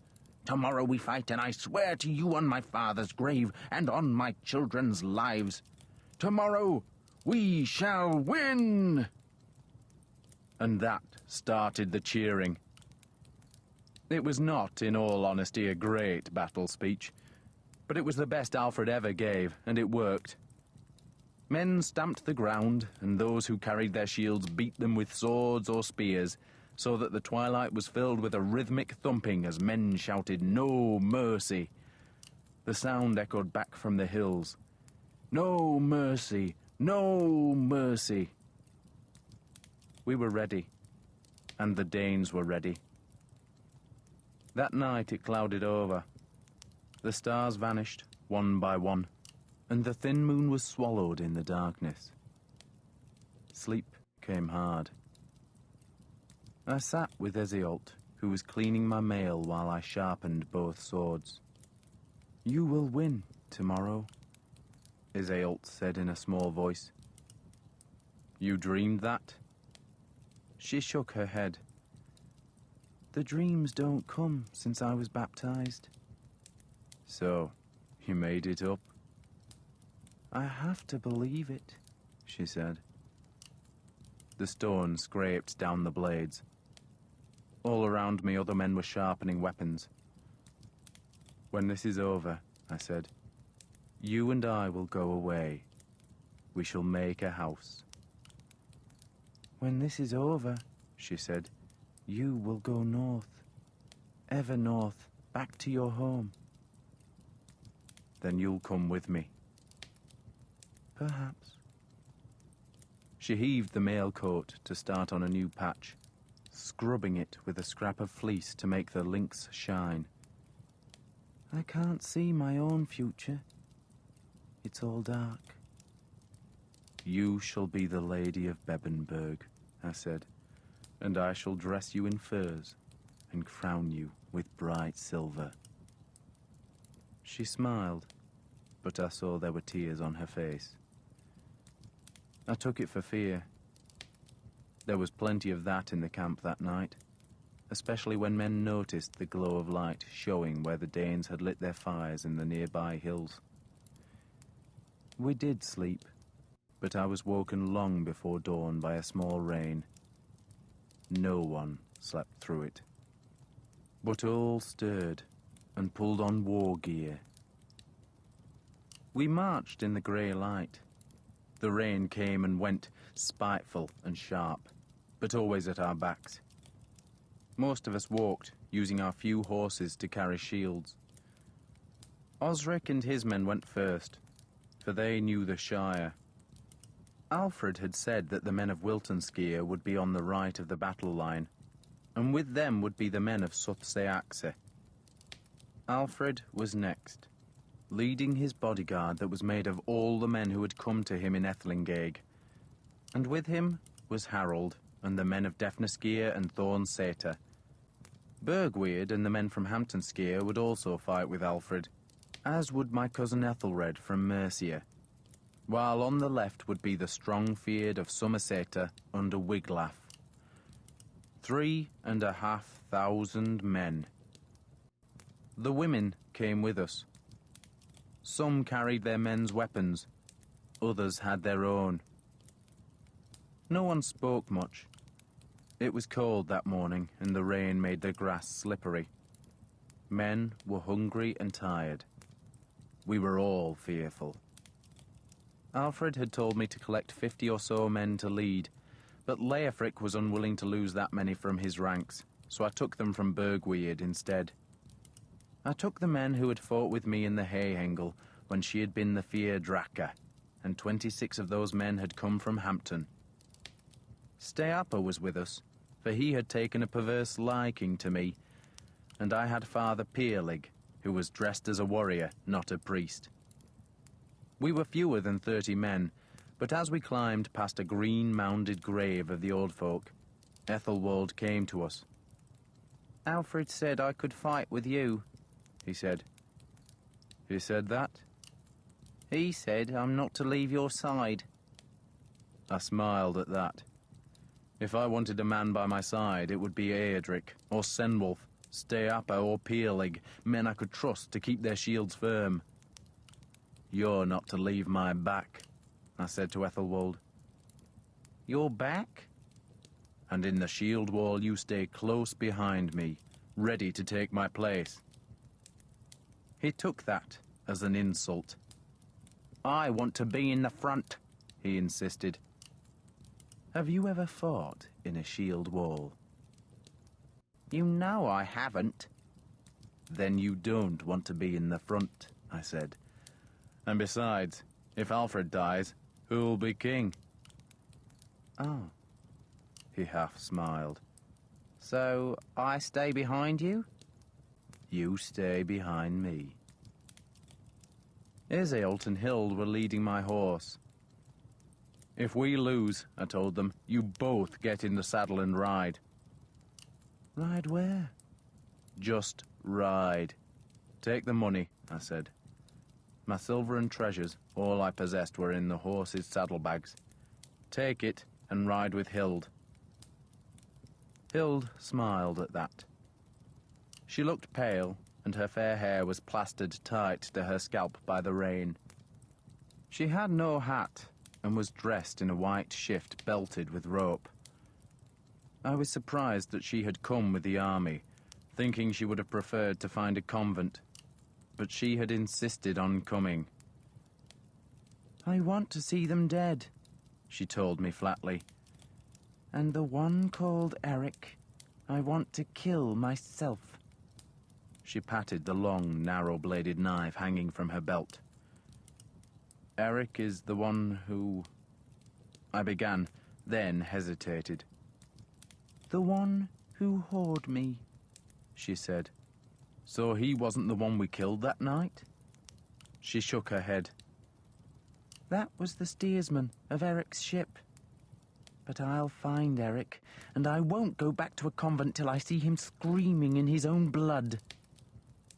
"Full of hate she is," Father Peerlig told me, as we followed Hild and Iseult up the hill. "Isn't that bad in a Christian?" Peerlig laughed. "Being alive is bad in a Christian. We say people are saints if they're good, but how few of us become saints. We're all bad. Some of us just try to be good." I glanced at Hild. "She's wasted as a nun," I said. "You do like them thin, don't you?" Peerlig said, amused. "Now I like them meaty as well-fed heifers. Give me a nice dark Briton with hips like a pair of ale barrels, and I'm a happy priest. Poor Hild, thin as a ray of sunlight she is, but I pity a Dane who crosses her path today." Osric's scouts came back to Alfred. They had ridden ahead and seen the Danes. The enemy was waiting, they reported, at the edge of the escarpment, where the hills were highest and where the old people's fort stood. Their banners, the scouts said, were numberless. They had also seen Danish scouts, so Guthrum and Svein must have known we were coming. On we went, ever higher, climbing into the chalk downs, and the rain stopped. But no sun appeared, for the whole sky was a turmoil of grey and black. The wind gusted from the west. We passed whole rows of graves from the ancient days, and I wondered if they contained warriors who had gone to battle as we did. And I wondered if in the thousands of years to come, other men would toil up these hills with swords and shields. Of warfare there is no end, and I looked into the dark sky for a sign from Thor or Odin, hoping to see a raven fly. But there were no birds, just clouds. And then I saw Osric's men slanting away to the right. We were in a fold of the hills, and they were going around the right-hand hill. And as we reached the saddle between the two low slopes, I saw the level ground, and there, ahead of me, was the enemy. I love the Danes. There are no better men to fight with, drink with, laugh with, or live with. Yet that day, as on so many others of my life, they were the enemy, and they waited for me in a gigantic shield wall, arrayed across the down. There were thousands of Danes, spear Danes and sword Danes, Danes who had come to make this land theirs, and we had come to keep it ours. God give us strength, Father Peerlig said, when he saw the enemy who had begun shouting as we appeared. They clashed spears and swords against limewood shields, making a thunder on the hilltop. The ancient fort was the right wing of their army, and men were thick on the green turf walls. Many of those men had black shields, and above them was a black banner. So that was where Guthrum was. While their left wing, which faced our right, was strung out on the open down, and it was there I could see a triangular banner, supported by a small cross staff, showing a white horse. So Svein commanded their left, while to the Danish right, our left, the escarpment dropped to the river plains. It was a steep drop, a tumbling hill. We could not hope to outflank the Danes on that side, for no one could fight on such a slope. We had to attack straight ahead, directly into the shield wall, and against the earthen ramparts, and onto the spears and the swords and the war axes of our outnumbering enemy. I looked for Ragnar's eagle wing banner, and thought I saw it in the fort, but it was hard to be certain, for every crew of Danes flew their standard, and the small flags were crowded together, and the rain had started to fall again, obscuring the symbols. But off to my right, outside the fort, and close to the bigger standard of the White Horse, was a Saxon flag. It was a green flag with an eagle and a cross, which meant Wulfir was there, with that part of the Wilton Skier feared that had followed him. There were other Saxon banners in the enemy horde. Not many, maybe a score, and I guessed that the Danes had brought men from Mercia to fight for them. All the Saxon banners were in the open ground, none was inside the fort. We were still a long way apart, much further than a man could shoot an arrow, and none of us could hear what the Danes were shouting. Osric's men were making our right wing, as Wiglaf led his Somerseter feared off to the left. We were making a line to oppose their line, but ours would inevitably be shorter.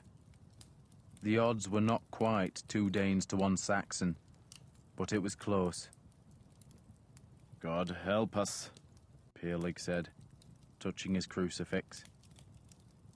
Alfred summoned his commanders, gathering them under the rain-sodden banner of the dragon. The Danish thunder went on, the clattering of thousands of weapons against shields, as the king asked his army's leaders for advice. Arnulf of Suth-Seaxe, a wiry man with a short beard and a perpetual scowl, advised attack. "Just attack," he said, waving at the fort. "We'll lose some men on the walls, but we'll lose men anyway." "We'll lose a lot of men," my cousin Ethelred warned. He only led a small band, but his status as the son of a Mercian ealdorman meant he had to be included in Alfred's council of war.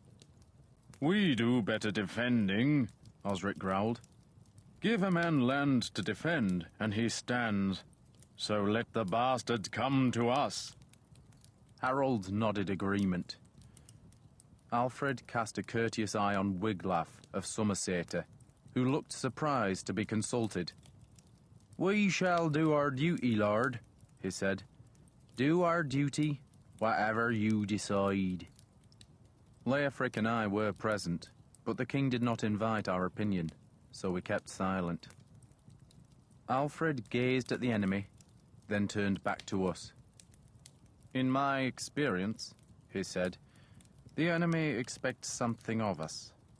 He spoke pedantically, in the same tone he used when he was discussing theology with his priests. "They want us to do certain things. What are those things?" Wiglaf shrugged, while Arnulf and Osric looked bemused. They had both expected something fiercer from Alfred. Battle, for most of us, was a hammering rage. Nothing clever, a killing orgy. But Alfred saw it as a competition of wisdom, or perhaps as a game of taffle that took cleverness to win. That, I am sure, was how he saw our two armies, as taffle pieces on their checkered board. "Well?" he asked. "They expect us to attack," Osric said uncertainly. "They expect us to attack Wulfhere," I said. Alfred rewarded me with a smile. "Why Wulfhere?" "Because he's a traitor and a bastard and a piece of whore-begotten goat shit," I said. "Because we do not believe," Alfred corrected me, "that Wulfhere's men will fight with the same passion as the Danes. And we're right, they won't. His men will pull back from killing fellow Saxons." "But Sweyn is there," I said. "Which tells us?" he asked. The others stared at him. He knew the answer, but he could never resist being a teacher, and so he waited for a response. "It tells us," I supplied it again, "that they want us to attack their left, but they don't want their left to break. That's why Sweyn is there. He'll hold us, and they'll launch an assault out of the fort to hit the flank of our attack. That breaks the right of our army, and then the whole damned lot come and kill the rest of us." Alfred did not respond, but looked worried, suggesting that he agreed with me. The other men turned and looked at the Danes, as if some magical answer might suggest itself, but none did. "So, do as Lord Arnulf suggests," Harold said. "Attack the fort." "The walls are steep," Wiglaf warned. The ealdorman of Somerseter was a man of sunny disposition, frequent laughter and casual generosity. But now, with his men arrayed opposite the fort's green ramparts, he was downcast. "Guthrum would dearly like us to assail the fort," the king observed. This caused some confusion, for it seemed, according to Alfred, that the Danes wanted us to attack their right just as much as they wanted us to attack their left. The Danes, meanwhile, were jeering us for not attacking at all. One or two ran toward our lines and screamed insults, and their whole shield wall was still banging weapons in a steady, threatening rhythm. The rain made the colors of the shields darker. The colors were black and red, and blue and brown and dirty yellow. "So, what do we do?" Ethelred asked plaintively. There was silence, and I realized that Alfred, though he understood the problem, had no answer to it. Guthrum wanted us to attack, and probably did not care whether we went against Sweyn's seasoned warriors on the left of the enemy line, or against the steep, slippery ditches in front of the fort's walls. And Guthrum must also have known that we dared not retreat, because his men would pursue and break us like a horde of wolves savaging a frightened flock. "Attack their left," I said. Alfred nodded, as though he had already come to that conclusion. "And," he invited me, "attack it with every man we've got," I said. There were probably 2,000 men outside the fort, and at least half of those were Saxons. I thought we should assault them in one violent rush and overwhelm them by numbers. Then the weakness of the Danish position would be revealed, for they were on the very lip of the escarpment, and once they were forced over the edge, they had nowhere to go but down the long, precipitous slope. We could have destroyed those 2,000 men, then reformed our lines for the harder task of attacking the 3,000 inside the fort. "Employ all our men?" Alfred asked. "But then Guthrum will attack our flank with every man he has." "Guthrum won't," I said. "He'll send some men to attack our flank, but he'll keep most of his troops inside the fort. He's cautious. He won't abandon the fort, and he won't risk much to save Svein. They don't like each other." Alfred thought about it, but I could see he did not like the gamble. He feared that while we attacked Svein, the other Danes would charge from the fort and overwhelm our left. I still think he should have taken my advice, but fate is inexorable, and he decided to imitate Guthrum by being cautious. "We will attack on our right," he said, "and drive off Wulfir's men. But we must be ready for their counterstroke, and so our left stays where it is." So, it was decided. Osric and Arnulf, with the men of Wiltonskir and Suthse-Axe, would give battle to Svein and Wulfir on the open land to the east of the fort. But we suspected that some Danes would come from behind the ramparts to attack Osric's flank, and so Alfred would take his own bodyguard to be a bulwark against that assault. Wigulf, meanwhile, would stay where he was, which meant a third of our men were doing nothing. "If we can defeat them," Alfred said, "then their remnant will retreat into the fort, and we can besiege it. They have no water there, do they?" "None," Osric confirmed. "So, they're trapped," Alfred said, as though the whole problem was neatly resolved, and the battle as good as won. He turned to Bishop Aelwald. "A prayer, Bishop, if you would be so kind." Aelwald prayed. The rain fell. The Danes went on jeering, and I knew the awful moment. The clash of the shield walls was close. I touched Thor's hammer, then Serpent Breath's hilt, for death was stalking us. God help me, I thought, touching the hammer again. Thor, help us all, for I did not think we could win. Chapter 13. The Danes made their battle thunder, and we prayed. Aelwald harangued God for a long time, mostly begging him to send angels with flaming swords. And those angels would have been useful, though none appeared. It would be up to us to do the job. We readied for battle. I took my shield and helmet from the horse that Iseult led, but first I teased out a thick hank of her black hair. "Trust me," I said to her, because she was nervous, and I used a small knife to cut the tress. I tied one end of the hair to Serpent Breath's hilt, and made a loop with the other end. Iseult watched. "Why?" she asked. "I can put the loop over my wrist," I showed her. "Then I can't lose the sword. And your hair will bring me luck." Bishop Aelwald was angrily demanding that the women go back. Iseult stood on tiptoe to buckle my wolf-crested helmet in place. Then she pulled my head down and kissed me through the gap in the faceplate. "I shall pray for you," she said. "So will I," Hild said. "Pray to Odin and Thor," I urged them, then watched as they led the horse away.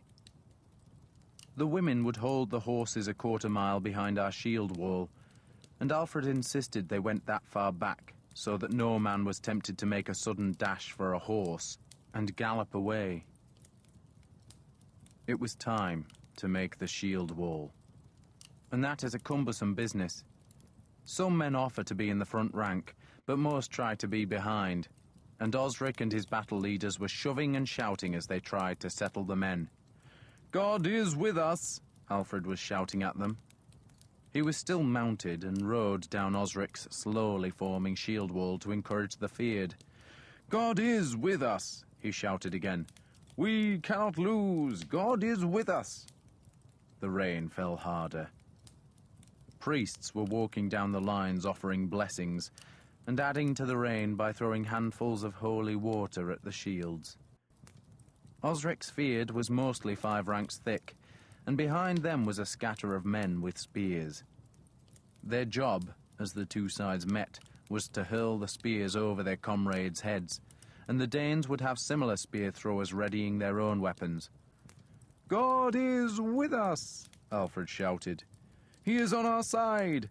Heaven watches over us. The holy saints pray for us. The angels guard us. God is with us." His voice was already hoarse. Men touched amulets for luck, closed their eyes in silent prayer, and tugged at buckles. In the front rank, they obsessively touched their shields against their neighbours' shields. The right-hand edge of every man's shield was supposed to overlap the next shield, so that the Danes were confronted with a solid wall of iron-reinforced limewood. The Danes would make the same wall, but they were still jeering us, daring us to attack. A young man stumbled from the back of Osric's feared and vomited. 2 dogs ran to eat the vomit. A spear thrower was on his knees, shaking and praying. Father Beocker stood beside Alfred's standards, with his hands raised in prayer. I was in front of the standards, with Steapa to my right and Peerlig to my left. "Bring fire on them, O most holy Lord," Beocker wailed. "Bring fire on them and strike them down. Punish them for their iniquities." His eyes were tight closed, and his face raised to the rain, so that he did not see Alfred gallop back to us and push through our ranks. The king would stay mounted, so he could see what happened, and Leofric and a dozen other men were also on horseback, so that their shields could protect Alfred from thrown spears and axes. "Forward!" Alfred shouted. "Forward!" Leofric repeated the order, because the king's voice was so hoarse. No one moved. It was up to Osric and his men to begin the advance. But men are ever reluctant to go against an enemy shield wall. It helps to be drunk. I have been in battles where both sides struggled in a reeking daze of birch wine and ale. But we had little of either, and our courage had to be summoned out of sober hearts, and there was not much to be found on that cold, wet morning. "Forward!" Leofric shouted again. And this time Osric and his commanders took up the shout, and the men of Wilton Skier shuffled a few paces forward, and the Danish shields clattered into the wall and locked together, and the sight of that Skjaldarborg checked the advance.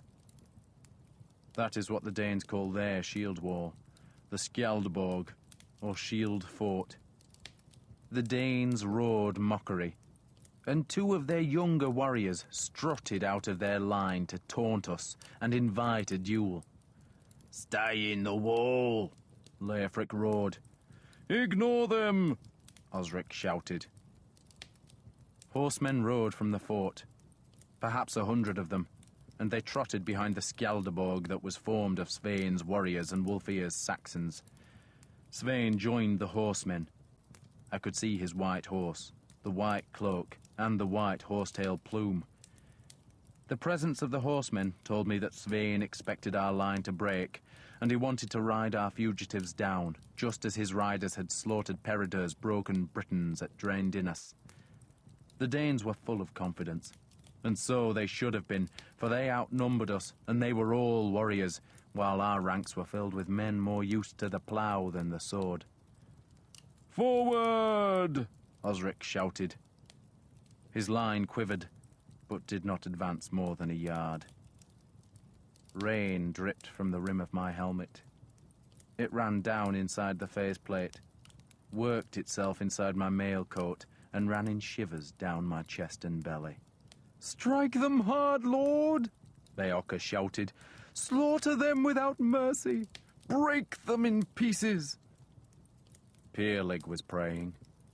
At least I think he was praying, for he was speaking in his own tongue. But I heard the word Dio repeated over and over, and I knew from Iseult that Dio was the Britons' word for God. Ethelwald was behind Peerlig. He was supposed to be behind me, but Aedric had insisted on being at my back. So Ethelwald would protect Peerlig instead. He was chattering incessantly, trying to cover his nervousness, and I turned on him. "Keep your shield up," I told him. I know. You protect Peerlig's head. Understand?" "I know." He was irritated that I had given him the advice. "I know," he repeated petulantly. "Forward! Forward!" Osric called.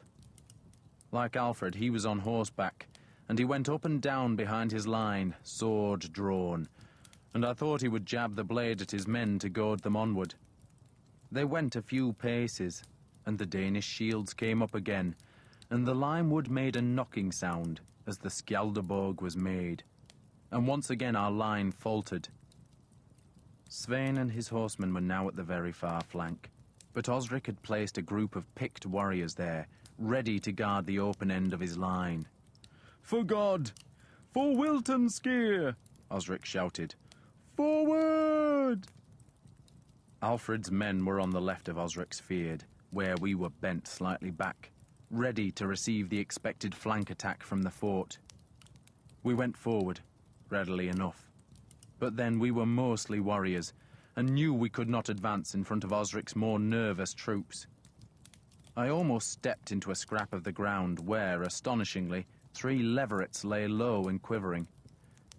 I stared at them, and hoped that the men behind me would avoid the little beasts, and knew they would not. I do not know why hares leave their young in the open, but they do, and there they lay, 3 sleek leverets in a hollow of the downs, doubtless the first things to die in that day of wind and rain. "Shout at them!" Osric called. "Tell them they're bastards! Call them sons of whores! Say they're shit from the north! Shout at them!" He knew that was one way to get men moving. The Danes were screaming at us, calling us women, saying we had no courage, and no one in our ranks was shouting back. But Osric's men started now, and the wet sky was filled with the noise of weapons banging on shields and men calling insults. I had hung serpent breath on my back. In the crush of battle, a sword is easier to draw over the shoulder than from the hip, and the first stroke can then be a vicious downward hack. I carried Wasp Sting in my right hand. Wasp Sting was a saxa, a short sword, a stout blade for stabbing, and in the press of men heaving against an enemy shield wall, a short sword can do more damage than a long blade. My shield, iron-rimmed, was held on my left forearm by 2 leather loops. The shield had a metal boss the size of a man's head, a weapon in itself. Steapa, to my right, had a long sword, not as long as the one with which he had fought me at Chippenham, but still a hefty blade, though in his big hand it looked almost puny. Peerlig carried a boar spear, short and stout and with a wide blade. He was saying the same phrase over and over. "Ein tad, ir win wit in efoweth, sancte dier did enwi." I learned later it was the prayer Jesus had taught his disciples. Steapa was muttering that the Danes were bastards. "Bastards," he said then. "God help me, bastards." He kept saying it over and over. "Bastards. God help me, bastards." My mouth was suddenly too dry to speak, and my stomach felt sour and my bowels loose. "Forward! Forward!" Osric called, and we shuffled on, shields touching. And we could see the enemy's faces now. We could see men's unkempt beards and yellow-toothed snarls, see their scarred cheeks, pocked skin and broken noses. My faceplate meant I could only see directly ahead. Sometimes it is better to fight without a faceplate, to see the attacks coming from the side. But in the clash of shield walls, a faceplate is useful. The helmet was lined with leather. I was sweating. Arrows flicked from the Danish line. They did not have many bowmen, and the arrows were scattered, but we raised shields to protect our faces. None came near me, but we were bent back from the line to watch the fort's green walls that were rimmed with men, thick with sword Danes. And I could see Ragnar's eagle-wing banner there, and I wondered what would happen if I found myself face to face with him. I could see the axes and spears and swords, the blades that sought our souls. Rain drummed on helmets and shields.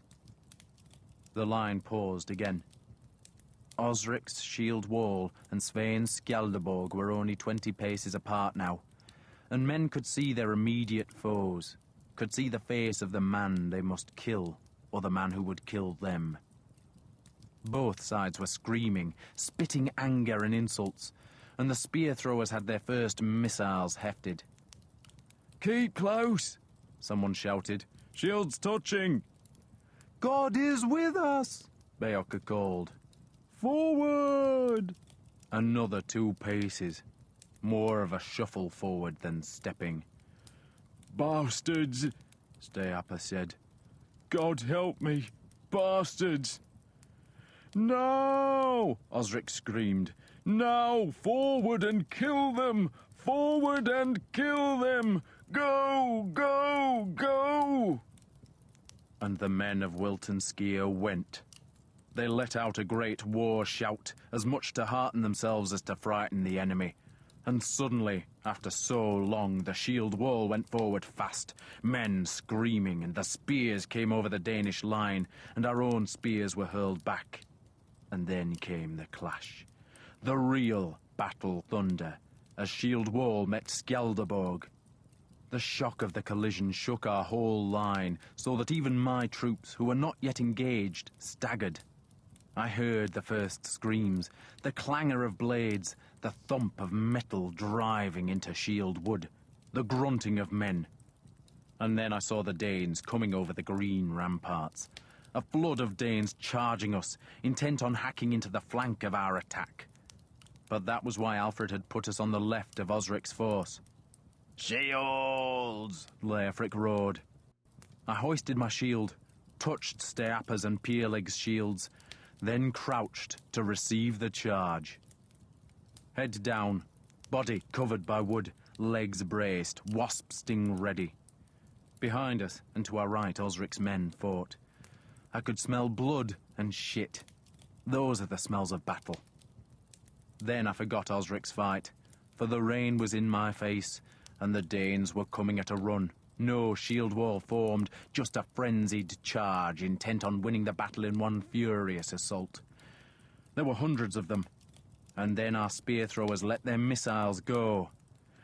"Now!" I shouted, and we stepped 1 pace forward to meet the charge, and my left arm was crushed into my chest as a Dane hit me, shield against shield, and he slammed an axe down and I rammed wasp sting forward, past his shield into his flank, and his axe buried itself in Eadric's shield that was above my head.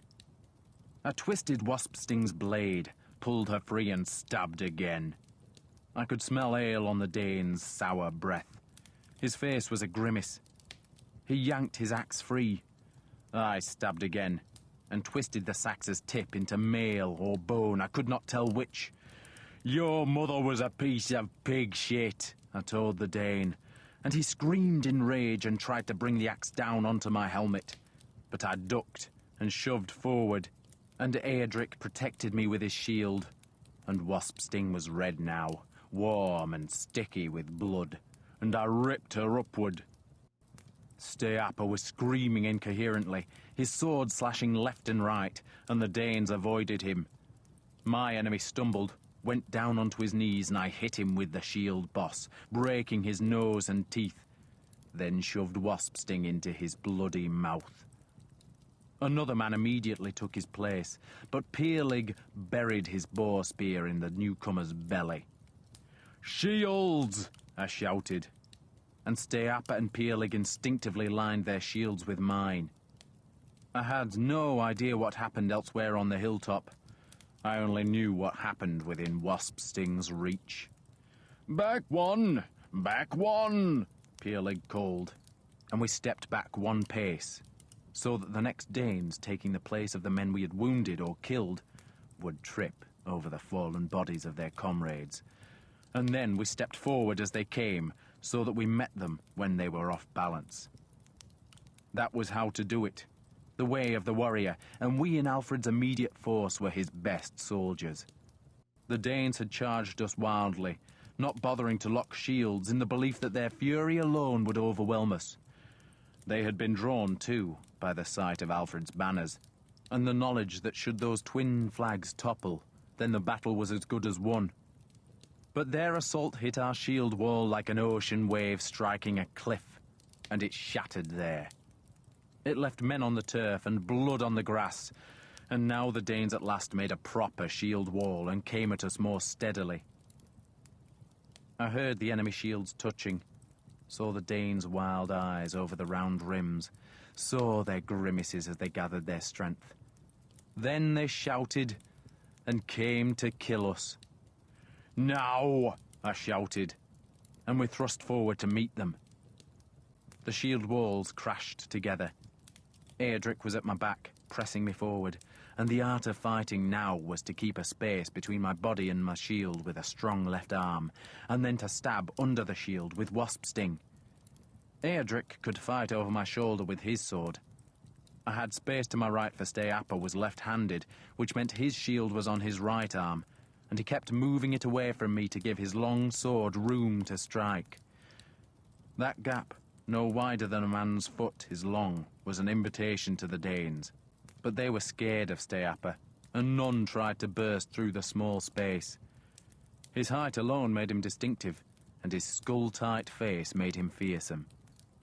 He was bellowing like a calf being gelded, half shriek and half belligerence, inviting the Danes to come and be killed. They refused. They had learned the danger of Peerlig, Steapa and me, and they were cautious. Elsewhere along Alfred's shield wall, there were men dying and screaming, swords and axes clanging like bells, but in front of me the Danes hung back and merely jabbed with spears to keep us at bay. I shouted that they were cowards, but that did not goad them on to Wasp Sting, and I glanced left and right and saw that all along Alfred's line we were holding them. Our shield wall was strong.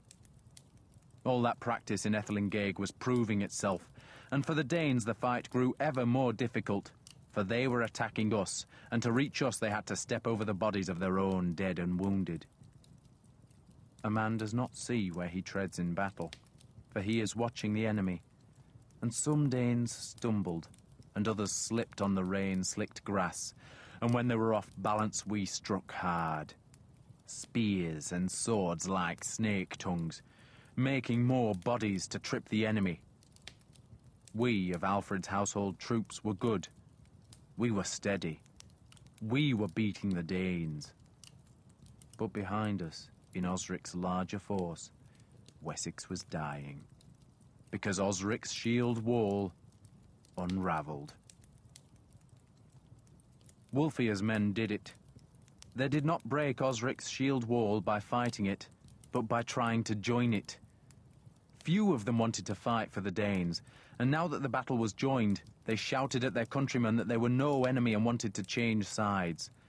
And the shield wall opened to let them through, and Svein's men went for the gaps like wildcats. One after the other, those gaps widened as sword Danes burst through. They cut Wulfhere's men down from behind. They prized open Osric's ranks and spread death like a plague. Svein's Vikings were warriors among farmers, hawks among pigeons, and all of Alfred's right wing shattered. Arnulf saved the men of Suthsaeaxa by leading them to the rear of our ranks, and they were safe enough there.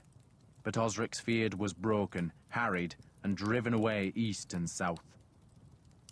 The rain had stopped, and a cold, damp wind scoured the edge of the downs now. Alfred's men, reinforced by Arnulf's 400, and a dozen or so of Osric's fugitives, stood alone as the Wiltonskier Fyrd retreated.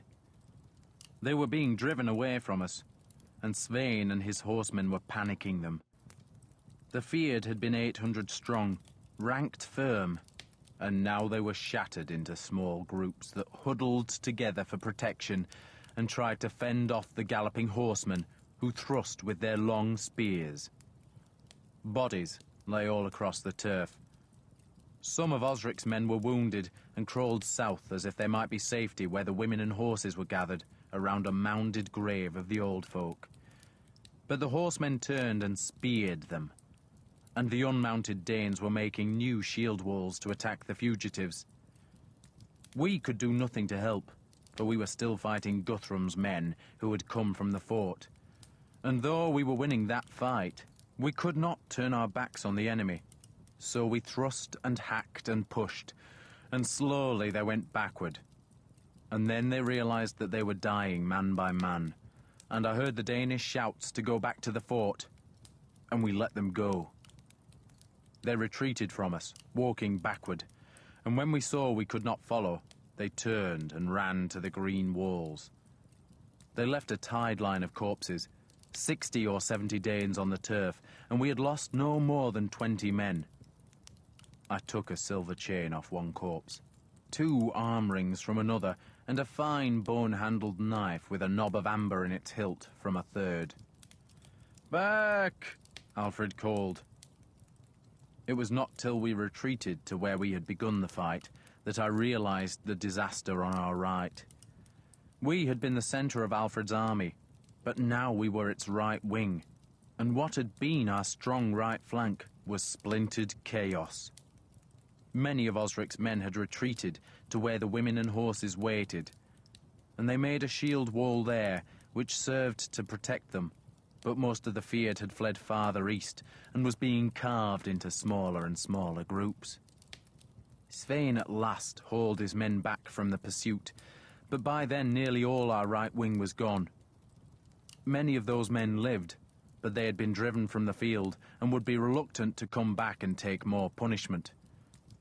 Osric himself had survived, and he brought the 200 men who had retreated to the women and horses back to Alfred. But that was all he had left. Svein formed his men again, facing us, and I could see him haranguing them. "They're coming for us," I said. "God will protect us," Peerlig said. He had blood on his face. A sword or axe had pierced his helmet and cut open his scalp, so that blood was crusted thick on his left cheek. "Where was your shield?" I demanded of Ethelwald. "I've got it," he said. He looked pale and frightened. "You're supposed to protect Peerlig's head," I snarled at him. "It's nothing," Peerlig tried to calm my anger. Ethelwald looked as if he would protest, then suddenly jerked forward and vomited. I turned away from him. I was angry, but I was also disappointed. The bowel-loosening fear was gone, but the fighting had seemed half-hearted and ineffective. We had seen off the Danes who had attacked us, but we had not hurt them so badly that they would abandon the fight. I wanted to feel the battle rage, the screaming joy of killing, and instead all seemed ponderous and difficult. I had looked for Ragnar during the fight, fearing having to fight my friend. And when the Danes had gone back to the fort, I saw he had been engaged farther down the line. I could see him now, on the rampart, staring at us. Then I looked right, expecting to see Svein lead his men in an assault on us. But instead I saw Svein galloping to the fort, and I suspected he went to demand reinforcements from Guthrum. The battle was less than an hour old, yet now it paused. Some women brought us water and mouldy bread, while the wounded sought what help they could find. I wrapped a rag around Adric's left arm, where an axe blade had gone through the leather of his sleeve. "It was aimed at you, Lord," he said, grinning at me toothlessly. I tied the rag into place. "Does it hurt?" "Bit of an ache," he said, "but not bad. Not bad." He flexed his arm, found it worked, and picked up his shield. I looked again at Svein's men, but they seemed in no hurry to resume their attack. I saw a man tip a skin of water or ale to his mouth. Just ahead of us, among the line of dead, a man suddenly sat up. He was Danish and had plaited black hair that had been tied in knots and decorated with ribbons. I had thought he was dead, but he sat up and stared at us with a look of indignation, and then seemingly yawned. He was looking straight at me, his mouth open, and then a flood of blood rimmed and spilled over his lower lip to soak his beard. His eyes rolled white, and he fell backward. Svein's men were still not moving. There were some 800 of them arrayed in their line. They were still the left wing of Guthrum's army, but that wing was much smaller now that it had been shorn of Wulfir's men, and so I turned and pushed through our ranks to find Alfred. "Lord," I called, getting his attention. "Attack those men." I pointed to Svein's troops. They were a good 200 paces from the fort, and, for the moment at least, without their leader, because Svein was still inside the ramparts. Alfred looked down on me from his saddle, and I urged him to attack with every man in the centre division of our army. The Danes had the escarpment at their back, and I reckoned we could tip them down that treacherous slope. Alfred listened to me, looked at Svein's men, then shook his head dumbly. Beocca was on his knees, hands spread wide and face screwed tight in an intensity of prayer. "We can drive them off, Lord," I insisted. "They'll come from the fort," Alfred said, meaning that Guthrum's Danes would come to help Svein's men. Some would, but I doubted enough would come. "But we want them out of the fort," I insisted. "They're easier to kill in open ground, Lord." Alfred just shook his head again. I think at that moment he was almost paralyzed by the fear of doing the wrong thing, and so he chose to do nothing. He wore a plain helmet with a nasal, no other protection for his face, and he looked sickly pale. He could not see an obvious opportunity, and so he would let the enemy make the next decision. It was Svein who made it. He brought more Danes out of the fort, 300 or 400 of them. Most of Guthrum's men stayed behind the ramparts, but those men who had made the first attack on Alfred's bodyguard now streamed onto the open downland, where they joined Svein's troops and made their shield wall. I could see Ragnar's banner among them. "They're going to attack, aren't they?" Peerlig said. The rain had washed much of the blood from his face, but the split in his helmet looked gory. "I'm all right," he said, seeing me glance at the damage. "I've had worse from a row with the wife. But those bastards are coming, aren't they? They want to keep killing us from our right." "We can beat them, Lord," I called back to Alfred. "Put all our men against them. All of them." He seemed not to hear. "Bring Wiglaf's Feard across, Lord," I appealed to him. "We can't move Wiglaf," he said indignantly. He feared that if he moved the Somerseter Feard from its place in front of the fort, then Guthrum would lead all his men out to assault our left flank. But I knew Guthrum was far too cautious to do any such thing. He felt safe behind the turf ramparts, and he wanted to stay safe while Svein won the battle for him. Guthrum would not move until our army was broken. Then he would launch an assault. But Alfred would not listen. He was a clever man, perhaps as clever as any man born, But he did not understand battle. He did not understand that battle is not just about numbers. It is not about moving taffel pieces, and it is not even about who has the advantage in ground, but about passion and madness and a screaming, ungovernable rage. And so far, I had felt none of those things. We in Alfred's household troops had fought well enough, but we had merely defended ourselves. We had not carried slaughter to the enemy, and it is only when you attack that you win. Now it seemed we were to defend ourselves again, and Alfred stirred himself to order me and my men to the right of his line. "Leave the standards with me," he said, "and make sure our flank is safe." There was honor in that. The right end of the line was where the enemy might try to wrap around us, and Alfred needed good men to hold that open flank, and so we formed a tight knot there.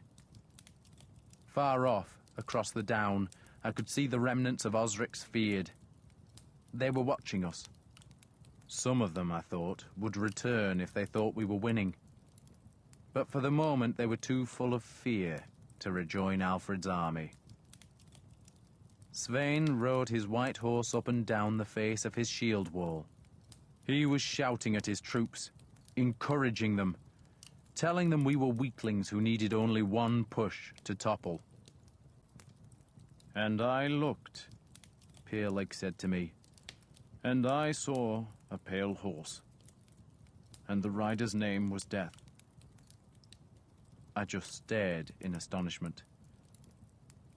"It's in the Gospel book," he explained sheepishly, "and it just came to mind." "Then put it out of your mind," I said harshly, "because our job is to kill him, not fear him." I turned to tell Ethelwald to make certain he kept his shield up, but saw he had taken a new place in the rear rank. He was better there, I decided, so let him alone. Svein was shouting that we were lambs waiting to be slaughtered, and his men had begun beating weapons against their shields. There were just over 1,000 men in Svein's ranks now, and they would be assaulting Alfred's division, which numbered about the same. But the Danes still had the advantage, for every man in their shield wall was a warrior, while over half our men were from the Fyrds of Defnaskeer, Thornsetter, and Hamptonskier. If we had brought Wiglaf's Fyrd to join us, we could have overwhelmed Svein, but by the same token, he could have swamped us if Guthrum had the courage to leave the fort. Both sides were being cautious. Neither was willing to throw everything into the battle, for fear of losing everything. Svein's horsemen were on his left flank, opposite my men. He wanted us to feel threatened by the riders, but a horse will not charge into a shield wall. It will sheer away, and I would rather face horsemen than foot soldiers. One horse was tossing its head, and I could see blood on its neck. Another horse was lying dead out where the corpses lay in the cold wind, which was bringing the first ravens from the north. Black wings in a dull sky. Odin's birds. "Come and die!" Steapa suddenly shouted. "Come and die, you bastards! Come on!" His shout prompted others along our line to call insults to the Danes.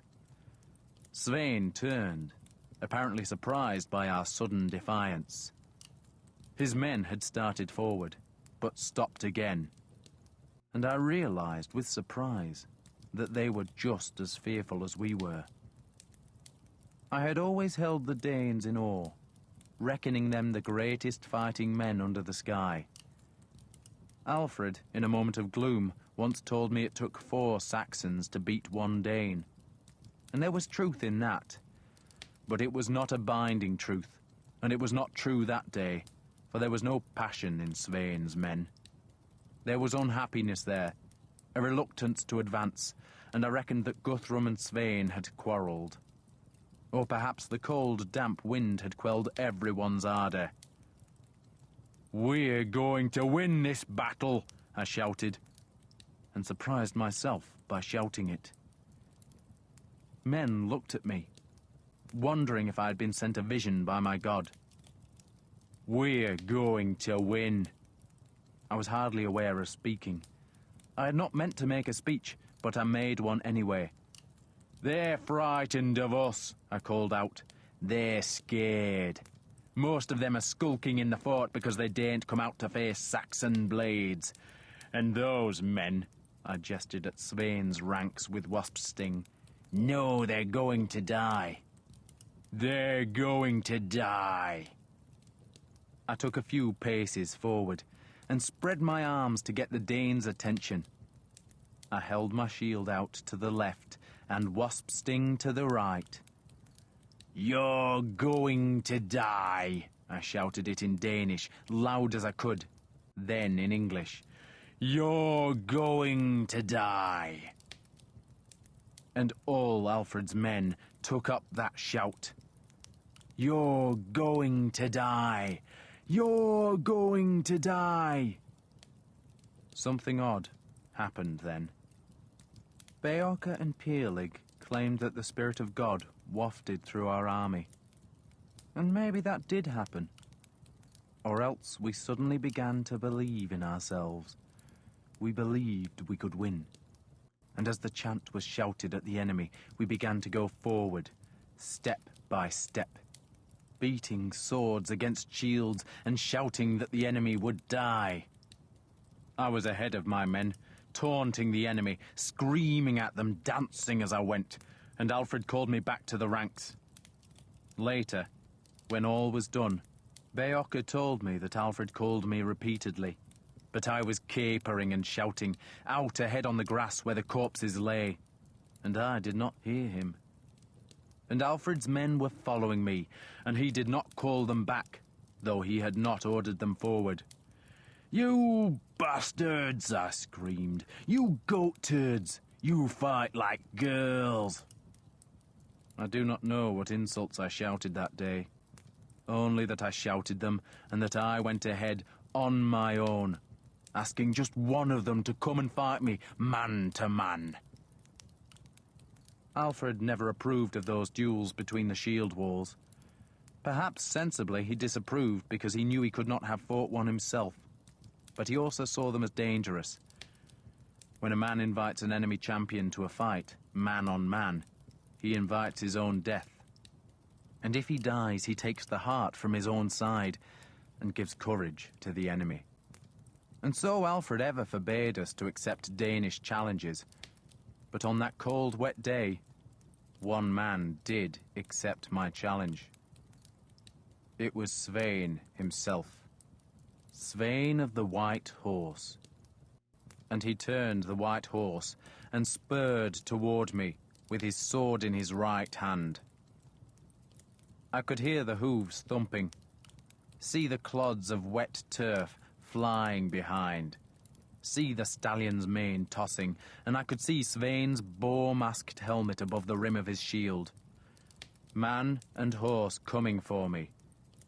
And the Danes were jeering. And just then Peerlig shouted at me, "Atrid! Atrid!" I did not turn to look at him.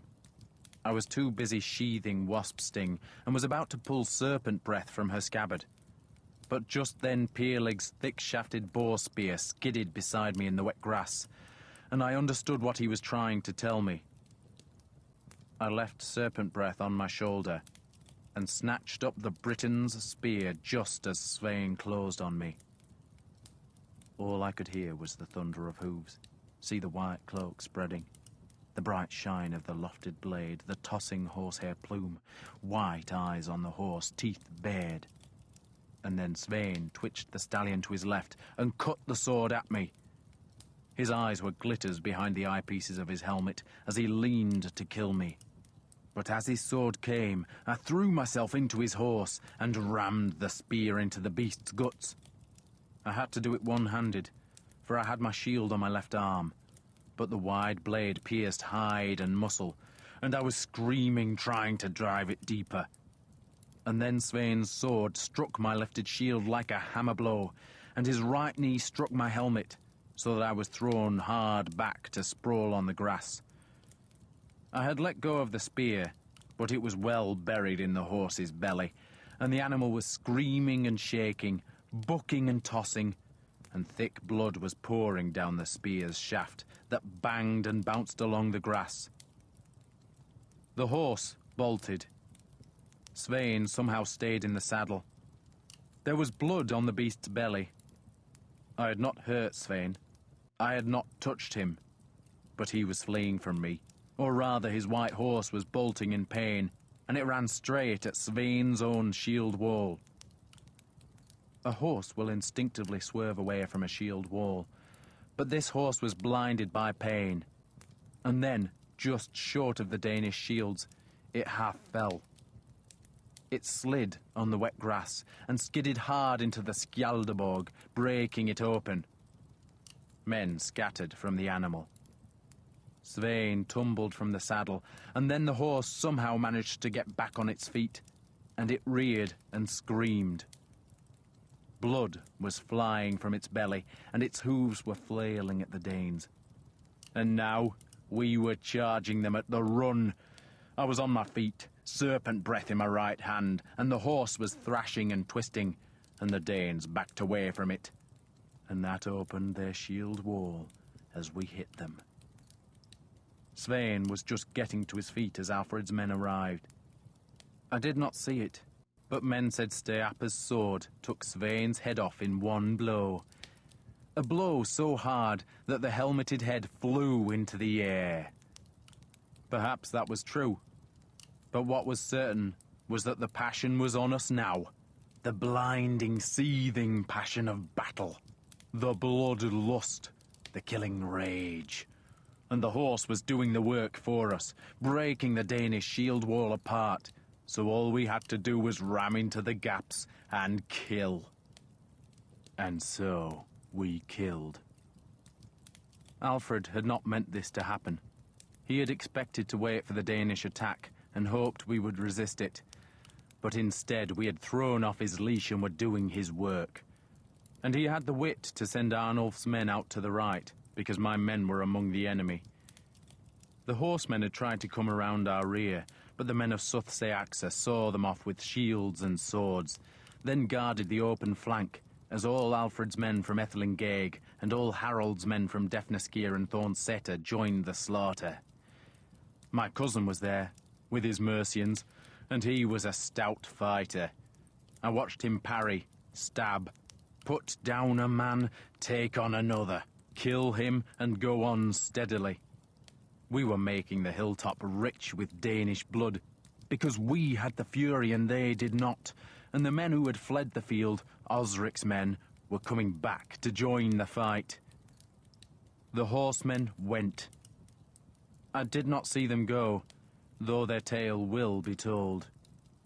I was fighting, screaming, shouting at Danes to come and be killed, and Peerlig was beside me, holding a sword now, and the whole left-hand side of Svein's shield wall had broken, and its survivors were making small groups, and we attacked them. I charged one group with the shield, using its boss to slam a man back, and stabbing with serpent breath, feeling her break through mail and leather. Leofric appeared from somewhere, axe swinging, and Peerlig was ramming his sword's tip into a man's face. And for every Dane, there were 2 Saxons, and the enemy stood no chance. One man shouted for mercy, and Leofric broke his helmet apart with the axe, so that blood and brains oozed onto the jagged metal. I kicked the man aside and plunged serpent breath into a man's groin, so that he screamed like a woman in childbirth.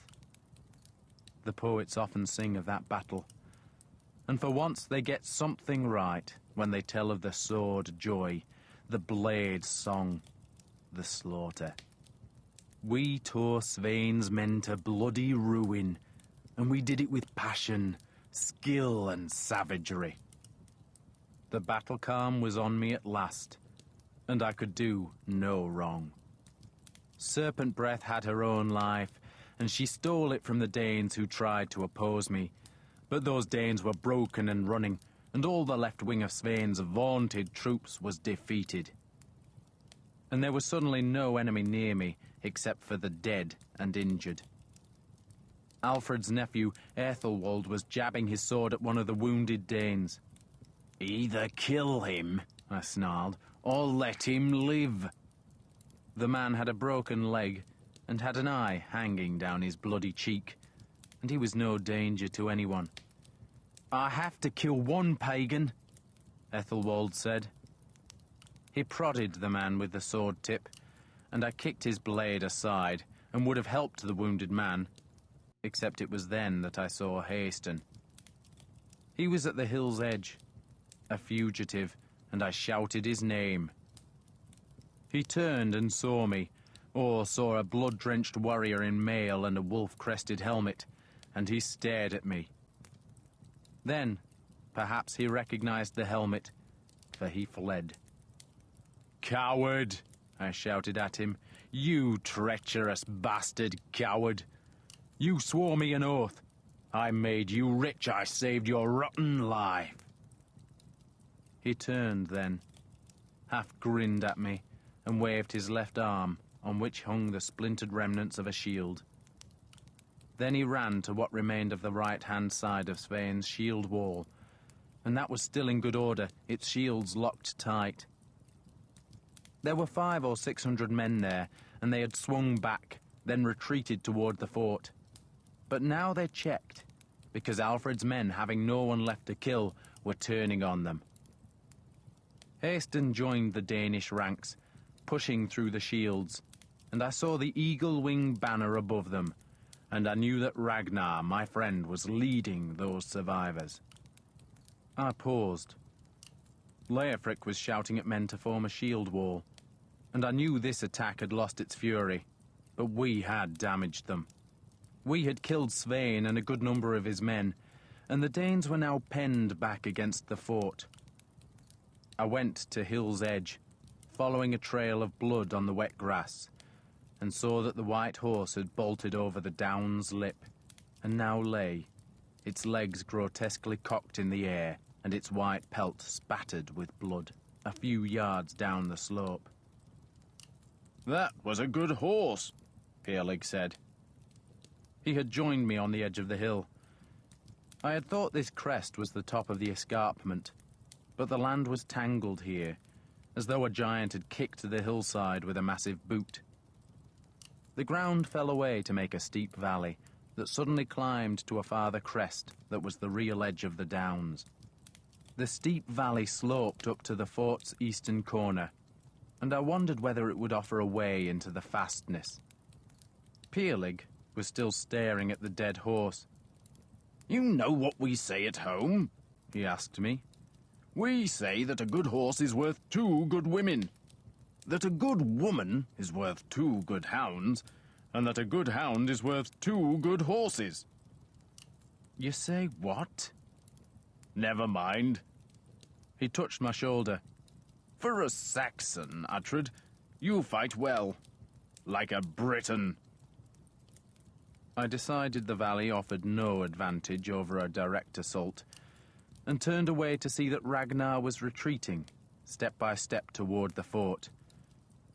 I knew this was the moment to attack him, to keep the battle anger alive and the slaughter fresh. But our men were plundering the dead and the dying, and none had the energy to renew the assault. And that meant we would have the harder task of killing Danes protected by a rampart. I thought of my father, killed in an attack on a wall. He had not shown much liking for me, probably because I had been a small child when he died. And now I would have to follow him into the death trap of a well-protected wall. Fate is inexorable. Svein's banner of the white horse had been captured, and a man was waving it toward the Danes. Another had Svein's helmet on the tip of a spear, and at first I thought it was Svein's head. Then I saw it was only the helmet. The white horsetail plume was pink now. Father Willibald was holding his hands to heaven, saying a prayer of thanks. And that was premature, I thought, for all we had done was break Svein's men. Guthrum's troops still waited for us behind their walls. And Ragnar was there too, safe in the fort.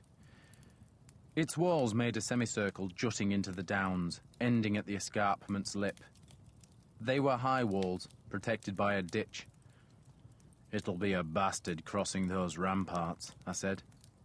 Maybe we won't have to, Peerlig answered. "Of course we have to." "Not if Alfred can talk them out of there," Peerlig said, and he pointed, and I saw that the king, accompanied by 2 priests and by Osric and Harold, was approaching the fort. "He's going to let them surrender," Peerlig said. I could not believe this was the time to talk. This was the killing time, not a place for negotiations. "They won't surrender," I said. "Of course they won't. They still think they can beat us." "Alfred will try to persuade them," Peerlig said. "No." I shook my head. "He'll offer them a truce," I spoke angrily. "He'll offer to take hostages. He'll preach to them. It's what he always does." I thought about going to join him, if for nothing else than to add some sourness to his reasonable suggestions. But I could not summon the effort. 3 Danes had gone to talk to him, but I knew they would not accept his offer. They were not beaten. Far from it. They still had more men than we did, and they had the walls of the fort, and the battle was still theirs to win. Then I heard the shouts. Shouts of anger and screams of pain, and I turned and saw that the Danish horsemen had reached our women, and the women were screaming, and there was nothing we could do. The Danish horsemen had expected to slaughter the broken remnants of Alfred's shield wall, but instead it had been Svein's men who had been broken, and the riders out on Svein's left flank had retreated into the downs. They must have thought to circle about our army and rejoin Guthrum from the west, and on the way they had seen our women and horses, and smelled easy plunder. Yet our women had weapons, and there were a few wounded men there, and together they had resisted the horsemen. There was a brief flurry of killing. Then the Danish riders, with nothing to show for their attack, rode away westward. It had taken a few moments, nothing more, but Hild had snatched up a spear and run at a horseman, screaming hate for the horrors the Danes had inflicted on her in Chippenham. And Eanfled, who saw it all, said that Hild sunk the spear in a Dane's leg, and the man had chopped down with his sword, and Iseult, who had gone to help Hild, had parried the blow with another sword, and a second Dane caught her from behind with an axe. And then a rush of screaming women drove the Danes away. Hild lived, but Iseult's skull had been broken open, and her head almost split into 2. She was dead. "She has gone to God," Peerlig told me, when Leofric brought us the news. I was weeping, but I did not know whether it was sorrow or anger that consumed me. I could say nothing. Peerlig held my shoulders. "She is with God, Attrid." "Then the men who sent her there must go to hell," I said. "Any hell. Freeze or burn, the bastards." I pulled away from Peerlig and strode toward Alfred. I saw Wulfhere then. He was a prisoner guarded by 2 of Alfred's bodyguards, and he brightened when he saw me, as though he thought I was a friend, but I just spat at him and walked on past. Alfred frowned when I joined him. He was escorted by Osric and Harold, and by Father Beocca and Bishop Aelwold, none of whom spoke Danish. But one of the Danes was an English speaker. There were 3 of them, all strangers to me, but Beocca told me their spokesman was called Hrothgar Eriksson, and I knew he was one of Guthrum's chieftains. "They attacked the women," I told Alfred. The king just stared at me, perhaps not understanding what I had said.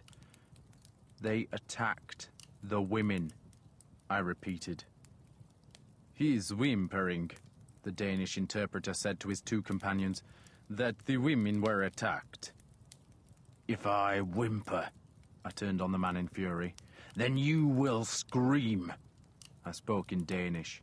I shall pull your guts out of your asshole, wrap them around your filthy neck, and feed your eyeballs to my hounds.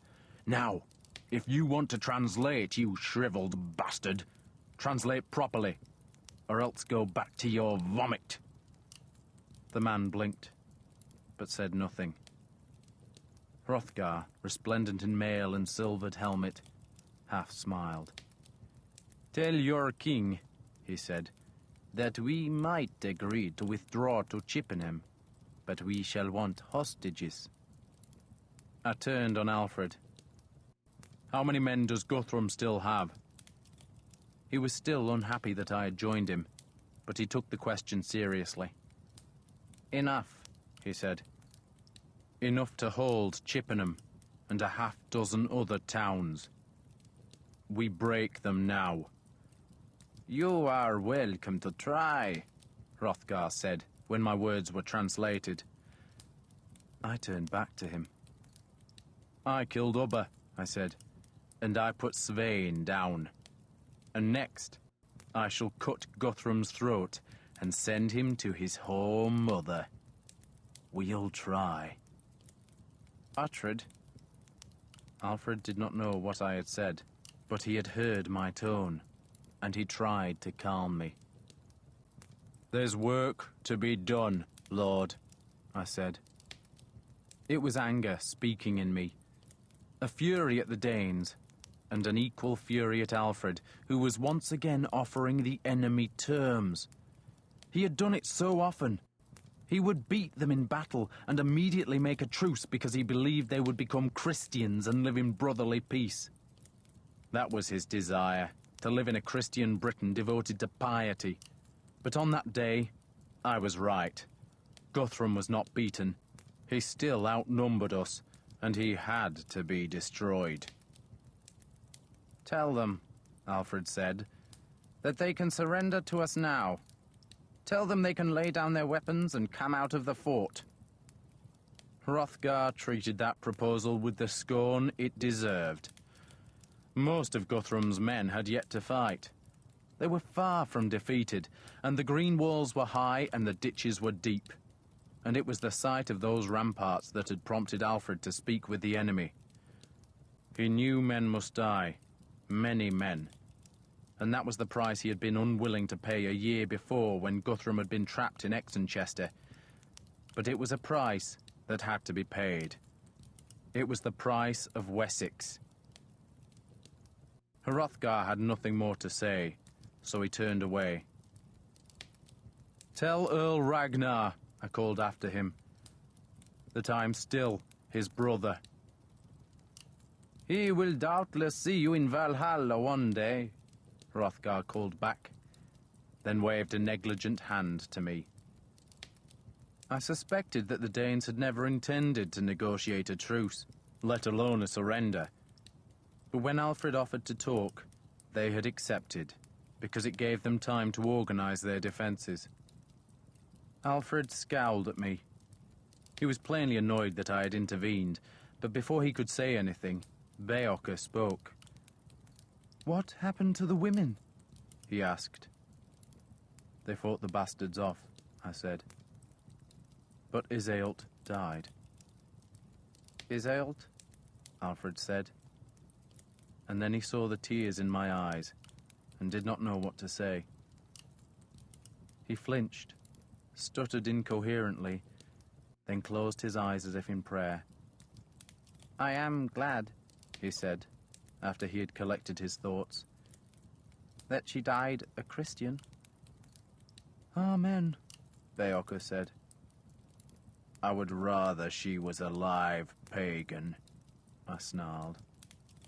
And then we went back to our army, and Alfred again summoned his commanders. There was really no choice. We had to assault the fort. Alfred talked for a time about establishing a siege, but that was not practical.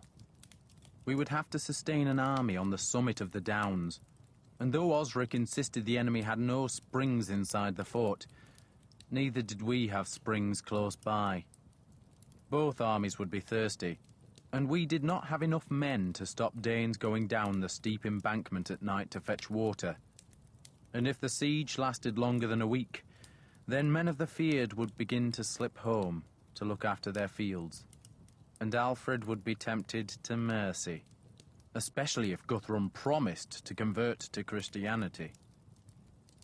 So, we urged an assault on Alfred. There could be nothing clever. Shield walls must be made, and men sent against the ramparts. And Alfred knew that every man in the army must join the attack. Wiglaf and the men of Somerset would attack on the left, Alfred's men in the centre, while Osric, whose Fyrd had gathered again and was now reinforced by the men who had deserted from Guthrum's army, would assault on the right. "You know how to do it," Alfred said, though without any enthusiasm, for he knew he was ordering us into a feast of death. "Put your best men in the centre, let them lead, and make the others press behind and on either side." No one said anything. Alfred offered a bitter smile. "God has smiled on us so far," he said, "and he will not desert us." Yet he had deserted Iseult. Poor, fragile Iseult, Shadow Queen and lost soul. And I pushed into the front rank, because the only thing I could do for her now was to take revenge. Steapa, as smothered in blood as I was, pushed into the rank beside me. Leofric was to my left, and Peerlig was now behind me. "Spears and long swords," Peerlig advised us. "Not those short things." "Why not?" Leofric asked. "You climb that steep wall," he said, "and all you can do is go for their ankles. Bring them down. I've done it before. You need a long reach and a good shield." "Jesus help us," Leofric said. We were all fearful, for there is little in warfare as daunting as an assault on a fortress. If I had been in my senses, I would have been reluctant to make that attack, but I was filled with a keening sorrow for Iseult, and nothing except revenge filled my mind. "Let's go," I said. "Let's go." But we could not go. Men were collecting spears thrown in the earlier fighting, and the bowmen were being brought forward. Whenever we attacked, we wanted a shower of spears to precede us, and a plague of stinging arrows to annoy the enemy. But it took time to array the spearmen and archers behind the men who would make the assault. Then, ominously for our archers, it began to rain again. Their bows would still work, but water weakened the strings. The sky became darker as a great belly of black clouds settled over the down, and the rain started to drum on helmets. The Danes were lining the ramparts, clashing their weapons against shields, as our army curled about their fastness. "Forward!" Alfred shouted, and we went toward the ramparts, but stopped just out of bowshot. Rain beaded the rim of my shield. There was a new bright scar in the iron there, a blade strike, but I had not been aware of the blow. The Danes mocked us. They knew what was coming, and they probably welcomed it. Ever since Guthrum had climbed the escarpment and discovered the fort, he had probably imagined Alfred's men assaulting its walls, and his men cutting the enemy down as we struggled up the steep banks. This was Guthrum's battle now. He had placed his rival Svein and his Saxon ally Wulfir outside the fort, and doubtless he had hoped they could destroy a good part of our army before the assault on the ramparts. But it would not matter much to Guthrum that those men had been destroyed themselves. Now his own men would fight the battle he had always envisaged. "In the name of God!" Alfred called. Then said no more, for suddenly a clap of thunder crashed. A vast sound that consumed the heavens and was so loud that some of us flinched. A crack of lightning splintered white inside the fort. The rain pelted now. A cloudburst that hammered and soaked us, and more thunder rolled away in the distance. Perhaps we thought that noise and savage light was a message from God, for suddenly the whole army started forward. No one had given a command, unless Alfred's invocation was an order. We just went. Men were shouting as they advanced. They were not calling insults, but just making a noise to give themselves courage. We did not run, but walked, because the shields had to be kept close. Then another bellow of thunder deafened us, and the rain seemed to have a new and vicious intensity. It seethed on the dead and the living, and we were close now, very close. Yet the rain was so thick it was hard to see the waiting Danes. Then I saw the ditch, already flooding, and the bows sounded, and the spears flew, and we were splashing down the ditch's side, and Danish spears were thumping into us. One stuck in my shield, fell away, and I stumbled on its shaft, half sprawled in the water, then recovered, and began the climb. Not all the army tried to cross the ditch. Many men's courage faltered at the brink, but a dozen or more groups went into the attack. We were what the Danes call the Svinfylkjas, the swine wedges, the elite warriors who try to pierce the Skjaldarborg like a boar trying to gouge the hunter with its tusks. But this time we not only had to gouge the Skjaldarborg, but cross the rain-flooded ditch and clamber up the bank. We held our shields over our heads as we splashed through the ditch. Then we climbed, but the wet bank was so slippery that we constantly fell back, and the Danish spears kept coming. And someone pushed me from behind, and I was crawling up the bank on my knees, the shield over my head, and Peerleg's shield was covering my spine. And I heard a thumping above me, and thought it was thunder. Except the shield kept banging against my helmet, and I knew a Dane was hacking at me, trying to break through the limewood to drive his axe or sword into my spine. And I crawled again, lifted the shield's lower edge, and saw boots.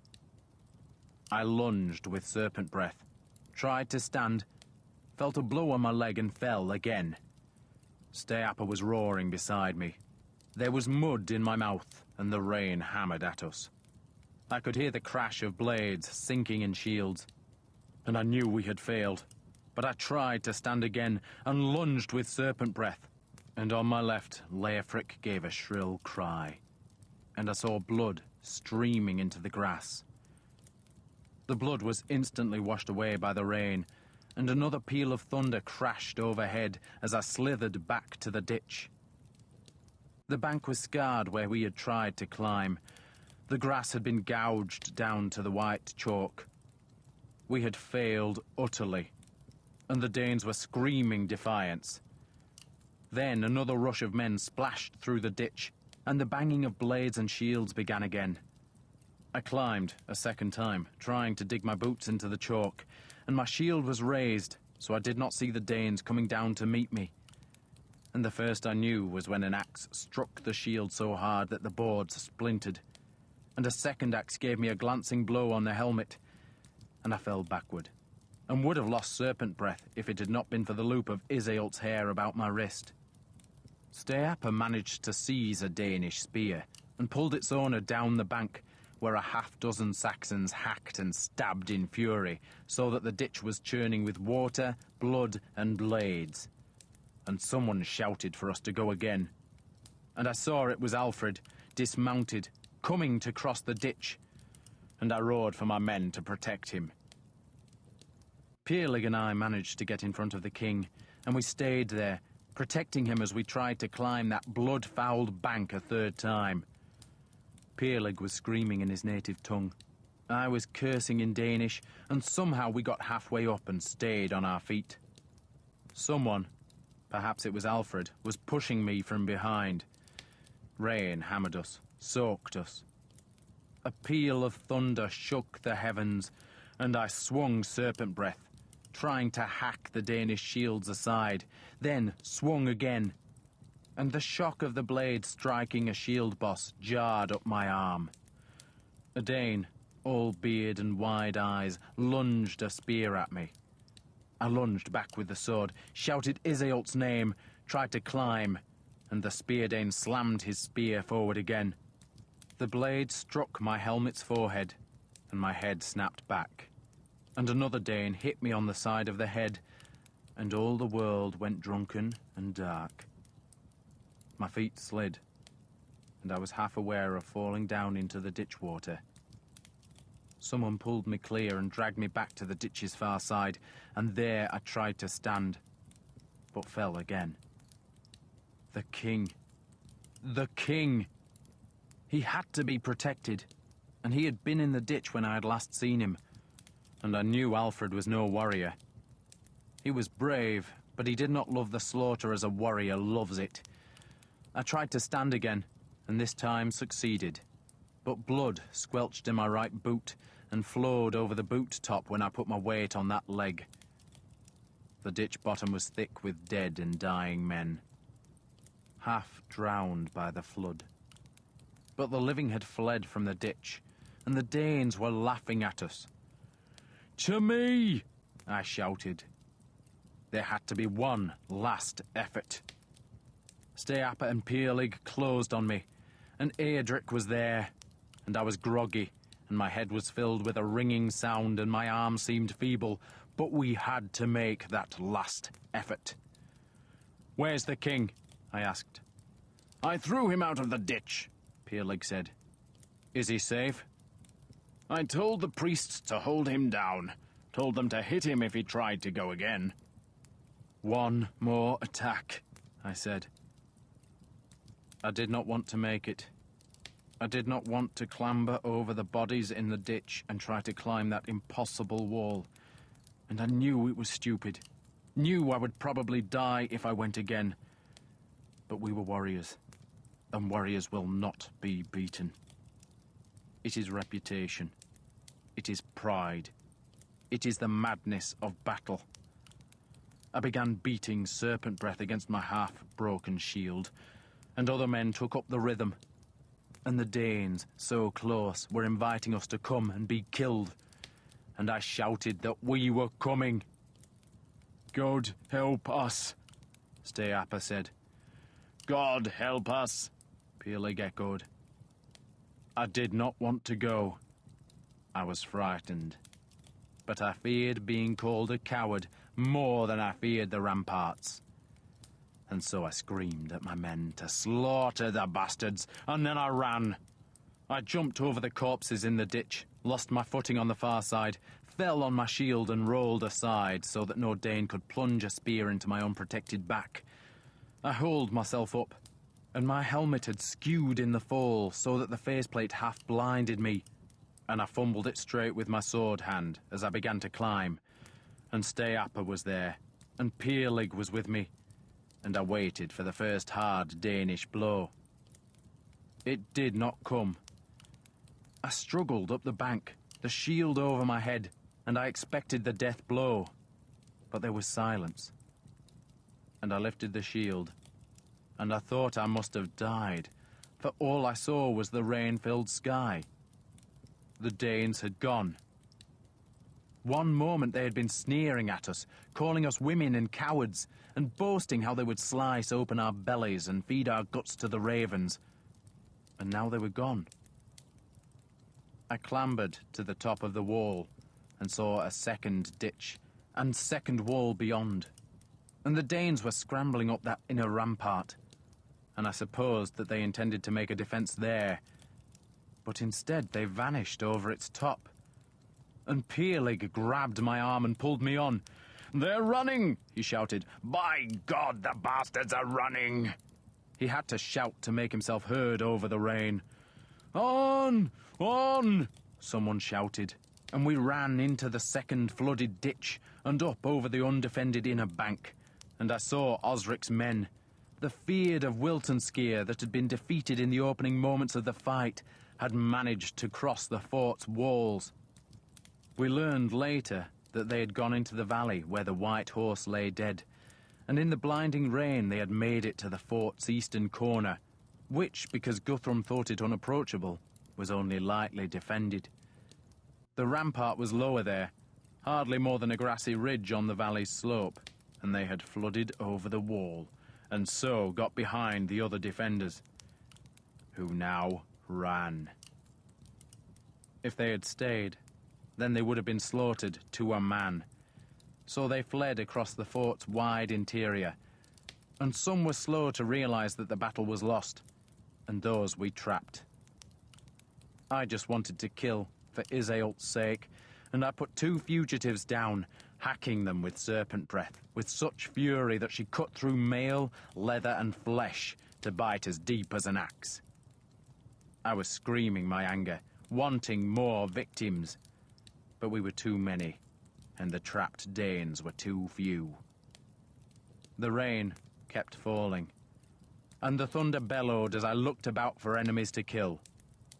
And then I saw one last group of them, back to back, fighting off a swarm of Saxons.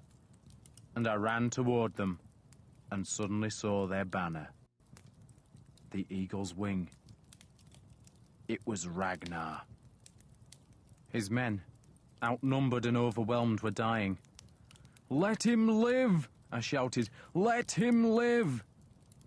And 3 Saxons turned toward me, and they saw my long hair and my arm rings bright on my mailed sleeves, and they must have thought I was a Dane, for they ran at me, and I fended off the first with serpent breath.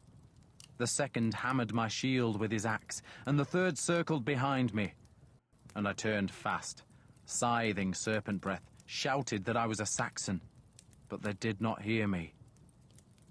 Then Steapa slammed into them, and they scattered, and Peerlig grabbed my arm, but I shook him off and ran toward Ragnar, who was snarling at the ring of enemies, inviting any one of them to try to kill him. His banner had fallen, and his crewmen were dead, but he looked like a war god in his shining mail, and with his splintered shield and his long sword and his defiant face. And then the ring began to close.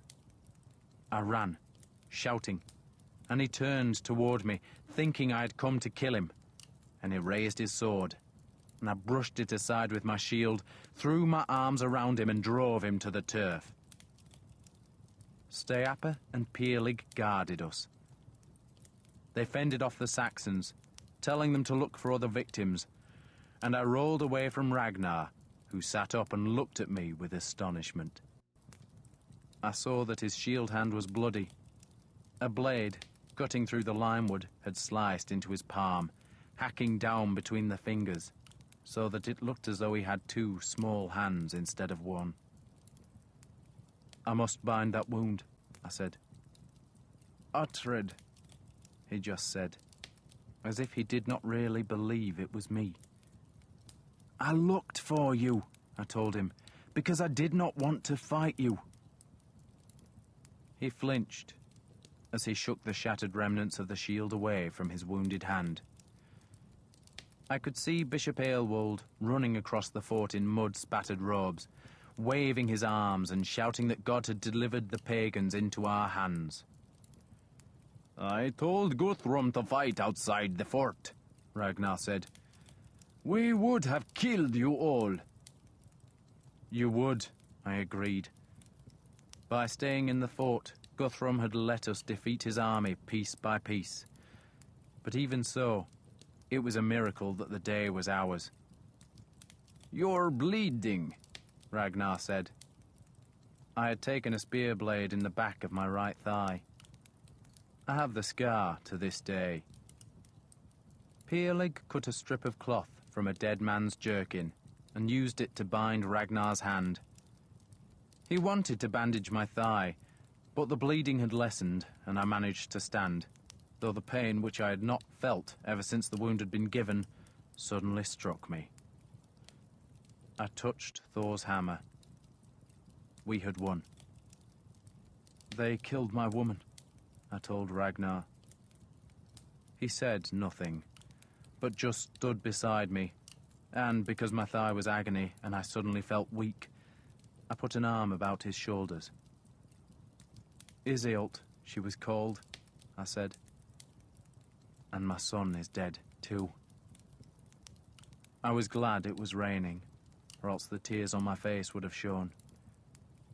Where's Breda? I sent her down the hill, Ragnar told me. We were limping together toward the fort's northern ramparts. And you stayed? Someone had to stay as a rear guard, he said bleakly. I think he was crying too, because of the shame of the defeat. It was a battle Guthrum could not lose, yet he had. Pierlig and Steapa were still with me, and I could see Aedric stripping a dead Dane of his mail, but there was no sign of Leofric. I asked Pierlig where he was, and Pierlig gave me a pained look and shook his head. Dead? I asked.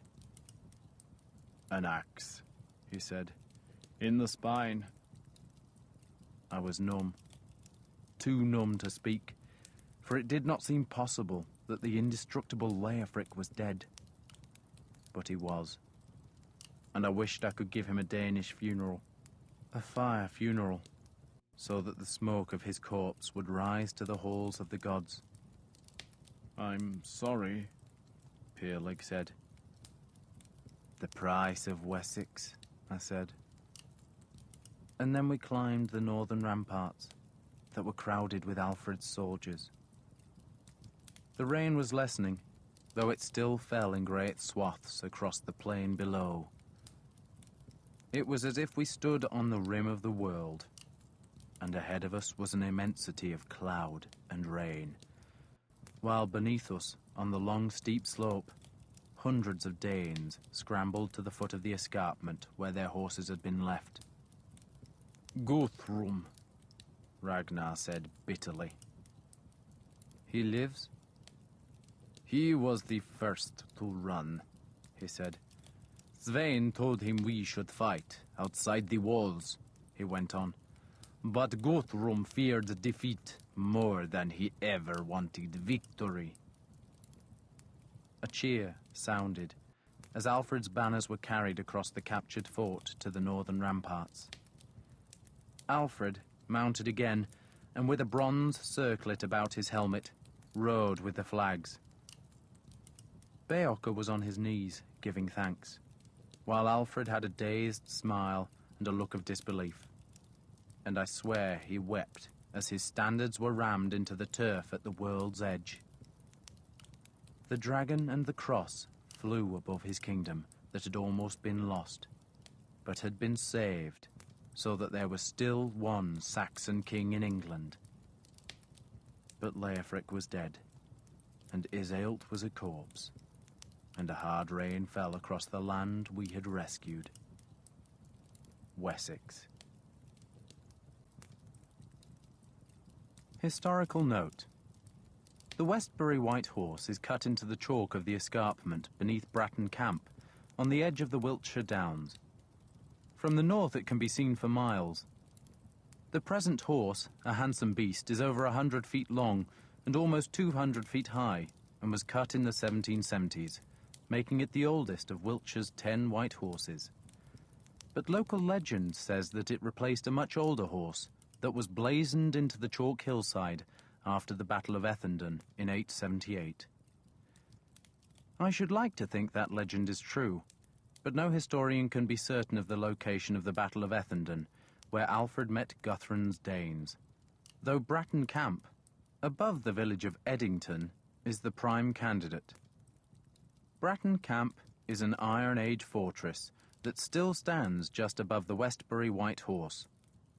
John Peddy, in his useful book Alfred Warrior King, places Ethandun at Bratton Camp, and Edgarstone at Kingston Deverill in the Wylye Valley, and I am persuaded by his reasoning. There is no debate about the location of Ethelinghaig. That is now Athelney in the Somerset Levels near Taunton, and if Bratton Camp is substantially unaltered since 878, the levels are changed utterly. Today, mostly thanks to the medieval monks who diked and drained the land, they make a wide, fertile plain. But in the 9th century, they were a vast swamp mingled with tidal flats, and almost impenetrable marsh into which Alfred retreated after the disasters at Chippenham. That disaster was the result of his generosity in agreeing to the truce that allowed Guthrum to leave Exeter and retreat to Gloucester in Danish-held Mercia. That truce was secured by Danish hostages, but Guthrum, just as he had broken the truce arranged at Wareham in 876, again proved untrustworthy, and immediately after Twelfth Night attacked and captured Chippenham, thus precipitating the greatest crisis of Alfred's long reign. The king was defeated, and most of his country taken by the Danes. Some great nobles, Wulfhere, the ealdorman of Wiltshire among them, defected to the enemy, and Alfred's kingdom was reduced to the watery wastes of the Somerset levels. Yet in the spring, just 4 months after the disaster at Chippenham, Alfred assembled an army, led it to Ethandun, and there defeated Guthrum. All that happened. What, sadly, did not probably happen is the burning of the cakes. That story, how a peasant woman struck Alfred after he allowed her cakes to burn, is the most famous folktale attached to Alfred, but its source is very late and thus very unreliable. Alfred, Aelswith, Wulfhere, Ethelwold, and brother, later Bishop Asa, all existed, as did Guthrum. Svein is a fictional character. The great Danish enemies before Guthrum had been the 3 Lothbrok brothers, and the defeat of the last of them at the Battle of Sinuit occurred while Alfred was at Athelney. For fictional reasons, I moved that Saxon victory forward a year, and it forms the ending of The Last Kingdom, the novel that precedes The Pale Horseman, which meant I had to invent a character, Svein, and a skirmish, the burning of Svein's ships, to replace Sinuit. The 2 primary sources for Alfred's reign are the Anglo-Saxon Chronicle and Bishop Asa's Life of the King, and neither, alas, tells us much about how Alfred defeated Guthrum at Ethandun. Both armies, by later standards, were small, and it is almost certain that Guthrum considerably outnumbered Alfred. The West Saxon Fyrd that won Ethandun was mostly drawn from Somerset, Wiltshire, and Western Hampshire, suggesting that all eastern Wessex and most of the north of the country had been subdued by the Danes. We know the Fyrd of Devonshire was intact. It had won the victory at Sinuit, as was the Fyrd of Dorset, yet neither is mentioned as part of Alfred's army, suggesting that they were held back to deter a seaborne attack. The lack of the Fyrds from those 2 powerful shires, if indeed they were absent, only confirms what a remarkable victory Alfred won. The Saxons had been in Britain since the 5th century. By the 9th century, they ruled almost all of what is now England, but then the Danes came, and the Saxon kingdoms crumbled. The Last Kingdom tells of the defeat of Northumbria, Mercia, and East Anglia, and the Pale Horseman describes how Wessex almost followed those northern neighbours into history's oblivion. For a few months, in early 878, the idea of England, its culture and language, were reduced to a few square miles of swamp. One more defeat, and there would probably never have been a political entity called England. We might have had a Daneland instead, and this novel would probably have been written in Danish. Yet Alfred survived, he won, and that is why history awarded him the honorific the Great. His successors were to finish his work. They were to take back the 3 northern kingdoms, and so, for the first time, unite the Saxon lands into one kingdom called England. But that work was begun by Alfred the Great. Yet in 878, even after the victory at Ethandun, that must have seemed an impossible dream. It is a long way from Ethandun's White Horse to the bleak moors north of Hadrian's Wall, so Uhtred and his companions must campaign again. That is the end of The Pale Horseman by Bernard.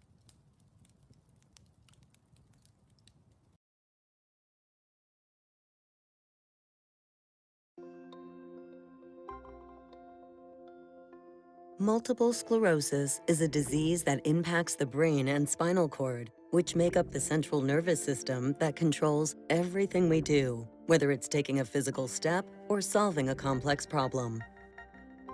The exact cause of MS is unknown, but we do know that something triggers the immune system to attack the brain and spinal cord.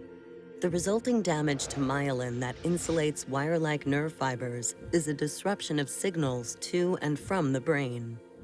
This interruption of communication signals causes unpredictable symptoms such as numbness, tingling, mood changes, memory problems, pain, fatigue, blindness, or paralysis. Everyone's experience with MS is different, and these losses may be temporary or long-lasting. Most people initially have relapsing remitting MS, where they experience attacks of new symptoms followed by periods of time when those symptoms go away partially or completely. Others experience gradual and ongoing loss of function without distinct attacks, which is known as progressive MS. MS can be difficult to diagnose, but once a diagnosis is confirmed by a neurologist who is knowledgeable about MS, there are disease-modifying therapies for reducing attacks and slowing down the damage. Growing evidence suggests that early and ongoing treatment with a disease-modifying therapy is an important defense against future attacks. There are also treatment strategies to address some MS symptoms. Options are still limited for slowing down or stopping progressive MS. Worldwide research is accelerating the discovery of how to slow down or even stop progressive MS, how to repair nervous system damage and restore function, wellness strategies such as exercise and diet that can help people with MS to live their best lives, and the exact cause of MS so that it may be prevented for future generations.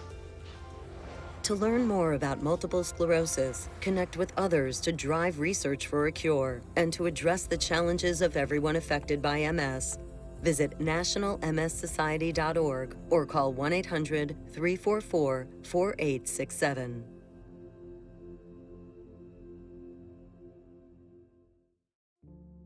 MS does suck. MS mucks with your central nervous system. Almost everything about your body, your muscles, your organs, your ability to speak, your ability to understand, your ability to move. MS took everything from me. Everything I thought was important, everything I valued. I used to jump in a trampoline and swim with the kids. MS has affected me being a mom because I'm sorry. Despite MS, I will keep riding my bike. I will continue to be the strongest mom that I possibly can. I will still dance with my husband. I will continue to live the life that my daughter expects me to live. Multiple sclerosis may be a part of who you are, but it doesn't define you. I will never stop. I will never quit. I'm going to keep being me.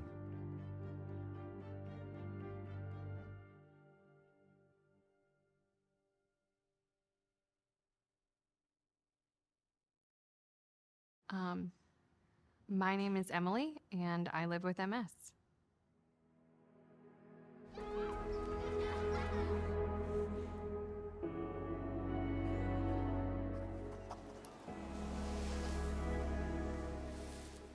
On a good day, I am walking fine. I can do just about everything I want to do. My dad's doing pretty well. He's still walking, he still works full time. With my new infusion, I am having more better days than bad days. My knees feel good. I can actually feel all 10 of my toes. I haven't had any symptoms or episodes in a long time. I think the rate at which we're finding discoveries in MS is pretty astounding. A generation or two ago, people had no treatment options to turn to. The medications have really changed the course.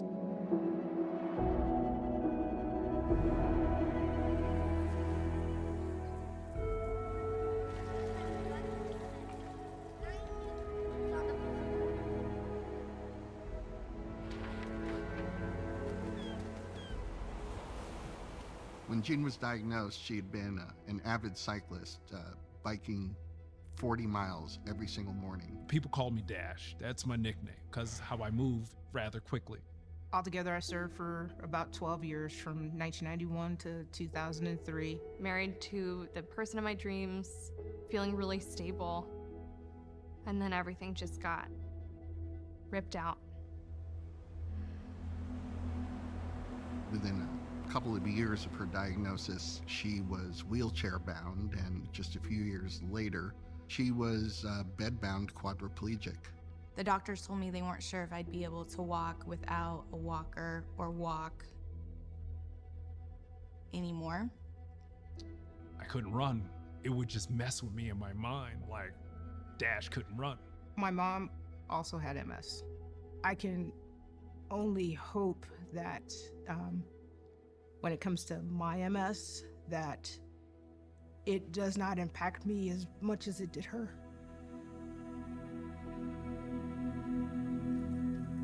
You cry because you mourn your former self.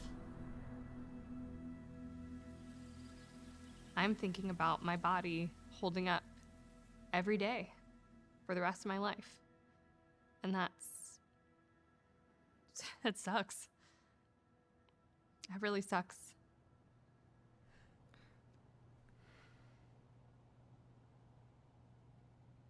But we're resilient. We always have been.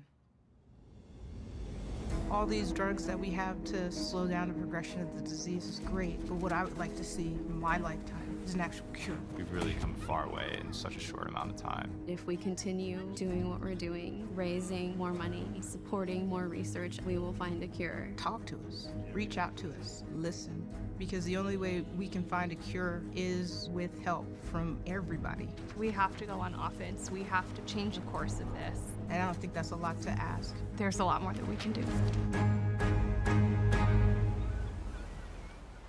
Well, I appreciate everybody's attention, and I want to thank you so much for listening. Thanks for listening. Thank you. Thank you all. so much Thank for you listening. for listening.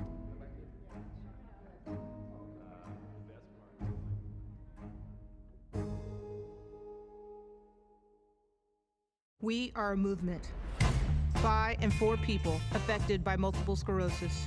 Until we end this disease forever, We will do whatever it takes. To accelerate breakthroughs. We believe that we are stronger together. That nobody should face MS alone. We will be by your side every step of your journey. from day one. We'll be your partner through the challenges. Sharing ideas and finding solutions. We believe That people live better lives when they are understood and supported. It's hard to hear. But you look so good. When you feel anything but. Or to feel like MS is the only thing people see. we will be there for your loved ones so they can be there for you. We'll shine a light on what it means to live with MS. Till the rest of the world understands. We believe that everyone deserves affordable medications. A doctor who knows MS. And a healthcare system that puts you first. You should never have to choose between paying your bills and getting the care you need. We will make sure your voice is heard loud and clear. We'll be your champion from the halls of Congress to City Hall. We believe that you should be able to plan for the next 10 years. Even the next 10 minutes. Without MS getting in the way. Complex problems take many solutions. Coming together in just the right way. We'll be there to help you piece it all together. We'll work every day so you can get what you want from life. Even while living with this disease. We believe that no one else should have to face the fear and uncertainty of an MS diagnosis. And that those that have MS should get back what they've lost. Curing this disease takes a global effort. We will fund the most promising leads and gather the brightest minds to find a cure as fast as possible. We'll be unrelenting until the very end.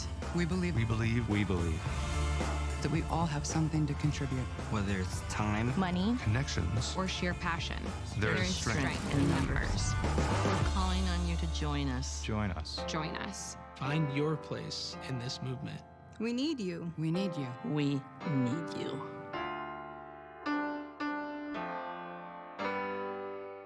Together, we will create a world free of MS.